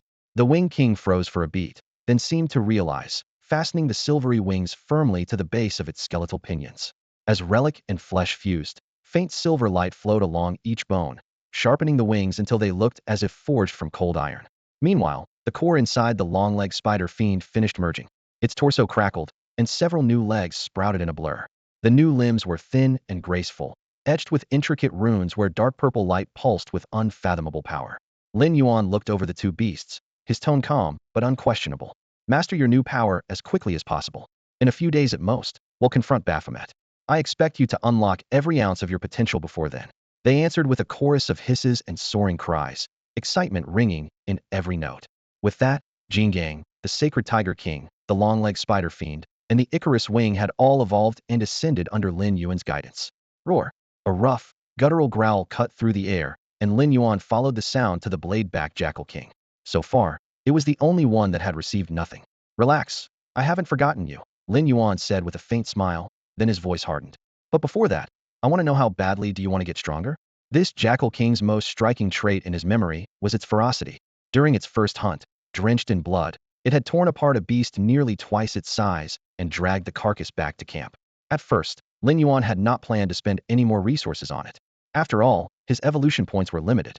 Each additional evolution he granted meant an extra drain on that finite pool. Spending evolution points on the blade-back Jackal King simply wasn't worth the cost. Among the many tribal leaders, its strength was mediocre, slightly stronger than the Winged King, yet lacking that rival's irreplaceable gift of flight, and without the long-legged arachnid's venom that could decide a battle. Faced with first-tier titans like the Sacred Tiger King or King Kong, it fell even further behind. All it truly possessed was a savage resolve to die with its enemy, and that alone had earned it a chance from Lin Yuan. Opportunities aren't free. Lin Yuan met its eyes, his voice calm, yet unyielding. I can make you stronger, but on one condition: your life is mine. Whoever I tell you to kill, you will lunge without hesitation and tear them to pieces. Even if a sea of blades and fire stands before you, one word from me, and you will march to your death. Accept, or turn away now. The choice is yours. The blade-back Jackal King stayed silent. It knew that power others received for nothing would cost it its life, and that life was all it had left to interest Lin Yuan. As thoughts churned, the dull light in its eyes hardened into resolve. Roar! Throwing back its head, it howled its answer. A faint smile tugged at Lin Yuan's lips. Good. From this moment on, our lives are bound. He unfolded a sheepskin scroll etched with deep blue sigils. Come, forge the soul pact. Let your blood fall upon it. This was a master-servant contract. Once sealed, a single thought from the master could extinguish the servant's soul, and the blade-back Jackal King understood that perfectly. Without a moment's pause, it slashed its chest, letting blood stream onto the scroll. Lin Yuan drew a cut across his palm, allowing his own blood to drip alongside. The scroll absorbed both streams at once, the sigils flaring with ghostly blue light as a cold, solemn power rippled through the air. The soul contract was taking shape. During the forging of the soul contract, the Daoji Hulong King could feel control over its own spirit slipping away. Its muscles tightened, instinct urging it to struggle, yet it forced that impulse down. It knew that any resistance would shatter this single chance. Only a few seconds passed before the contract locked into place. Searing pain surged from the depths of its soul. Sweat soaked the massive wolf's broad back as it collapsed, gasping like a bellows. Deep in its consciousness, a blistering brand appeared: Lin Yuan's mark. A single thought from Lin Yuan could turn its soul to ash, and only Lin Yuan could dissolve the pact. In other words, its life now rested entirely in his hands. Even so, the Daoji Hulong King felt no regret.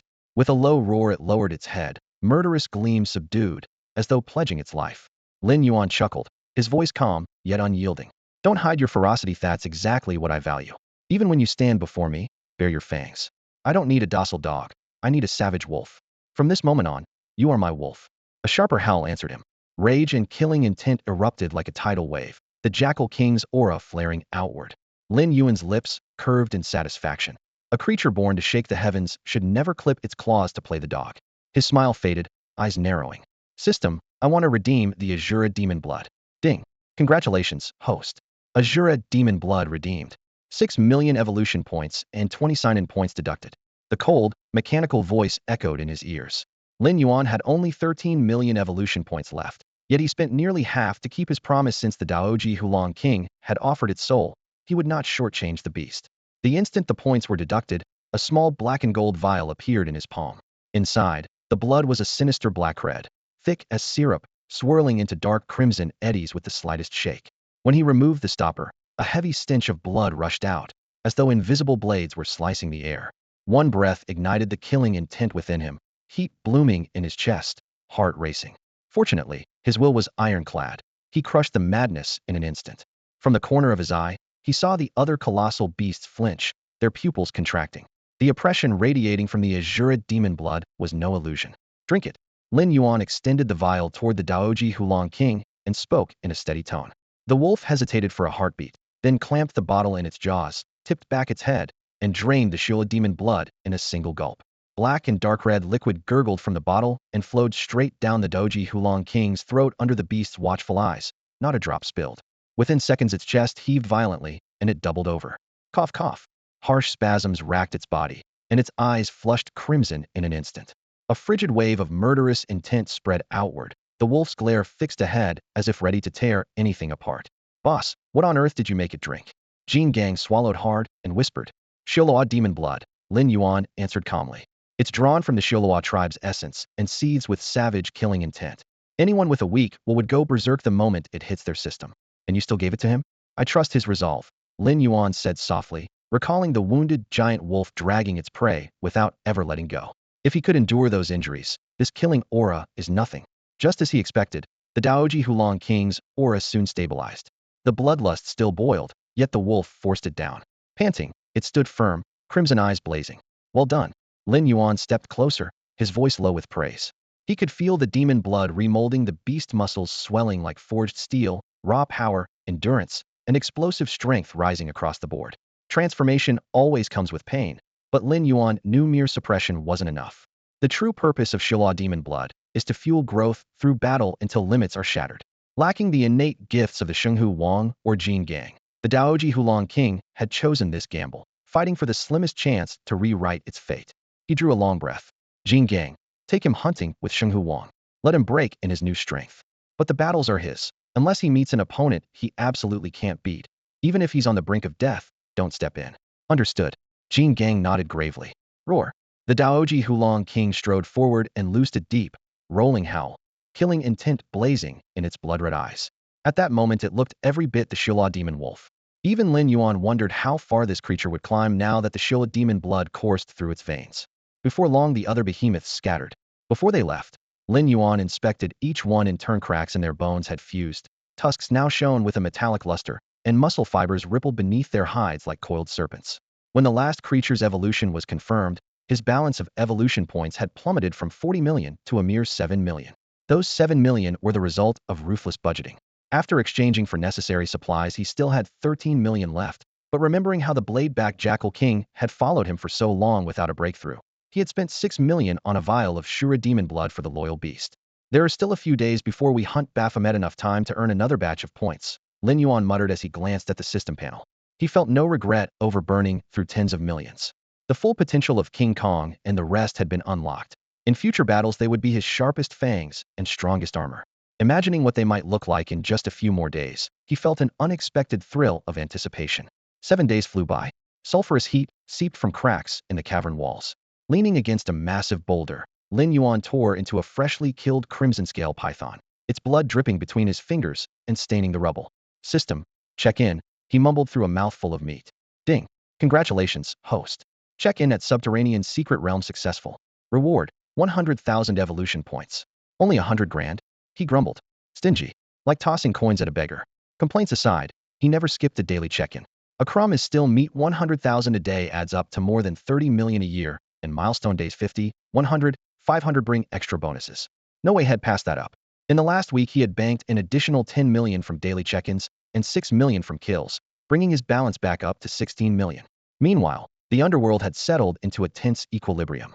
The Titans from Skull Island and the native monsters kept to their own territories. The outsiders' arrival had forced the once bickering locals to unity, at least on the surface.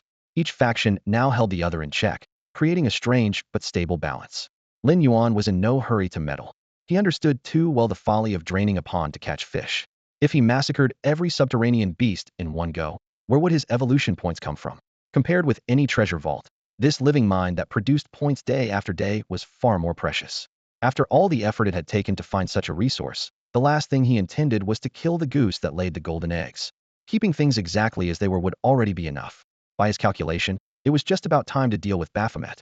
Lin Yuan drew a deep breath, wiped the blood from the corner of his mouth with a razor-sharp claw, and slowly straightened the scale-covered ridge of his back, joints cracking as he rose. Scanning the camp, he suddenly thought of Jin Gongha. Hadn't seen the big guy in days and wondered how much stronger he had become. Ever since he obtained the rumble fruit, Jin Gang had been so excited that he hardly even slept. Anything within reach became a test subject for his thunder fist. The ancient forest on Skull Island was the first casualty. Dozens of colossal trees were snapped off at the base, one after another, simply because it was fun. He even set his sights on Lin Yuan, insisting on sparring with the boss.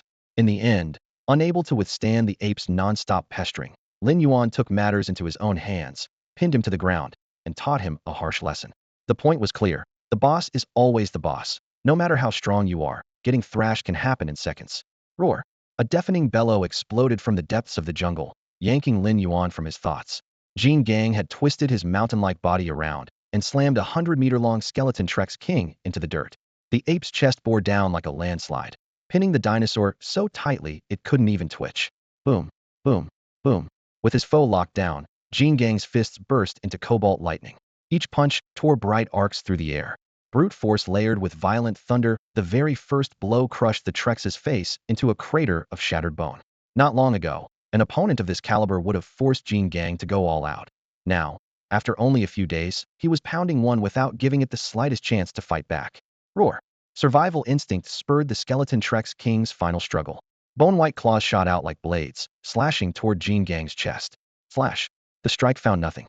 An instant later, Jin Gang's body dissolved into crackling electricity, a leaping bolt of pure lightning. With his target now incorporeal, the Trex's desperate blow couldn't even brush a scale. Not far away, Lin Yuan watched and nodded in quiet approval.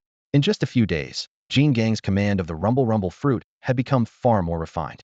Right then, Jin Gang's taunting voice blasted into the dinosaur's ears. Huh, can't hit me, can you? Getting mad yet? Come on, try again. If you land even one hit today, I'll call you Grandpa. Lightning flared as he mocked and hammered away, sending huge sections of earth caving in. Verbal humiliation paired with physical abuse under the double punishment. The skeleton Trex King's roars cracked and rasped. Watching the scene, Lin Yuan's mouth twitched. Damn it.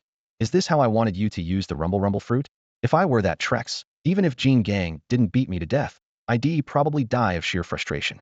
The twin assault on both mind and body dragged on for more than a minute. The skeletal Trex King was first flooded by lightning, then battered again and again by iron fists that hit like tank rounds. Its thick bone armor split inch by inch, while black-red energy geysered from the cavities inside. At the 60-second mark, it finally toppled onto the charred earth, completely lifeless. Jean Gang slammed his two massive hind legs onto the corpse, the impact making loose stones bounce. Then he sat down hard, wrenched off the skull bigger than a millstone and began to chew. Crack, crack. The sharp crunch of bone filled the air as fragments flew. He tore and gulped, swallowing the remaining flesh and shattered bone in great mouthfuls. His sledge teeth worked like an industrial grinder, reducing the skull to powder. Just then, Lin Yuan's footsteps drew near, crunching over the rotted bones behind him. Roar! Sensing someone approach, Jean Gang's temper flared. Nothing angered him more than being disturbed while eating. He whipped around, lightning racing along his right arm. Muscles ballooned, and a thunder-wreathed fist screamed toward Lin Yuan. Lin Yuan's lips curved in a lazy smile. Black energy erupted from his fingertips' claw enhancement. A jet-black talon unfurled midair, catching the lightning fist heat-in as sparks flew. Really, now are you sure you want to take a swing at me? He asked casually. The familiar voice made Jean Gang pause, then light up. Boss, what brings you here? Why? I can't drop by and check on you. Lin Yuan flicked away the lingering arcs of electricity. Of course you can. Jean Gang scratched his head with a goofy grin. But you're usually so laid back it's strange to see you out and about today. Lin Yuan's face darkened. Laid back, not lazy. Watch your mouth, or keep it shut. Clueless that he had touched a nerve, Jean Gang waved a triumphant fist. Boss, did you see that? A few punches and that Trex was toast. Thought it could show off in front of Meha. Am on fire today? He puffed out his chest and flexed, every muscle slab bulging like forged steel as he struck what he thought was a heroic pose. Lin Yuan nodded with a smile. Oh, just how strong do you feel? Care to test it against me? Absolutely not. Jean Gang's grin froze. He waved his hands and shook his head like a rattle drum, clearly remembering the last one-sided beating. Lin Yuan chuckled. Then his expression turned serious. Enough fooling around. I'm here on urgent business. What kind of business? Jean Gang asked, puzzled. I plan to take down Baphomet today, Lin Yuan said, his tone calm, yet absolute. Today. Jean Gang's shout shook loose branches from the dead trees nearby. Lin Yuan nodded, eyes steady. That horned demon must be eliminated as soon as possible. If we wait, it's only a matter of time before it threatens us all. Upon hearing this, Jean Gang nodded in agreement. He too realized that Lin Yuan's assessment was spotant giant beasts that had wandered near the Black Palace had all vanished recently, and the only possible culprit was the so-called ram-horned demon, Baphomet. Although Baphomet rarely left the palace, it still had to feed. Any creature that trespassed on its territory became prey. Lin Yuan had already issued a strict order forbidding anyone from approaching the area. Yet circumstances in the subterranean world were often unforgiving. Last time, a stampede of titans had driven them there by force. Worse still, many underground beasts had begun to worship Baphomet as a deity, routinely herding their own kind forward as live offerings to please the demon with fresh blood. In that case, let the ram-horned demon taste my thunder fists. Jean Gang clashed his fists together, arcs of lightning crackling across his knuckles, unable to hide his excitement. Even among battle-hungry titans, his fighting spirit burned brighter than most. Lin Yuan shot him a glance and said quietly, Baphomet is far from weak. If things turn ugly, he'll order an immediate withdrawal. He was no reckless brawler. His courage to confront Baphomet, so soon rested on a single trump card. The demon could not stray far from its palace. That innate shackle gave him ample room to maneuver. As long as he covered his teammates' retreat, the cost to him would be manageable. Jean Gang grinned broadly. Boss, don't forget what kind of fruit you fed me. If we need to bolt, that thing might not keep up with me. Lin Yuan froze, then chuckled in realization. Right. He had given Jean Gang the rumble fruit. If Jean Gang went all out, he could move with lightning speed. Lin Yuan laughed at himself for once, doubting whether Jean Gang could handle the power. The brute's first thought was to use Flash Step as an escape plan. Truly an unusual way of thinking. Enough chatter, Lin Yuan said, raising a hand. Gather everyone. I need to outline the operation. Got it. Jean Gang replied at once. The everyone he meant included Shenghu Wang, Daoji Hulong Wang, and several other king-class beasts who had also received Lin Yuan's favor. Without delay, Jean Gang sprinted along the dim rock walls of the underworld, searching for his companions. After Jean Gang left, Lin Yuan sat down where he stood and quietly closed his eyes. Even though it was the only giant beast present, the oppressive aura it released made every other subterranean creature shy away, unwilling to come within arm's reach. Lin Yuan stood in the center of the cavern, his chest rising and falling with each breath. In his mind, he had rehearsed every step of his plan to bring down Baphomet, yet a barb of unease still pricked at his ear that had no real grasp of Baphomet's limits. During their brief clash last time, no one could tell how much of its strength the monster had revealed. Because of that uncertainty, no amount of preparation could guarantee success. He would have to adapt on the fly. Roughly half an hour later, heavy footsteps echoed off the stone walls as Jean Gang herded the entire menagerie back. The beasts halted in a formidable line before Lin Yuan, and their transformation since a few days ago was startling. The sacred Tiger King was the most striking. Its shoulders were broader, its pelt gleaming like armor in the torchlight, and the wind rune markings across its frame were now crisp and vivid, proof it had fully absorbed the power of the Eye of the Wind King. Icarus wings and the long-legged spider fiend had advanced as well. The former's eagle feathers had fused seamlessly with its original flesh wings, so that when it spread them it looked like a true raptor, free of vulture or bat traces. The spider, meanwhile, had bonded with the essence of the ghost shade arachnid, its 8 slender limbs curved like sickles, radiating a cold, sinister aura that made even Lin Yuan's spine tingle. The most dramatic change belonged to the blade-backed jackal kingno. It was now the Shura demon wolf. Scars of every size crisscrossed its body, old blood mingling with fresh, and the murderous pressure around it was almost visible as mist. In just a few days it had clearly slaughtered countless beasts in the depths to accumulate such a bloody presence. Lin Yuan shot at a glance, his tone calm but tinged with reproach. Back with a body full of wounds again. Next time you show up soaked in blood, I'm not giving you medicine. With that, he pulled a life tree fruit from his coat and tossed it toward the Shura demon wolf. The wolf blinked, then lifted its head and swallowed the fruit whole before it even thought to chew. Soft green light immediately surged under its hide, racing along muscle fibers and knitting the ghastly wounds shut in an instant. It looked up and rumbled at Lin Yuan, gratitude thick in its voice. Jin Gang stepped forward. Boss, everyone's here.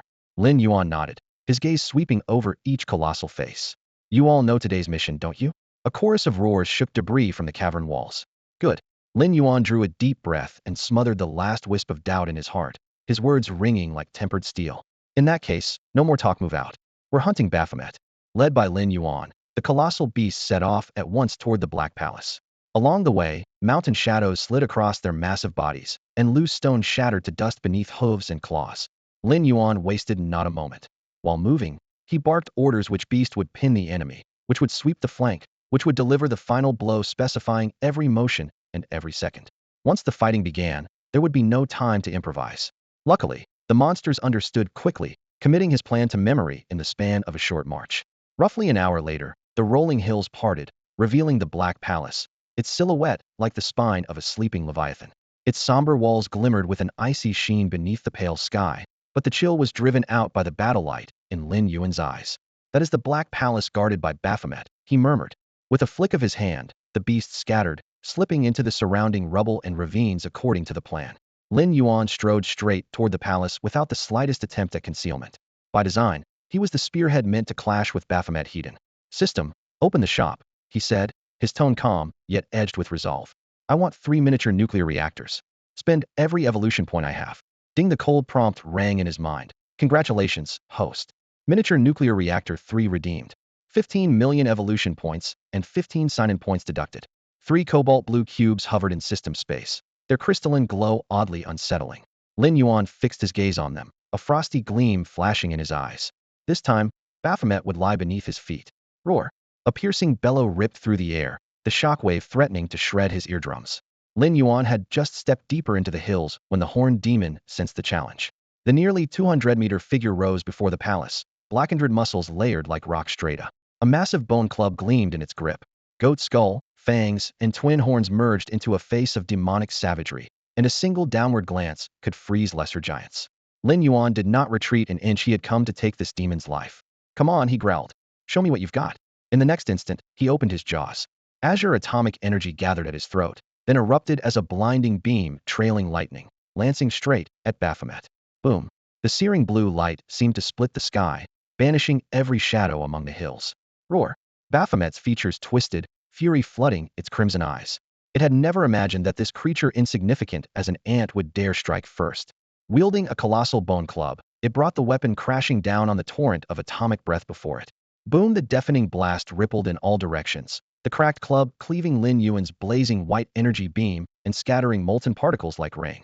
Lin Yuan stiffened. The horned demon's defenses were far sturdier than he had expected, though had never planned on crippling it with a single strike. Jingang. As the atomic breath dispersed, he threw back his head and bellowed. In the next instant, a mountain-sized shadow burst from the hills behind Baphomet. Jingang had been lying in wait, and the moment for an ambush had arrived. Lightning danced across his knotted muscles, and the hulking figure turned into a streak of electricity that flashed behind Baphomet. Thud, the ground quaked as Jingang's right fist hammered the enormous goat's head. That punch is for you. The blow snapped the demon's skull to the side, yet its monstrous body did not shift an inch. A shrieking rush of air split the silence. Lin Yuan's pupils contracted. Jingang, look out. Before the warning left his lips, Baphomet's bone club was already sweeping in a vicious arc. Fortunately, Jean Gang was ready. His body exploded into roaring thunder, and the club tore through empty lightning, striking nothing solid. The arc of electricity reformed, but before Jean Gang could celebrate, Baphomet hurled its jaws wide. Screech, a razor-edged shriek shredded nerves. Veins bulged at Jean Gang's temples, and even the storm of thunder within him could not block the psychic assault. Seeing his pain, Baphomet gathered strength for the kill. At that instant, a vast shadow skimmed across the sky. The wings of Icarus, fused with the falcon wings, pushed their speed to its limit. The giant wings sliced the air as they dove. Thousand-fathom featherstorm. SHHK? SHHK? SHHK? Tens of thousands of razor-sharp feathers burst from the twin wings and rained down on Baphomet. The horned demon growled, whipping its bone club to parry, but the feather storm filled the heavens far beyond its reach. No single bone club could ever hope to fend off thousands of lethal falcon feathers. In an instant, the hawk feathers hit like daggers, driving deep into Bafengdi's arms and shoulders. Agonizing pain exploded through him. He threw his head back and howled, the furious roar making the surrounding rock walls tremble. He had never imagined that these beasts, whom he regarded as mere insects, could actually wound him. As he glared up at the wings of Icarus, Kong lunged first. The great ape spread his massive arms, muscles taut like steel cables, and locked Bafengdi's gigantic frame in a crushing embrace. Though dwarfed in size, Kong's brute strength held the demon still for a heartbeat. Now, he bellowed, his voice a gravelly roar. A sharp hiss sliced through the air. The long-legged arachnid skittered forward at lightning speed and reared up before Bafengd. Without hesitation, it drove its two spear-like forelimbs straight into his chest. A wet crack resounded as bone pierced flesh, and the spider pumped every drop of its Dark Soul venom into the wounds. Since consuming the spectral Dark Soul spider essence, it had gained this toxin, one that scrambles the mind and saps strength and speed. Every attack Lin Yuan's team had launched was to buy the spider this single opening. He knew that only if Bafengd was poisoned did they stand a chance. The moment the venom entered his body, Bafengdi's eyes blazed crimson and his rage peaked. A surge of raw power tore him free, hurling Kong backward several yards. With a sickening crack, he snapped off the spider's two forelimbs and yanked the broken spears from his chest. Black-red blood poured out, proof that the venom was now coursing through him. Roar! He raised his massive bone club and brought it down toward the long-legged arachnid's head with lethal force. The blow should have smashed the creature into pulp, yet, to Bafengdi's shock, the club whooshed straight through. In that split second, the spider's body turned semi-transparent, losing all solidity. Lin Yuan watched without surprise. This was the creature's second new power from the spectral essence of ghost form, allowing it to evade any attack. This power is even more formidable than the elementalization of Logia-type devil fruits. When a user turns into fire, sand, or lightning, blades and bullets pass through them, yet water douses flame, erodes sand, and insulators ground electricity. Elements always restrain one another. The long-legged arachnid's ghost form, however, shows almost no weakness at all. The moment it activates, its entire body seems erased from reality. Swords, impacts, and explosions glide through it without raising the faintest ripple, as if it has truly become an incorporeal phantom. Such an overpowered skill is not without a price. First comes the massive mental drain. Lin Yuan has tested it. In a single battle, the spider can use ghost form at most 3 times, and each instance lasts no more than 5 seconds. Second, while ghosted, it loses every means of attack and can only evade. For these reasons, Lin Yuan treats the technique as an absolute lifesaver rather than a killing move. Ba Fengte's sweeping strike missed, and Lin Yuan and Jean Gang countered at once. Lin Yuan's jaws yawned open, and a blinding white radiation beam burst out, its molten heat spearing toward Ba Fengte's chest. On the other side, Jean Gang sprang high, both fists crackling with thunder like twin war hammers, and brought them crashing down at Ba Fengte's skull. Ba Fengte roared in rage at the pincer attack. In the next instant, dense black demonic energy surged from its massive frame, wrapping it in a cloud of viscous darkness. Lin Yuan's beam vanished into the fog as though swallowed by the sea, without even a spark. Jean Gang checked his momentum, landed, and held his ground, wary of the unknown properties of the black mist. Charging in blindly would be suicide. Suddenly, a muscular right arm thrust from the fog, its skin dyed pitch black and radiating a sinister aura like a demon's hand. Ba Fengte followed, its physique even larger than before. The darkness clung to its body like living armor, and its eyes now burned crimson. The demon bull had undergone a complete transformation. Driven to the brink, Ba Fengte had finally gone all out, entering full demonic form. With a thunderous roar, it hurled its massive body at Jean Gang and brought the bone club crashing down. Sensing danger, Jean Gang sprang backward. Boom. The next instant, Baphomet's bone club came crashing down like a 1-ton hammer, gouging a crater several meters deep and flinging mud and stone in every direction. Staring at the gaping hole, Jean Gang felt his scalp prickly. Now did he understand the raw, monstrous strength Baphomet possessed in his demonic state. A howl of wind and grit followed as Baphomet pressed the attack. Still off balance, Jean Gang turned his whole body into living lightning, hoping to dodge as before, but this time he misjudged. The moment the club closed in, Baphomet growled, a guttural vibration that seemed to crush the air itself. Black hellfire erupted along the weapon, tongues of flame dancing over dark red sigils. Thud! The blazing club slammed into the lightning form, and the evil fire burrowed straight into the arcs of electricity, tearing them apart. Agony forced Jean Gang to abandon his elemental state. He was hurled hundreds of meters like a severed kite and smashed into a distant hillside. With a thunderous roar, the hill split and collapsed, rocks pouring down like rain. Amid the dust and rubble, Jean Gang knelt, badly wounded. Lin Yuan's eyes flared. He sprinted toward him, but Baphomet cut him off with a snarl.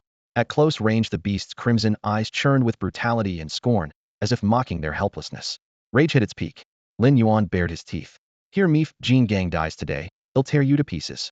Without hesitation, he triggered his red lotus form. A molten rumble burst from within as crimson motes raced across his muscles and scales. He became a walking volcano, waves of heat scorching the air. Kill! He roared, bringing a massive red lotus claw down. Mid-swing, searing flames ignited his scorching rockbreaker fully unleashed. Hiss! The fiery claw shredded Baphomet's black miasma and tore a great chunk of flesh from its chest. Blood sprayed, muscle fibers curled, and Baphomet threw back its head, fangs flashing cold light. Enraged, it raised the bone club to strike back, but above them the wings of Icarus unfurled, loosing the feather storm from 1,000 heights. Tens of thousands of razor feathers howled downward, peppering Baphomet until it looked like a blood-soaked porcupine. Even so, the demon beast kept its grip on the club and barreled toward Lin Yuan. Boom! The blow echoed through the valley, forcing Lin Yuan's massive frame back several steps and punching deep pits into the rock beneath his feet. Black scales on his chest splintered like spiderwebs. Blood seeped out and flashed to red vapor in the heat. Roaring again, the two titans shook the sky, their bellows rolling across the shattered hills and scorched earth. Such is the clash of colossal beast savagery unbound, a battle that ends only in death. In his red lotus form, Godzilla and the horned demon Baphomet are both acknowledged as apex beings of the underworld. Yet today these two titans will settle the score in this desolate wasteland. Roar! Two deafening bellows erupt almost simultaneously, slicing through the air like blades. Red Lotus Godzilla, Lin Yuan, swings a claw wreathed in searing flames. The blaze swells blazing rockbreaker. He charges Baphomet, the crimson claw falling like a meteor toward the demonic silhouette. Baphomet does not retreat. Scarlet hellfire bursts between his horns as he drives a massive fist straight into the oncoming strike. Boom! Fist and claw collide, a shockwave kicking up a wall of dust as both leviathans stagger back. The difference is clear in the next heartbeat. The demonized Baphomet merely retreats a few paces, his immense hooves grinding the ground to powder, while Lin Yuan is blasted into the air, smashing through layers of rock before coming to rest. Even as the king of monsters in his red lotus form, he is forced onto the defensive.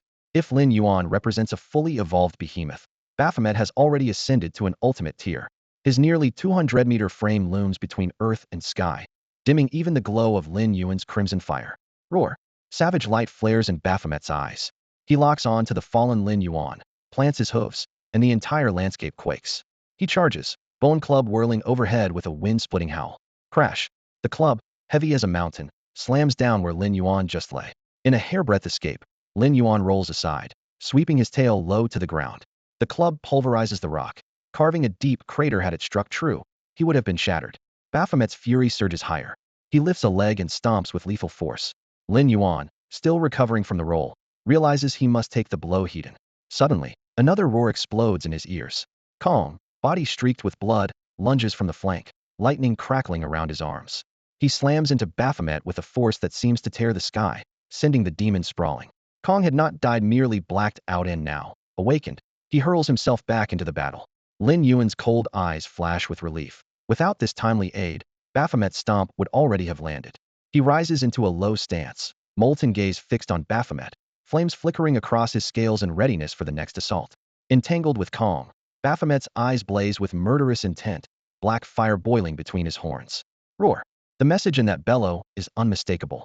Since you insist on causing trouble, you can die in your own mess. The roar had barely faded when Ba Fengta rolled over, a mountain of muscle crashing down and pinning Jean Gang into the dirt.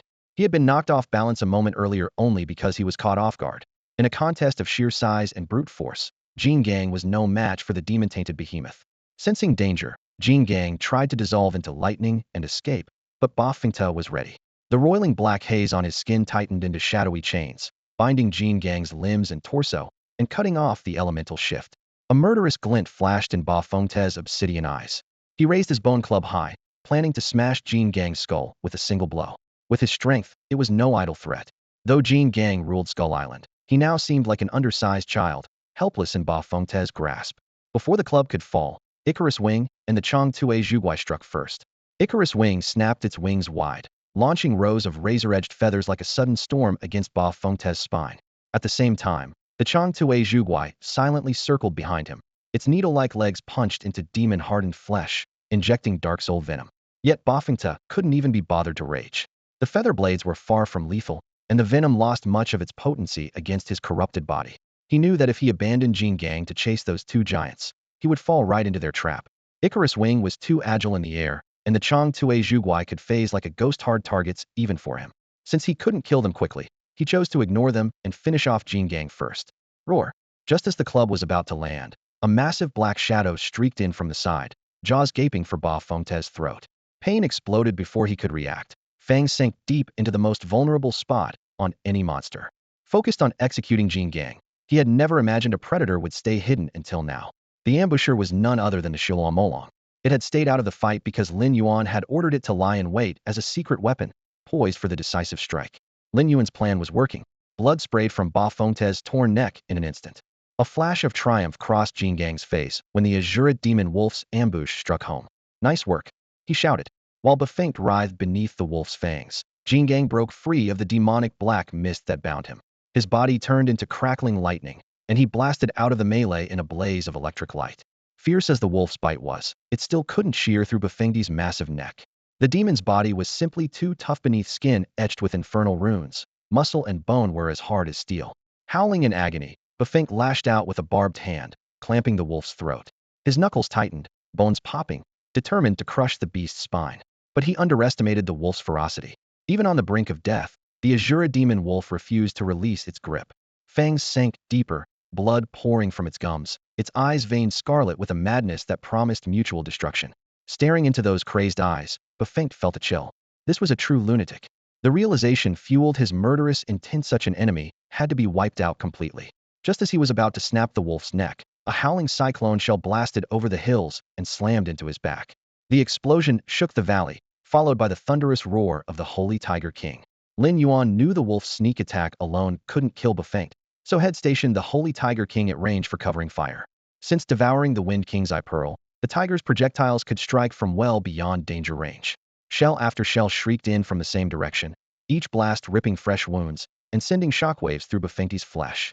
Even a demon this strong couldn't remain unscathed under the assault of 6 titanic beasts: the Holy Tiger King, the Azure Demon Wolf, the long-legged spider fiend, Icarus Wings, Jin Gang, and Lin Yuan himself. Skull Island had thrown everything into the fray. "You won't die in vain," Lin Yuan said, voice cold from his high perch. Yet Ba Fengte, blood-soaked and torn, still refused to retreat. The damage wasn't fatal, could still fight.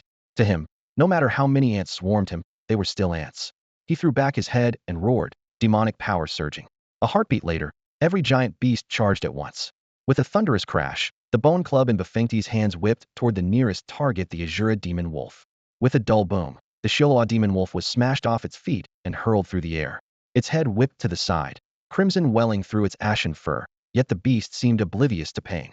It hit the ground, rolled, then staggered upright on trembling paws and, with a roar, lunged at Ba Fengte. If Ba Fengte was a proud, solitary lion, the herd of Skull Island behemoths before it were a pack of hyenas numerous enough to tear even the king of beasts apart. Ba Fengte swung its bone club, meeting them alone. One giant after another was knocked clear of its flanks. But those misshapen colossi soon clawed back to their feet in the dust and charged into the fray again. Whenever Ba Fengte tried to finish one creature, the others leapt in at once, breaking its rhythm and blunting its killing blows. The relentless interference left it short of breath, yet it showed no hint of defeat. No matter how many foes there were or how well they coordinated, the wounds they could inflict were limited in the face of overwhelming power. At this rate, the first to collapse from exhaustion might well be Jin Gang and his allies. That thought cooled the fury in Ba Fengte's eyes, replacing it with an abyssal chill. It silently vowed to wipe these monsters out, to crush every bone beneath its feet and leave their flesh to rot under the relentless sun. Roar! The muffled bellow split the air. Bafeng slammed into Jin Gang, veins bulging along its massive arms as the bone club whistled down in a vicious arc target Shula Demon Wolf. Thud! Crack! The blow landed, and the Demon Wolf's chest and spine shattered in an instant. It opened its jaws in agony, but no cry escaped. Its limbs convulsed, and it collapsed, powerless. Bafeng's strike had all but pulverized its backbone, removing it from the fight. At last, the airtight encirclement ripped open. With the Demon Wolf down, who would be next, the long-legged arachnoid, Jin Gang, or perhaps Icarus Wing? One thing was certain. Once a gap appeared, it would only widen until the net could no longer close. Bloodthirsty excitement twisted Bafeng's face. Victory was within reach, and it was already deciding how to execute these foolish opponents. Just then, a lone figure stepped calmly into the fray. Lin Yuan stood quietly before Bafeng, blocking its path. Bafeng blinked in surprise, then a disdainful smile curled across its lips.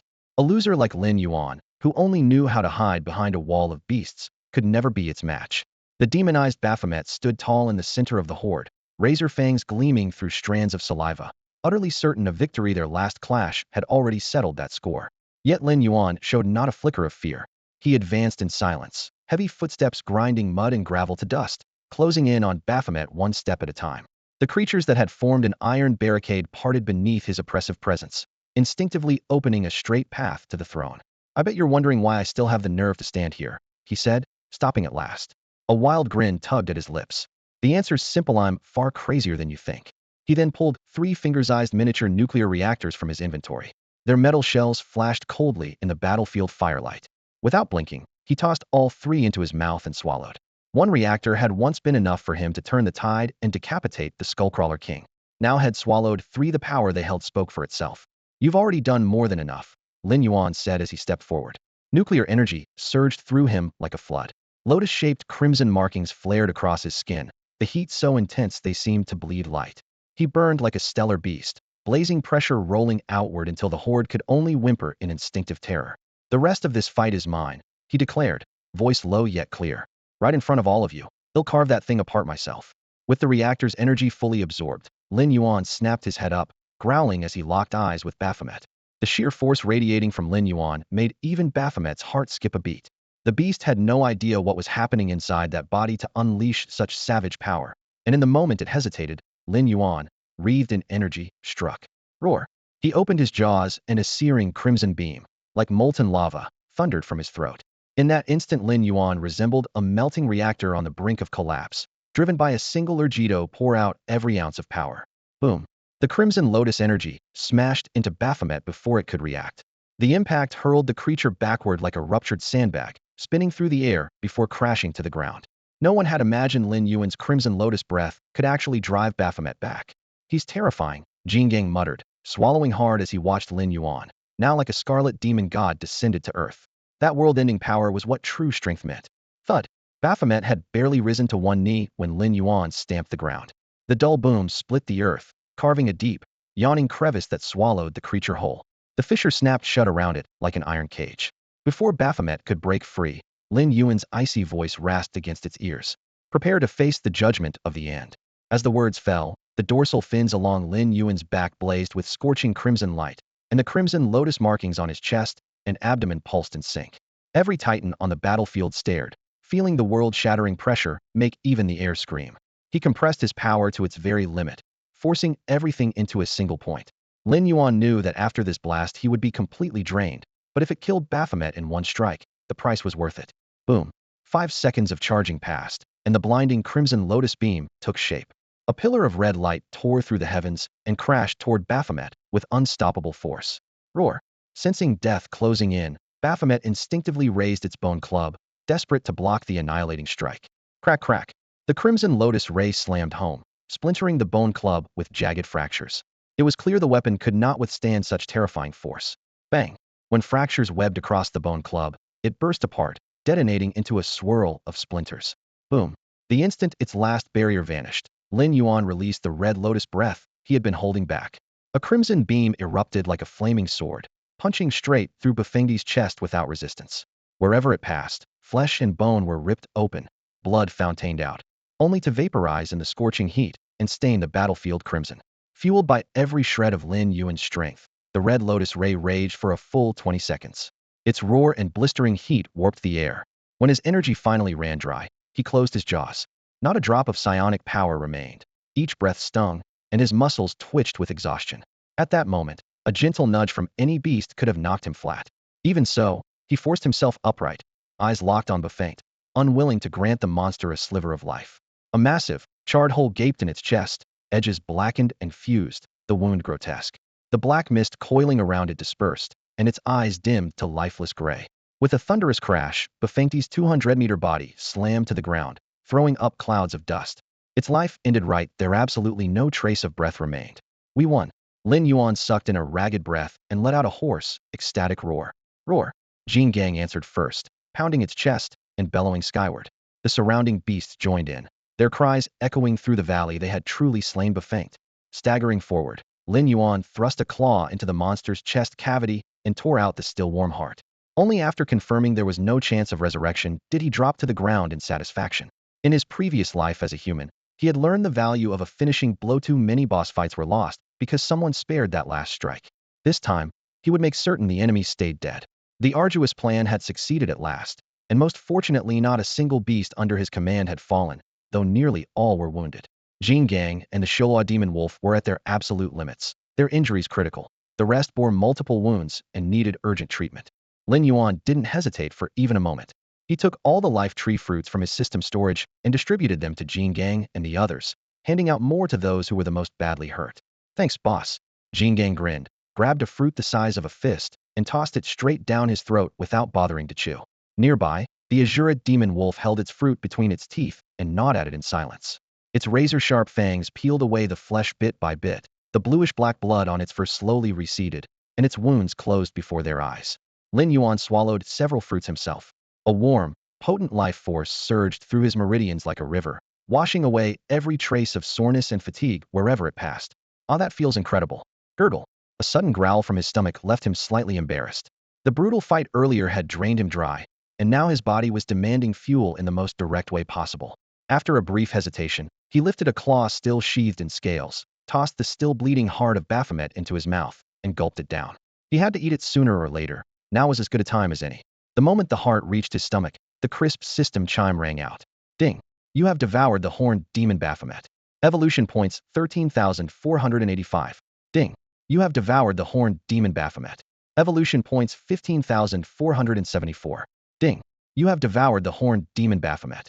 Evolution points 12,145. In just a few seconds, the heart alone earned him more than 40,000 evolution points. Baphomet truly was one of the apex beasts of the underworld. If he could consume the entire corpse, nearly 200 meters long, he would pull in close to 1,000,000 points. But Lin Yuan wasn't intoxicated by the numbers. To bring Baphomet down, he had spent nearly 50 million points, and his ace in the whole 3 miniature nuclear reactors had cost 15 million by themselves. Compared with that, 1,000,000 points was nothing. If anyone took a loss here, it was him. Even so, the demon's corpse wasn't what interested him most. What mattered was the Black Palace Baphomet had died defending. There had to be a secret in there, and that was his real prize. The thought set his chest ablaze with excitement. Baphomet was dead, the Black Palace lay within reach, and the truth was only one step away. While he was picturing the palace and all the possibilities it held, the system chimed again. Ding! Devouring the horned demon Baphomet has triggered evolution. Skill acquired, dark demonization. Lin Yuan blinked in surprise. All he had done was swallow a heart, and he had unlocked a new skill? Dark demonization. Could this be the very ability Baphomet had used during their battle? Lin Yuan's expression shifted from shock to elation. He had never imagined that by devouring a single Baphomet heart, he would inherit the creature's most formidable gift, its demonic transformation. He had seen that explosive surge of strength and speed firsthand once Baphomet transformed. Its physical prowess nearly doubled, and its attacks became unimaginably lethal, with no exaggeration required. Now that power was his, and restraint was impossible. Heart pounding, he drew a deep breath and said in a low, steady voice, "Activate dark metamorphosis." Pitch black miasma erupted from his body like a tide, smothering the surroundings in an instant. His already dark scales absorbed the haze, turning so deep they seemed to swallow light. Tendrils of smoke writhed like serpents before sinking back into his flesh. His muscles bulged, and his bones crackled under the pressure. Roar! Head thrown back, he let out a low bellow. The mountain-like vibration of his chest rippled through the air, forcing the nearby behemoths, half a step back. In that instant, power boiled in his veins, and he felt certain a single punch could shatter a peak. If his flame-shrouded red lotus form made him a crimson Godzilla, then wrapped in this black mist, he was a true shadow Godzilla. The exhilaration faded quickly. Lin Yuan realized dark metamorphosis could not coexist with the red lotus form. The two modes were mutually exclusive. Red lotus form, maximum energy output, dramatically boosting his thermal rays and atomic breath. Dark metamorphosis, explosive physical strength, savage in close combat, lower energy consumption, longer duration. The strengths and weaknesses were clear, yet they could not be combined, a fact that left him mildly disappointed. After confirming their traits, Lin Yuan dismissed the dark metamorphosis, rose slowly, and said calmly, "Let's go find that black palace." With a wave of his hand, he stored Baphomet's massive corpse in his personal space and strode toward his target. The thought of uncovering the palace's secrets made his heart pound with anticipation. Soon Lin Yuan and his legion of giants stood before the black palace. Only up close did he grasp its enormity. The gate alone towered 300 meters high, as if carved from a single slab of obsidian and vast enough to blot out the sky. Its surface was covered in countless intricate, unsettling patterns, forming what appeared to be some kind of arcane design. Even someone as massive as Lin Yuan looked insignificant before the Black Palace. He glanced back, his voice low and steady. "Fall back." At once the beasts behind him spread out, their huge hooves and claws scraping chips of stone from the cavern floor before they halted at a distance. Only after his companions had cleared the way did Lin Yuan raise a scale-plated claw, press it against the pitch-black gate, and push. Boom boom. The muffled thunder rolled through the underground chamber.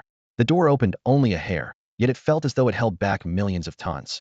Even while straining with everything he had, Lin Yuan's joints quivered and his muscles bulged to the verge of tearing. How can it be this heavy? He wondered, but he kept pushing. He drew a lungful of the stifling air and triggered his demonic form without hesitation. Black mist jetted from the seams between his scales, wrapping around him like a storm, and his strength exploded. Roar! The growl shook the stone walls. With claws like levers prying at a mountain, he shoved again. The massive doors finally swung open with a thunderous crash, dust raining down to reveal a dark corridor beyond. Lin Yuan stepped inside, his thick tail sweeping rubble to either side. The moment he crossed the threshold, he could almost hear power rushing into him like water at least 10 times denser than outside, hot enough to set his blood ablaze. No wonder Baphomet's body ballooned. It's been gorging on this energy, he guessed. The beasts filing in behind him were equally stunned, their pupils shrinking under the surge. Jingang looked around, his honest voice lowered, yet still echoing. "Boss, the energy in here is insane. If we stayed here, even a pig could take flight." Crude as it was, the remark rang true. Lin Yuan had already decided if circumstances allowed, this palace would become his lair. Simply remaining inside would let the energy flood him like a tide, rendering deliberate cultivation unnecessary. For any power-hungry beast, this place was paradise. Still, he meant to stay cautious until the palace was thoroughly explored. His footsteps echoed down the empty hall as he advanced, eyes alert for the slightest detail. Suddenly, he stopped before a side wall. What is this?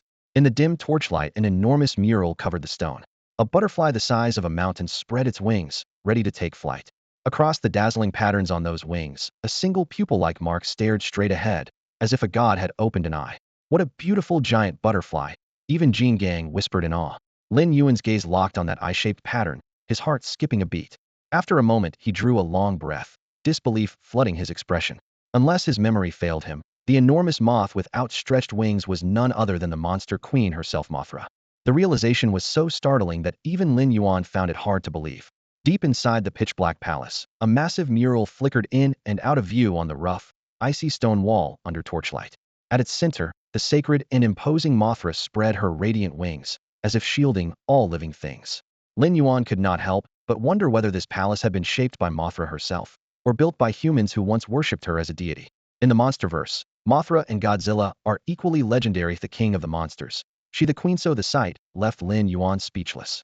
Yet beyond this single mural there were no other clues, and speculation would lead nowhere. Pushing aside his doubts, he moved on. Another mural suddenly came into view, halting him in his tracks. A colossal pterosaur, fresh from a volcanic crater and wreathed in molten flames, reared back and roared at the sky. The demonic visage tightened. Lin Yuan's pupils. Rodan, the king of the skies. Within the monsterverse, Godzilla, Mothra, and Rodan are hailed as the big three of Earth's titans. Though Rodan has bent the knee to both Ghidorah and Godzilla, earning him a reputation for fickleness, his power is unquestioned. A mutated pteranodon, he is an airborne monarch of immense size, capable of supersonic flight and sonic booms that can level a city block in a single pass. Lin Yuan never expected to find Rodden's likeness here. Clearly, this obsidian palace was not dedicated to Mothra alone. He quickened his pace as the walls unfurled a gallery of new titans: Abaddon the Destroyer, Leviathan of the Deep, the Sea Witch Scylla, the giant turtle Gamera, and Mudo, the sworn enemy of Godzilla's kind. It felt as though he were paging through a bestiary of monsters, each line etched with ancient precision, yet the artist's identity and purpose remained a mystery. Most perplexing of all was why Baphomet would guard this place so fiercely. Entering the palace had done nothing to dispel the fog of questions. Instead, it thickened. By contrast, Kong, padding along behind him, was far easier to read. The great ape stared around in wide-eyed wonder, marveling at the images of creatures he had never encountered on Skull Island. After trekking for some time, Jingang finally spoke up, unable to contain himself. "Boss, do you really think the giant beasts on these walls ever existed?" Lin Yuan paused, gave him a slightly surprised look, and replied calmly, "They walked the earth once, at least. Whether they're still alive, I can't say." Jingang nodded in his usual simple way, but clenched his fists and murmured, "I'd love to spar with them." Only then did Lin Yuan realize the murals had stirred the great ape's competitive streak. Chuckling, he patted Jingang's arm. "Easy. When you've truly grown, they'll take you outside and show you the wider world. Then you'll understand how vast it is beyond Skull Island." The phrase "the wider world" made Jingang's eyes blaze with excitement. Even his heavy breathing carried barely suppressed anticipation. Before long, they reached the end of the rock wall. The final mural was completely different: no great beasts, only a dense scatter of black dots. Lin Yuan frowned and leaned in, but the closer he looked, the less sense it made. A lone dot meant nothing. Clustered together, they were a blur. The beasts behind them, naturally, understood nothing at all. While he puzzled over it, Jingang suddenly pointed a claw at the center. "Boss, if you connect these dots, it looks like a skull." "A skull?" Lin Yuan jerked upright, as if struck by lightning. If every dot were linked, the whole mural became a map, and the skull-shaped Jingang saw match the outline beneath their feet: Skull Island. A surge of excitement nearly made Lin Yuan scoop the ape up and kiss him. The big guy was a hidden genius. He quickly noticed another isolated dot beside Skull Island's outline. A little deduction gave him the answer. It marked the underground realm, the entrance to the very secret world they stood in now. In other words, the mural was a distribution chart of hidden realms, and Skull Island covered only a tiny fraction. Across the globe, there were hundreds of such places. The realization sent a tremor through Lin Yuan's heart. Skull Island was special, but far from unique. Somewhere, other realms might harbor unknown giants. He rubbed his temples, eyes full of conflicted thoughts: human espers, secret realms, mystic palaces, all manner of monsters. The world was far more complex than he had imagined. The murals ended there. Lin Yuan lifted his gaze, branding those countless dots into memory. If fate allowed, he would tread every hidden realm and learn how each differed from this underground world. When that day came, this abstract yet accurate map would be the key. By matching it to a world atlas, he could pinpoint every hidden realm on Earth. The murals lining the rock face stopped abruptly at this point. Lin Yuan did not slow down. His black talons struck the stone with a low echo as he pressed on. Before long, a slate-gray stone door blocked the passage. No light seeping through, it seemed a clear entrance to another hall. After a brief hesitation, he placed a claw against it. With a grinding scrape, the heavy door slowly opened. The next instant, blinding violet light exploded outward. Razor-sharp beams lanced across his vision. At the same time, a tidal surge of energy slammed into him, far denser and more terrifying than anything inside the obsidian palace, so thick it felt almost solid. "What is this place?" Lin Yuan's pupils contracted, shock rising in his eyes. He quickly located the source of the light. Suspended above a stone pedestal at the chamber's center floated a fist-sized amethyst crystal, its radiant glow pulsing in steady waves. Though nearly 100 meters away, Lin Yuan could feel the almost frightening oscillation of power, radioactive energy unique to the underground world, at once familiar and deadly. The answer was clear. The subterranean realm was flooded with power because this crystal was spilling it out without end. Energy drifted like fog, saturating the cavern until it was almost viscous. The crystal was the true heart of this world. Murmuring under his breath, Lin Yuan moved closer. With every step, the pressure doubled. When he reached the pedestal, he instinctively stretched out a massive claw and lifted the crystal. From a human perspective, it would have been enormous. Yet in his broad draconic palm, it was no larger than a river stone. Cradling the gem, he blurted, "System, if I swallow this violet crystal outright, what will happen to my body?" The system answered coldly, "Energy overload will rupture your body and kill you." That terse reply snapped him back to reality. What he had taken for a shortcut to immense power was, in fact, a fast track to the underworld. A muscle twitched at his temple as he shelved the idea, grateful he had asked first. After steadying himself, he asked again, "Then can I simply remain nearby and absorb the energy it releases?" The system replied at once, Given your current physical capacity, 6 hours of exposure will fill you to maximum. You must fully refine that energy before you can absorb more. These values are not fixed. As your strength grows, so will your upper limit. After hearing that, Lin Yuan's face fell. He had never imagined that, with all the power he currently possessed, he could linger near the purple crystal for only 6 hours at a time. Absorbing energy was a lot like eating. No matter how ravenous you were, there came a point when you were full, and any more had to wait for digestion. Still, a strict 6 hertz-a-day ceiling left Lin Yuan feeling stifled, as if he owned a limitless treasure mine, yet could dig out only a fistful of sand on each visit. Fortunately, the crystal was now in his hands and beyond anyone else's reach, so this minor annoyance couldn't sour his mood. With that thought, he lifted his eyes to the glowing orb floating overhead and called out again. System, what exactly is this purple crystal? Why does it hold such terrifying power? The answer echoed through the great hall, cold and mechanical. Insufficient permissions. Information unavailable. Useless system always bailing on me at the critical moment. Lin Yuan scowled and dropped his gaze. He turned to the imposing line of beasts behind him, his voice calm, yet brooking no refusal. You can come here to draw energy, but don't bite off more than you can chew. The moment you feel saturated, get out. Digest first, then return. A chorus of deep, eager roars shook the stone walls. To them this place was a sanctuary energy, so dense it was almost liquid, every breath sending a flood through their bodies and charging every cell. Given time, evolution was inevitable. Lin Yuan surveyed the surroundings. A black vaulted ceiling, purple veins of light pulsing across the stone, and a space vast enough to house dozens of these giants. Besides the beasts already under his command, he planned to handpick more prospects from Skull Island, letting them soak in the crystal's stray energy and grow stronger at record speed. With this crystal, energy was the last thing he needed to worry about. The purple crystal was the very heart of the underground sanctuary. Destroy it, and the energy here would dry up in an instant. A mural of monsters, a hidden map, and the crystal itself, those seemed to be the only secrets this black palace had left to offer. In mere minutes, he had scoured every corner, yet his biggest questions remained unanswered. Who built this palace and why? Was it simply a vault for the crystal? What lay inside the other sanctuaries marked on the mural? Could monsters on par with Masra, Radon, or Ghidorah still be lurking there? Lin Yuan drew a long breath. One day, he would unravel each of these mysteries himself. Jingang, from this day forward you are responsible for guarding this palace. Standing amid the dim violet glow cast by the crystal walls, Lin Yuan turned to Jingang and spoke with unwavering determination. No subterranean behemoth may come within half a step of these halls. Even the creatures of Kulu Dao are forbidden to set foot here without my consent. Fully aware of the weight of this charge, the massive ape bowed its dark silhouette and answered, understood. Lin Yuan added, if you wish to keep absorbing energy, stay. If you prefer to leave, go now. With that, he chose a flat stone step, sat cross-legged, and pressed his palm against the violet crystal. Spiritual power surged through him with the searing current.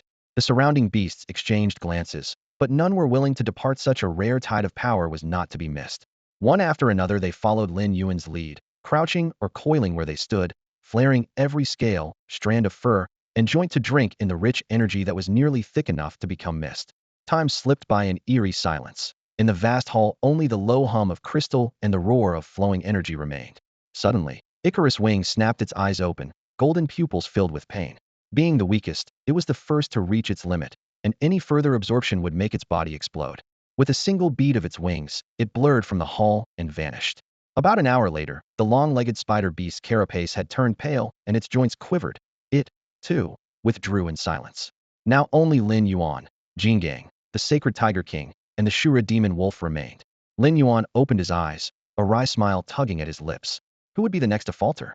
By all logic, even after being tempered by Shura demon blood, the Shura demon wolf was still weaker than Jingang and the sacred tiger king, and Lin Yuan expected it to bow out first.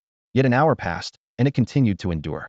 He caught the subtle tremor in its frame. The energy had already flooded every limb and bone, yet it stubbornly refused to stop. At that pace it would either break through its limits or detonate from within. Suddenly, the sacred tiger king lifted its head and let out a hoarse growl that shattered the silence. Its massive body shuddered, and at last it ceased absorbing, turned, and left. Surprise flickered in Lin Yuan's eye. She had not expected the Shura demon wolf to outlast the Tiger King. Its bone-deep desperation was now branded in his memory. But even the maddest body has a limit. Half an hour later, the Shura demon wolf's knees buckled. Its forelegs hit the floor, scarlet eyes dimmed, and it collapsed with a heavy thud, slipping straight into unconsciousness. Lin Yuan casted a calm glance and said, Jingang, throw it outside. On it. Jingang nodded, grabbed the unconscious Shura demon wolf by the tail, and dragged it away while muttering, "This guy's insane nearly worked himself to death." Just before leaving, he turned back.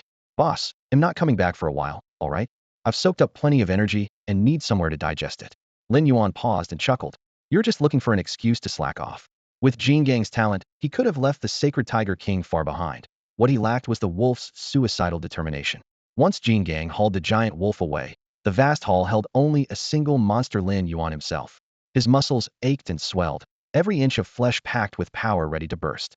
It was the first time Head ever felt so fully loaded, the richest battle of his life. At this rate, he would max out in 2 hours at most. Lin Yuan licked his lips, a trace of greed flickering in his eyes. "If only I could absorb energy without limit." 2 months later, Skull Island, underground world. Lin Yuan stood in a dim tunnel facing a saber-toothed dragon beast 150 meters long. Such a giant would be a king among its kind. Yet beneath his pressure the monarch's legs trembled. It growled warnings, but dared not advance. Seeing it cower, Lin Yuan's lips curled. "Activate demonic form." Black mist burst from his skin and solidified into a skin-tight suit of armor. His frame stretched taller, bones cracking, power straining to tear the air apart. Roar! His bellow shook the cavern walls. He lunged like a living mountain, slamming toward the dragon beast. The demonic aura weighed down like chains, pinning the creature in place. A black claw sliced through the air. Flesh ripped open, a bone-deep gash splitting the beast's flank. Before it could scream, a second swipe shredded its throat, hot blood gushing like a waterfall. In less than 5 seconds, Lin Yuan killed the saber-toothed dragon beast, as easily as wringing a chicken's neck. Blood dripped from Lin Yuan's massive claws. The enormous corpse of the saber-toothed saurian lay sprawled on the ground, bright crimson soaking into the soil. Jin Gang instinctively backed away half a step, his wide, bestial eyes reflecting the ragged wound that had torn the creature apart. "Boss, it looks like you've gotten even stronger," he muttered, his voice trembling with awe.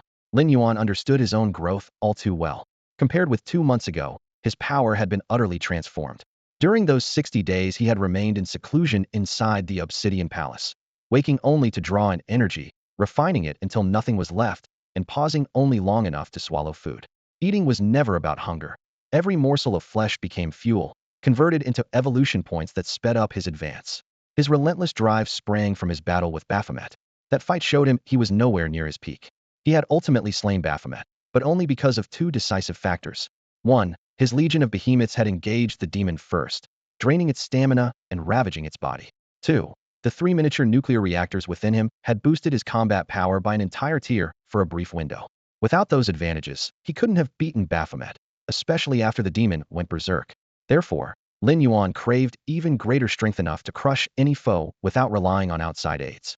Besides, he meant to venture into other secret realms, and with his cautious nature, he wouldn't leave Skull Island without absolute confidence. During his 2 months of seclusion, he accumulated 70 million evolution points, spending 40 million to enlarge his body. The oppressive force of his sheer size had left the saber-toothed saurian almost unable to fight back. As for how strong he was now, even Lin Yuan couldn't say for sure. "Display status panel," he ordered softly. A digital screen materialized. Host, Lin Yuan. Species, Godzilla lineage. Form, complete form evolvable. Bloodline, Dominator class upgradable. Height, 174 meters. Weight, 38,525 tons. Attack modes, bite, claw, throw. Alternate forms, burning form, dark form. Special abilities, devour, thorned carapace, atomic breath, radiation heat ray, enhanced claws, danger sense, thunder scales, charged particle cannon, king's roar, magma rockbreaker. Passive abilities, toxin resistance, scale, armor guard. Evolution points, 31,541,002. System assessment. You are 1 step away from your ultimate form, but your current bloodline limits further evolution for the time being. Lin Yuan closed the panel and nodded slightly. He was more than satisfied with his present stats. Yet his path of evolution had reached a standstill. Constrained by his bloodline, Lin Yuan could no longer enlarge his colossal frame by even an inch. Violet crystalline energy kept pouring in, but his body never budged, as if an invisible barrier siphoned it all away. Until he elevated his bloodline, this barrier would remain. Fortunately, he had already identified a way forward. "Enough for today," he growled. "The hunt's over, time to head back and eat." Lin Yuan raised a scale-covered claw and pointed at the saber-toothed drake's corpse nearby, signaling Jin Gang to haul it away.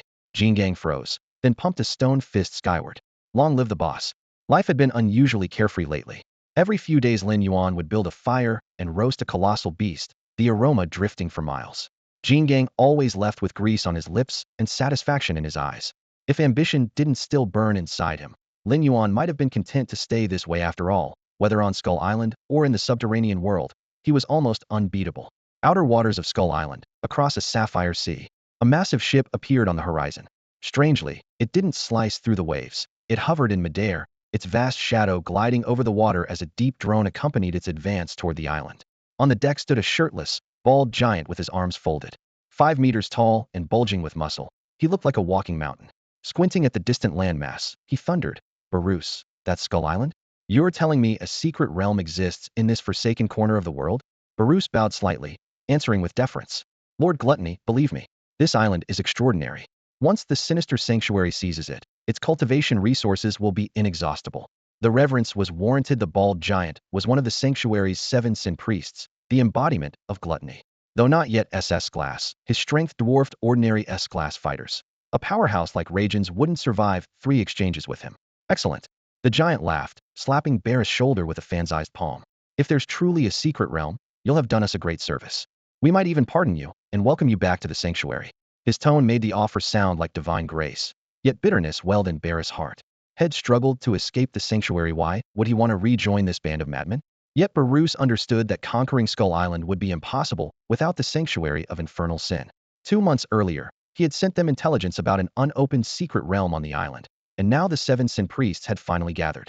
Across North America, most factions could muster at most 1 or 2 S-class powerhouses, but they had 5 S-class and 2 SS-class fighters, a nearly unparalleled lineup.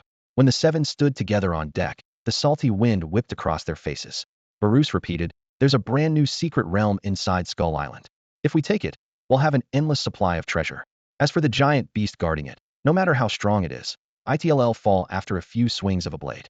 To the 7 sin priests, no creature could rival an SS-class Esper beings capable of erasing a city with a single gesture. To ensure nothing went wrong, every one of them had come. Just then, a blond young man pushed open the cabin door, stretching and letting out a long yawn. "Hey, Gluttony, why aren't we there yet? I've been asleep for more than 10 hours, he muttered, squinting as he leaned against the rail. This was Sloth, an S-class member like Gluttony.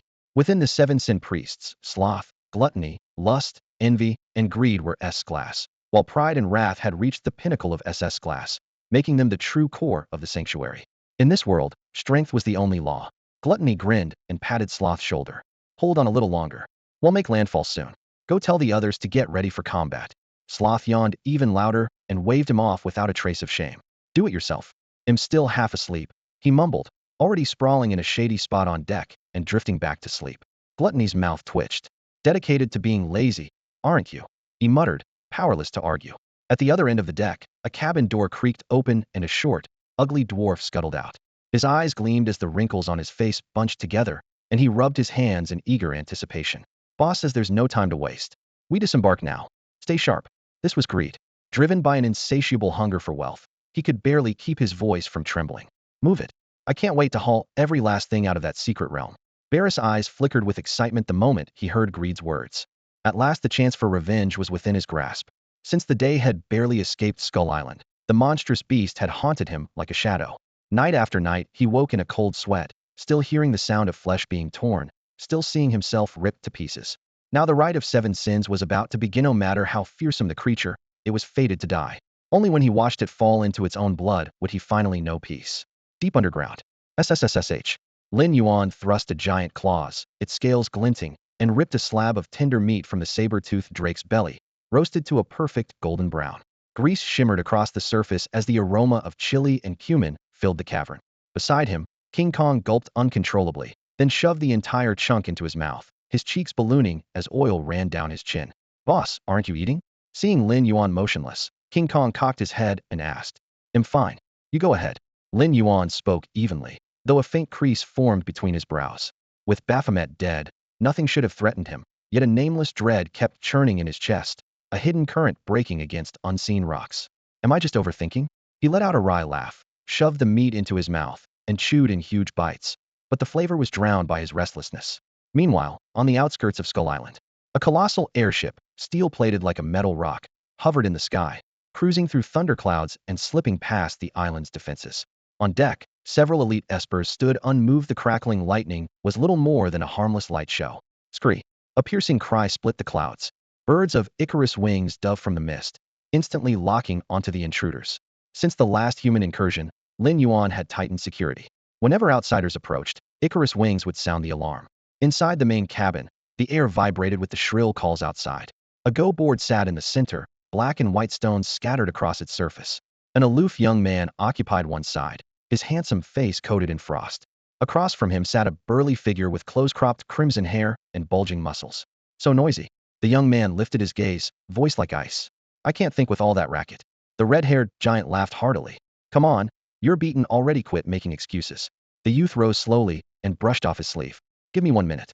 They'll wipe them out and be back. The big man shrugged, amusement dancing in his eyes. I'm the one called Wrath, yet you're the one blowing up. 1 minute, sure that's enough? Without looking back, the young man strode toward the hatch, leaving only a light, confident reply. More than enough. After the Temple of Sin's massive airship glided into Skull Island, a lone fishing boat drifted in behind it. On deck, two 30-something white men steadied professional video cameras against the wind, their faces flushed with excitement. We finally caught up. One of them blurted, licking his cracked lips. If they could record these powerhouses in action and upload the footage to streaming sites, it would blow up overnight. They had been legitimate journalists once, but the paychecks were too slow, so they changed careers. Now they secretly filmed battles between espers and monetized the clicks. In this world, movie stars and influencers meant nothing. True idols were those with extraordinary powers. Most espers, however, did not want their fights public. It invited trouble and exposed their techniques. To dodge that risk, the pair spent their days tailing targets and filming undercover. That's the 7 deadly priests of the Temple of Sin, the other man whispered, barely containing his excitement. Rumor has it there's even an SS rank among them. They had staked out these killers for a month, keeping their distance, disguising the boat as a trawler, and sleeping each night in a filthy, fish-reeking cabin. Their persistence paid off. They had tracked them to Skull Island. Why the cult chose this island didn't matter as long as the footage was explosive. The trip was worth it. Their brief joy faded when they saw a ring of storm clouds crackling with lightning around the island. The cult's elites could ignore the bolts. The two of them couldn't. They were only crank espers, both basic strength type of stronger than average people, but not by much. A reckless dash through that storm could kill them instantly. Their eyes met, sharing the same resolve. Fire her up, one of them said quietly. Whatever happens, we're getting that fight on film. Outside Skull Island, Arrogance stepped onto the deck, face carved from ice. He scanned the skies until his gaze locked onto the shrieking, circling wings of Icarus. So noisy, he muttered, raising both hands.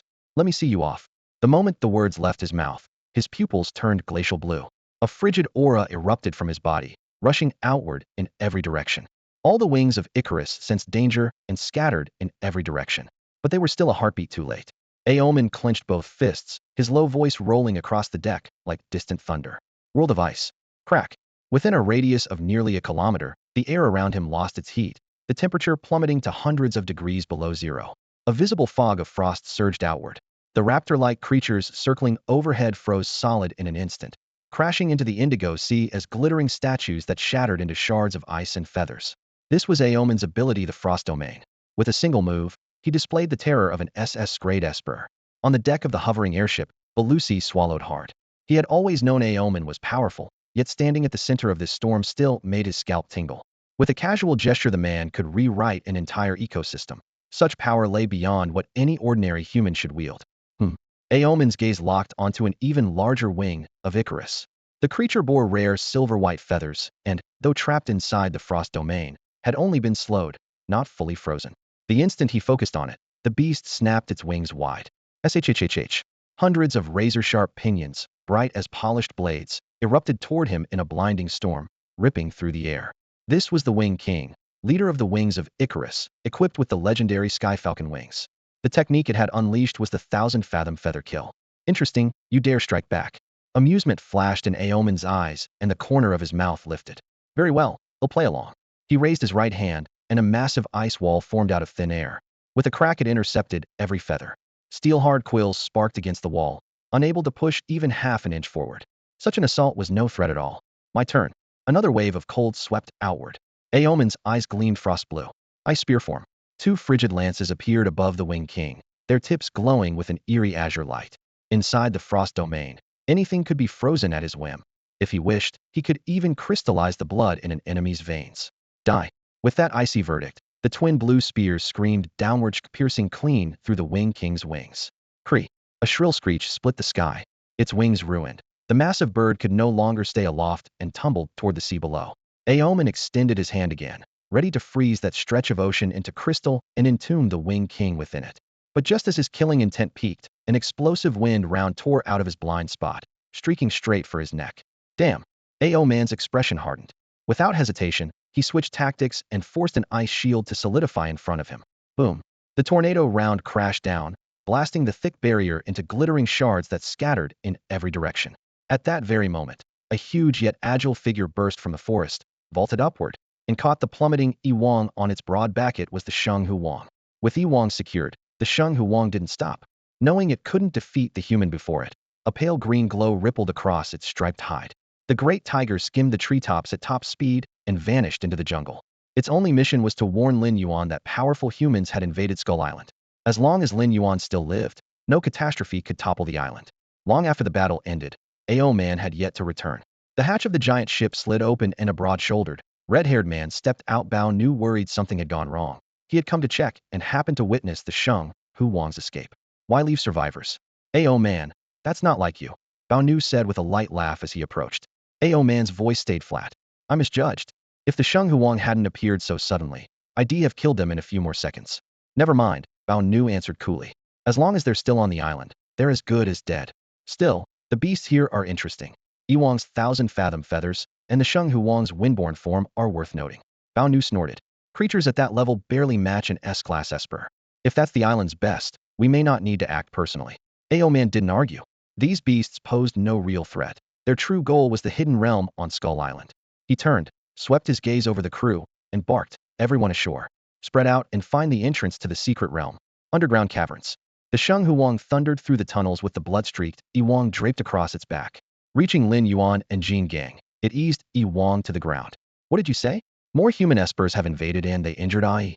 Jin Gang roared, leaping to his feet so fast he dropped the roast meat in his hand. His eyes flared like grinding wheels. At Lin Yuan's side, though he had yet to speak, his expression darkened in an instant. He had been weighing when to leave Skull Island, never imagining that human espers would keep barging in. Murderous intent boiled in his eyes like magma on the verge of eruption. Whether the intruders had arrived by accident or with malice meant nothing to him. Anyone who dared lay a hand on Skull Island would receive no mercy. Every giant beast here was a companion he had raised and lived with for years. Now one of those companions lay gravely wounded by a human esper. Without Sheng Hu Wang's timely arrival, it would already be dead. The thought sent his killing intent surging to its peak. Let's go. Take me to them, he said, rising slowly, his low voice rolling like thunder. If some people refuse to respect the rules, make them pay. Let them learn that Skull Island is not a place for just anyone. Sheng Hu Wang froze, then burst into delighted excitement. Lin Yuan was going to act personally, just as the tiger had expected.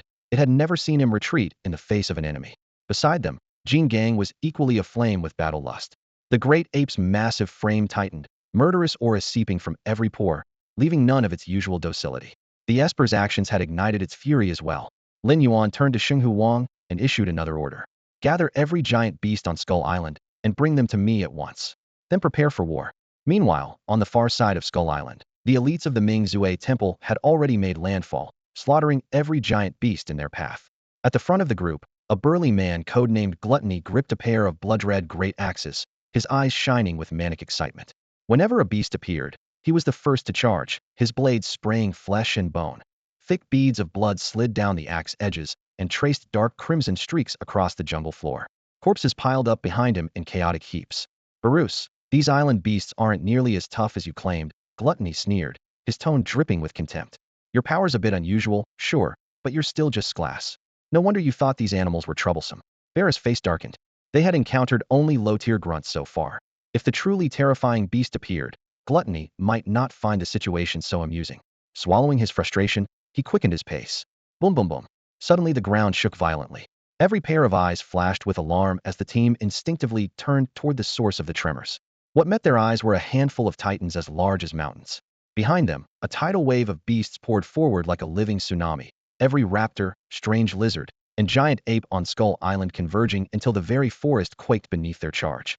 Pride's eyes narrowed, and for the first time his habitual arrogance gave way to genuine surprise.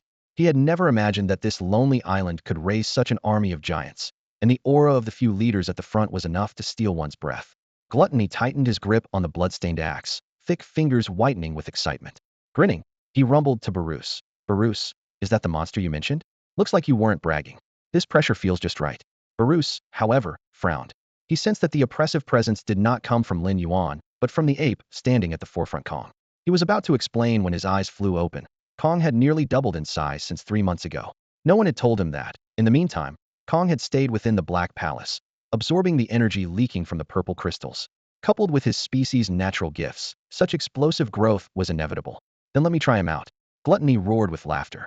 The ground cracked under his step, and he shot forward, a blur headed straight for Kong. Roar! Kong's icy gaze locked onto him. His chest vibrated, and a thunderous roar exploded outward. A moment later, his massive right fist blazed with lightning and shot forward at a speed that belied his bulk. So fast, Gluttony's pupils shrank. The wind shear alone threatened to tear his eardrums, and he had no time to raise the axe fully. Boom! The thunder fist slammed into his chest, and his huge body flew off like a rag doll, crashing into a spray of rubble and dust. When the debris settled, Gluttony climbed from the crater laughing, wiping blood from the corner of his mouth as though it were nothing. Even Kong frowned. The Skull Tyrannosaurus King had needed half a day to stand after taking one of his punches. Again, Gluttony bellowed. He kicked off the ground and soared. This time the fat beneath his skin ignited. Thick, blood-red steam burst from his pores. In a heartbeat, his burly frame turned lean, muscles bulging like steel cables. It was his gift: hoard fat in peace, burn it in war, and unleash every ounce of stored power at once. Boom, boom, boom. The blood axe screamed through the air as he hacked at Kong with a flurry of savage yet precise blows, crimson arcs ripping the forest like scarlet lightning. Yet in that instant, Kong's body suddenly dissolved into living thunder. Before Baosher could react, Jingang slipped past his entire assault with one swift move. What is that? Baoshi's eyes widened in disbelief. The colossal beast before him was wielding powers like a human.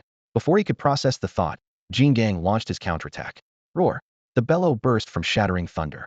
In an instant, lightning writhed in all directions like silver snakes tearing open the sky, their deafening booms rolling for miles. The earth became a churning sea of electricity. Trapped at its center, Baosher was swallowed by the storm.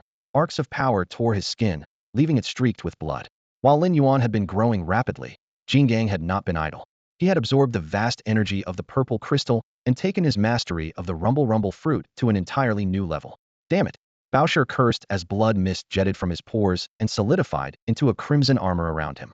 Yet the rumble fruit's power pierced it instantly. Within seconds, the blood armor cracked and crumbled. Watching from afar, Belusi felt his scalp tingle. 3 months ago, Jingang had been nearly helpless against Li Jinsi, but now, on his own, he was forcing Baoshan S-class priest of the Seven Sins and the stronger of the two into total defense. The sight confirmed one fact: Jingang's strength had soared beyond recognition. Seeing Baosher driven back, Aomen frowned slightly.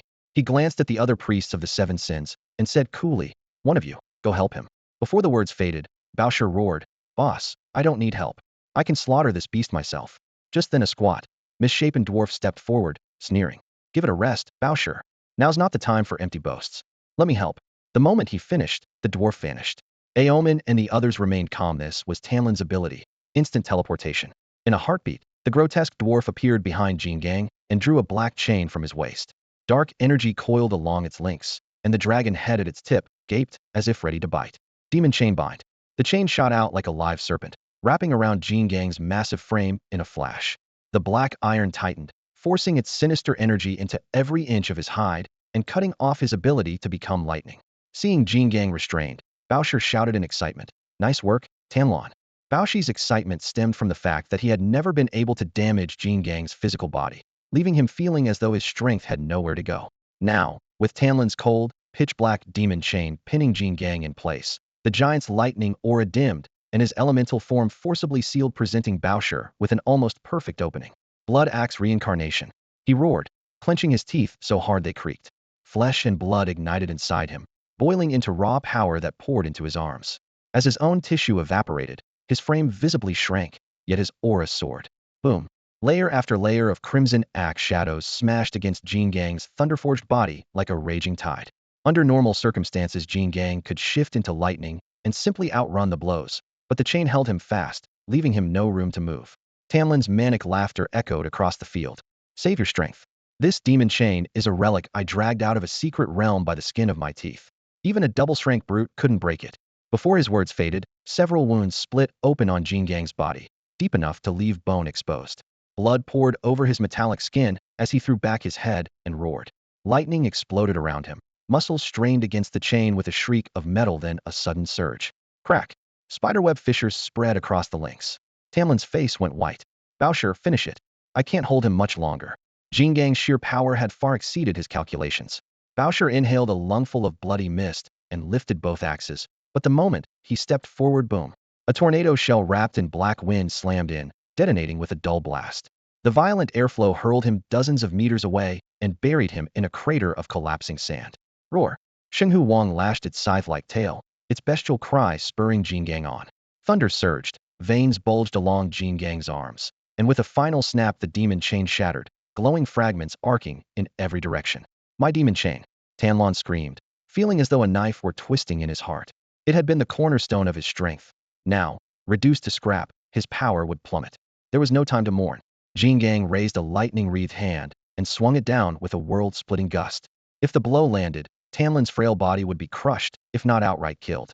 Electric light flashed across Tanlin's terrified face, but in the next instant he flickered and vanished, his teleportation pushed to the limit. In raw combat power he ranked near the bottom of the 7 Sin Priests, yet when it came to survival, none could match him. Within their order, perhaps only pride could truly threaten his escape. Aomen's frost field stretched so wide that Tanlin's teleportation, limited to a fixed radius, could never take him beyond its reach. Wherever he emerged, the freezing mist would seize him and turn him into an ice statue. For that reason, Aomen had always been the opponent Tanlon feared most in the 7 Sins Right. Now, as Jingang's giant palm came crashing down, Tanlon slipped aside, brushed imaginary dust from his shoulder, and let a mocking smile curl his lips. You really think you can touch me? Dream on. He jerked his chin at Bowser. Hold your fire. They'll drain his stamina, then you can finish him off. He turned back to Jingang and crooked a taunting finger. Roar! Jingang bellowed. His chest ballooned as he unleashed his full strength, thunderous fists bursting forward in a relentless barrage. Each blow ripped through the air, rattled space, and sent chunks of stone flying, a terrifying show of power. Yet Tanlon kept blinking away. Each time a fist was about to land, the air warped around him, and he reappeared more than 10 meters off. However fast Jingang struck, he was always half a beat short. The pounding continued. Jingang's muscles bulged, sweat steamed off his body, but nothing changed. At last his breathing grew ragged, loud as bellows, and his fists slowed. Idiot! Tanlon scoffed, arms folded. I told you you'll never touch me. Bowser, just wait. He'll be spent soon. Before his words had faded, Jingang lunged again, swinging another massive fist. Tanlon snorted. Pointless. How many times do I have to? He vanished mid-sentence and reappeared as usual. But when he glanced back, Jingang was grinning, baring his teeth in triumph, so different from the fury just moments earlier that a chill shot through Tanlon. Had he gone mad or... Whoosh, whoosh, whoosh. Shrill whistles exploded overhead. Thousands of snow-white threads cascaded from the sky like a silver waterfall. Each strand, as thick as a finger, was braided from countless finer fibers, cold and gleaming, impossibly tough. They came from the long-legged spider beast that had been lurking in the shadows. In an instant, the threads wove together, closing like a vast net over Tanlon. His face went ghost pale. Outsiders thought his teleport ignored distance, but he knew the truth. After every long jump, the ability needed a brief cooldown, allowing only short hops. The net descending on him was far too wide to escape that way. As the mesh tightened, icy dread seeped into his veins. Never had he imagined that his ability would be exposed and exploited so quickly. From start to finish, the gorilla-like beast in front of him had been playing mind games. It feigned exhaustion, labored breathing, trembling shoulders solely to lull its foe into lowering his guard. The true finishing blow was the spider demon's web, which had been waiting in ambush all along. A dozen possibilities flashed through Greed's mind, yet he still reacted half a beat too late. In the next instant, a mass of silken threads bound him tight, and he crashed to the ground. Boom! Dust exploded as Greed hit with a dull thud, the impact rattling his chest and churning his blood. Kong roared with laughter, the black fur on his chest shaking. Boss was right, when you fight humans, you'd better grow a few extra brains. Usually crushed by Lin Yuan's intellect, Kong was finally savoring the thrill of outsmarting someone. Riding that excitement, the hulking brute charged forward, each mountain-sized step making the earth quake. He clearly meant to grind Greed into pulp. Gluttony's face went pale, and he threw himself between them without hesitation, but Kong's charge was a raging storm he could not stop. Out of my way! Kong bellowed, sweeping his massive palm sideways. Bang! Gluttony flew like a rag doll, slammed into broken rock more than 10 meters away, and coughed a mist of blood. Kong never slowed. He barreled up to Greed, raised a hand large enough to blot out the sky, and stomped down hard. Thunk! Rock shattered and the ground caved in, leaving a footprint several meters deep. Greed, small by comparison, lay half-buried like a broken doll, bones shattered, slipping into unconsciousness. Seeing their comrade in such misery, Pride's brow darkened and his voice turned icy. Enough. Observation phase is over. Everyone, move out and bring greed back. The Temple of Sin had only 7 priests. Losing even one would be irreparable. The words had barely left his mouth when a languid, sultry voice answered from behind. Boss, we've been waiting for you to say that. It was Lust, one of the 7 sin priests, her long legs and bewitching eyes enough to steal a man's soul with a single smile. Before the sentence finished, she became a wisp of wind and flashed to the front of Kong. As his second stomp hovered in midair, Lust covered her lips with a playful laugh. Annoying as he is, he's still my teammate. If you want him dead, you'll have to get past me first. Her pupils suddenly turned a sinister dark gold. Crack crack. Under that eerie gaze, Kong's raised right leg petrified from fur to muscle in the blink of an eye. It was the Medusa Eye, Lust's special power, capable of turning anything she looked at to stone. The next moment, her cold stare locked onto Kong's head. Sensing mortal danger at last, Kong roared and crossed his arms to shield himself. His skull survived, but both arms were already halfway to solid rock. Like greed, Lust was never known for raw power, yet her ability was so strange and unpredictable that few could defend against it. Roar! A sudden bellow shattered the jungle's stillness. Branches exploded outward as the Holy Tiger King lunged from the shadows. The instant he sensed that Vajra was in danger, he abandoned all cover and shot straight for Lust's vitals. Faced with the incoming ferocity, Lust remained as calm as if she were a spectator. She didn't even take a half step back. She was certain her partner would never let her die under those claws. Sure enough, before the Holy Tiger King's striped talons could reach her, a languid figure drifted into place. Honestly, can't you dodge on your own? Must I do everything? The newcomer drawled at it with sloth. Lust covered her lips and giggled. You've been lying around long enough. Time you earned your keep. All right, all right. Sloth sighed, raised his right hand, and leveled his palm at the onrushing tiger. Completely ignorant of Sloth's powers, the beast's instinct screamed. It instantly entered wind spirit mode. Gales whirled around its body, its speed spiked, and its gold-striped mass became a blur that closed the gap in a blink. Not bad quick, even, Sloth said, a bright smile breaking through his sleepy veneer. Too bad speed won't help you here. Boom.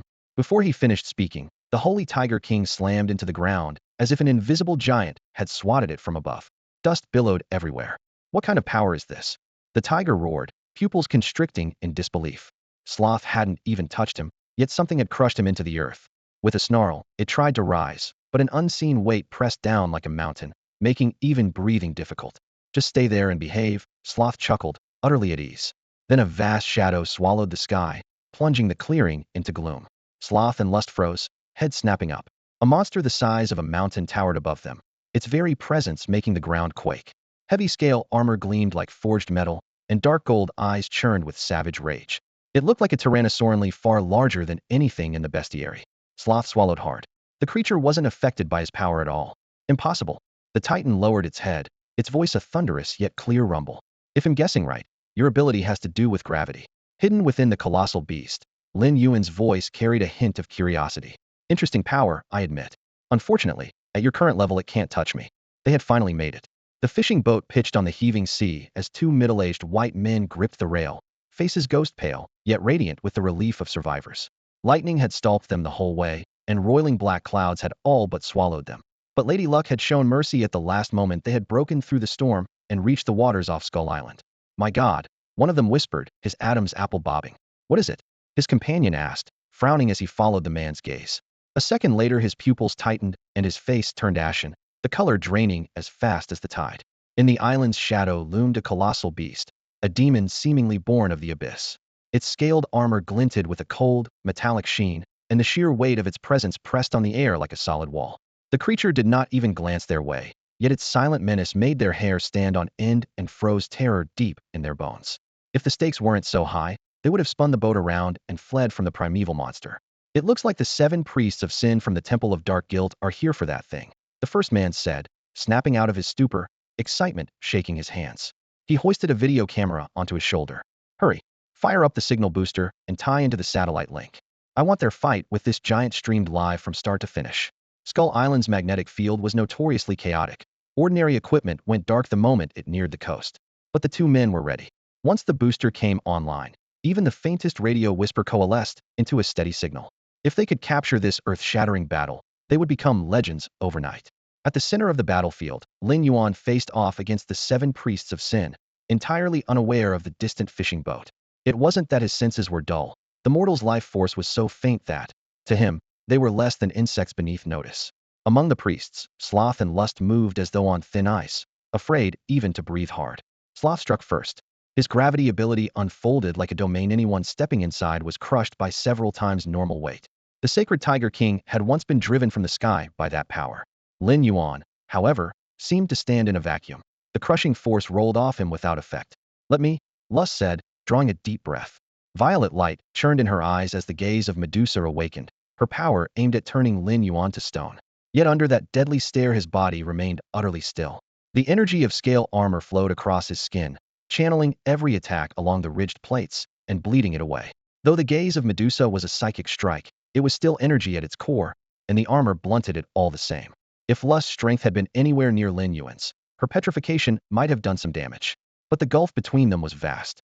The gray-brown ripple had only begun to spread before his overwhelming aura blasted it apart.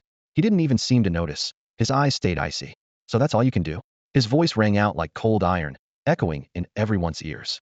Blue sparks danced between his bared fangs. A surge of electromagnetic energy swirled inside his jaws, coalescing into a blinding sapphire sphere, one of his signature finishers, the charged particle cannon. Almost before anyone could react, the blazing orb elongated into a thick beam that screamed through the air, ripping toward two members of the Seven Sins priesthood.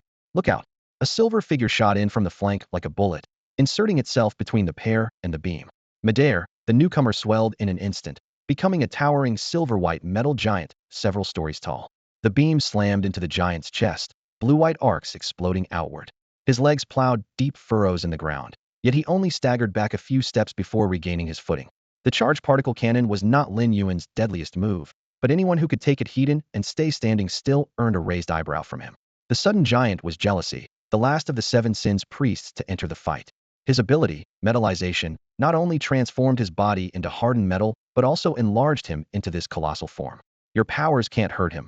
Leave this to me, the silver giant rumbled, his metal chest echoing like thunder. But I won't last long. Tell Pride and Wrath to quit watching and strike now. End this beast. Jealousy was no fool. One exchange had shown him the gap. At best he could buy time. Only the two SS rank espers of the Seven Sins, Pride and Wrath, could decide the battle. Metallization, huh? An interesting trick. Lin Yuan looked up at the silver titan, a cold smile on his lips. But have you ever heard of metal fatigue? The words made Jealousy's heart sink. He didn't know what Lin Yuan intended, but the foreboding was palpable.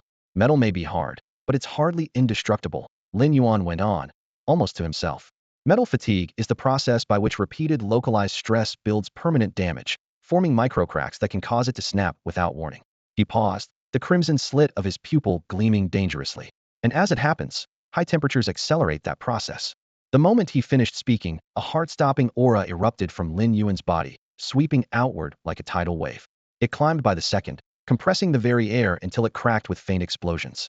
Scalding white steam jetted from the seams of his skin, and patches of scales ignited with blinding light, glowing like molten lava. From a distance, he looked like a demon crawling out of magma, striding forward without hesitation into Red Lotus mode. Red Lotus Ray. The guttural roar tore from his throat, and in the same instant his dorsal fins flared to life, pulsing with crimson light. Waves of searing energy surged toward his gaping jaws, coalescing into a blinding sphere as bright as a stellar core, hot enough to liquefy steel in a heartbeat. On the shore, every face changed color. Envy instinctively took a step back, unable to gauge whether he could survive that brutal heat. Pride and Wrath stood behind him and sensed the terrifying density of the charge. If Envy tried to block it hidden, death was almost certain. Run! Pride barked, reacting first. Farther out on a fishing boat, two middle-aged Western cameramen finally locked in their shot, streaming the scene live to an online audience. Boom. After about 10 seconds of build-up, Lin Yuan unleashed the Red Lotus Ray. A sheet of blinding white light, like a god-slaying sword of myth, split the sky and lanced straight at Envy. Damn it! Pride cursed, throwing out his ability without hesitation and pushing his ice power to the limit. Sparse ice elements were yanked from the thin air, hurriedly forming a thick shield before Envy. The distance was too great and the elements too scarce. The shield was flimsy, meant only to slow the blast. Crash! As expected, the ice barrier shattered instantly, spraying shards that hissed into vapor under the heat before a full second passed. With nothing left in its path, the incandescent beam slammed into Envy's metallic chest. The ray did not pierce through, but its true lethality lay in its temperature. In a blink, Envy's silver-white armor glowed red, molten patterns crawling across its surface. The body he once claimed was indestructible had reached its thermal limit. When any metal overheats, there is only one outcome: complete fracture, followed by collapse into a pool of molten iron. Boom! A deafening blast split the air. Lin Yuan's long-gathered Crimson Lotus ray punched straight through Jealousy's chest. In a single white-hot flash, the man's heart vaporized into scalding blood. For all his formidable power, Jealousy was still bound by human limits. The instant his heart was pierced, the alloy mask twisted with mingled emotions: resentment, despair, shock, and above all utter disbelief. He had never imagined he would die beneath a blade of crimson light. This can't be. The thought barely formed before the light left his eyes. His massive metal body crashed onto the scorched ground, spraying dirt and stone. Thus fell Jealousy, one of the 7 Sin priests of the Mingzue sanctuary. On the deck of a fishing boat. Are we synced yet? The middle-aged white man barked, face flushed with excitement. Relax, the feed's already up. His partner answered, clutching the satellite uplink. That red flash almost burned my eyes out. He flipped open his laptop, logged in, and opened their channel. Comments were pouring down the screen. My god, where's this? What kind of monster is that? The metal Jonton Esper? At least Sglass. Sglass. Hardly. That was one of the 7 Sin priests of the Mingzue sanctuary minimum SS. The Mingzue sanctuary? One of North America's biggest demon cults? Why are they on that island? SS or not, he got melted into slag. What rank is that beast? Seriously, where on earth is this place? Within 5 minutes the stream passed 1 million viewers. Numbers kept climbing as people worldwide rushed in. Clashes between titans were thrilling enough, but the infamous Mingzue sanctuary made it irresistible. Why had the 7 Sin priests landed on this island? Why were they battling a creature that looked like a demon god? Question after question glued everyone to their screens, and both viewership and hype soared. Back on Skull Island, neither the remaining priests nor Lin Yuan knew they had become a global spectacle. The air still crackled with the heat of Jealousy's fall when Arrogance's face twisted in fury. For the first time in 10 years, he had watched a comrade die before his eyes. Magma-like anger erupted in his chest, and the surrounding temperature plummeted in an instant, dropping to dozens of degrees below zero. Trees, vines, weeds, blossoms, and the very ground itself froze solid under Pride's ability. In an instant the battlefield split into 2 stark realms beneath Pride. Frost spread like wildfire, and walls of cold air rose. While on Lin Yuan's side flames roared, and heat waves scorched the earth. Fire and ice glared at each other across the divide, neither side willing to yield an inch. Listen well, I want you dead. Pride lifted his chin, as if pronouncing an indisputable verdict. Lin Yuan's lips curled into a mocking smile. Plenty of people have tried to kill me, he said, his voice like steel. I sent every last one of them to hell, and you won't be an exception. The words had barely fallen when he threw back his head and let out a thunderous roar. Rah! It was a king's roar, a shockwave so tangible it shattered the air and forced everyone present to stumble back. Even Pride and Wrath turned pale, their chests tightening under the unseen pressure. Pride wasted no time. With a flick of his wrist, 12 crystal blue spears materialized before him, god-slaying ice lances. Razor-sharp and icy as death, they pulsed with a cold that could freeze flesh on contact. WHSSHHH. At his silent command, the 12 lances shot toward Lin Yuan like bolts from a massive crossbow. Lin Yuan gave a disdainful snort. You call those toys god-slaying? Then he opened his jaws again. This time he bypassed his standard Red Lotus heat ray and charged particle cannon, summoning his most devastating and energy-hungry weapon, Atomic Breath. In his Red Lotus form, it became Red Lotus Breath. Blinding, almost white-hot nuclear energy gathered in his throat, fierce enough to ignite the very air. The lances were still mid-flight when a wave of scorching heat rolled out. Boom! A blazing column erupted, a heavenly fire meant to burn the world clean, engulfing the incoming spears heated. The ferocious beam shredded them to shards of ice, which vaporized into steaming mist the next instant. That was only the beginning. Unchecked, the Red Lotus Breath barreled straight toward Pride. Boom! There was no time to dodge. The torrent of energy slammed into him. Red flame collided with blue ice, detonating in an ear-splitting blast and a pillar of light that pierced the sky. Under the rampaging nuclear fire, Pride's body was ripped apart into a spray of shattered ice and blood-tinged mist. Every spectator's pupils contracted, breaths caught in their throats. Even Wrath froze, unable to believe what had seen. Yet as Lin Yuan watched Pride disintegrate under his attack, a faint frown crossed his face. Could an SS-class Esper really die so easily? Even Envy, an S-level Esper, had only managed to delay him for a moment with his unique ability. By that logic, the arrogant young man standing before him should have been even stronger, yet Lin Yuan sensed something was amiss. In the next instant, Pride's body exploded, scattering into countless shards of glittering ice that flashed with a biting chill. Only then did Lin Yuan realize he had been fighting a frost clone all along. When had the enemy created it? And where was the real body hiding? God-slaying ice spear condense. A voice as frigid as midwinter suddenly sounded behind him.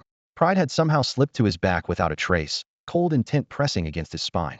Boss! Vajra roared, hooves pounding the ground, and sending rubble flying as the massive creature charged forward. But Pride had not come alone. Lust and Sloth stepped out in unison, unhesitatingly blocking Vajra's path. Medusa's gaze. Gravity field. A baleful violet light and a crushing gravitational force descended at the same time.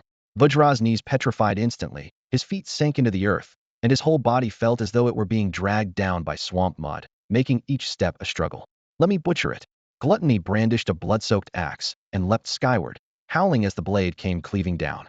Yet before the axe could strike, a pitch-black wolf shadow lunged forward. The azure demon wolf bared its fangs, and with a flash of cold light ripped away half of Gluttony's body. Arf! A shrill scream echoed through the air as blood rained down. For a hunter, patience and timing are everything. Having landed its first strike, the azure demon wolf began feasting on Gluttony. Never had Gluttony imagined he would one day become prey. Gluttony. Lust and Sloth's eyes turned blood-red as veins bulged. They had been on the island for less than half a day, and the so-called Seven Sins sacrificial squad had already lost 2 members. Greed still lived, but was gravely injured and completely out of the fight. Now only the 2 of them, Pride and Wrath, remained battle-worthy. The azure demon wolf licked the blood from its fangs and spoke in a gravelly human tongue. Vajra, don't worry about the boss, we just need to wipe out this trash.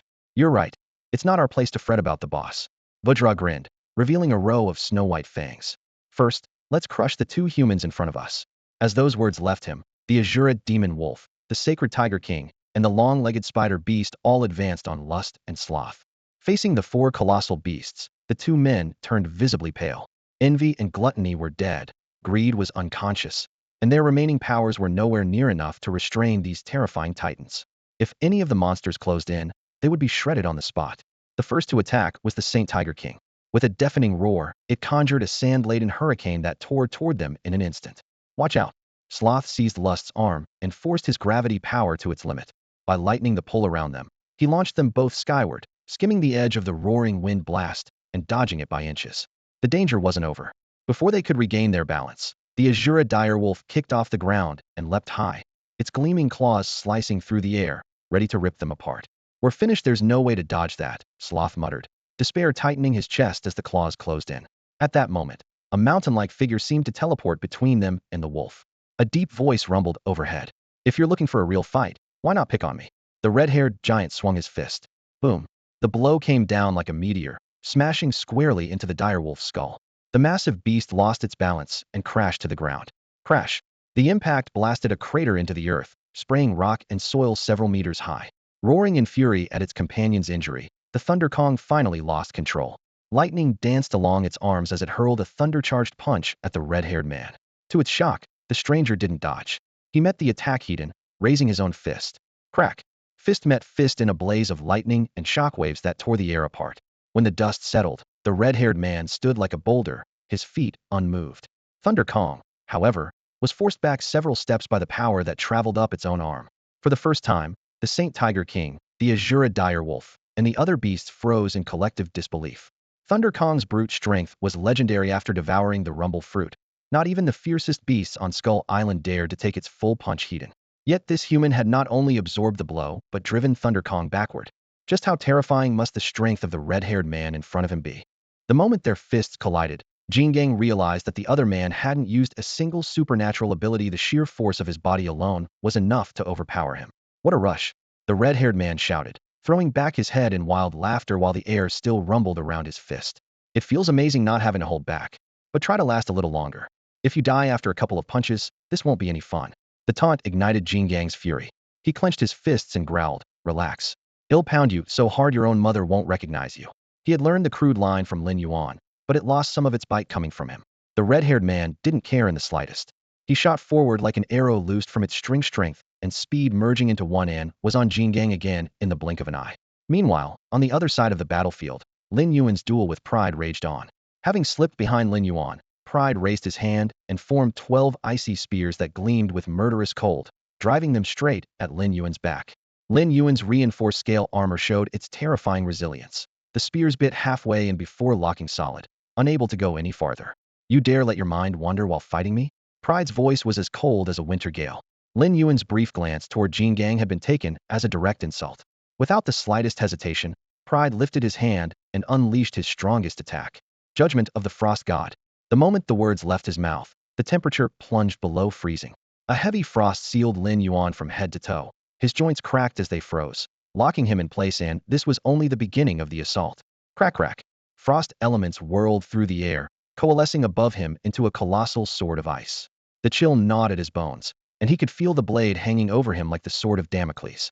Cut him down, Pride commanded.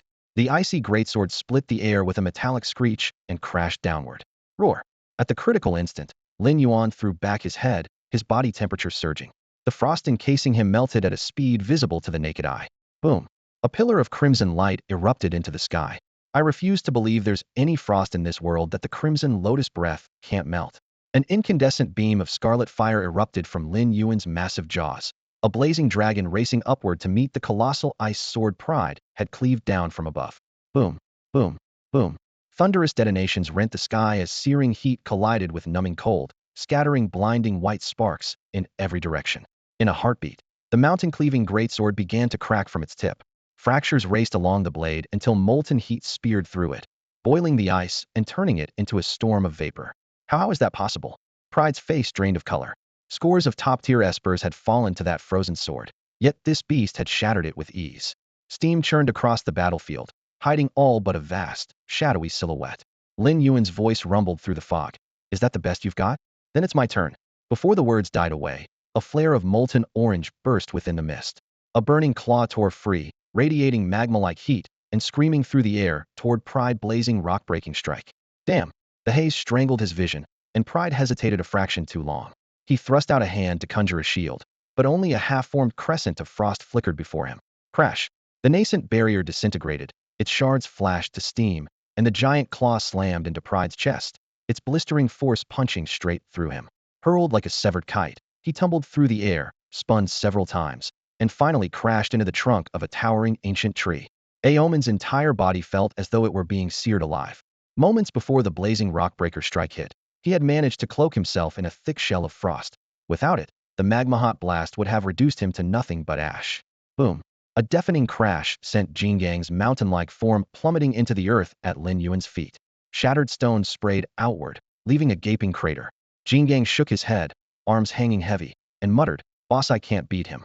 Lin Yuan steadied the giant's arm, his faint smile free of reproach. "It's fine. He'll handle him." With that, he lifted his gaze, icy eyes cutting through the smoke to lock on the red-haired man. He had watched every second of the fight. Jin Gang, the Sholaw demon wolf, the sacred tiger king, and the long-legged spider fiend, four colossal beasts had been overpowered heathen. More terrifying, the red-haired man hadn't shown any special ability at all. With sheer physical strength alone, he had suppressed them. That level of power put Lin Yuan instantly on guard. The red-haired man strode to Aomen's side, voice low and steady. "Aomen, let's finish it together." Clutching his chest, Aomen snarled, "I don't need your help. I can handle that beast myself." The red-haired man sighed and shook his head, a savage grin curling at his lips. "Still acting tough? I've been dying to make that thing suffer." Their standoff streamed in real time, frame by frame, across every major platform. Unaware, both sides were being watched by millions. The chat erupted like a powder keg, comments flooding the feed. "My God, where is this? What are those monsters?" When that red beam fired, I thought the world was ending. So that's what apocalyptic looks like. S-class espers are getting flattened, did you see that? Forget SS. Pride from the Seven Sins almost got one shot. And he's an SS rank, Ice Esper. Yeah, the Seven Sins have two SS ranks, Pride of Ice and Wrath. I just saw Wrath. One punch and those beasts didn't even dare look up. That's top tier power. Nobody even knows Wrath's ability. People say it's just pure strength, but pushing a basic power to SSS level, that's a monster among monsters. As the comments scrolled by, every viewer's eyes locked onto Aomen and Wrath, the two SS-class espers. In this world, power always attracts attention. Yet the livestream camera didn't linger on the two SS-class espers. Instead, every viewer was transfixed by the hulking beast sheathed in black scales. It stood amid the ruins like an ancient demon god, its oppressive aura chilling even through the screen. Tension on the battlefield spiked. Pride and Wrath finally cast aside their feud and teamed up against Lin Yuan. The combined might of two SS-class espers pushed even Lin Yuan to his limits. "Go!" Wrath bellowed, his voice like splitting stone. Weaponless but monstrously strong, he drove a foot into the ground, shattering the concrete, and launched himself at Lin Yuan. In a blink, he closed the distance, a sledgehammer fist roaring down. Lin Yuan switched forms without hesitation. A torrent of black miasma erupted from his body, coiling around his massive frame. Unlike his long-range Scarlet Lotus form, the dark form was built for close-quarters slaughter, unleashing his full strength. A guttural roar ripped the air. Lin Yuan's shadow-wreathed claw met Wrath's fist heated. The impact boomed as an incredible force stalled the blow. Tiny before the towering beast, Wrath's sheer power still managed to shake Lin Yuan. Now, Wrath growled, holding back the claw. Pride's eyes went cold, and he pushed his ice ability to the limit. In a heartbeat, 1,000 glacial blades materialized overhead. They hovered, densely packed, like a forest of spears against a winter sky. Even Lin Yuan's slit pupils flickered. The precision of Pride's ice control was terrifying. Die. Pride's voice was arctic as the blades screamed downward, riding a breath-stealing chill. Half shattered on black scales, but the rest slipped through the gaps and sliced into Lin Yuan's flesh. Crimson droplets burst forth. Pride's eyes lit with unhidden glee. So you can bleed. Then go to hell and atone to my fallen comrades. Power erupted again. Twice as many ice blades formed in an instant. This time, Pride intended to shred Lin Yuan without giving him a moment to breathe. Under his command, the blades whirled and multiplied into a howling cyclone, a storm of destruction surging straight toward Lin Yuan. Roar. Confronted with arrogance's lethal strike, Lin Yuan didn't hesitate for a heartbeat. He threw back his head and let out a furious bellow. The kingly roar echoed over the sea, its shockwaves spreading like a solid wall. Thousands of ice blades shattered with deafening cracks, shards of frost raining down like a piercing storm. Before the mist had cleared, Wrath's raging figure burst through the haze, skimming just above the water until he was face-to-face with Lin Yuan.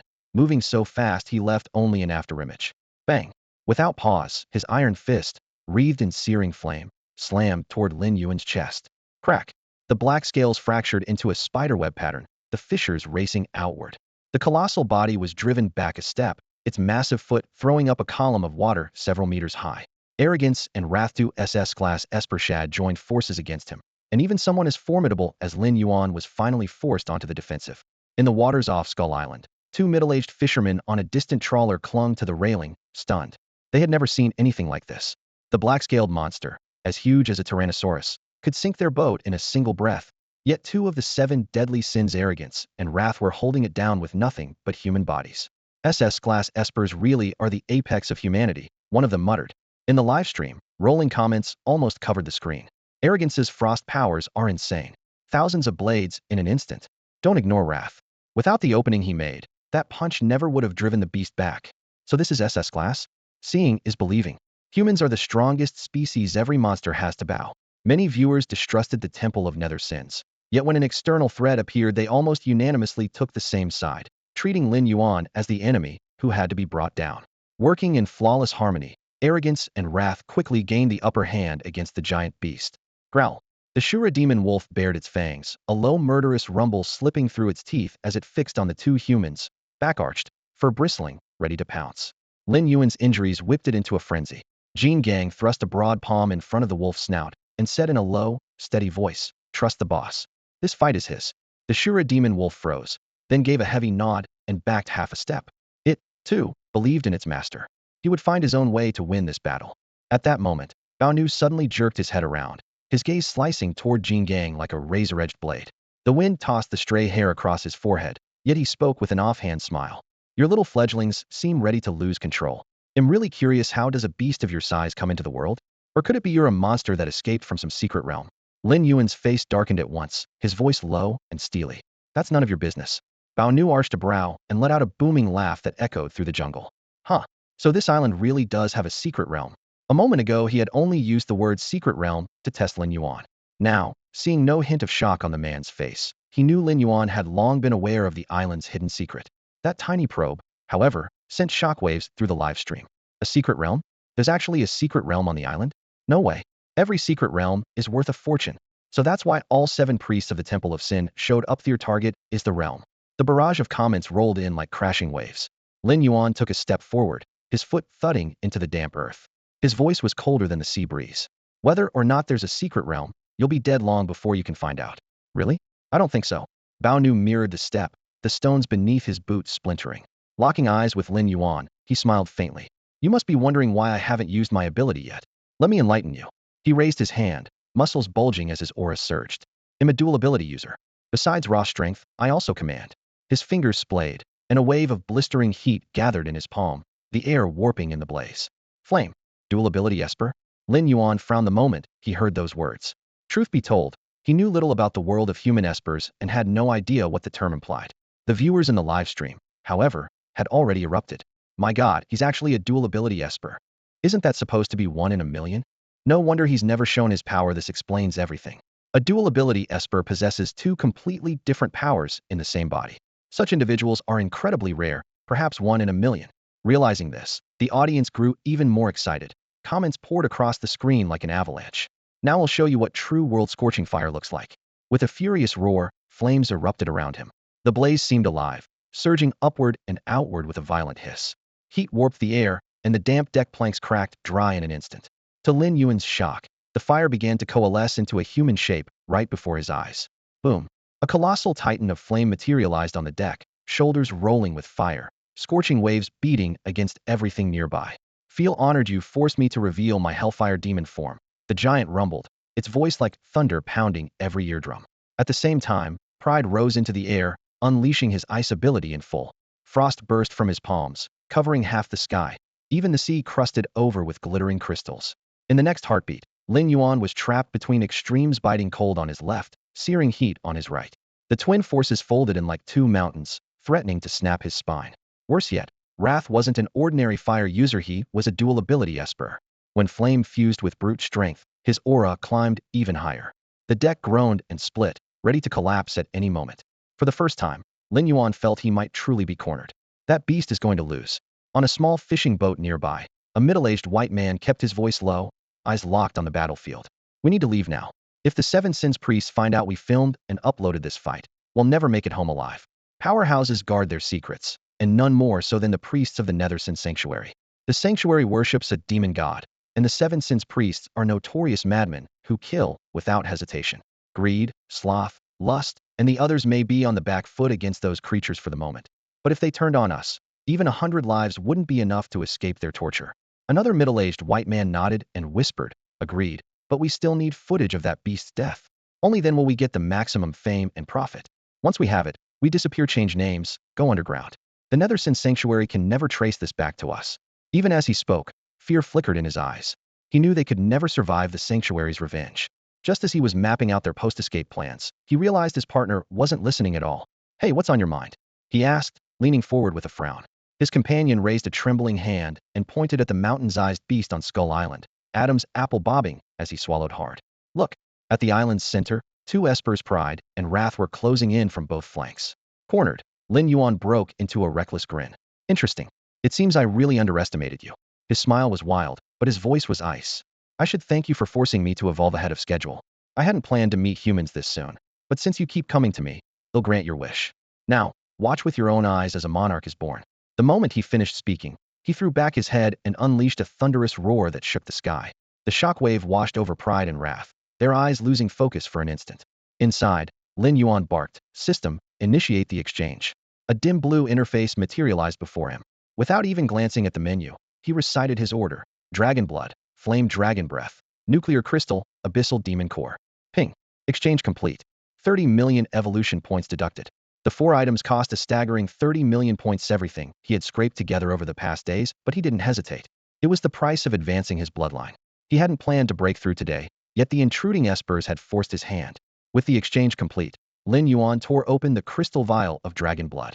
Scalding crimson splashed over his massive bone armor and scales, bursting into vapor as shockwaves rolled outward. Before Pride and Wrath could regain their senses, he produced the remaining 3 rare materials. The nuclear crystal and abyssal demon core were each the size of a fist, clear and gleaming. The flame dragon breath, however, was a colossal ruby the color of molten lava, broader and thicker than his huge claw, pulsing with fiery light. There were countless paths of bloodline evolution. Elevating a tyrant-class bloodline to monarch-class required an exorbitant plan, but this one matched him perfectly. If it succeeded, both his Crimson Lotus form and his dark form would be fundamentally transformed. With no more doubts, Lin Yuan tossed the crystal and the core into his mouth. Crunching cracks rang out, followed by a torrent of violent energy that surged through him like a breached dam. At last, the evolution of his bloodline had begun. The breath of the flame dragon seethed with blistering, violent energy. Inside the abyssal demon core, however, An icy chill surged like razor-sharp frost. These two opposing forces raged through Lin Yuan's body, filling him from head to toe in an instant. He had become a ticking time bomb. One slip in the balance, and he would detonate from within. Thankfully, he had foreseen this moment. The nuclear crystal he swallowed earlier finally erupted at the critical juncture, unleashing a tide of pure, boundless nuclear power that flooded his limbs and bones.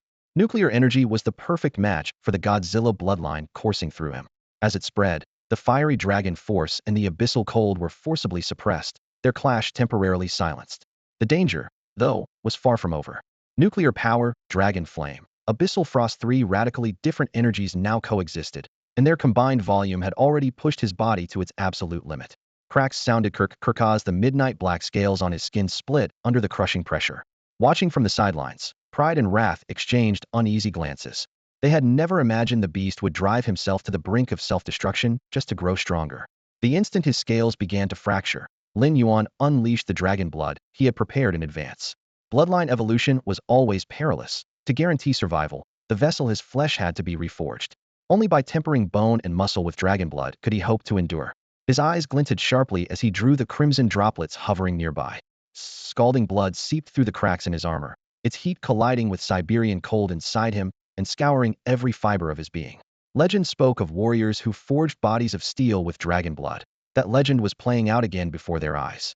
Within mere seconds, every last drop had been absorbed, and all three energies were locked in place, not a trace allowed to escape.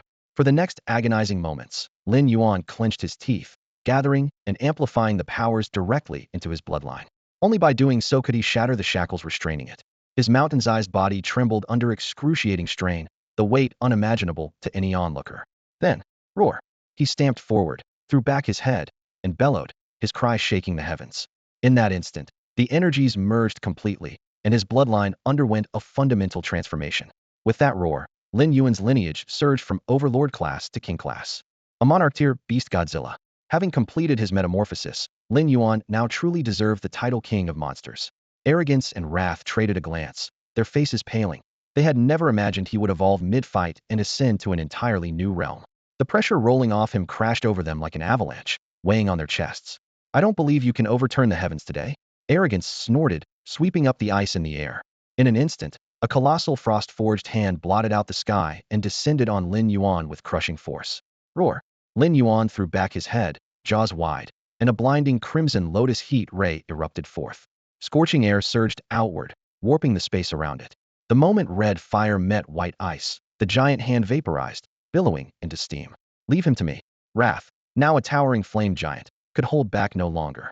Pouring every ounce of power into one blazing fist, he hammered it at Lin Yuan's chest. Boom! To his shock, Lin Yuan batted the blow aside as if brushing away dust. Gazing down with molten gold slit pupils, he said coldly, "Against me as I am now, your strength is far too weak." With that, he switched to his close quarters black abyss form. Inky demonic mist coiled around razor-edged claws that locked Wrath's punch in place. This evolution had reforged both his Crimson Lotus and demonized forms from the ground. Yupan, the secret lay in the materials. Flame Dragon's breath empowered the Crimson Lotus aspect. The abyssal demon core fueled the darkness within. Those two treasures alone had cost him 18 million evolution points. Had he relied on a single nuclear energy crystal, he would have scraped by with a basic upgrade. Nothing like this qualitative leap. Now it's my turn. Lin Yuan's voice rumbled, each syllable dripping with killing intent. A claw wreathed in black mist flashed forward. Rip! Agonizing pain tore through Wrath as an entire arm was ripped from his flaming body. Lin Yuan sneered, "Twin abilities? Is that supposed to impress me? Let's see whose power truly dominates yours or mine." His roar echoed across the battlefield. Clamping one claw around the fire giant's throat, he slammed him into the ground. Scorched earth split, and stone exploded. Then Lin Yuan raised a scale-armored foot and brought it crashing down. Boom! With a dull, thunderous crash, Baonu's chest caved in beneath Lin Yuan's foot. Though Baonu was a dual-type, SS rank Esper, the impact churned his organs and forced a jet of blood onto the shattered ground. Lin Yuan stared down at him, golden-slit pupils as cold as frozen amber. In a monster's world, there is only life or death, never mercy. My fists are bigger than yours, so I make the rules. Lin Yuan's voice rumbled like distant thunder. Boom, boom, boom. The massive foot came down again and again. Baonu's body convulsed amid broken stone and spreading blood, his bones snapping like strings under too much tension. Hundreds of drones streamed the scene live. The savage, Bloody images plunged the chat into stunned silence, then the barrage began. My god, that thing is beyond savage. It must be the devil's handiwork. An SS rank Esper can't stop it? What could? Didn't you see? Boundless dual abilities look like toys under that monster's feet. If it turns on the human world, I can't imagine the damage leveling a city at least. Don't panic. Our top human fighters can shatter meteors. No beast can destroy the world. Exactly. Mingzue Xingdian has only 2 SSS ranks. Humanity's elites are countless. A handful of paragons could erase that creature. Arguments raged, but no one could deny the plain fact. Lin Yuan had crushed 2 SS rank powerhouses single-handedly. The relentless stomps continued, and Boundless consciousness began to scatter. Gifted with the twin powers of strength and flame, he had never imagined being rendered helpless. Lin Yuan's mountain-like force and oppressive bloodline washed over him like a tidal wave, drowning his will and even sparking a ridiculous instinct to submit. No, I'm human. I can't bow to a monster. Baunu roared inside, yet he couldn't even lift an arm. Frozen world. Not far away, Aomen clenched his teeth. A blast of silvery frost erupted, racing up Lin Yuan's towering frame. Thick ice crystallized in an instant, finally slowing that terrifying foot. Run. Aomen's torn voice ripped through the ruins. Blood trickled from the corner of his mouth, had pushed his ability far past its limit, but even so, he was determined to drag Baunu out alive. A glint of murderous intent flashed in Lin Yuan's eyes. The next second, he activated Red Lotus mode without a hint of hesitation. Crimson energy erupted like a volcano, vaporizing the frost around him in an instant. Since his bloodline had ascended to the monarch tier, Pride's ice no longer left so much as a mark on him. In fact, he was now confident he could defeat the horned demon Ba Fengta, single-handedly, confidence born of a monarch's blood. A blazing claw ripped through the air and, before Pride could move, tore straight through his chest. Scorching flames and razor talons wrenched the arrogant body in two. Scarlet blood rained down as the light in Pride's eyes vanished, and his remains plummeted. The priest of the 7 sins, Pride, was dead. Lin Yuan didn't slow. He snatched the corpse, shoved it into his fanged maw, and chewed. Bones cracked, hot blood spattered. An icy system prompt echoed. Ding. You have devoured an SS-class Esper. Evolution points 513,485. More than 500,000 points roared through his veins, but no new ability surfaced. What a shame, he muttered, licking the blood from his lips. I was curious about that ice power. You killed him? Rage staggered upright nearby. The fire giant's cracked form trembled as he clenched his fists, glaring at Lin Yuan. Lin Yuan wiped his mouth, voice calm. I did. So what? Planning to avenge him? His gaze sharpened, thunder rolling in his words. Why is it righteous when you invade my land and slaughter the island's beasts, yet evil when I eat one of yours? If you see me as a demon, then a demon it'll be. As long as I breathe, none of you will set foot on Skull Island. Now your turn to die? A deep snarl burst out with a shockwave. Lin Yuan lunged, shattering the charred rock as he charged Rage. Come on, kill me. The loss of his comrade ignited Rage's fury. Flames surged as he roared and met Lin Yuan heated. Emotion couldn't bridge their gap. In under 10 seconds, Lin Yuan overpowered him, slamming the fire giant into the ground. Red Lotus heat smothered Rage's flames until they flickered like dying candles. Lin Yuan's fangs tore into the carbonized flesh, devouring him bite by bite. Ding. You have devoured an SS-class Esper. Evolution points 12,415. Ding. You have devoured an SS-class Esper. Evolution points 94,215. Ding. You have devoured an SS-class Esper.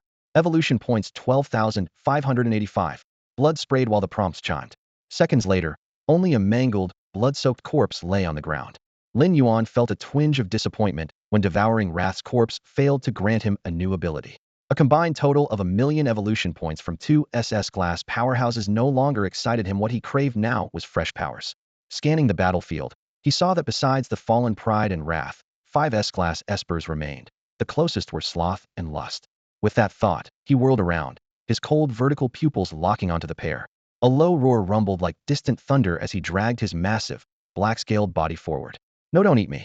Lust's once alluring face drained of color, panic pooling in her eyes. As one of the 7 sins priests, she had toyed with life and death through petrification countless times. Yet when death came for her, she was equally helpless. Lin Yuan did not slow. A thick talon swooped down, his 5 claws closing around her. Bones cracked under the pressure. Before she could even scream, he tossed her into his jaws. One swallow took her whole. She slid past his fangs and vanished into the abyss of his throat. Ding. You have devoured an S-class Esper. Evolution points 246,385. Even after consuming 3 Espers, no new skill emerged, and Lin Yuan felt nothing but indifference. Petrification was of little use to him. Even if he obtained it, it would hardly raise his combat power. He lifted his gaze to sloth nearby, talons poised. Stay away from me. The usually languid young man turned deathly pale, trembling with fear. He hurled his gravity power outward, the air humming under the strain. Lin Yuan sensed the sudden spike in weight. His raised claw sagged as if pinned by a mountain. But the resistance was futile. Before his bloodline evolved, that gravity could not fully restrain him. Now, after advancing from overlord to king, it was laughable. A flick of his claws lifted the massive paw again, cold light flashing across the tips. With a wet crunch, he pierced Sloth's chest, hoisted him aloft, then hurled him down his gullet. Ding, you have devoured an S-class Esper. Evolution points 232,342. Ding, you have devoured an S-class Esper. Evolution triggered. New skill acquired, gravity domain. Oh, finally, a new skill. Lin Yuan grinned, blood-streaked fangs gleaming. Seems my luck isn't so bad after all. For consecutive kills had paid off, and he was eager to test his prize. Gravity domain activate. An invisible ripple spread outward, and the air itself grew heavy. The weight of the entire space skyrocketed. Stone cracked and buckled as though struck by a colossal hammer, the earth caving layer by layer. Lin Yuan remained unaffected, yet he could feel everything within the domain bearing the pressure of tens of thousands of tons, the very ground around him collapsing under the immense force. If Lin Yuan concentrated the entire gravity field on a single target, that unfortunate soul would have to endure tens of thousands of tons of force. What does that mean in practice? Picture his fight with Baphomet. Had Lin Yuan locked the whole field on Baphomet alone, the demon would have been forced to battle while shouldering a King Kong's-sized weight also measured in the tens of thousands of tons. Such a load would make any opponent's knees buckle and movements distort. While the enemy struggled, Lin Yuan would effectively be strengthened, revealing the true value of this ability. Drawing such a useful power was nothing short of a windfall. Only 3 espers remained in the arena.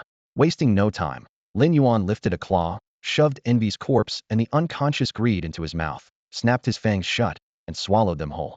Gluttony, meanwhile, had tried to flee the moment pride and wrath fell. He managed only a few dozen meters before the airborne King Kong swatted him out of the sky. The Shura direwolf flashed in, clamped its jaws around the dying gluttony, and tossed him at Lin Yuan's feet. Devour successful, the system chimed again and again, yet none of the 3 yielded a new skill. Lin Yuan didn't mind, knew the odds were low, and the gravity field alone was already an unexpected bonus. Then his stomach lurched. Before he could react, a dark blue crystal burst from his jaws and clattered to the ground. What is this? Lin Yuan stared at the crystal, brows knitting. The system answered. Ding. S-class Esper devoured. Energy condensed into a special crystal teleportation crystal. So Greed's power had been refined into a tangible artifact. It was the first time devouring an enemy had produced an item outright. He focused on it, and the details floated before his eyes. Teleportation crystal. Description, once charged, allows a single random teleport within 1 kilometer. The crystal is reusable but must be recharged after each activation. A 1 kilometer jump, with infinite reuse value was obvious. Lin Yuan's mind raced and quickly settled on its best application. The distance wasn't huge, but in a critical moment it could pull him clear of a killing blow. For that reason alone, the crystal was a life-saving treasure. Without hesitation, he began pouring energy into it at once. 5 minutes later, Lin Yuan's mouth twitched uncontrollably, a cold sweat beading on his brow as a heavy silence seemed to press down on the air. In that brief span, the teleportation crystal had already siphoned off nearly half of his energy, yet the fist-sized, dark blue gem was barely 1/10 aglow. Filling it in one go was clearly impossible. He made up his mind, charge the crystal ahead of time, and keep it as a last-ditch lifesaver. As for the 7 sins priests, they had come for the secret realm, only to become fuel for his evolution, a fate they could never have imagined. Just then, Jingang bounded over, kicking up shards of rock. Grinning with his massive jaws, he said, Boss, the humans storming Skull Island are getting tougher by the day. If you weren't here, the beasts on the island would have been wiped out by now. Lin Yuan felt no relief at those words. Instead, his brow furrowed. He drew a deep breath, his voice low. I don't know how they locked onto Skull Island, but judging by their formation, they've planned this for a long time. The days ahead won't be peaceful. His gravity made Jingang tense as well. They had driven off this wave of intruders, but who could guarantee the next group wouldn't be stronger? If their power surpassed that of the 7 espers they'd just faced, what could possibly stop them? Jingang scanned the surroundings, muscles tightening, yet he clung to one conviction. As long as the boss stood, Skull Island would not fall. Roar! A sudden growl from the azured demon wolf exploded in Lin Yuan's ears. He spun reflexively to see the creature padding over with a corpse dangling from its jaws. The boda's skin was unblemished and the heart still beat faintly, but its eyes were vacant, as if the soul had been ripped away. Even so, Lin Yuan recognized him at once. The soul-wielding esper had traveled with regions last time. Barus had swapped bodies in a desperate bid to escape, his features slowly changing with his soul, yet Lin Yuan's memory didn't fail him. After a moment of shock, his thoughts snapped into place. Barus wasn't dead at all. No wonder devouring that body had yielded almost no evolution points. The man had already moved his soul elsewhere.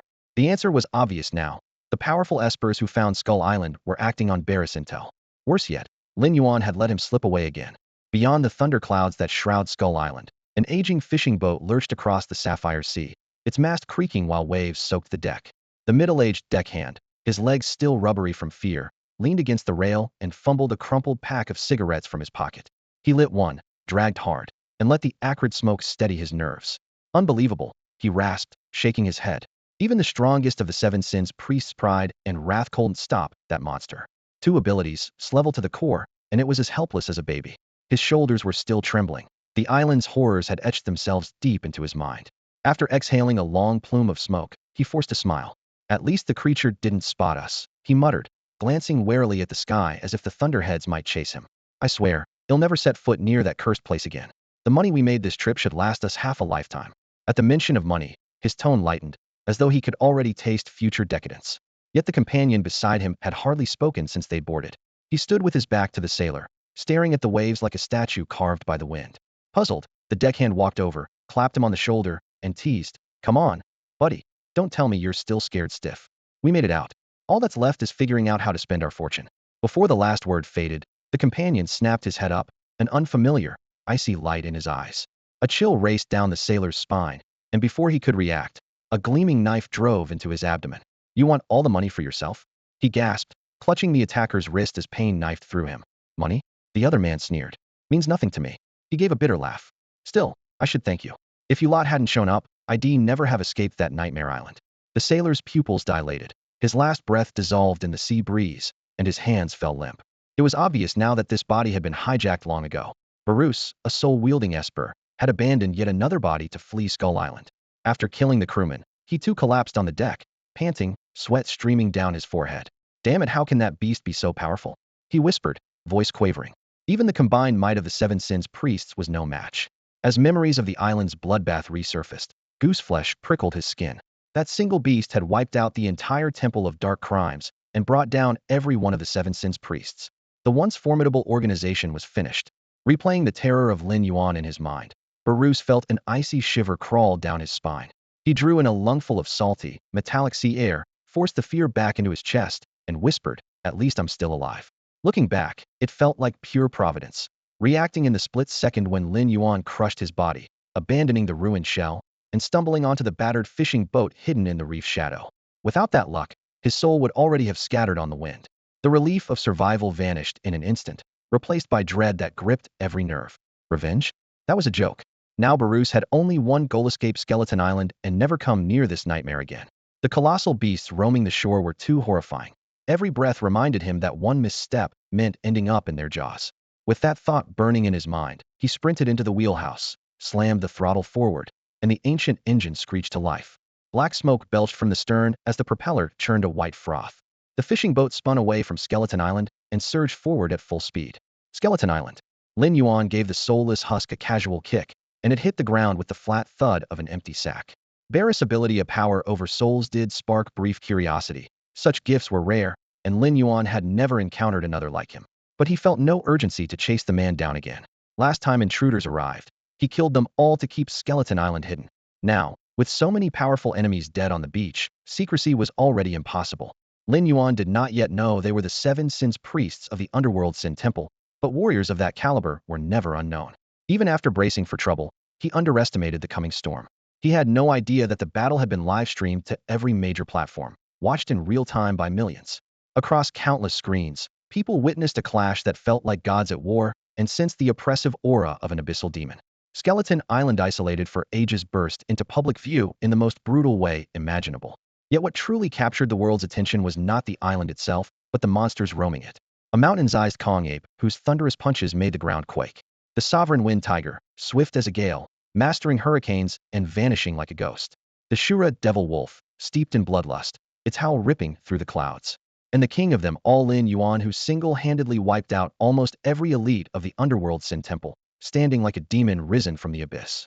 Millions who watched the stream never learned his name, but the crushing force he radiated was scorched into their memories.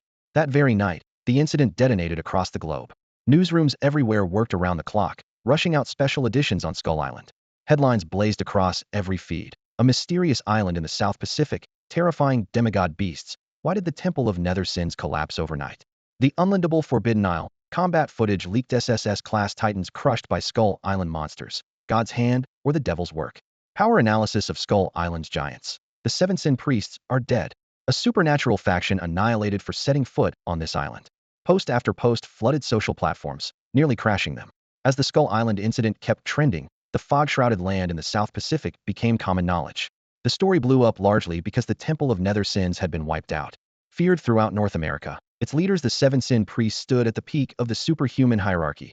5 S-class espers and 2 SS-class espers, a lineup formidable enough to dominate any nation. News of their total defeat on Skull Island sent shockwaves around the world.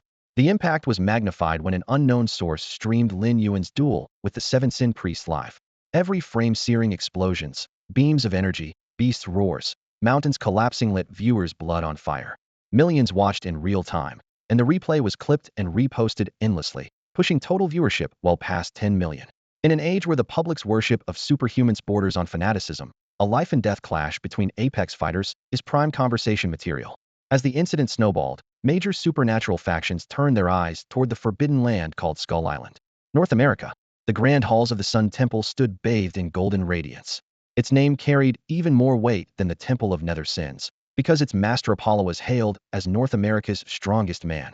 In 2027, a massive meteor threatened millions, and Apollo, unleashing the power of a star, burned it to ashes. Ever since, the public had viewed him as their savior. Now Apollo, handsome and chiseled like a Greek statue, sat upon the solar throne, emblem of ultimate authority. The doors swung open. A silver-haired elder strode in briskly, dropped to one knee, and spoke in a low, steady voice. Your Grace Apollo, I've completed the investigation. The Temple of Nether Sins landed on Skull Island for one reason: the secret realm that lies there. Apollo gave a slight nod. A cold gleam flashed in his golden eyes, and a contemptuous smile curled his lips. I expected as much. Driven by greed, those heretics hoisted a stone only to crush their own feet. They never got the chance to exploit that secret realm. They lost their lives first.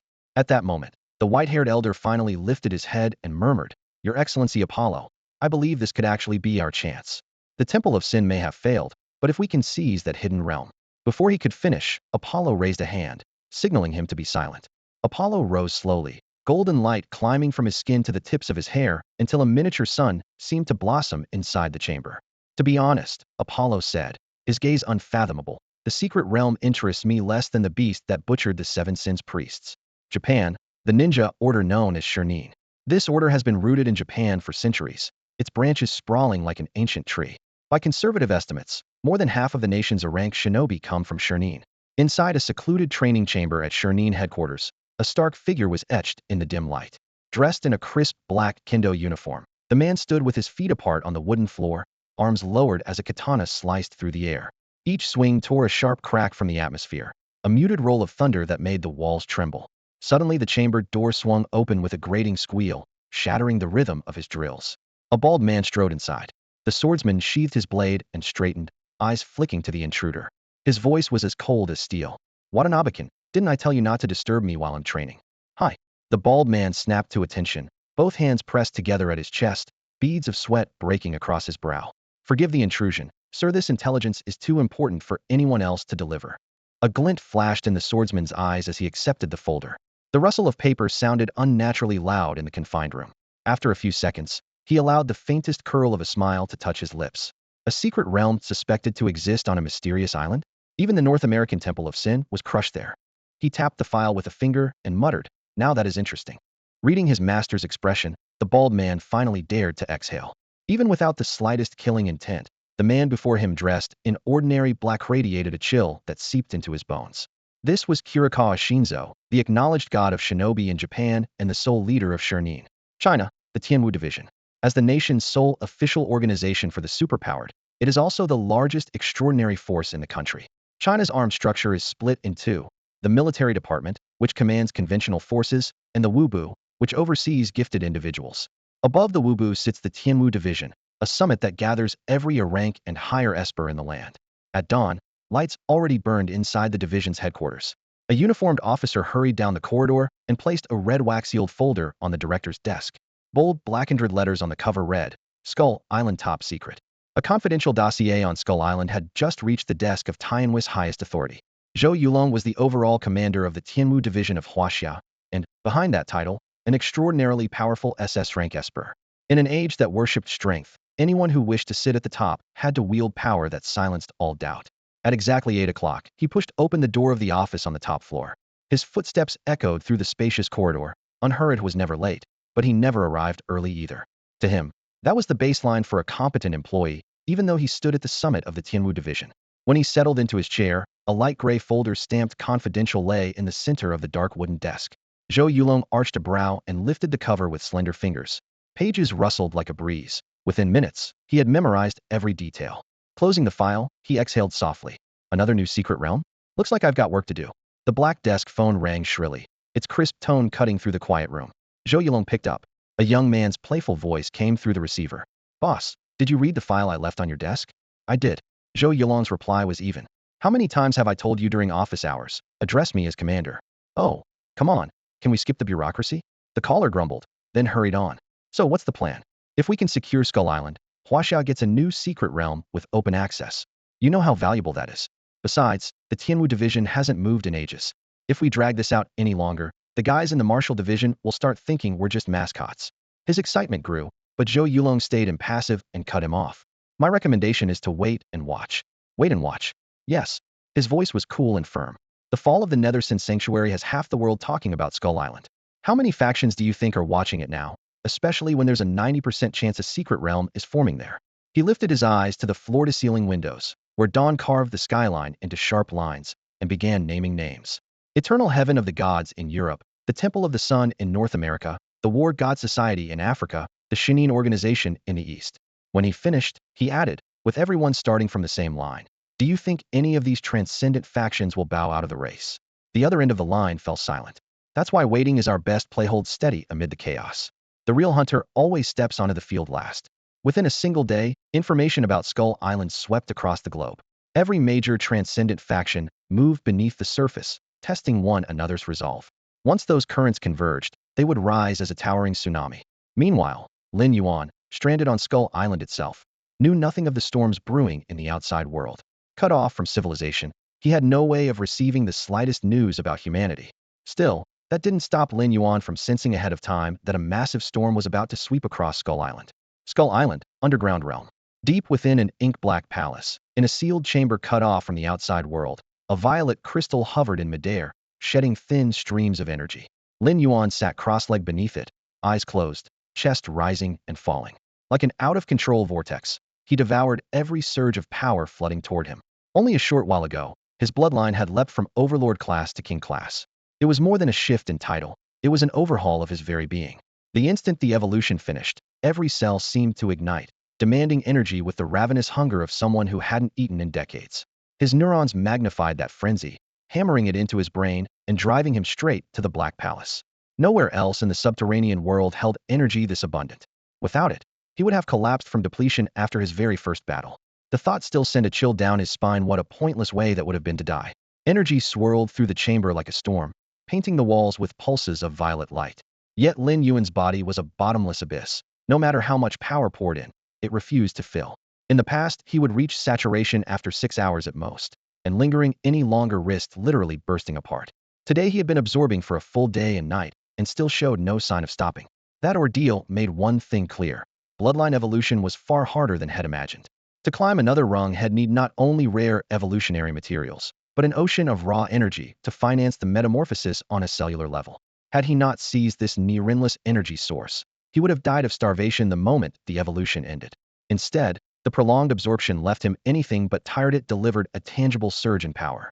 Compared with the moment he first broke through, he estimated that he was now at least 30% stronger. That was no small gain. When he had just evolved, he could already crush 2 SS-rank espers with ease. Even Wrath, a dual ability user, had been reduced to a mere punching bag. Once again, reality proved that in the face of overwhelming strength, every flashy ability was just empty talk. Lin Yuan drew a deep breath, willed a thought, and brought up his status panel. Host, Lin Yuan. Species, Godzilla clan. Form: complete, evolvable bloodline. Royal tier upgrade available. Height: 185 meters. Weight: 43,525 tons. Attacks: bite, claws, throws. Special forms: Scarlet Lotus form, Dark form. Special skills: Devour, Thorned Carapace, Atomic Breath, Radiation Heat Ray, Claw Enhancement, Danger Precognition, Thunder Scales, Charged Particle Cannon, King's Roar, Blazing Rockbreaker Strike, Gravity Domain. Passive skills: Toxin Resistance, Scale Armor Guard. Evolution points: 7,341,513. System assessment: you have successfully raised your bloodline to the royal tier. In other words, only now do you truly have the potential to become the king of monsters. Staring at the densely packed data on the panel, Lin Yuan couldn't stop the smile curling at the corners of his mouth. Had finally done it. The instant his bloodline advanced, his body shot up by 11 full meters, muscles and bones swelling in tandem, his weight soaring to match. Yet those were merely the visible changes. Far more frightening was the genetic potential unshackled as layer after layer of restraints tore apart. The bottleneck that had stalled him had always been his inadequate bloodline. Now that the fetters were gone, the road of evolution lay wide open. If he kept moving forward, he would one day reach the ultimate form. Even now he could crush any SS-class Esper. Once he attained that peak, just how terrifying would his power become? Not even Lin Yuan could imagine it. Inside the hall, energy roared like a tidal storm, pouring ceaselessly into his body. With his bloodline elevated, his absorption rate skyrocketed, as though he were a bottomless abyss. Suddenly, everything changed. Crack, crack. The purple crystal set at the hall's center flared to life, hurling a pillar of deep violet light. Where the beam swept, the thick eastern wall disintegrated into dust finer than sand, scattering across the air. Lin Yuan froze, unable to grasp what had just happened. Moments later, the purple glow vanished, leaving a broken wall and rubble carpeting the floor. What is this? He looked up to find an irregular groove carved into the stone, its outline strange, like some mechanical keyway. Given the earlier eruption, the device was no accident. What puzzled him was why the crystal had triggered precisely when he broke into the royal tier and his absorption rate spiked. Was it an energy threshold? A preset program? The answer was beyond reach for now, and it hardly mattered.